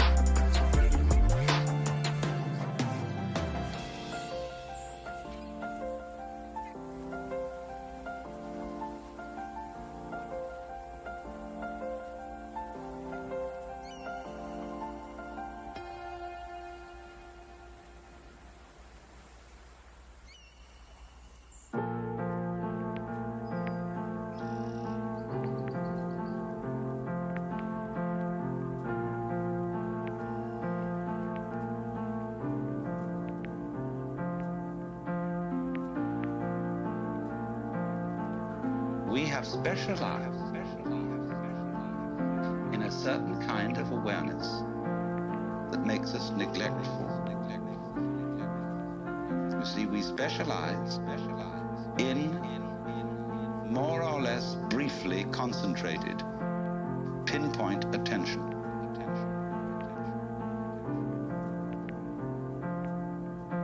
We look at this and we look at that. And we select from all the things we might possibly be aware of, only certain things. And as a result of that, we leave out of our everyday consciousness one amazing beauty of experience that we never see at all. And on the other hand, the very deep thing, the sense of our basic identity, unity with, oneness with the total process of being. See, because we're staring, as it were, at certain features of the landscape, we don't see the background.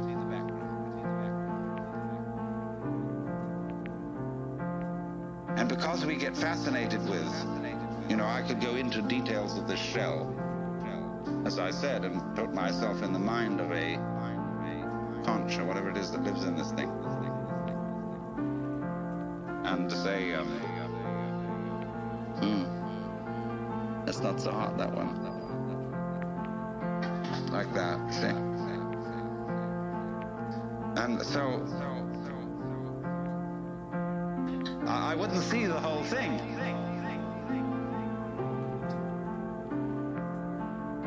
But when I look at it like this, when anybody looks at it like that, we say, oh my God, isn't that gorgeous?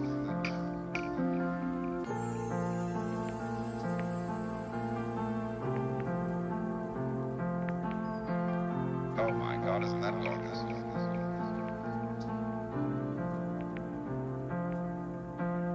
Oh my God, isn't that gorgeous?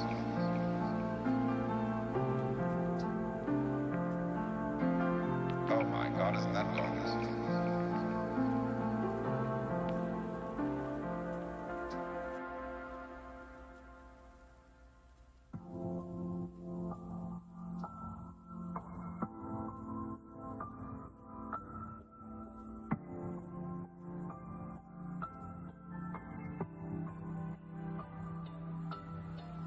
Another way of talking about the web is that there are different levels of magnification.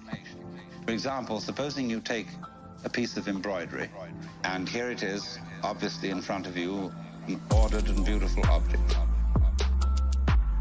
Then you take out a microscope, and you look at the individual threads.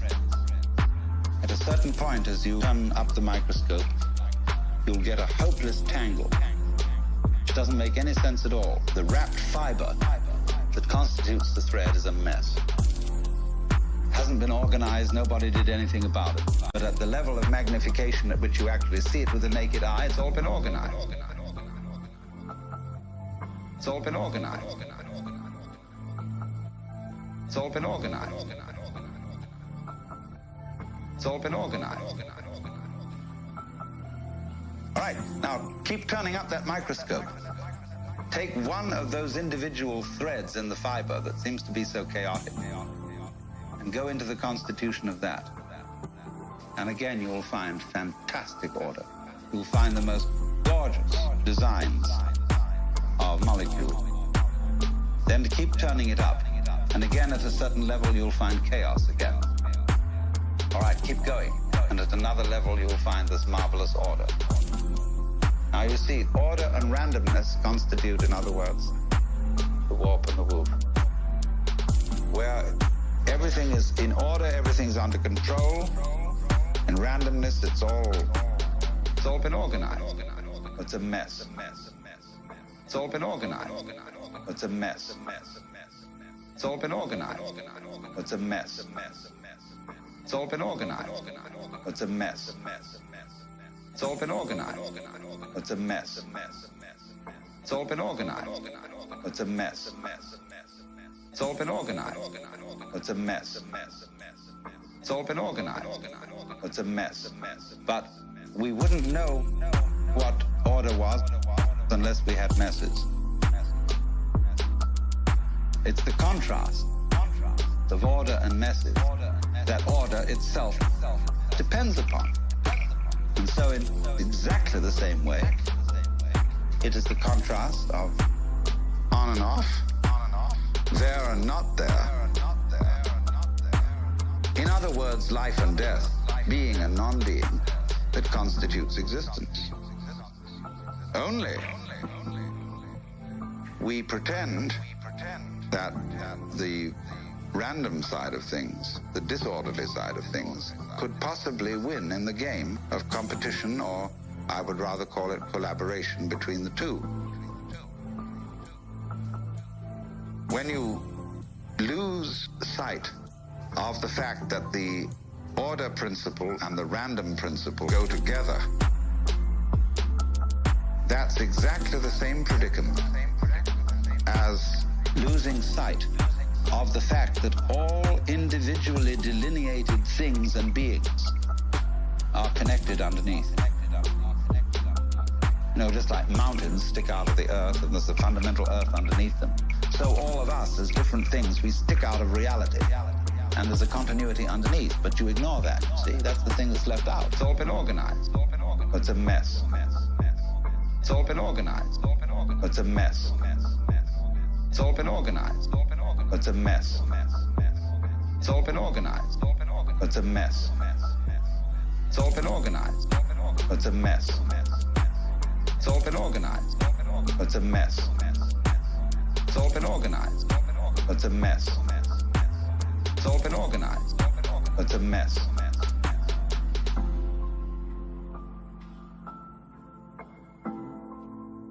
See, I'm just giving you many examples of the same principle.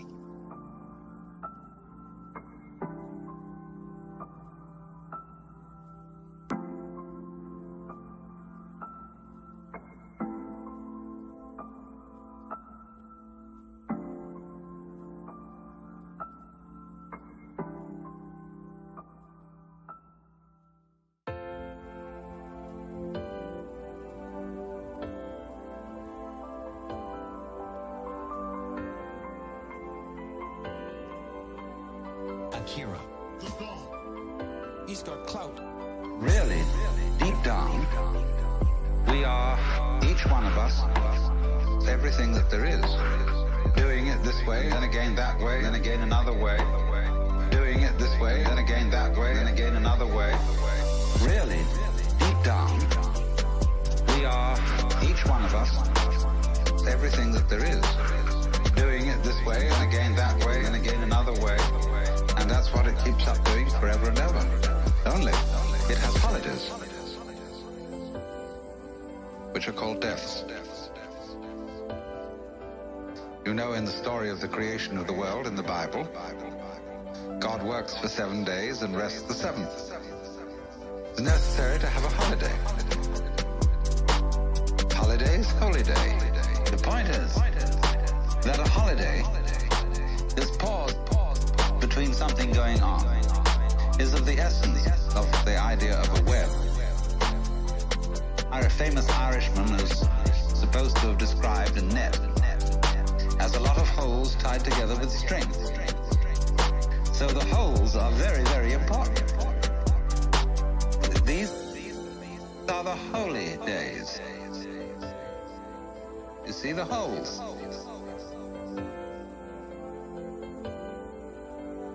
This all goes together. Really, deep down, we are, each one of us, everything that there is. Doing it this way, and again that way, and again another way. Doing it this way, and again that way, and again another way. Really, deep down, we are, each one of us, everything that there is. Doing it this way, and again that way, and again another way. And that's what it keeps up doing forever and ever.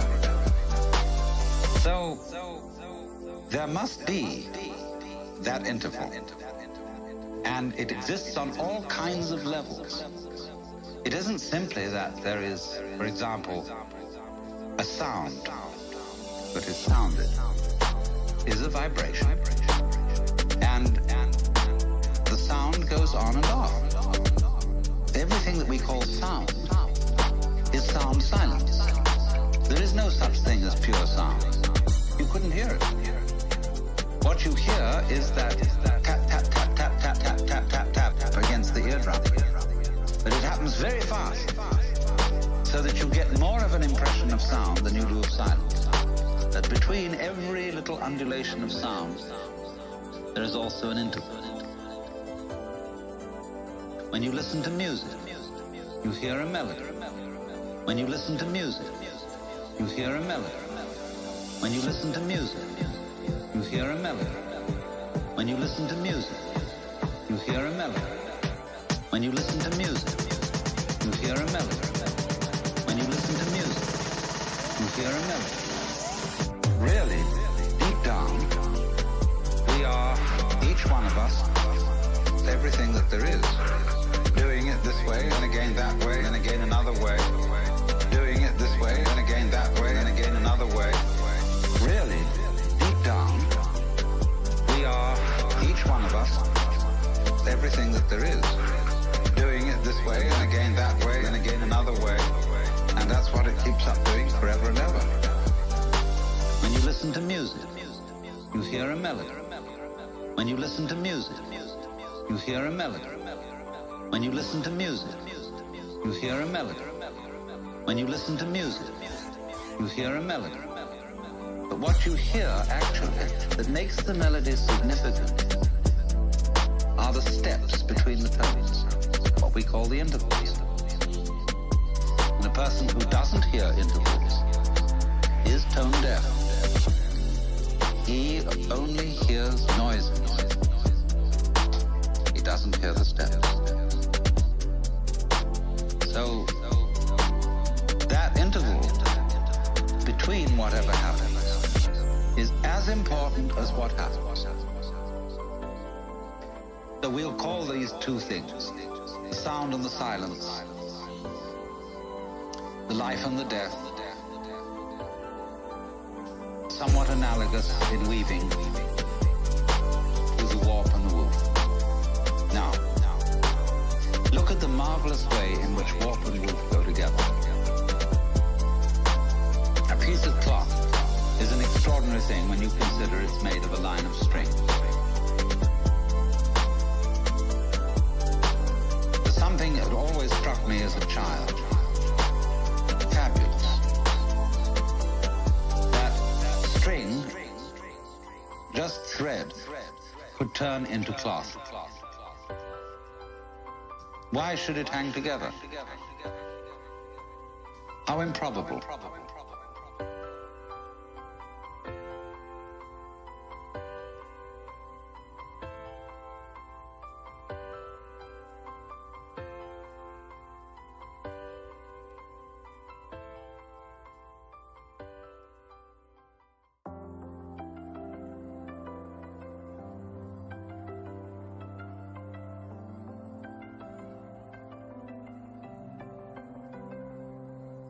My mother was a very great artist in embroidery. Absolutely fabulous work. And she could do everything with thread. Sewing, knitting, embroidery, make tapestries, repair tapestries. Oh, just fabulous work. So I've grown up in a background where thread enormous importance. She made her living this way for a while. So I was always amazed at the way you take a ball of wool with knitting needles, suddenly it turns into a sweater. Fantastic. But I found out, you see, the secret of this, which is that it will do this, it will hold together by this combination of warp and woof. Warp and woof. This process where one thread goes under the other, omits the next, goes under the other, warp and woof. Warp and woof. And then the next thing does the same thing but in the opposite way. Connect that. And they hold each other up. For example, you can put two sticks of wood and lean them against each other, and they'll stand up.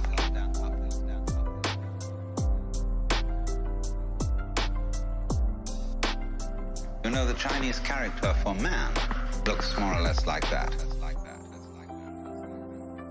And although this is simply the brush form, brush abbreviation of what were originally the legs of a little human stick figure.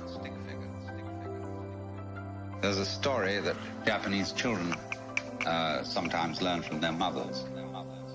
The reason this is the character for man is that two sticks lent together as I described will keep each other up. And the one depends on the other.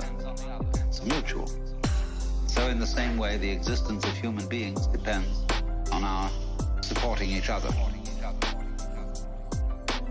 Without that, no one of us can exist. Warped Wolf. Warped Wolf. This process where one thread goes under the other, omits the next, goes under the other. Warped Wolf. Warped Wolf. And then the next thing does the same thing but in the opposite way. Connect that. But that, which may seem a little trite, a little sort of moralistic and so on, but it is absolutely fundamental that anything that there is, whenever we can say that something exists, existence is a function of relationship, of relationship, of relationship, of relationship, of relationship, of relationship, of relationship, of relationship, of relationship.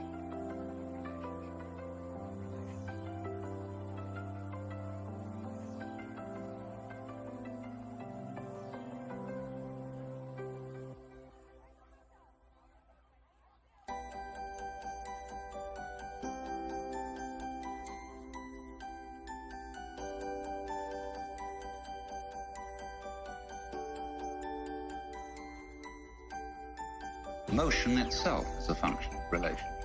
For example, if there is only one object, one small ball in the middle of endless space, nobody knows whether it's moving. Because you can't tell whether it's approaching anything or whether it's going away from anything. Because there's nothing else. So in that state of affairs, no motion exists. But if we introduce a second ball into the picture, and the two either come towards each other or go away from each other, then we can say that both of them, or either of them, is in motion. We can't decide which is the one that's doing the moving. Could be one, could be the other. Now we'll put three balls into space, and we find two of them staying together, and the other one going away. Now, it's up to the two of them to decide whether the other one is going away from them or they're going away from the other, because two is a majority. And the vote always, of course, goes to the majority. The universe being basically a democratic organization. So it goes.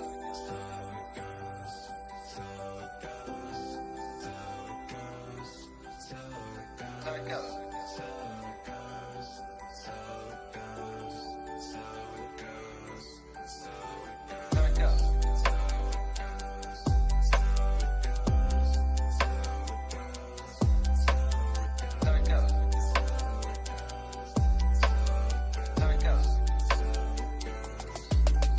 Now, once you've got that, you can see that motion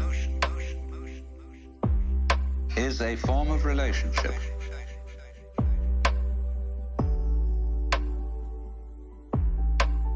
Let me put it in another way. Energy is a form of relationship. If the universe is basically a play of energy, then you can say energy and relationship go together.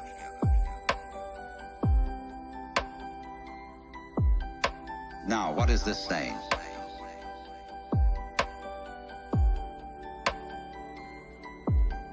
This is saying that being, existence itself, is relationship.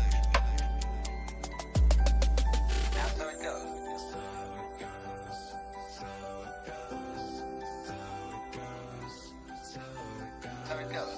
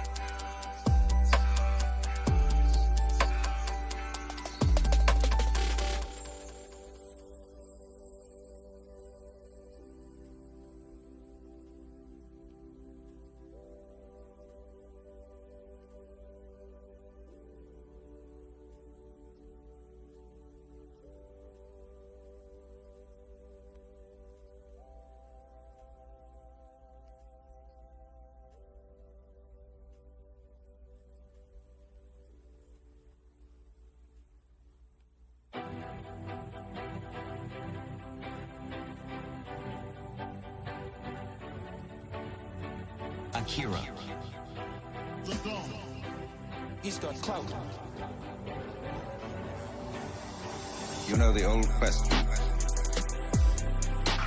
If a tree crashes in a forest and there is nobody around to hear it, is there a noise? This question has been discussed in many futile ways. But noise, basically, is a state of affairs that requires an eardrum and an audio nervous system behind the eardrum. When the tree falls, it makes the air vibrate. If there is anywhere around an ear with the appropriate nervous system, there will be a noise. Because noise is a relationship between motion in the air and ears. If there is not any ear around, there won't be any noise, although there will be vibration in the air. And if there is some instrument around, such as a microphone attached to a tape recorder, there will be noise. There will be a vibration. There will be light. In the darkness. In the same way, let's suppose the sun sends out light into space. Now, the space surrounding the sun will be black darkness, as if there were no light in it, unless a planet happens to float by. When a planet floats by, there will be light. In the darkness. But if there isn't anything to relate to the sun in that way, then comes no light.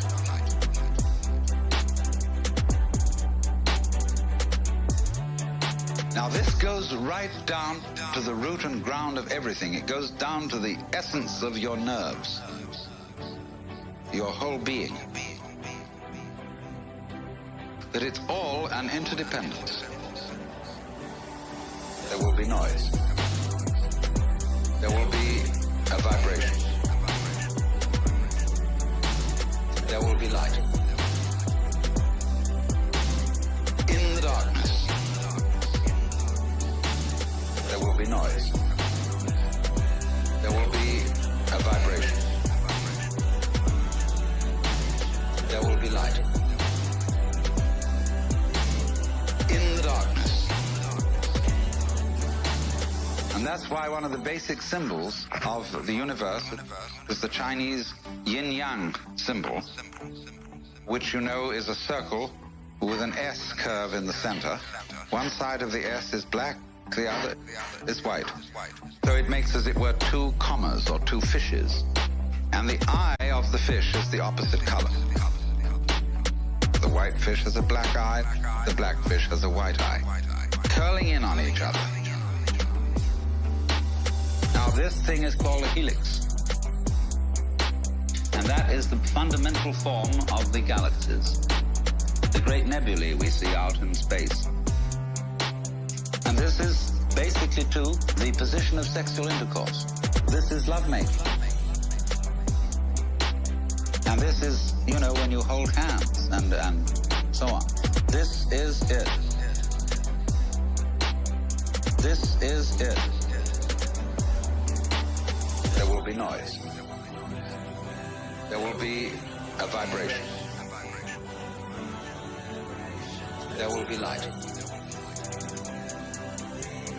In the darkness, there will be noise. There will be a vibration. There will be light. In the darkness.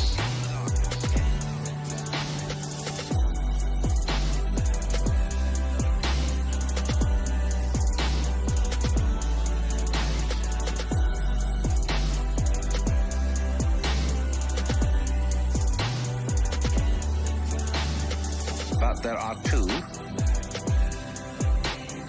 involved, and the two secretly one.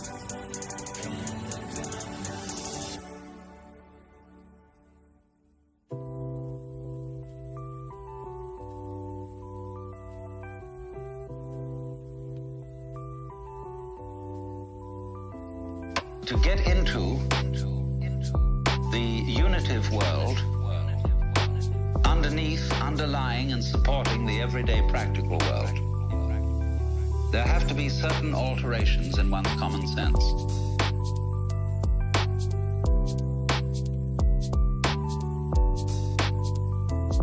Now, there are certain ideas, and beyond these ideas, certain feelings that are difficult to get across. Not because they're intellectually complicated, not at all because of that, but because they're unfamiliar. They're strange. We haven't been brought up to accommodate. In exactly the same way that in past times, people knew that the planets were supported in the sky because they were embedded in spheres of crystal. And if they weren't embedded in spheres of crystal, and of course you could see them because you could see through them, they would fall down on the Earth. And now when astronomers finally suggested that there were no crystal spheres, people felt unbelievably insecure. See? They had a terrible time assimilating this idea.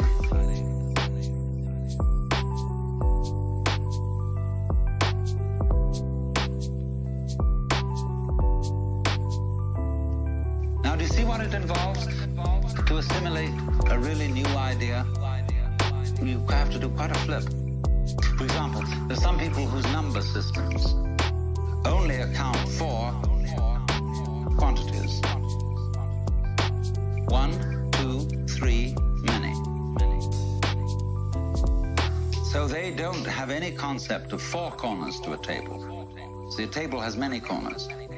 And a pile of pebbles is, in that sense, equivalent in manyness to the 4 corners of the table. Now, they have difficulty, you see, in beginning to assimilate the idea of counting through and numbering all those corners or all those pebbles. But we've done that. And so to us, that is perfectly simple. But imagine the kind of mentality, the kind of person to whom that is not simple at all. But now, in exactly the same way, there is here what I'm trying to explain. A new idea that most people don't assimilate. And that is the idea of the total interdependence of everything in the world.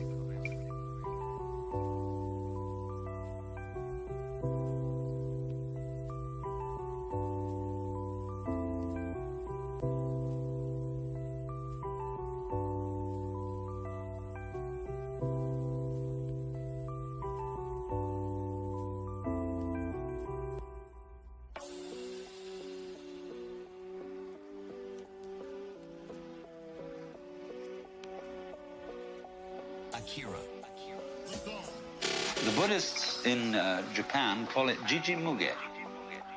Jiji-muge.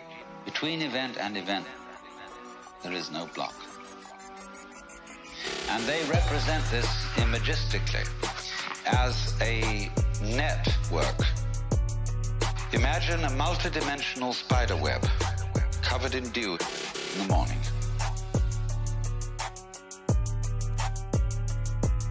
And every single drop of dew on this web contains in it the reflections of all the other drops of dew.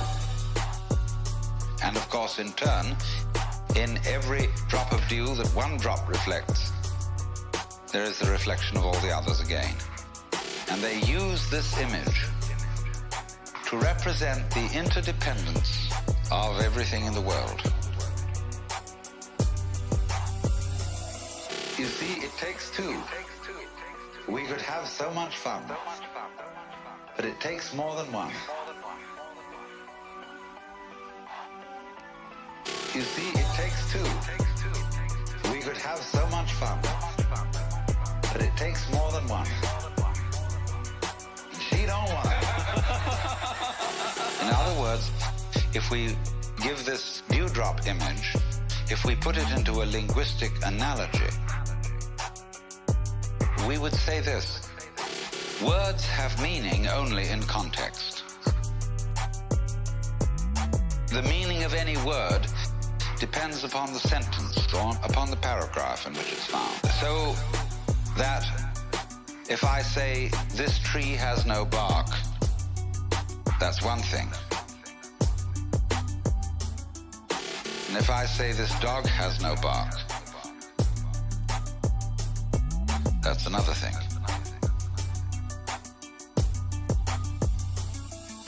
So you see, always, the meaning of the word is in relation to the context. Now, in exactly the same way, the meaning as well as the existence of an individual person, an organism, is in relation to the context. You are what you are, sitting here at this moment in your particular kind of clothes and with the particular colors of your faces and your particular personalities, your family involvements, your business involvements, your neuroses, and your everything. You are that precisely in relation to an extremely complex environment. You see, it takes two. We could have so much fun, but it takes more than one. You see, it takes two. We could have so much fun, but it takes more than one. She don't want it. If a given star that we observed didn't exist, you would be different from what you are now. I don't say you wouldn't exist, but you would exist differently. You might say the connection is very faint, is something that you don't ordinarily have to think about. It's not important. But basically it is important. Only you say, I don't have to think about it because it's there all the time. See, for example, the floor is underneath you all the time. Some sort of floor, some sort of earth. And you really don't have to think about it. It's just always there. It's always around. If you become insensitive, you stop thinking about it. But there it is. And so in the same way, our subtle interdependence with, mind you, it's not just our plain existence. It's the kind of existence we have is dependent upon all these things. Also our plain existence, but that gets way down. The fundamental thing is existence is relationship. In other words, if my finger up here is all alone and the wind doesn't move and nothing touches it, it stops knowing that it's there. But if something comes along and does, immediately it's aware that it's there. So,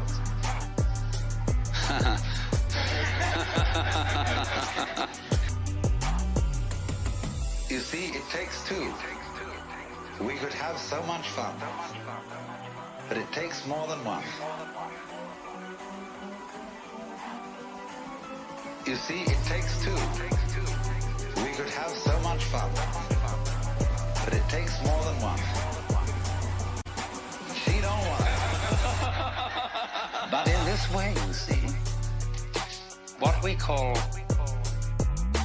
duality, you can see, can't you, how duality is fundamental. It takes two. But duality is always secretly unity. Unity. Duality is always secretly unity. Unity. Unity. Unity. unity.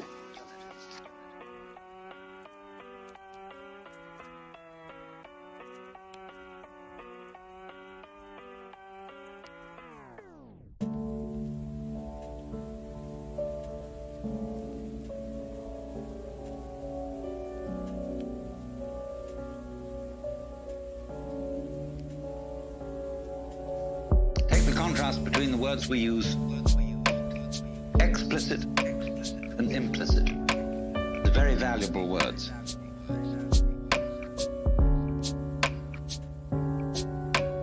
What is explicit? What's on the outside? Let's say how we come on publicly. Explicitly, we are thus and so. We have a fight. We're in competition, say in business, explicitly. But implicitly, we've worked this out. We've agreed in a secret way that nobody knows about that this competition is extremely valuable to both of us. Take it politically, for example. Let's take the situation of Russia versus the United States. Explicitly, in public, this has to be a big fight. These two ways of life, these two ideologies are opposed. They say, no, we are... But behind the scenes, it's all been carefully worked out. You bet it has. That this opposition has to happen. Because our economy depends on it, and their economy depends on it. And everybody knows this, who's smart. But there are a lot of people who get taken in by the propaganda, and they should be taken in because that makes the thing work. It's crazy. But that's the way it goes. It's crazy. But that's the way it goes. It's crazy. But that's the way it goes. It's crazy. But that's the way it goes. And everything works this way. When swans start to mate, they're not sure what they're supposed to do. And they begin to fight. I had a long talk about this with C.G. Jung. He lived on the edge of Lake Zurich, and he had a little summer house right on the water's edge, and there were many swans there. And I was getting up at the end of a conversation with him, and we were beginning to walk back to the main house, and I said, "Isn't it true that swans are monogamous?" And he said, "Yes, they are." He said, "Do you know, I have had most interesting relationships between these swans, and many of my female patients who thought they were homosexual."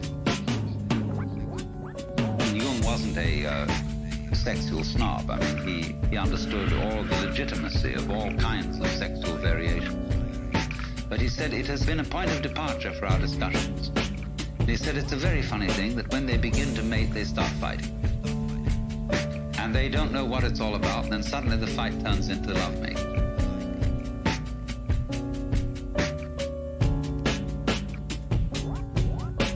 So that's what I mean. Underneath opposition, there is love. Underneath duality, there's unity. The Tweedledum and Tweedledee agreed. But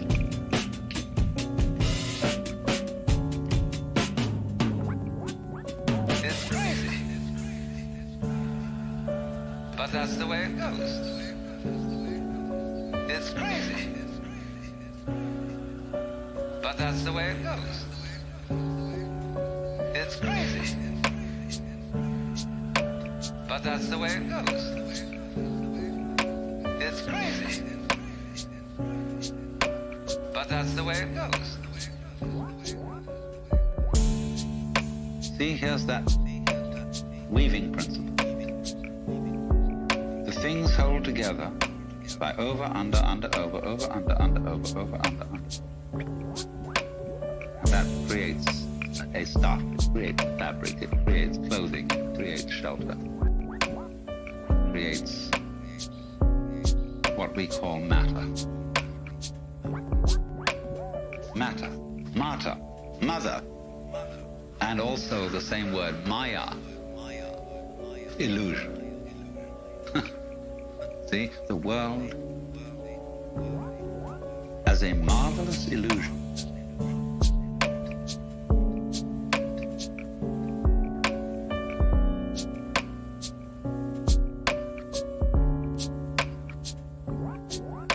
It's crazy, but that's the way it goes. It's crazy, but that's the way it goes. It's crazy, but that's the way it goes. It's crazy, but that's the way it goes. It's crazy, but that's the way it goes. It's crazy, but that's the way it goes. It's crazy, but that's the way it goes. It's crazy, that's the way it goes. A marvelous illusion.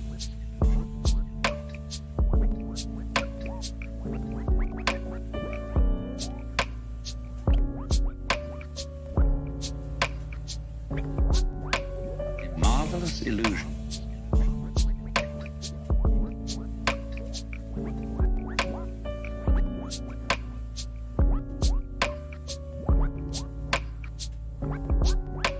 A marvelous illusion. But that's the way it goes. It's crazy. But that's the way it goes. A marvelous illusion. But that's the way it goes. It's crazy. That's the way it goes.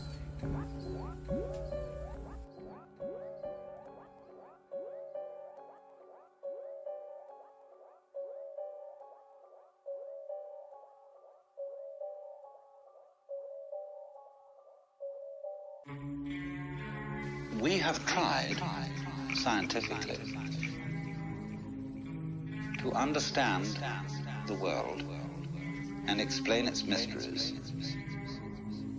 by analyzing the smallest particles of things that exist.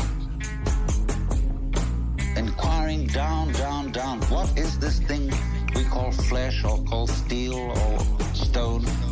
What is it made of? Go down into the midst of it.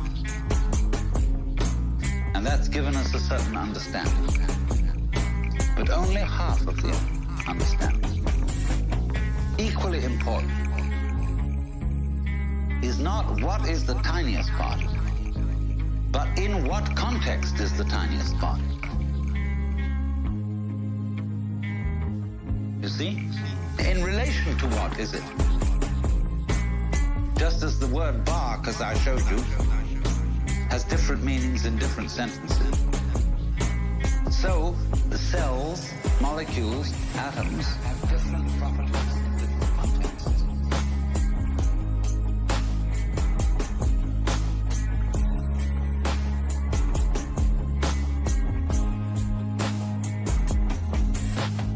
Different properties in different contexts.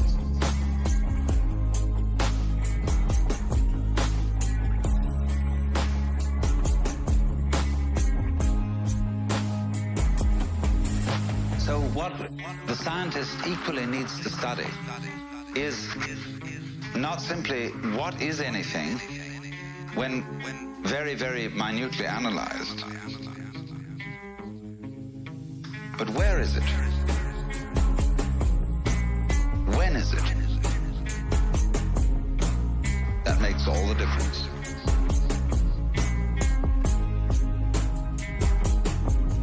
So do you see that a lot of people who get anxious when they hear idea that everything is relative. Have no need to get that anxious.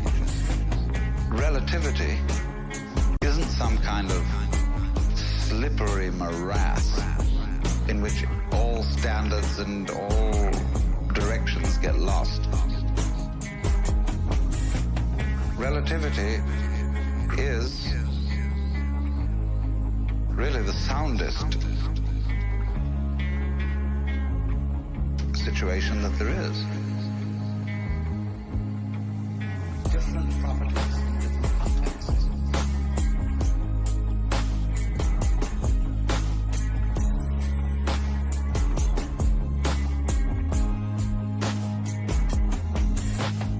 Different properties in different contexts.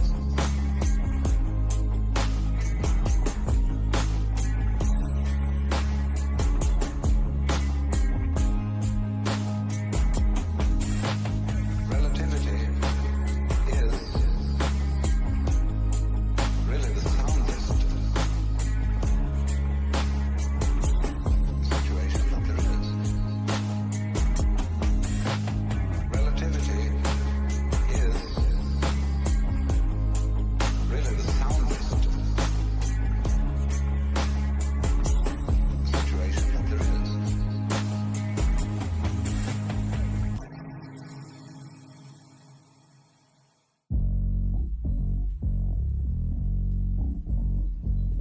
Akira. He's got clout. Do you know this? This is wonderful. X marks the spot. X marks the spot. Imagine this going on and on. Supposing my finger were indefinitely long. Both fingers. They're just crossing each other. Now, on one side of it, it's a pair of scissors. And it cuts. What is it on the other side? Why, it's opening female legs. Saying, please come in. Please come in. Please come in. Please come in. Please come in. Please come in. Please come in. One side of it, it's a pair of scissors. What is it on the other side? Utter softness, utter receptiveness. On the other side, it's... But on this side, it's... Please, please, please, please. Yes. Well, and everything's based on that. See? It's this way. Sharpness, teeth, biting, spines, crab shells, all that kind of thing, you know? On the other side, it's the melting softness of life. Please come in. Please come in. Please come in. Please come in. Please come in. Please come in. One side of it, it's a pair of scissors. What is it on the other side? So, if you see that, if you get that principle, you can feel yourself not sort of just rattling around in the world as a kind of somebody who's been stuck down there. But you can feel yourself going on in absolutely exact relationship with everything around you. Please come in. Please come in. Please come in. Please come in. Please come in. Please come in. Please come in. Please come in. One side of it, it's a pair of scissors. What is it on the other side? Please come in. Please come in. Please come in. Please come in. Please come in. Please come in. one side of it, it's a pair of scissors. What is it on the other side?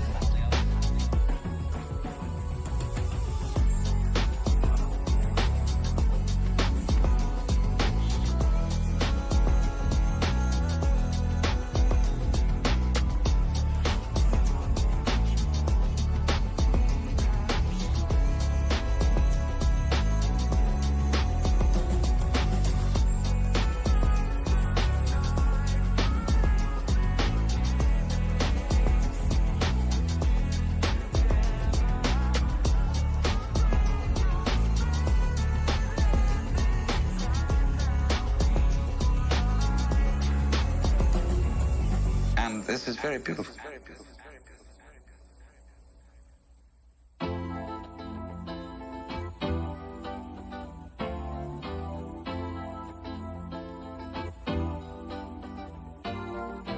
Akira. He's got clout.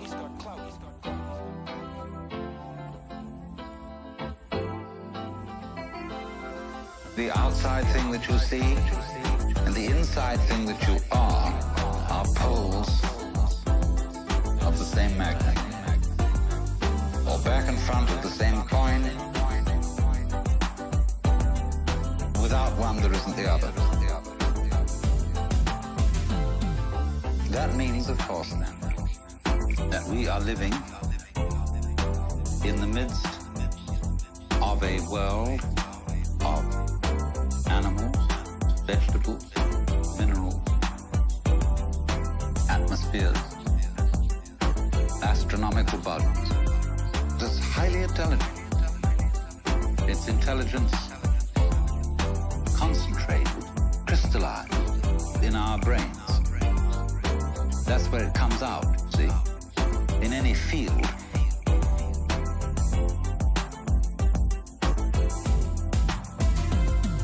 The outside thing that you see and the inside thing that you are poles of the same magnet, or back and front of the same coin.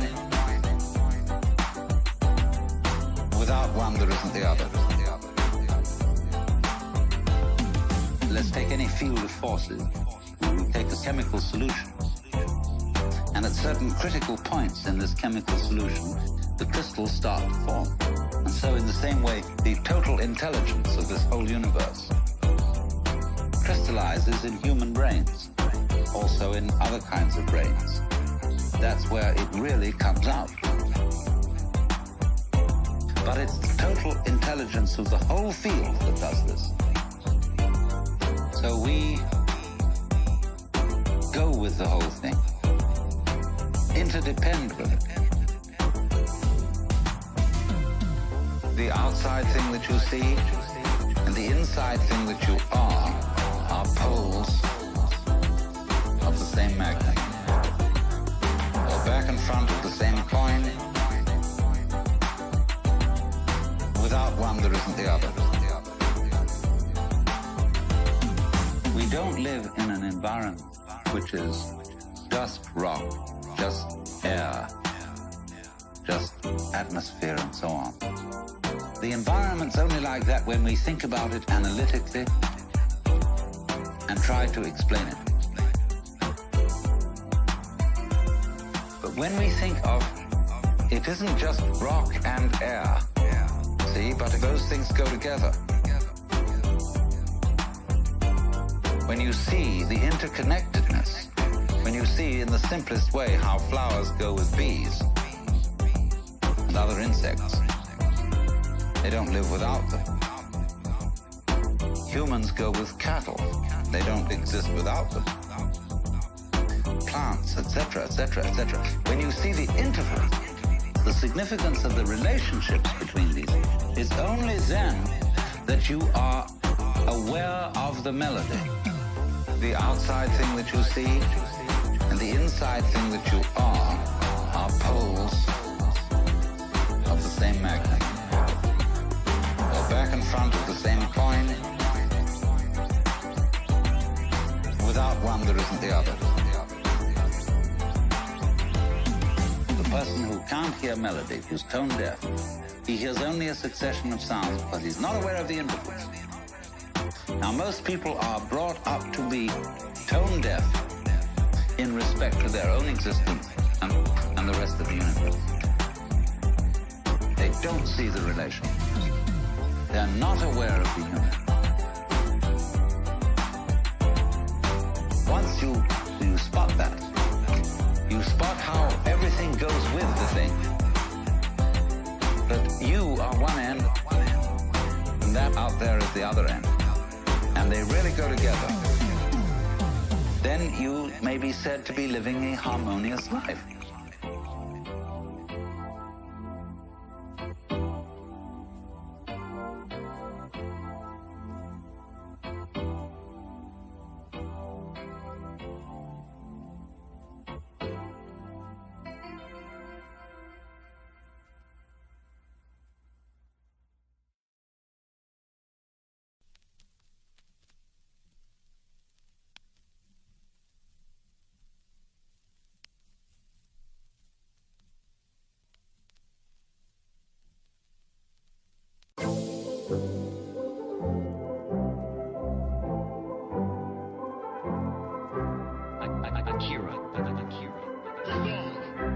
It's for the heroes.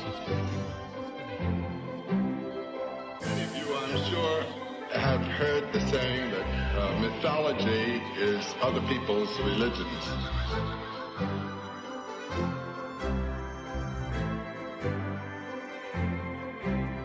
Now I'm going to ask you to put yourself in other people's shoes and have a look at your own as mythologies. As mythologies. What is this mystery that makes the human species before some sign of mystery? What is this mystery that makes the human species before some sign of mystery? Nietzsche has said, this is the age of comparison. It works on all levels.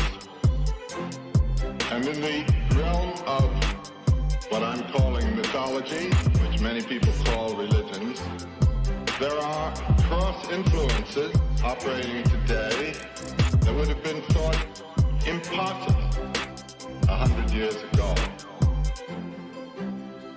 Furthermore, it's good to recall, to remember, that our cultures and our races are very, very late arrivals in the history of the human species.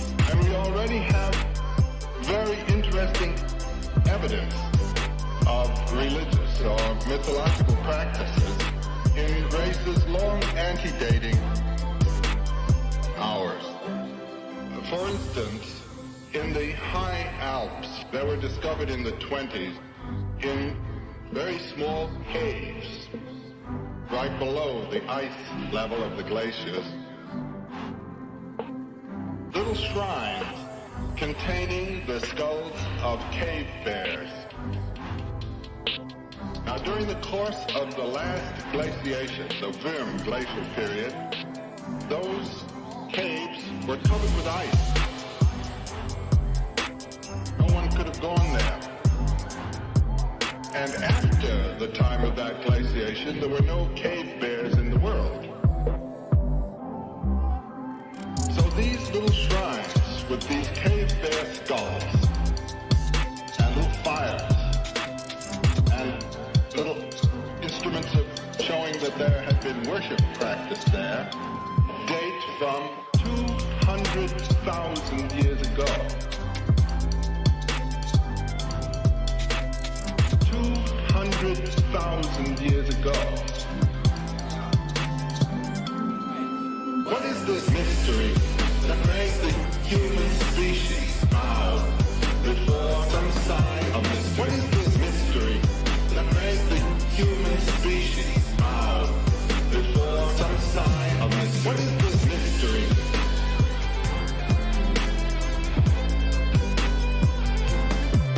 What is this mystery?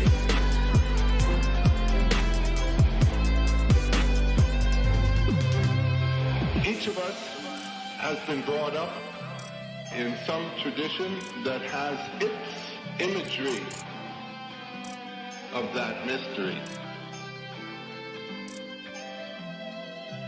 But the point I want to start out with is that in the human heart and in the human mind, no matter what the race, the culture, the language, the tradition, there is this sense, or at least the possibility of experiencing the sense of a mystery, and an awesome mystery, and a very terrifying mystery, inhabiting the whole universe. The very mystery being itself. And here in these very early little times, these very early shrines, we have the evidence of man 200,000 years ago bowing and asking for and devoting themselves to something in this way of religion which we continue to know in this aspect, that inflection, and that other throughout the world today. What is this mystery that makes the human species bow before some sign of mystery? What is this mystery that makes the human species bow before some sign of mystery? What is this mystery that makes the human species bow before some sign of mystery? What is this mystery that makes the human species bow before some sign of mystery? What is this mystery?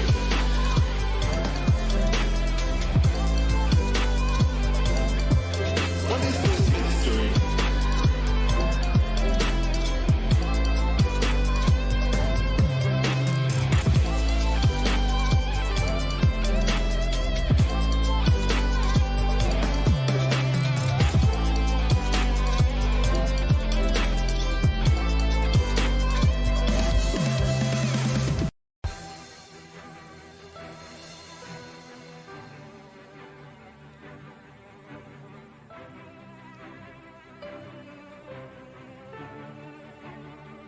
Now there have been, in the past 200 years, a great, great many investigations and researches, some of them very pious, some of them very cynical, of the religions of the world,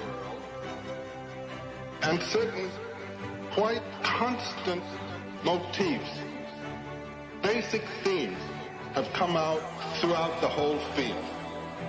These universals, these continually recurring themes. Also, in each of the various areas, there are quite special, particular inflections, quite different from those in other areas.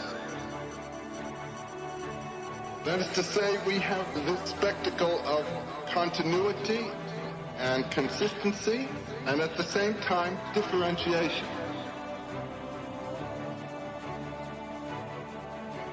I want to speak tonight in a very general way to the main problems that these situations and these observations bring up.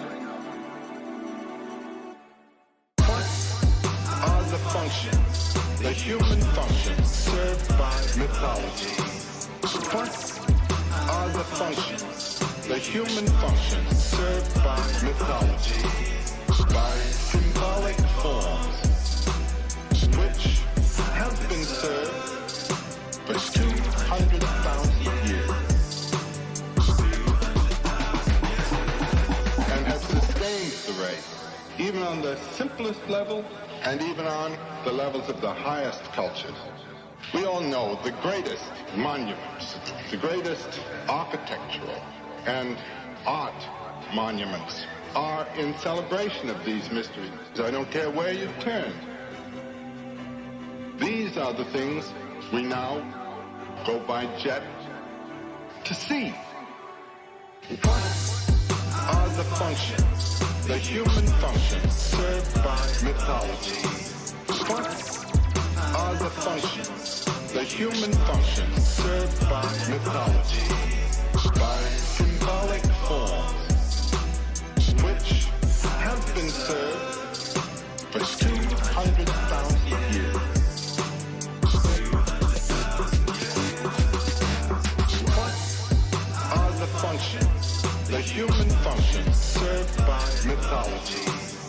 What are the functions, the human functions served by mythology, by symbolic forms, which have been served for 200,000 years?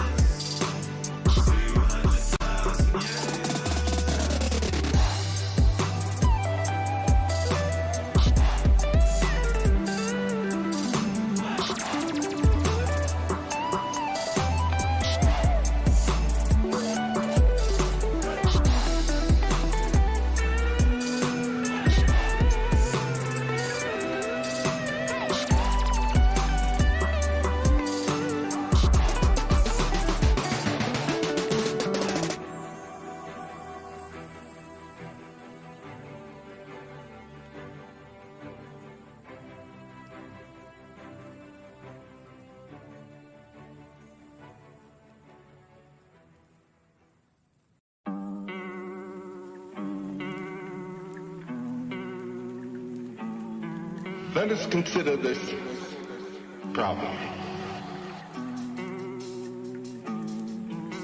The human eye opens at a rather late stage in the development of the individual. He has already done the most marvelous work he will ever do. In a mysterious way, in his mother's womb, he has built a human body. And this body has organs that are directed to certain ends and intentions. And these were not the organs designed by reason, designed by consciousness.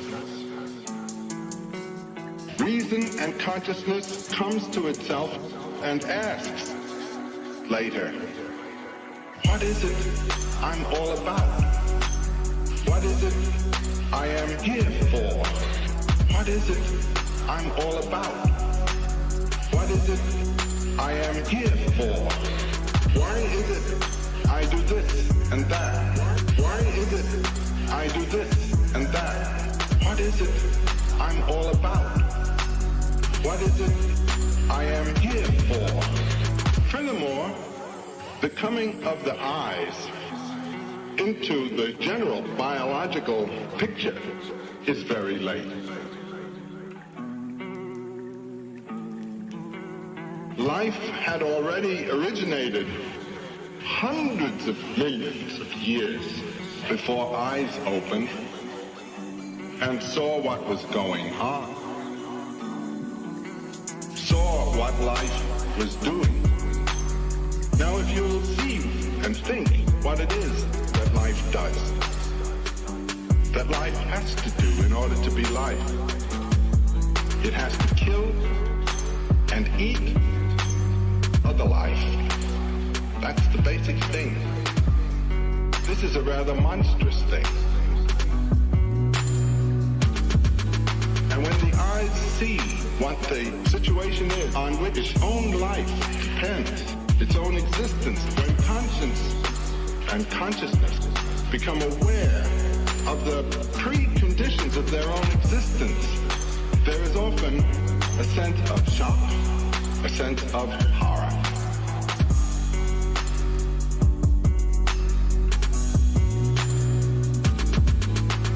You know, the basic word of Buddhism, all life is sorrowful. That's one way of recognizing this. There is also the feeling many have of guilt simply for being alive. This is, in a way, symbolized in the image of the fall in the garden. Life is monstrous.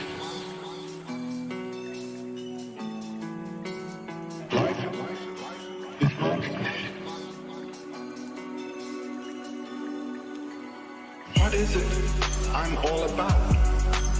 What is it I am here for? What is it I'm all about? What is it I am here for? Why is it I do this and that? Why is it I do this and that? What is it I'm all about? What is it I am here for?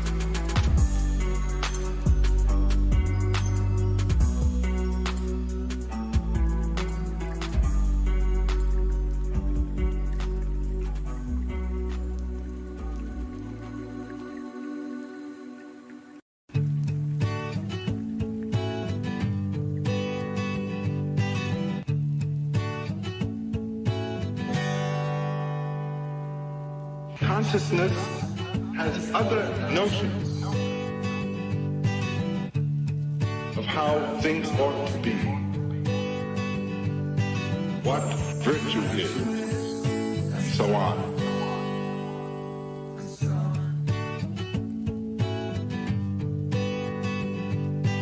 One of the problems that man has to face is reconciling himself to the foundations of his own existence. And this is the first function of mythology. And this is the first function of mythology. That reconciliation of consciousness with the mystery of being. And this is the first function of mythology. Not criticizing it. Shakespeare, in his definition of art in Hamlet, where he says, art holds the mirror up to nature, is a perfect definition, I would say, of the first function of mythology.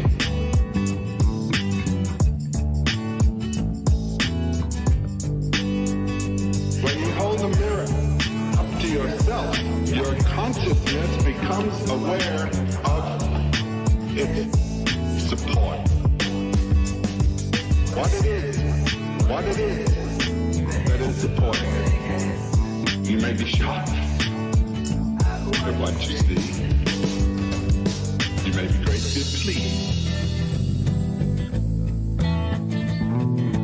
But one way or another, you become aware of yourself. Your consciousness becomes aware of that darkness, that being which came into being out of darkness and which is its own support.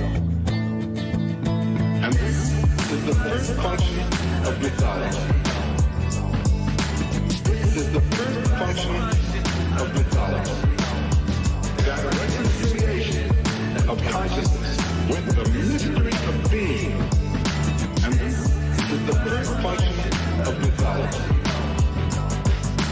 And the realization of their mystery as something that consciousness is not going to be able to criticize, not even going to be able to elucidate, not even going to be able to name. It is something beyond naming, beyond all definitions.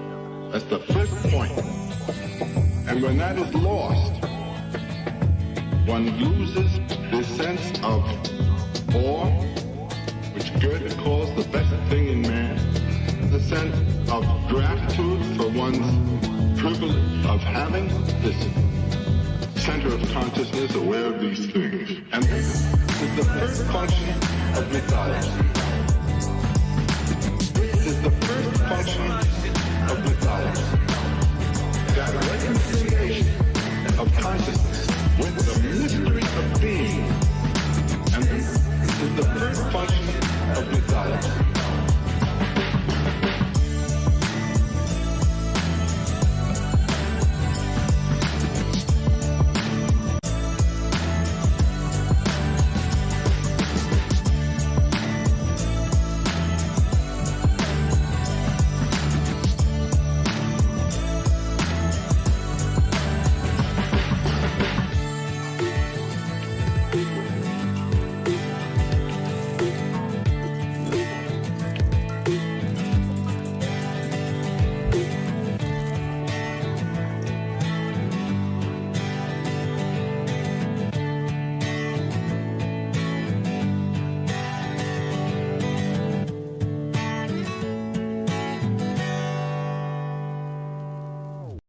The second function of a mythology is to present an image, a total image of the universe as consciousness is aware of it. We have to encompass the whole of what we know and see that in terms of this mystery.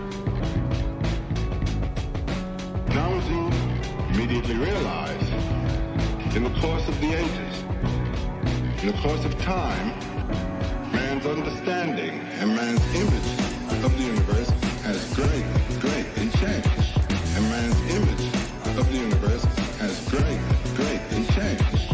A totally new cosmos has come into being, has come into our consciousness, has greatly changed. The view of the world round about that the Pawnee Indian would have had on the plains of Nebraska 200 years ago is very different from what is now propounded in the University of Nebraska. Likewise, when we read in the book of Genesis the story of the creation of the world, that's not the world that our scientists are telling us about.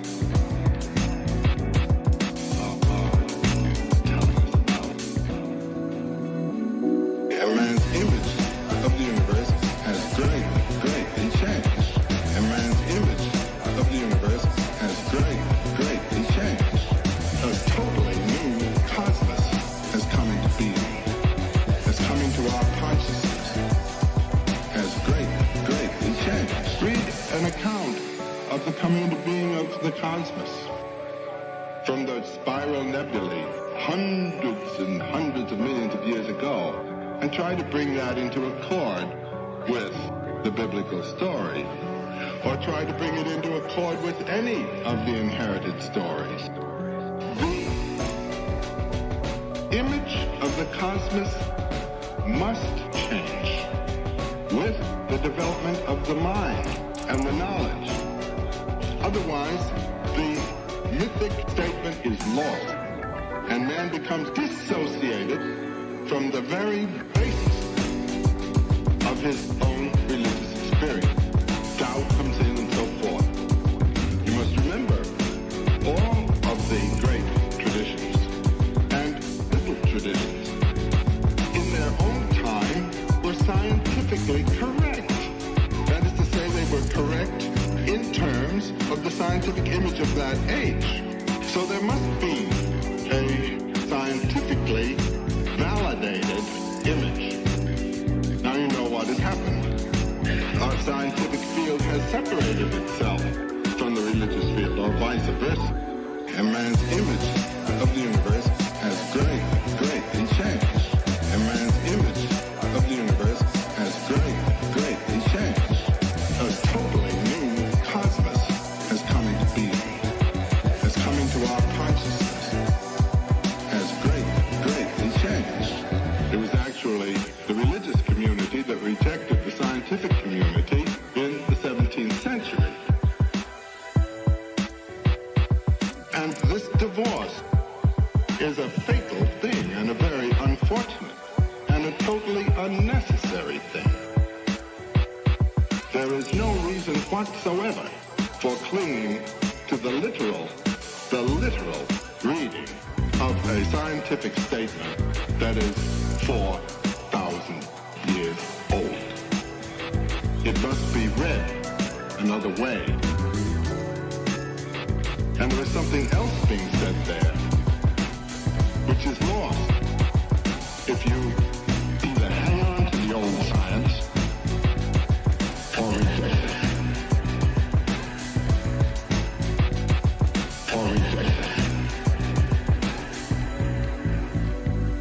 And man's image of the universe has greatly changed.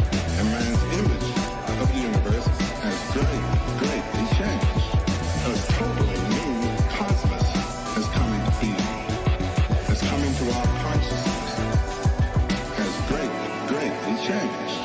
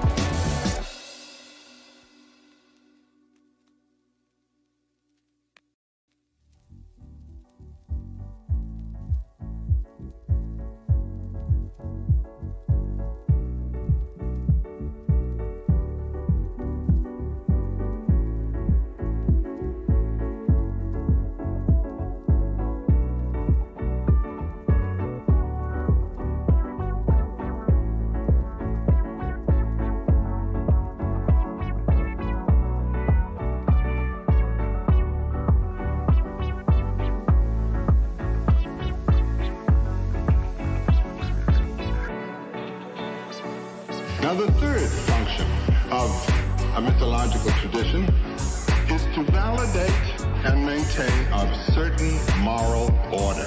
Now, these moral orders greatly differ from one society to another. For example, the requirements of a primitive hunting community are very different from the primitive planting community.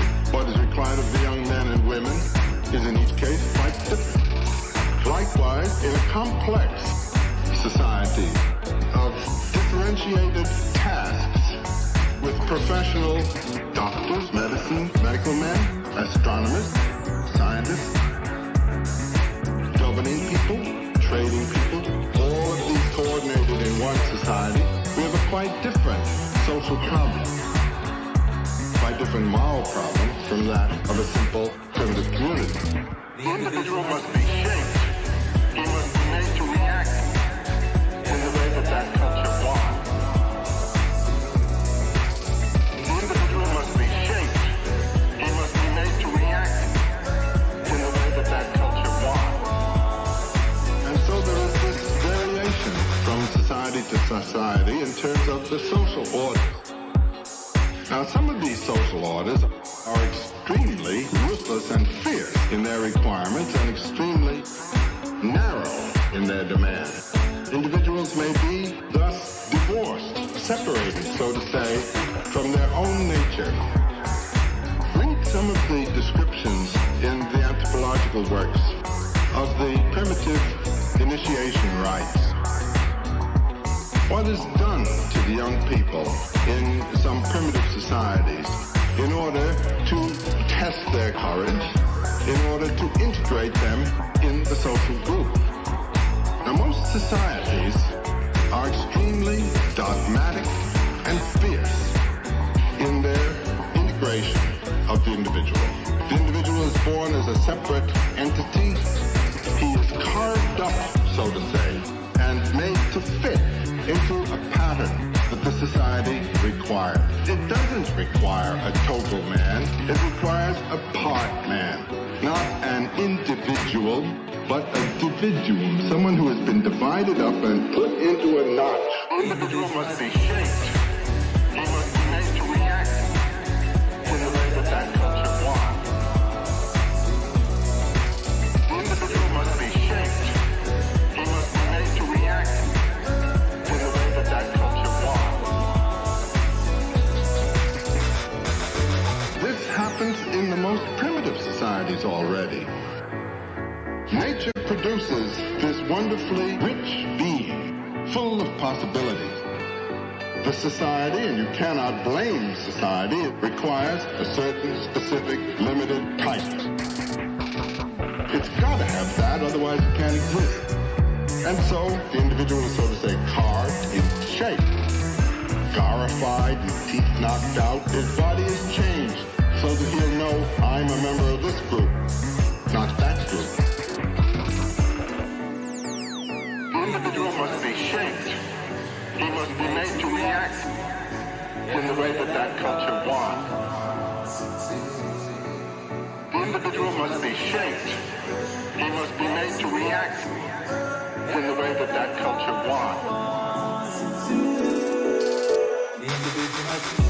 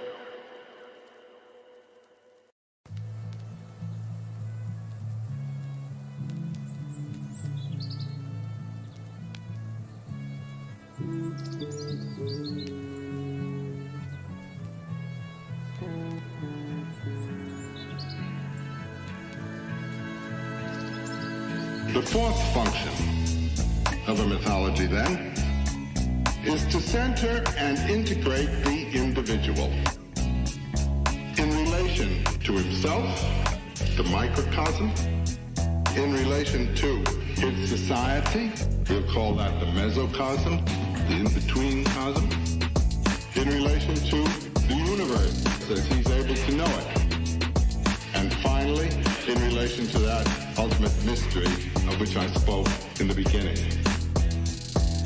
Now let me say a word about the problem of integrating the individual. This is the thing that has been the same.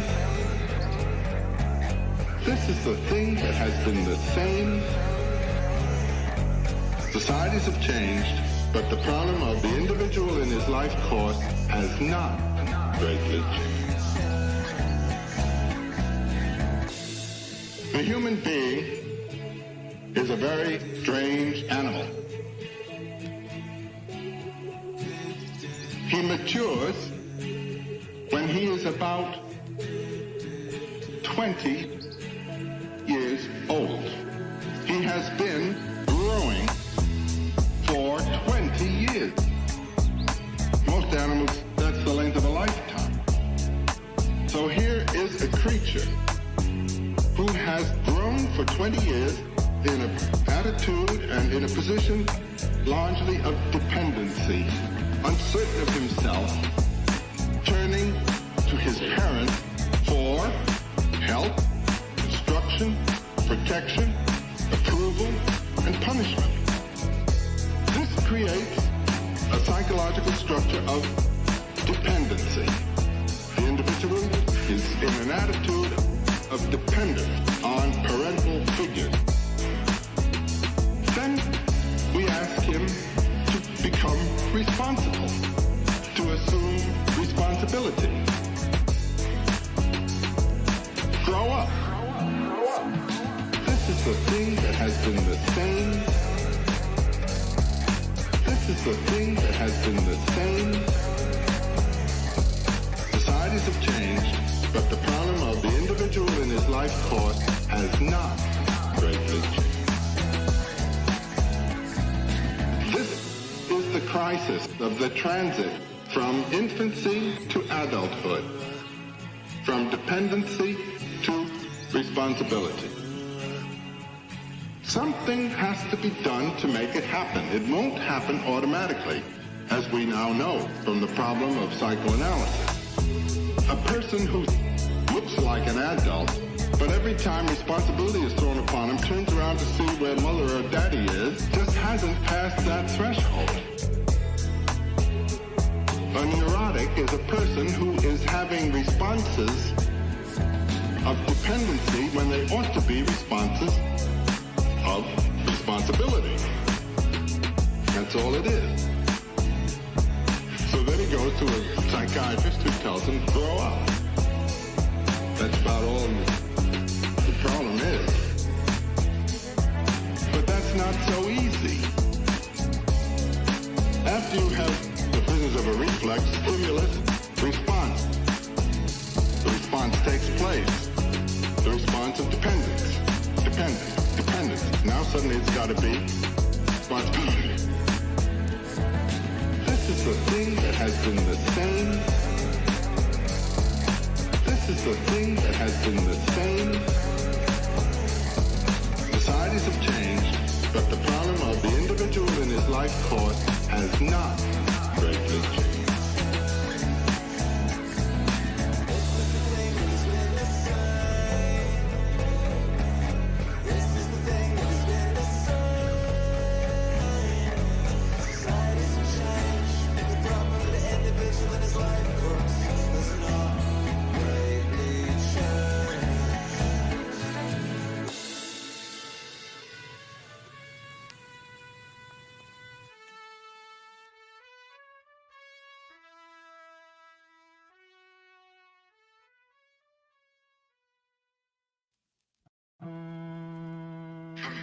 Primitive and traditional initiation rites have to do with transforming the mode of reaction.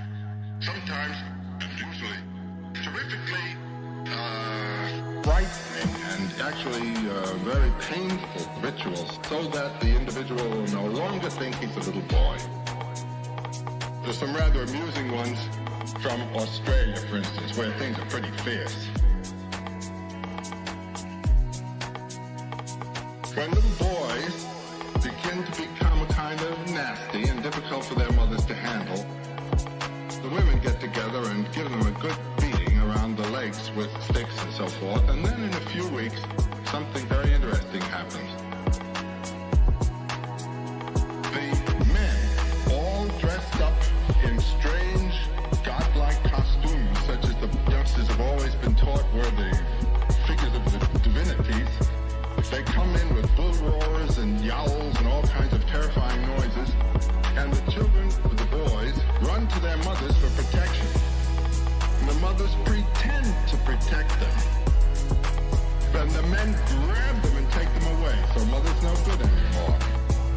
And now they have to face this thing. And then what they have to face is really no fun. So mother's no good anymore. And now they have to face this thing. And then what they have to face is really no fun. So mother's no good anymore. And now they have to face this thing. And then what they have to face is really no fun. One of the little crises, the boy is behind a screen of bushes. And a lot of very interesting things are going on outside. At night, dances and so forth. The boys are told not to look. Well, any boy who does look, can you imagine what's done with him? He's killed and eaten. That is one way to handle juvenile delinquents.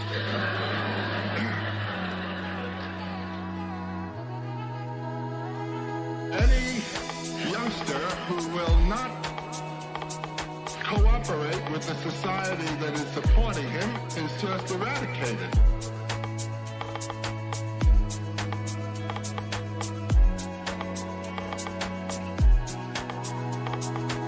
Then he's given a chance to see what's going on out there.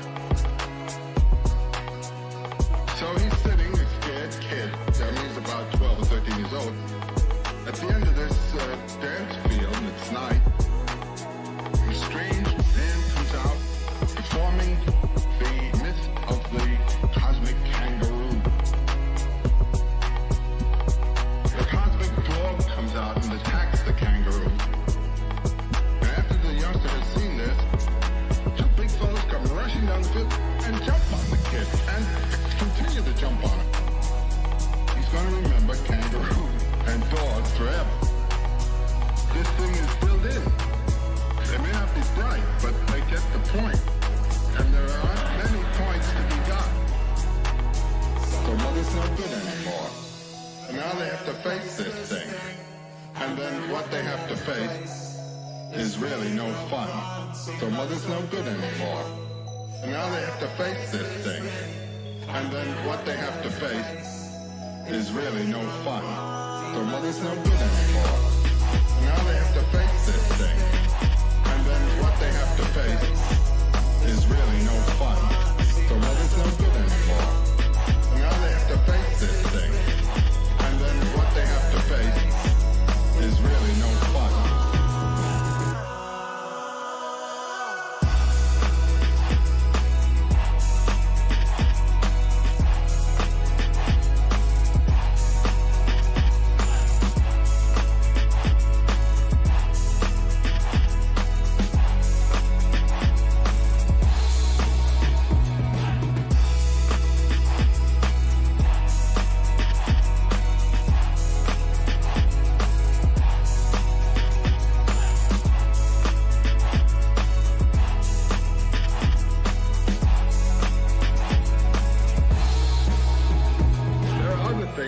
That I won't go through, but they're all pretty exciting, let's say. And when they're all over, the kid isn't the kid he was before he came. A lot has happened. His body has been changed, and he's then sent back to the girls. And there's one of them already selected to be his wife, and he's now a guaranteed little man. And he's going to behave as a man of this crowd ought to behave.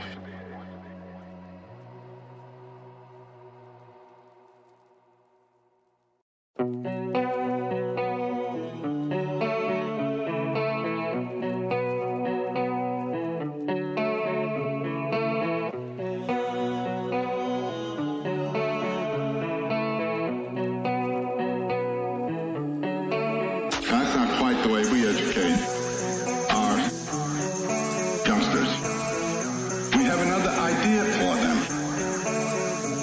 The traditional notion of a mature adult is a person who behaves as he ought to behave, who behaves as the society has always asked him to behave. Grandpa behaved this way, so did great-grandpa, and every kid who didn't was eaten. So we all behave this way. That is to say, the adult is the one who accepts and represents the order of the society without question. This you get in all traditional societies. Now you know what we call a person who behaves that way. A stuffed shirt.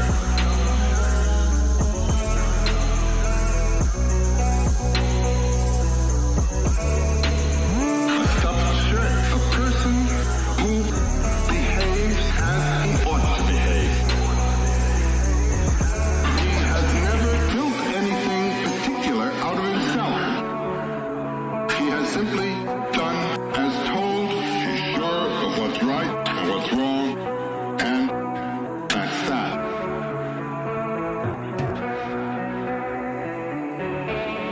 Now we can't have this anymore.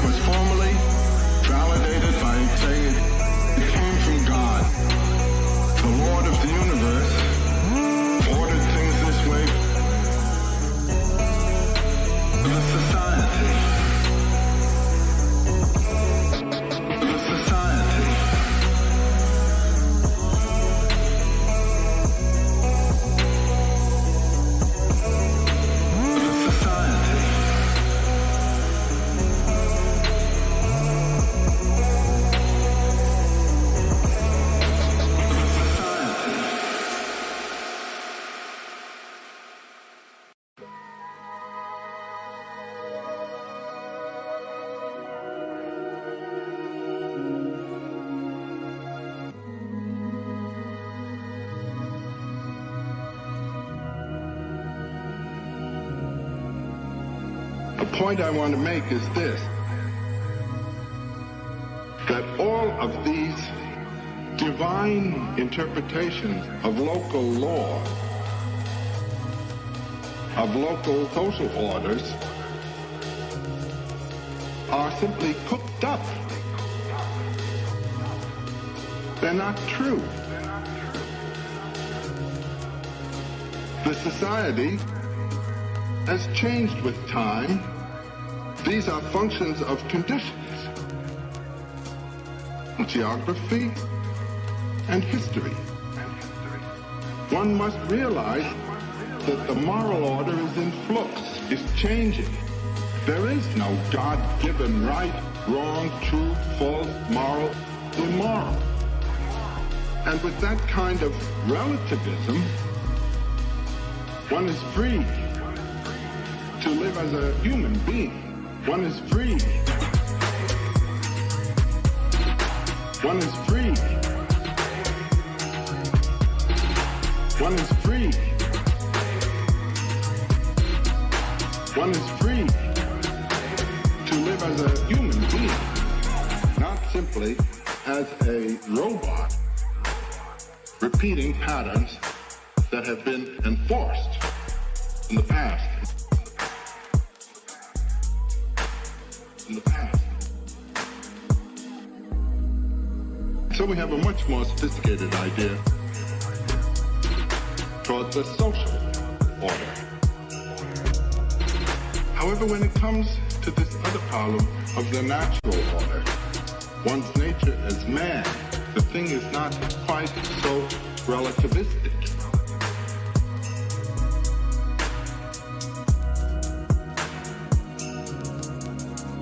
One is free. One is free. One is free. One is free to live as a human being. One is free. One is free. One is free.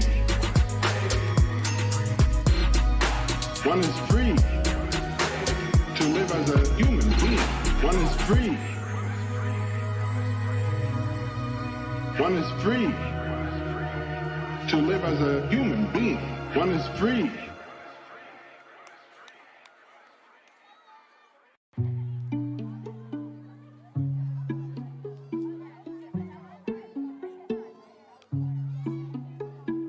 Next stage in the mystery of the human development is that of old age coming up. Just about when you learn how to do what they've been trying to teach you, and you begin to fumble. Then you have to put stuff together, and for another few years, act as though you still could do it.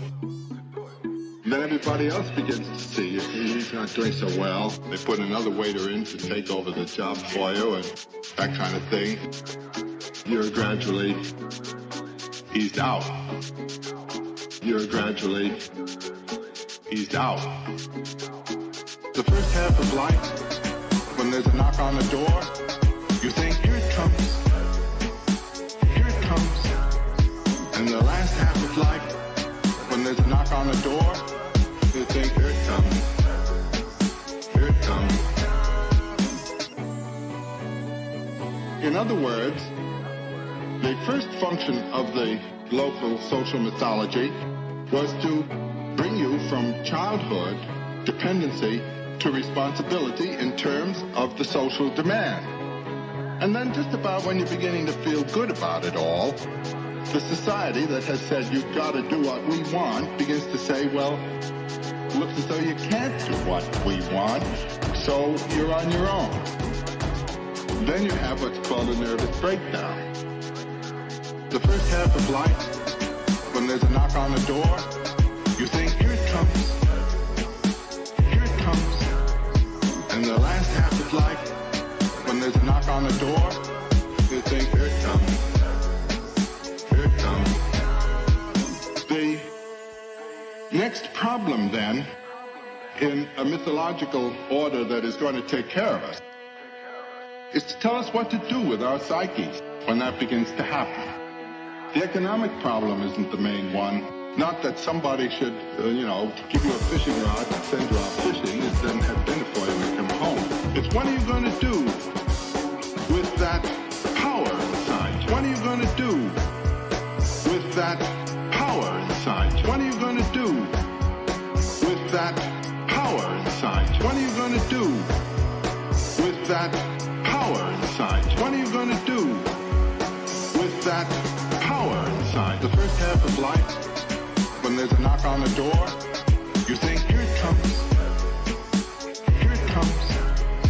And the last half of life, when there's a knock on the door, you think, here it comes. Here it comes. You've become somewhat aware of the world, the mystery of the world, and you just don't want to go doodling along with silly little children's tasks, and that's not what you're with. It's not what you're ready for. There are problems to face. The most challenging one is death. Man is the only animal that knows he's going to die. And as soon as you fumble that ball, it's coming. It's coming. The first half of life, when there's a knock on the door, you think, here it comes. And the last half of life, when there's a knock on the door, you think, here it comes. Here it comes. So we find this wonderful problem, and the mythologies in general, the religions, have served it. They have provided images, tasks, disciplines that carry the child from childhood dependency to responsibility. Simple responsibilities, those that the society says you've got to accept. And then they've provided a way out. They tell you that Daddy will be up there and you're going back home.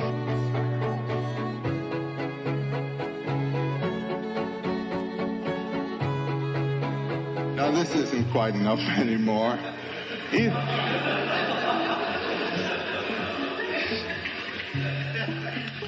Is it any wonder that our clergymen look a little bit anxious these days?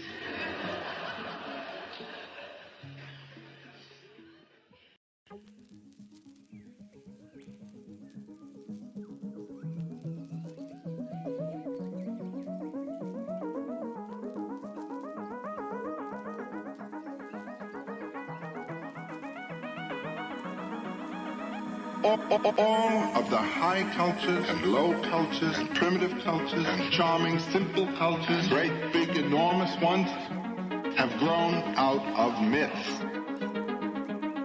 They are founded on myths. And what these myths have given has been inspiration for aspiration. Now, where do these aspirations come from? They come from a very wonderful, childlike thing, fascination. You know, if you wanted to make money today, I'm no economist, but I'll bet the thing to do would be to invest your money in something like cameras. Things that people play with, things that they're fascinated by. These fascinations are the creations of new activities. And when we look at the old cultures, we can see all cultures have grown out of myth. All they are founded on myth, and what these myths have given has been inspiration for aspiration. And some of it is very strange to see indeed. What is most fascinating to begin with is one's neighbor, particularly if the neighbor is a very strange-looking creature. Now think of man in the old days. He was a minority on the planet. And when he looked at his neighbors, they had 4 feet, they had horns, they had great woolly bodies. They were very strange playmates. Furthermore, he was eating certain of them, and they were rather dangerous. He had to arrange some kind of arrangement with his neighbor. And we know that the first religious rites and the first religious address, so to say, was to animals, their neighbors. These were the images of God. All cultures have grown out of myth. All cultures, they are founded on myth, and what these myths have given has been inspiration for aspiration. The animal world was the first inspiration, and the divinities were animal divinities. And not only that, but just as kids, when they identify with something, when they are fascinated by something, they act like it, they play it. So, the original rituals, the hunting people danced buffalo dance. They were in covenant with the animal world. That through this covenant, the animals gave their bodies willingly to be eaten. Because only the body dies, the being comes back. If you return the blood of the animal to the earth, the life is in the blood. The earth is the mother of life, and the animal will be back next year.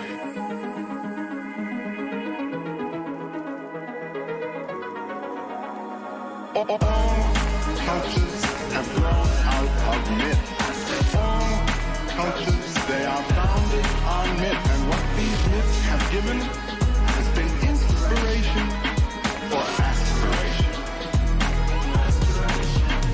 People who lived then in the plant world, the world of the tropics, where nature was a plant world, they saw something else. They saw that out of rot, out of decay, there comes life. There comes life.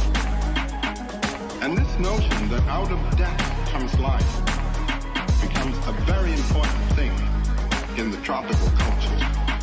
And it led to what us is a very powerful pattern of rituals. Rituals of human sacrifice, killing people, letting them rot, burying them, with the notion that out of this death there would come life.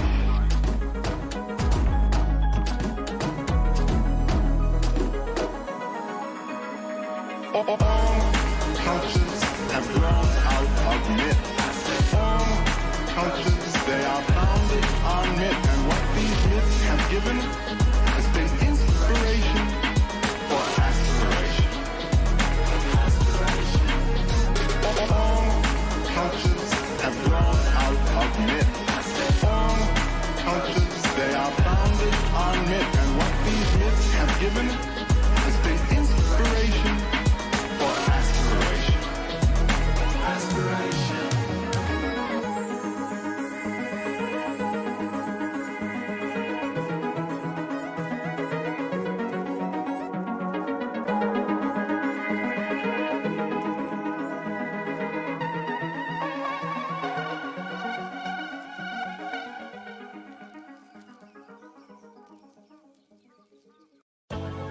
This notion that out of death comes life becomes a very important theme in the later religions of the world. He who loses his life shall find it is a spiritualization of this idea. But then, when the first cities appear in Mesopotamia, about 3000 BC, large communities grow up. based on agriculture. Planting has to take place a certain time, reaping a certain time, and there are professional priests watching the heavens to know when those times were, when those times came. And those men became aware of the movement of the planets through the fixed stars. And they calculated and recognized that these planets were moving in mathematically inevitable courses. And the idea came into being. Men became aware of the movement of the planets through the fixed stars, of a cosmic order, of mathematical precision. Men became aware of the movement of the planets through the fixed stars. The neighbors now were the stars and the planets. On and on, as the day comes and goes, the year comes and goes, the eons come and go, and the whole society must go into accord with that. This idea that the human society should reproduce the heavenly order comes in. The neighbors now are the stars, and this still lives with us in our religions. All of our religions have inherited this motif from the old Babylonian world. It went out with the higher civilizations to India, to China, even across the Pacific to Mexico and Peru. And you see these great towers, these great temple towers that represent the mountain of the world. It's the axis of the world around which the world turns, as it does around the pole star. The whole world and society and the individual in it are like the planet. It's moving in a great course. And society and the individual in it are like the planet. It's moving in a great course. Men became aware of the movement of the planets through the fixed stars, of a cosmic order, of mathematical precision. Men became aware of the movement of the planets through the fixed stars. The neighbors now were the stars and the planets. Now in the 1920s, Sir Leonard Woolley, excavating in the graveyards of Ur, found graves in which there were 30 and 40 people buried, all of them in court attire, who had been buried alive. When the king died or was killed, at a certain time in the movement of the planets, when the moon goes down and the planet Venus along with the moon, that was the end of an eon. The king and his entire court walked into the grave. They were playing a game.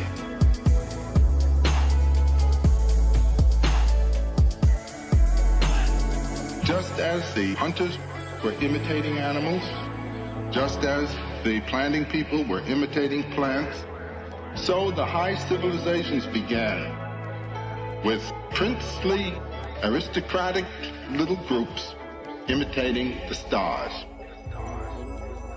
to the death, going all the way. The whole court at the end of an eon went in the grave so that another court could come. Men became aware of the movement of the planets through the fixed stars, of a cosmic order, of mathematical precision. Men became aware of the movement of the planets through the fixed stars. The neighbors now were the stars. It's a very poetic thing, really. The little girls who played the harps. We have these harps. They have been excavated and restored. These little skeleton hands. The girls' hands were still on the harp strings. The women in one of the graves had golden hair ribbons. One girl didn't have her golden hair ribbon on. It was found in her pocket. She had been late to the party and hadn't had time to put her ribbon on. Well, now we don't do that anymore. That kind of action has fallen into desuetude. Nevertheless, the king still wears the golden crown of the sun.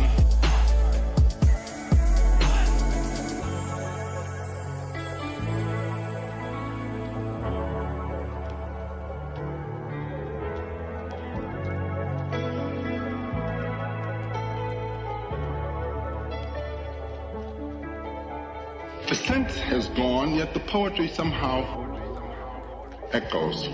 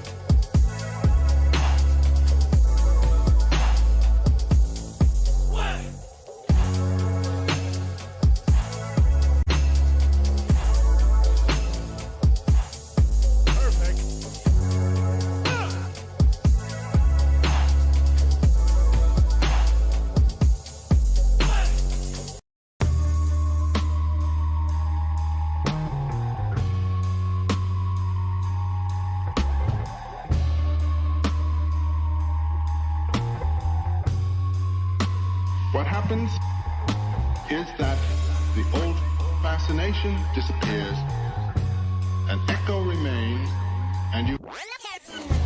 The old fascination disappears, an echo remains.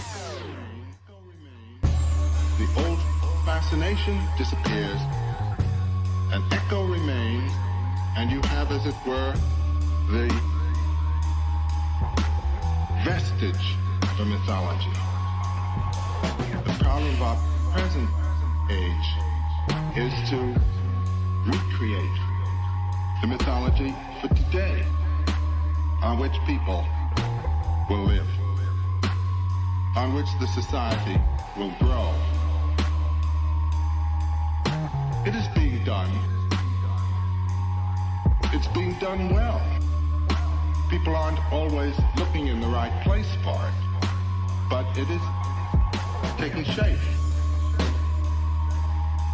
Our great artists, our great poets, our great scientists, Erwin Schrödinger's little book, My View of the World. This is a vision of a poet and of a first-rate physical scientist.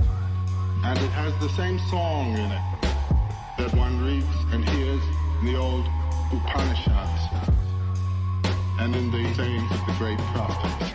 Nature is still ours. It is in us. It is in the universe.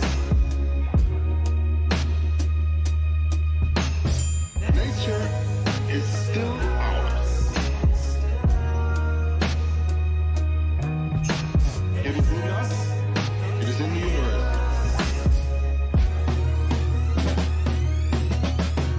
Secondary to that is the social situation. Now in our society, the social problem is turned over largely to the police and to Congress. It's a purely practical matter. However, the creatures that constitute the society, these are today the neighbor. They really are. The idea of a personal God living somehow, somewhere else, out there. There is no out there anymore. There's no more up there. It's awfully difficult to validate. But it seems to me if one's looking for the personality of God,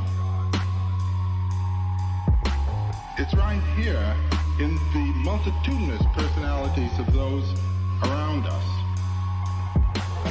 Nature is still ours. It is in us. It is in the universe.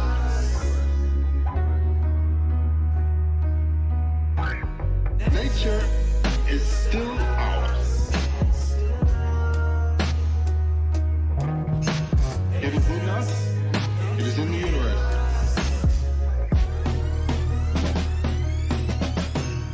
Everything I find in the poets and the scientists who push through to this mystery points not to the animals as our neighbors, not to the plant, not to the planet, but to the other one, the thou whom you face, who's not the thou you would want him to be. He's other. And it's that recognition of otherness that is absolutely basic and necessary. Now this doesn't mean that you have to give up your otherness in recognition of him. There may darn well be collision, but it's got to be collision with reverence and respect.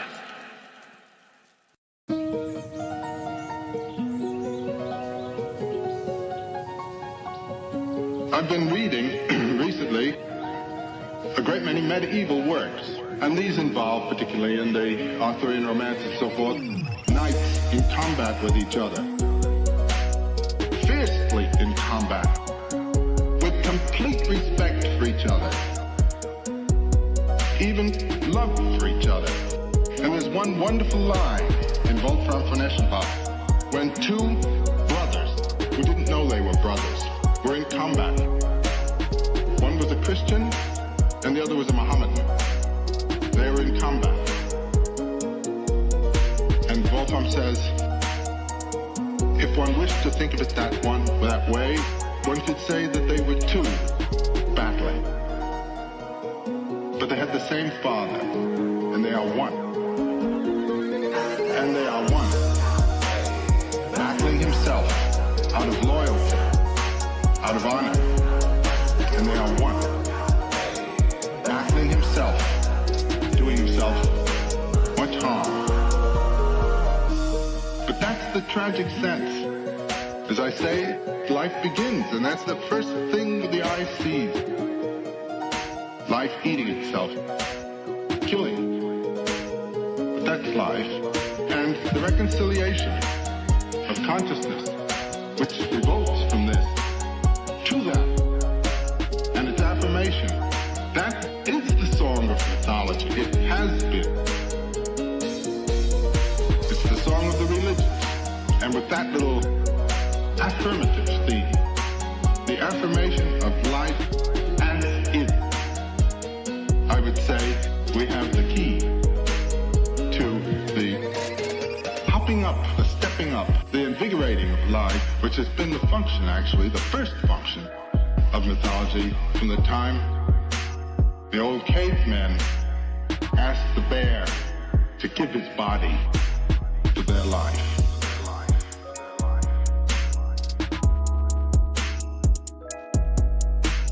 To their life.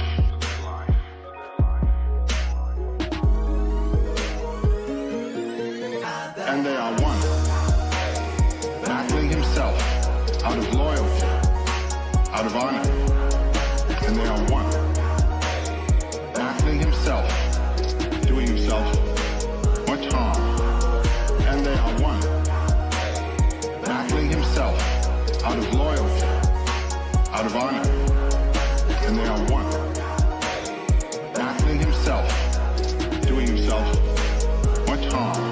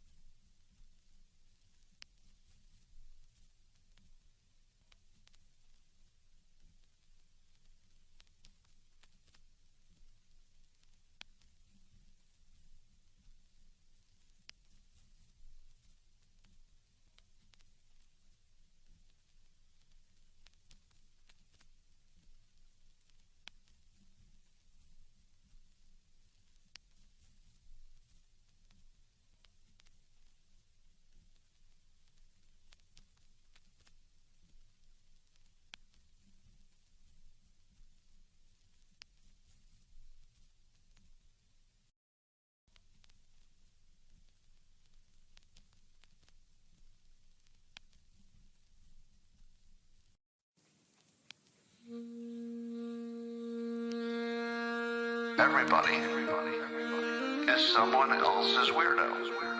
Everybody is someone else's weirdo.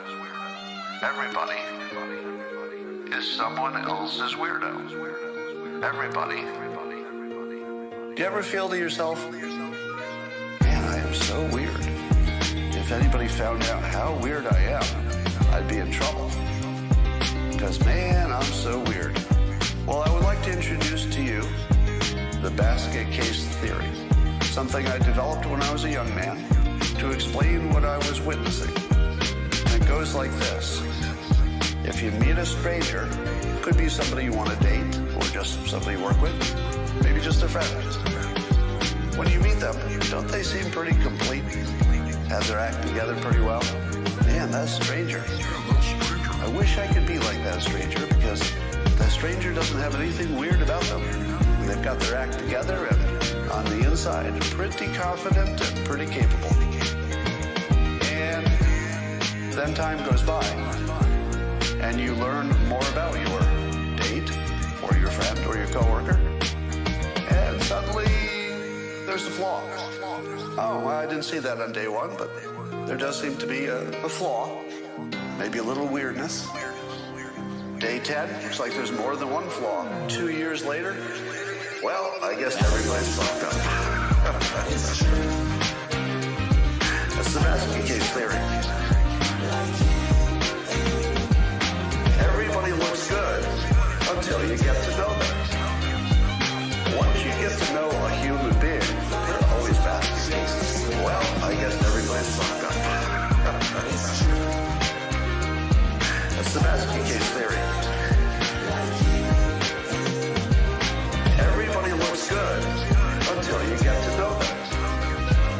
Once you get to know a human being, they're always basket cases. Always.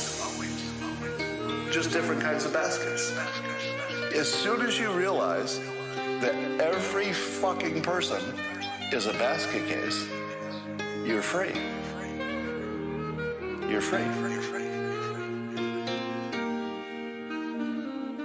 What is it that bothers you more than anything as long as you're healthy and you have a job?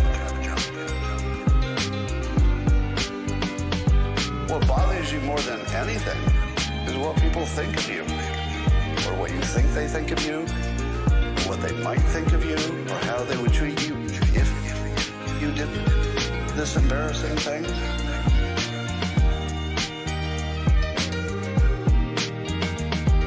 They're not better than you.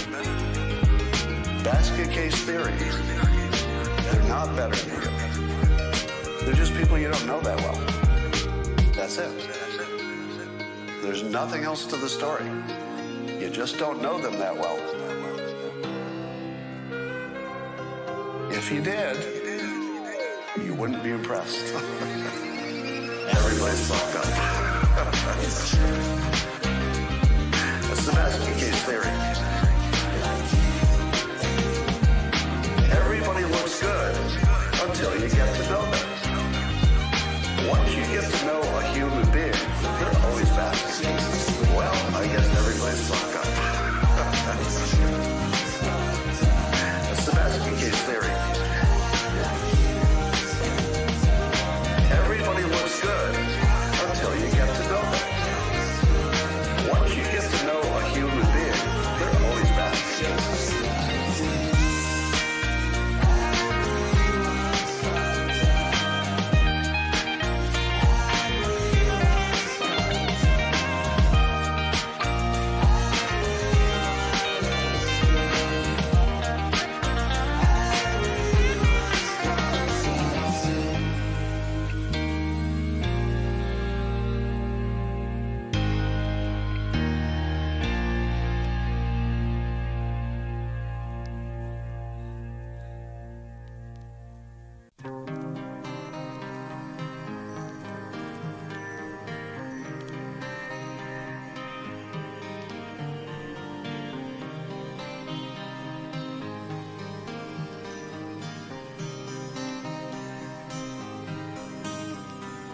I'll tell you, one of the most common things that people say to me as a celebrity type when they get to know me, they say some version of, gosh, you're just like a regular person. Why wouldn't I be? There's nobody who's not a regular person. Except maybe Michael Jackson wasn't.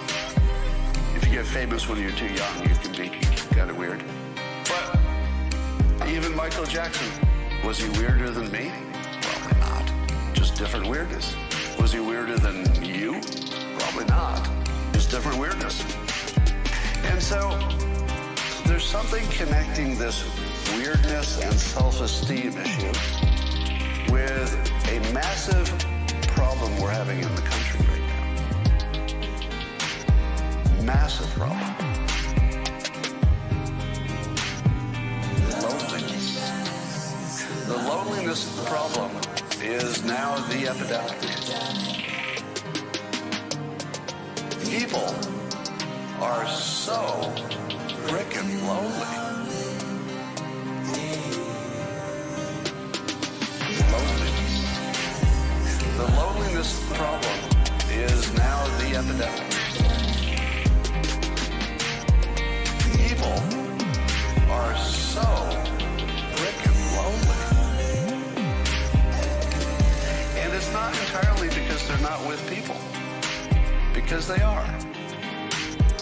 They are with people. How many of you are having a crisis of loneliness right now? Tell me how many of you are feeling lonely in a way that you've never felt before. Like just a whole new level of loneliness. Because of the loneliness, I think you're also seeing more addiction, right? One way to make the pain go away. How many of you watch this because it makes you feel less lonely? Loneliness. The loneliness problem is now the epidemic. People are so frickin' lonely. Loneliness. The loneliness problem is now the epidemic. People are so frickin' lonely. Now, I'll tell you that, I have people in my house, so I'm not like physically alone. But I've started to watch, I guess what you would call POV or point of view video, in which I want somebody's face looking into the camera and talking to you. I can't watch interviews anymore because if I watch an interview, I'm watching two people talk to each other and I'm not part of it. But if I watch one person talking to me, I could probably even watch one of those makeup videos because it's just somebody putting on their makeup and just talking to you. I would totally watch that. It has nothing to do with the makeup.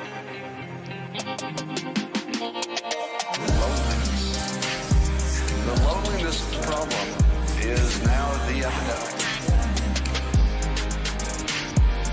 People are so frickin' lonely. Loneliness. The loneliness problem is now the epidemic. People are so frickin' lonely.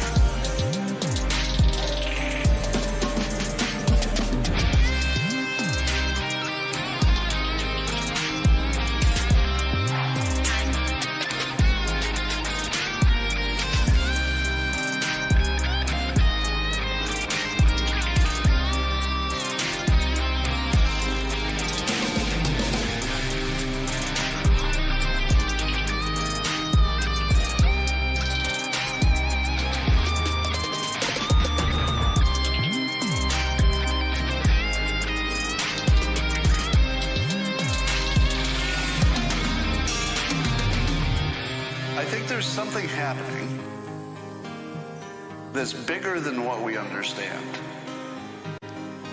Because there's a second epidemic, and I think it's connected.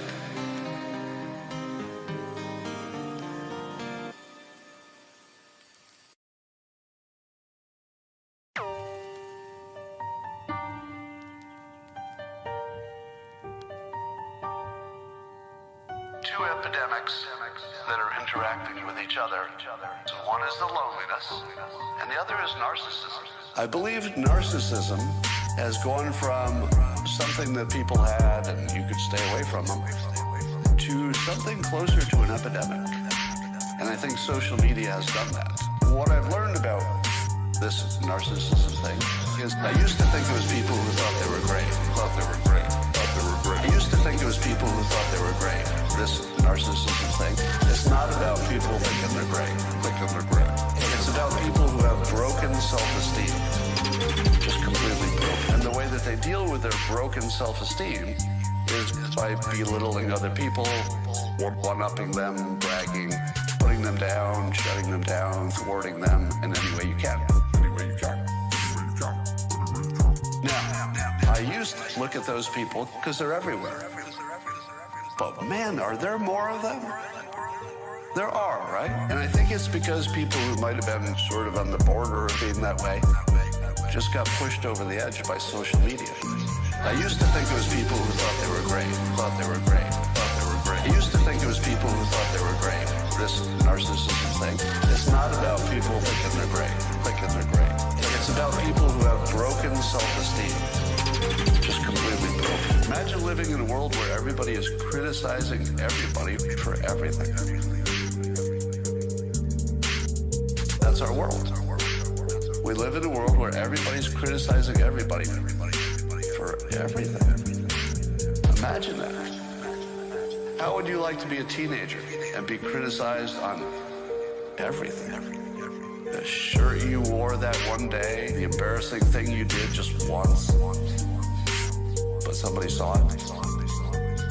You're not as pretty or as handsome or as strong or good at sports as this other person. It's gotta be devastating.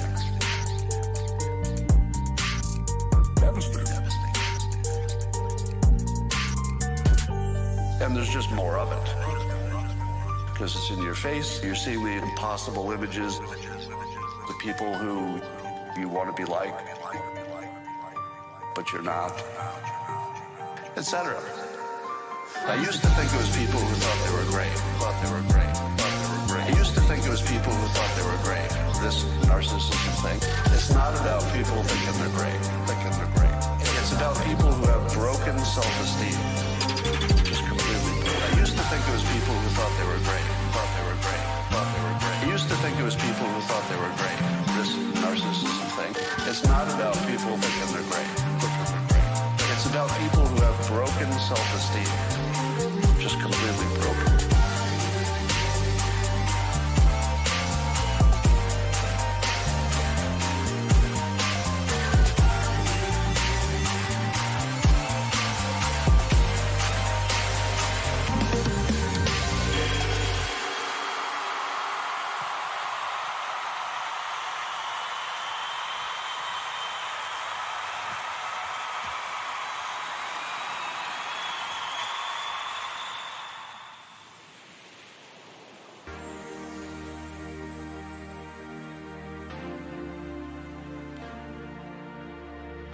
There's somebody out here watching this right now.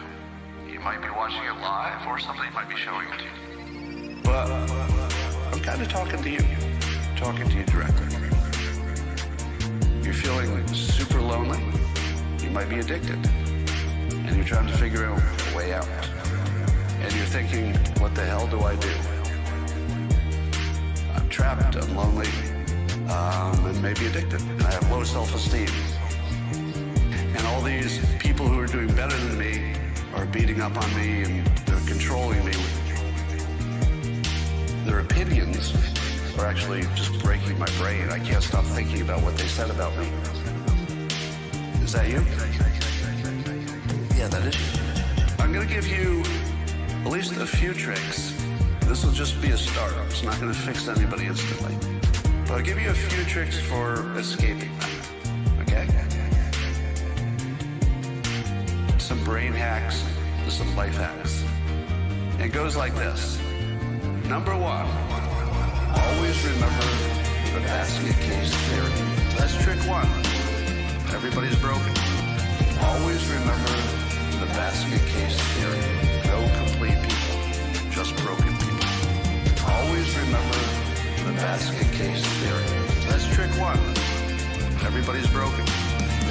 just completely broken. And you should have pity on them. The person who's talking to you and is insulting you, they're broken. Did you say to yourself, oh my goodness, somebody who's normal is criticizing me? Do you know how many times that's happened? How many times has a person who's got it together and they're normal and they're criticizing you? How many times does that ever happen? Do you think a lot? Because the answer is 0. It's never happened. Nobody who has their act together is criticizing you in cruel ways. But you are getting criticized in cruel ways. You're being judged, not by good people. You're being judged by thoroughly broken people who are acting out. They're taking out their pain on you. If you imagine that they're complete, somehow good people, well, that feels pretty bad. Because you don't want somebody that you respect, or at least think is normal, to be judging you. That feels terrible. They don't exist. They don't exist. That thing that somebody said, it was sad. The words exist, but there's no such thing as an unbroken person saying that kind of stuff. Always remember the basket case theory. That's trick 1. Everybody's broken. Always remember the basket case theory. No complete people, just broken people. Always remember the basket case theory. That's trick 1. Everybody's broken. They are just completely broken. And you should have pity on them.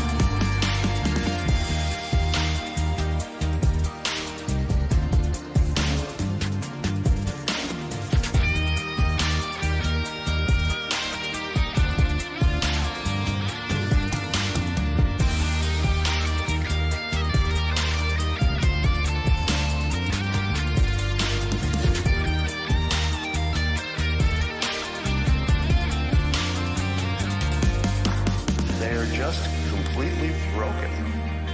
And you should have pity on them.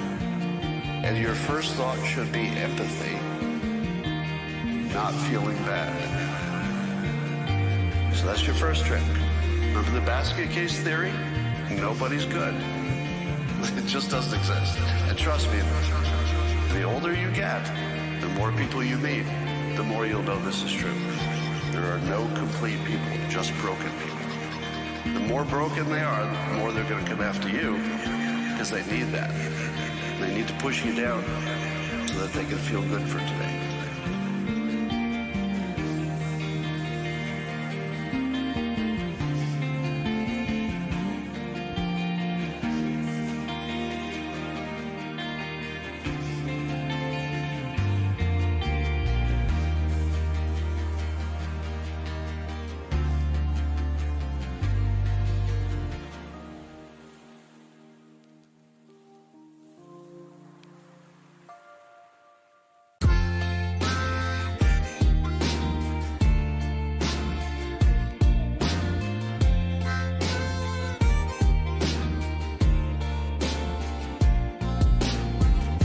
Low self-esteem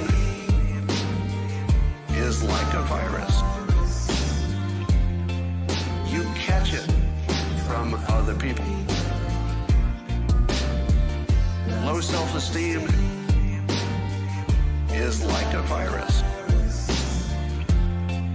You catch it from other people. You didn't get your low self-esteem necessarily because you were born with it.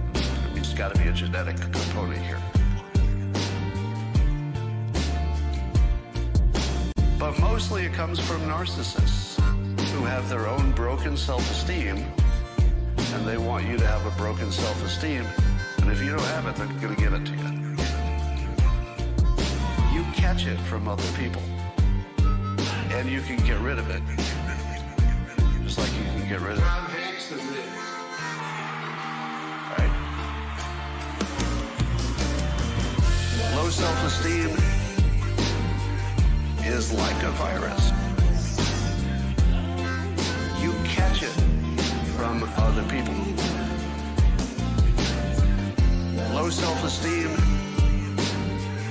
is like a virus. You catch it from other people. You do have a constitution.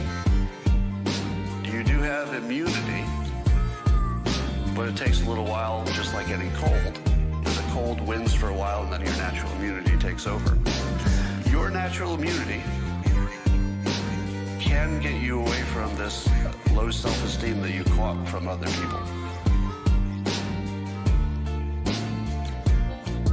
It's not in you. It's something you caught. And you're going to beat the shit out of it. Just like your immune system will beat the shit out of it. Tom Hanks is 99% of you plus. Low self-esteem is like a virus. You catch it from other people. Low self-esteem is like a virus. You catch it from other people.